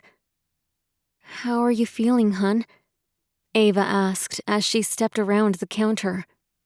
He raised his eyes to her. Okay, I guess. I'm still reeling from the events of the past few days. Who knew my fiancé would be married, investigating some weird financial theft that would lead to my kidnapping, and her rescuing me with her martial arts skills? I'm sorry, hun. I had no idea who you really are. I feel... He sucked in a deep breath, his features crinkling. Hold that thought beam, buddy. Alex said, his voice barely able to temper his excitement. I think we've just got a hit on the bait I tossed out there. Looks like someone is attempting to access the secure files I put on the server. Ava hurried around the counter, peering over his shoulder. Her heart thudded against her ribs as she waited to see what he'd found. Could they have just cracked open this puzzle? Chapter 25. Alex. Alex drummed his fingers against his desk as he rocked in his chair, his forehead creased. His eyes fell on his wife, sitting on the couch across the office from him. A torrent of emotions whirled within him. Pride surged at their behavior from the night before when she'd rescued her fiancé from the clutches of the enemy. But more than that, his heart ached desperately with love for her. He'd always felt it, but he felt it more than ever right now. They'd reconnected when she'd come back to secure the divorce. The problem at Stone Corp had bonded them again. But now it was swiftly coming to an end. In fact, in a matter of hours, this investigation would be wrapped up, and he'd have no more excuses. Memories of their time spent together, of late-night coding sessions, of gaming challenges, of laughter and closeness flooded his mind. The thoughts of those moments going to another man twisted a knife in his heart. He tried to tell himself it would be okay, that things would work out. But his mind continued to concoct scenarios where it didn't. He imagined all the fanfare dying down after the police arrived with Ava shuffling toward him with a slight smile. Well, that's that. We did it. Now, time for us to sign those divorce papers. Chris, already sitting next to her on the couch, would slip his arm around her, his intent clear. Ava belonged to him now. He shifted in his chair, drawing his shoulders to his ears with a sigh as another version raced through his mind. I guess that's that. Ava said after they carted off the guilty party. Actually, Aves, it's not. I need to talk to you about something. Her forehead creased. What is it? He swallowed hard, digging deep to say the words that had lived in his heart for eons. I love you, Ava. She stared at him for a minute before she threw her head back in laughter. Oh, Ace, you're so funny sometimes. No, I'm serious. I love you. And I want to stay married. I've loved you for a long time.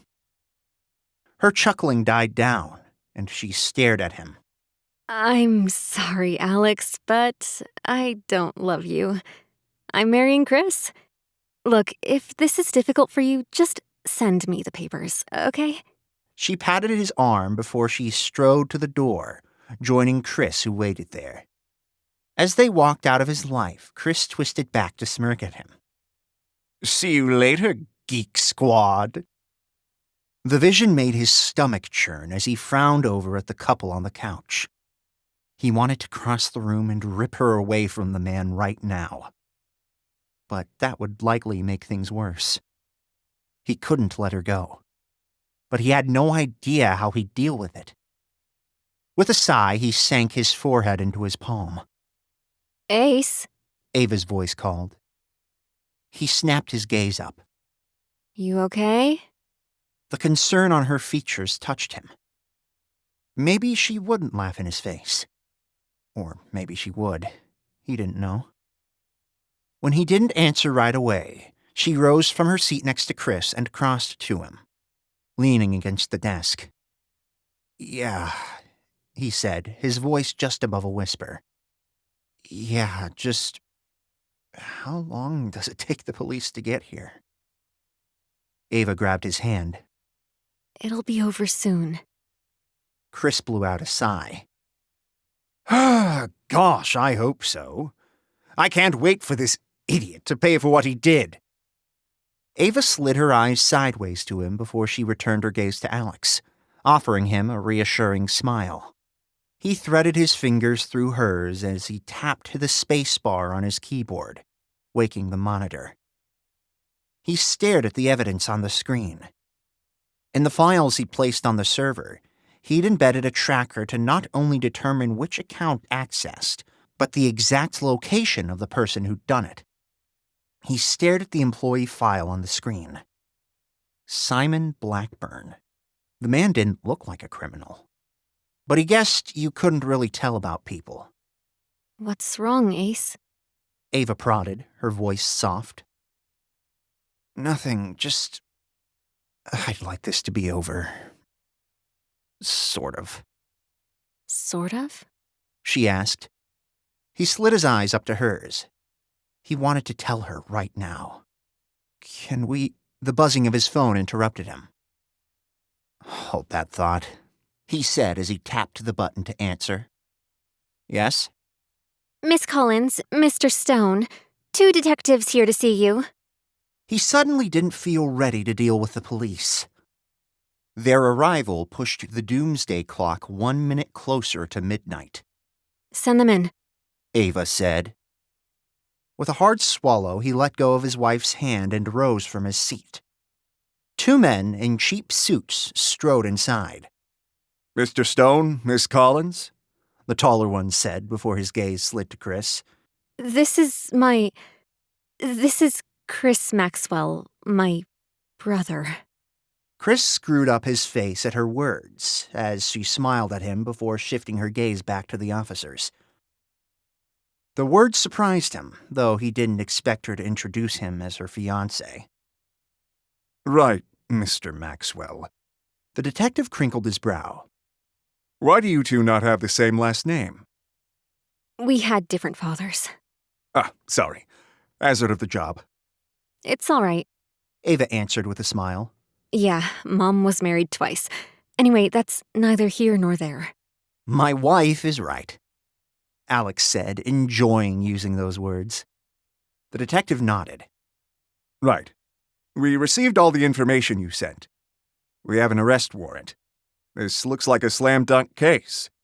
In addition to the financial fraud, we've also a pretty solid case against Simon for the murder of your other employee, Marianne Wells. Really? Ava asked. How so? The detective nodded. We can't comment on an ongoing investigation, but we do have several things that lead us to believe this is all related. Ava's warm hand wrapped around his, giving him strength as he faced the reality that one of his coworkers was a murderer and had killed another. He'd also likely tried to break into his home, and probably had been the one who kidnapped Chris. We'll need you to come down to the station and make a full statement about this, too. But you can do that at any time. Alex nodded as he realized this was all about to wrap up. The thing that had brought Ava back to him was about to disappear. 2 uniformed officers stepped into the office behind the detectives. The detective nodded at them before he twisted to face Alex. We're ready. You may want to wait here. These guys can get mouthy when they get caught. Alex shook his head. No, I want to see him. He stole millions from my company. That money may or may not be found. It's not about the money, Alex answered. It's the principle. All right. Then you can lead the way. The officers parted ways for Alex to precede them. He glanced at Ava.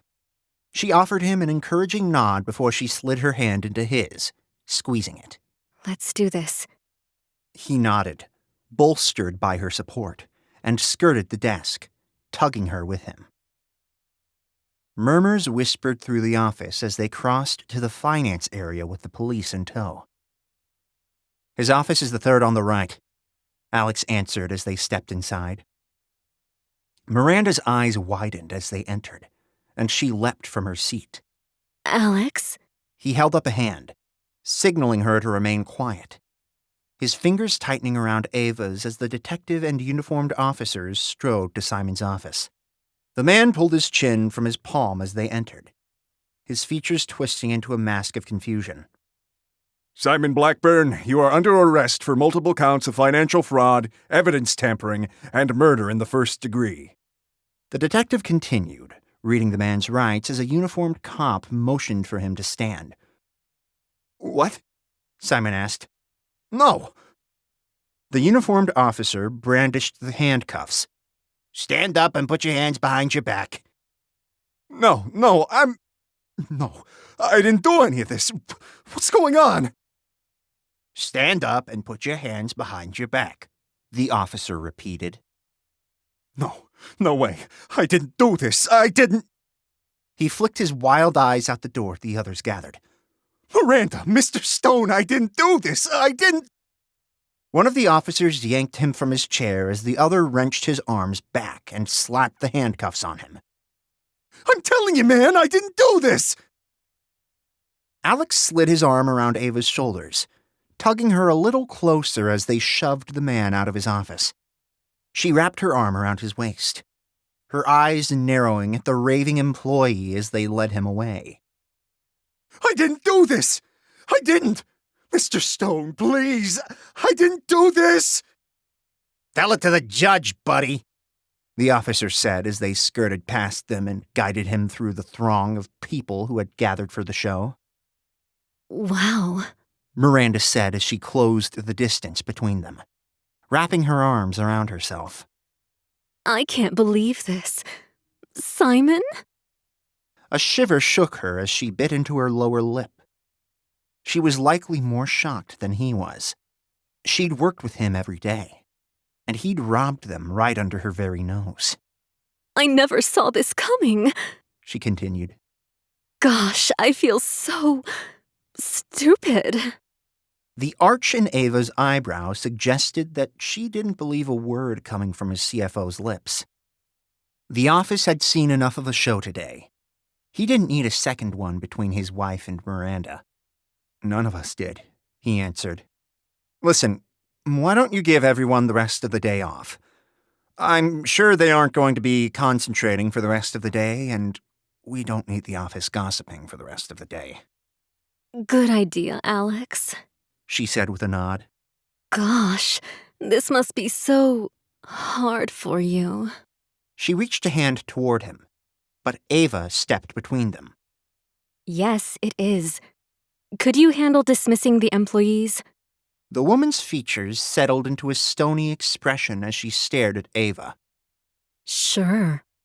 Anything else I can do for you? No, Alex interjected. Thanks for handling this. Take it easy this afternoon. You too, Alex. Miranda said, her expression morphing back into one of concern.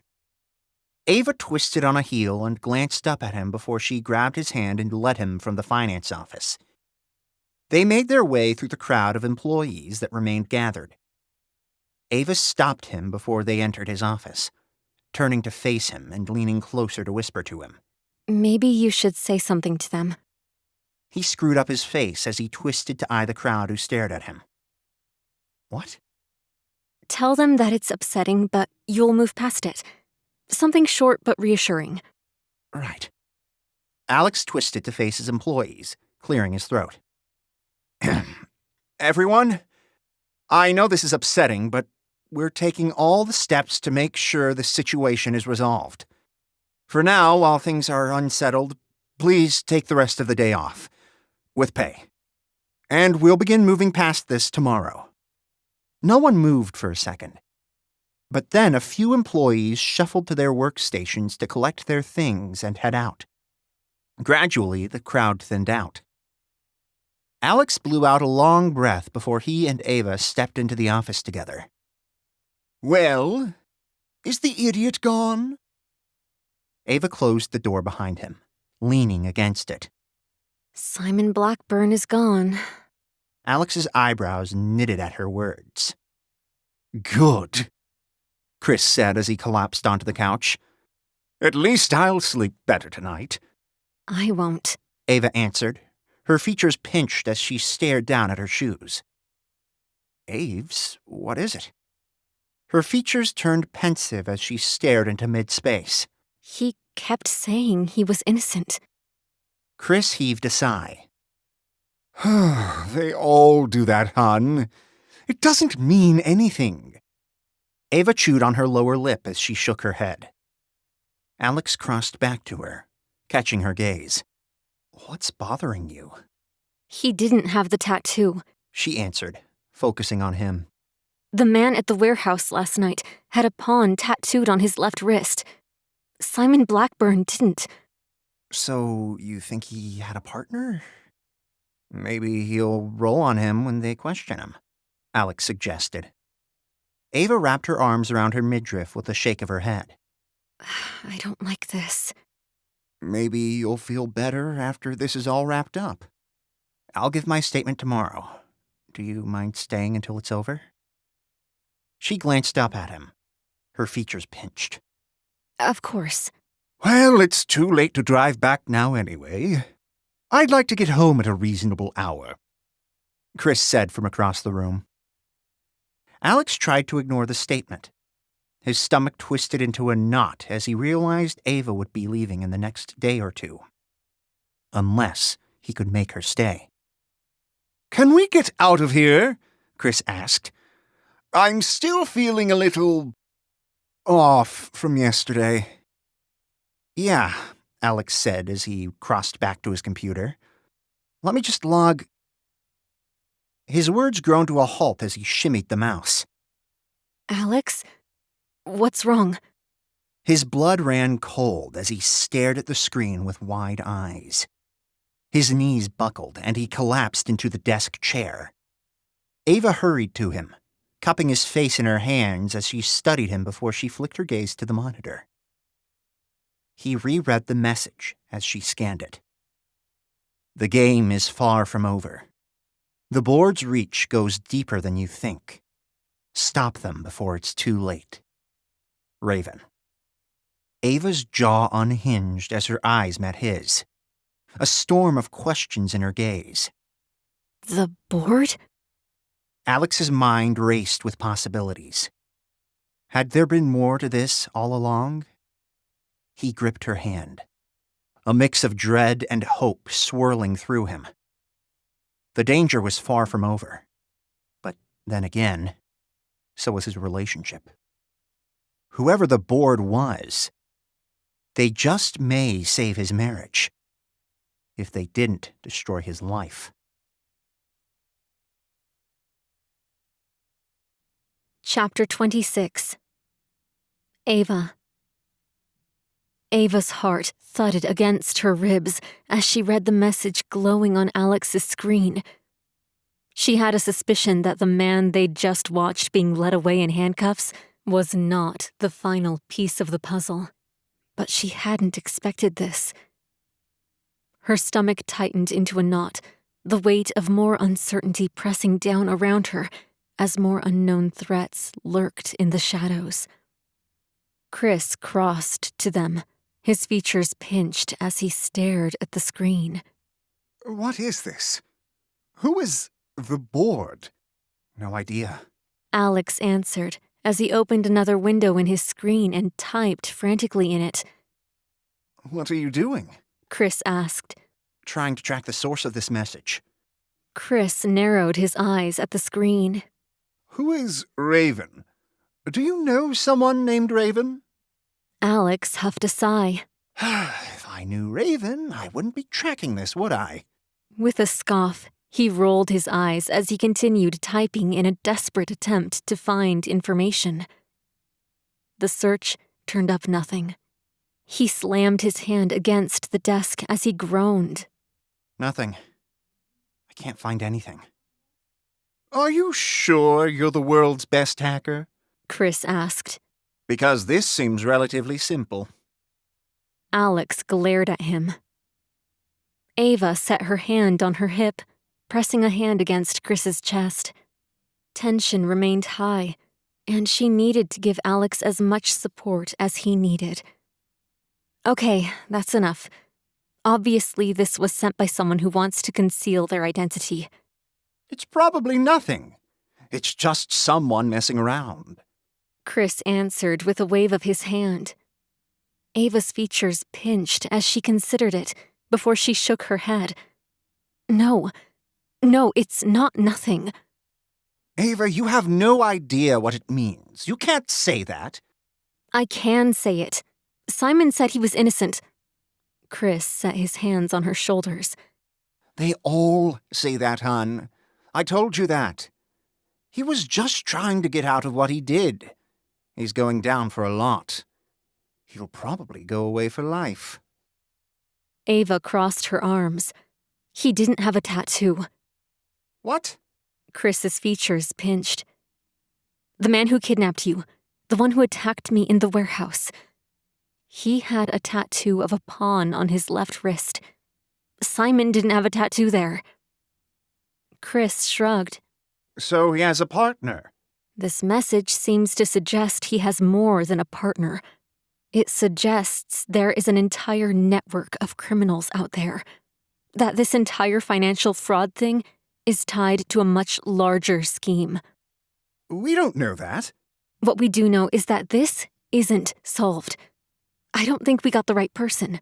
Or people.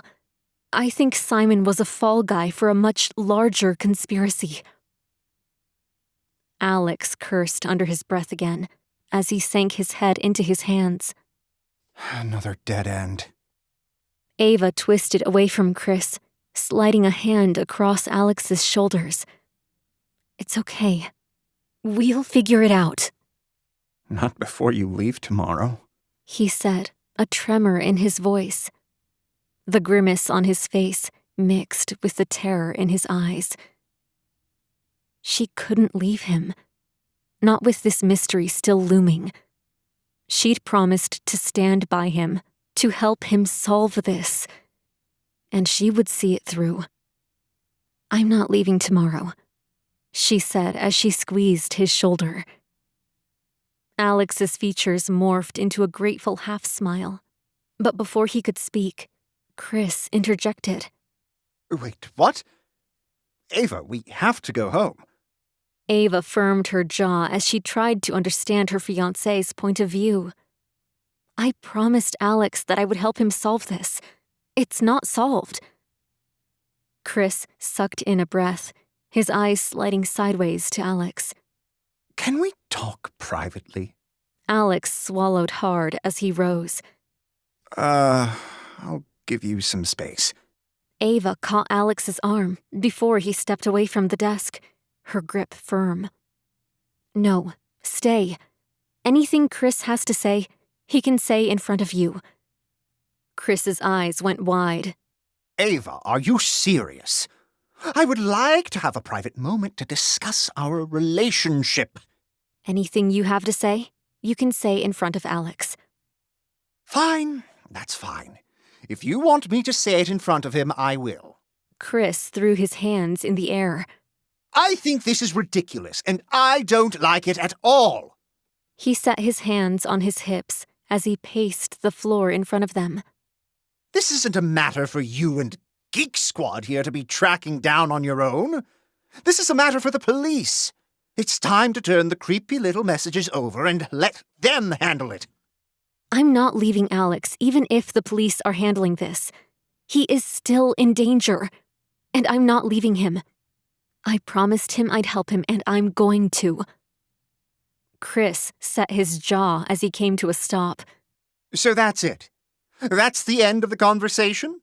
It is for me, but I can understand how this is different for you. I'll say. He murmured. Ava sucked in a deep breath, trying to understand Chris's consternation. Look, I understand if you don't want to stay. After what you've been through, I get it. What happened was incredibly terrifying. It may be best if you went home. His eyebrows shot up. It may be best. Hun, I get it. This is dangerous, and you were plunged right into the center of that. If you want to go home to Silver Pine, I get it. Go back to normal life and try to forget about what happened. And what? Leave you here embroiled in whatever this is with him? You're not leaving me, she answered. I'm choosing to stay. I can work from here. We'll talk every day. It's fine. No, it's not fine, Ava. You're my fiancé, and you're asking me to leave you here with him. Ava's features crinkled. What's that supposed to mean? Chris set his jaw as he shook his head. You wanted me to say this in front of him, so here goes. I mean, I'm leaving you behind with a husband who doesn't want to let you go. With a guy who I suspect is using this to keep you here. Crossing her arms, Ava clicked her tongue as Alex scoffed. That's not true, Alex said. Ava pressed a hand against his chest, signaling him to stay quiet while she handled it. He's right. That's not true. Isn't it? How do we know? Because I know Alex. He's my best friend.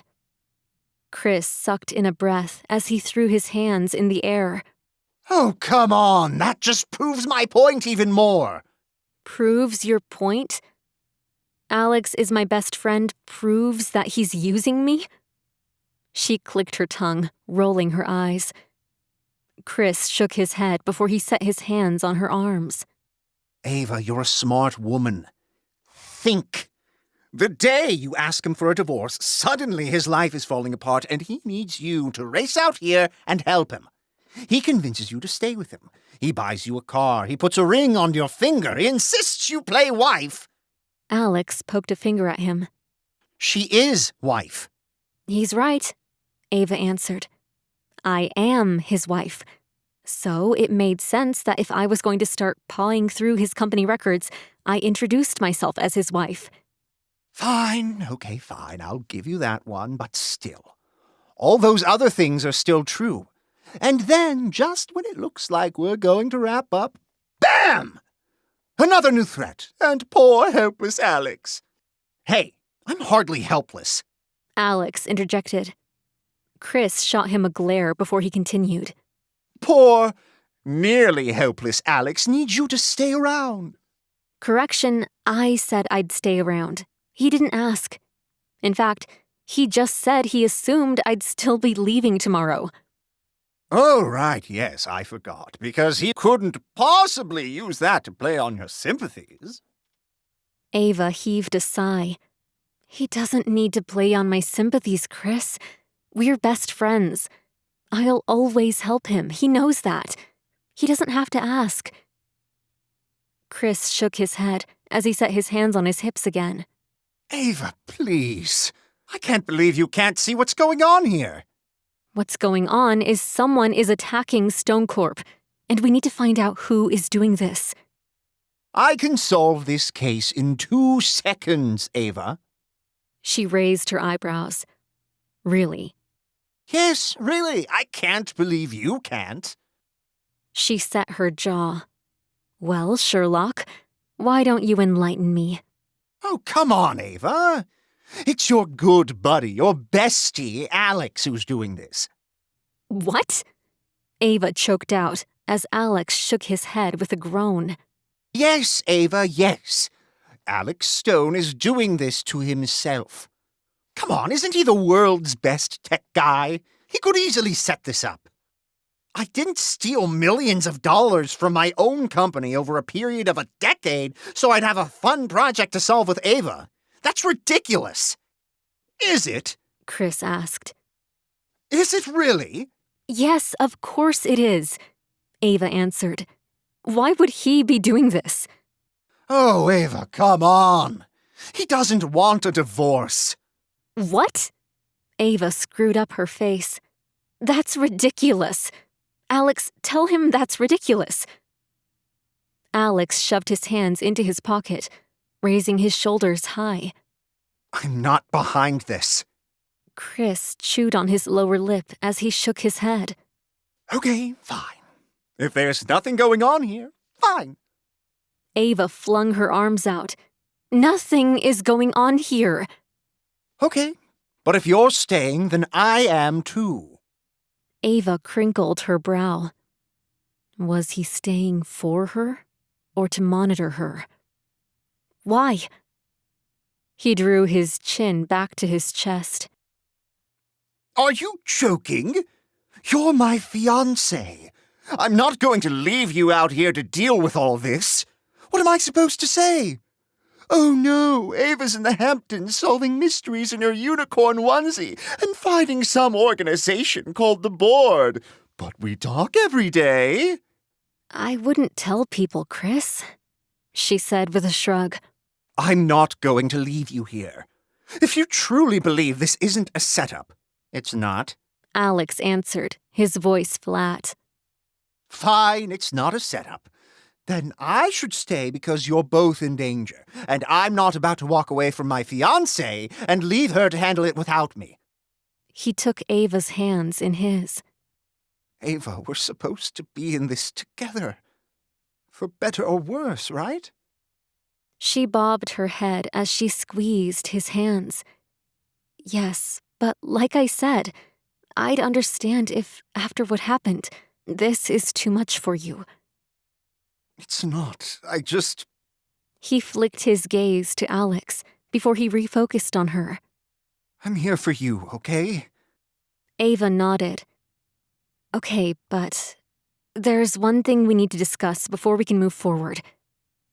He squashed his eyebrows together. What? I think you owe Alex an apology. He didn't do this, and that was unfair to say. If we're going to move forward together, I can't have you two at each other's throats. Chris pressed his lips together as he shifted his gaze to Alex. I'm sorry, Alex. Sometimes when it comes to Ava, I see red. She's very important to me. Alex offered him a tight-lipped smile. I get it. Ava is important to both of us. I swear to you that I didn't do this. On my life, I'm not the one behind this.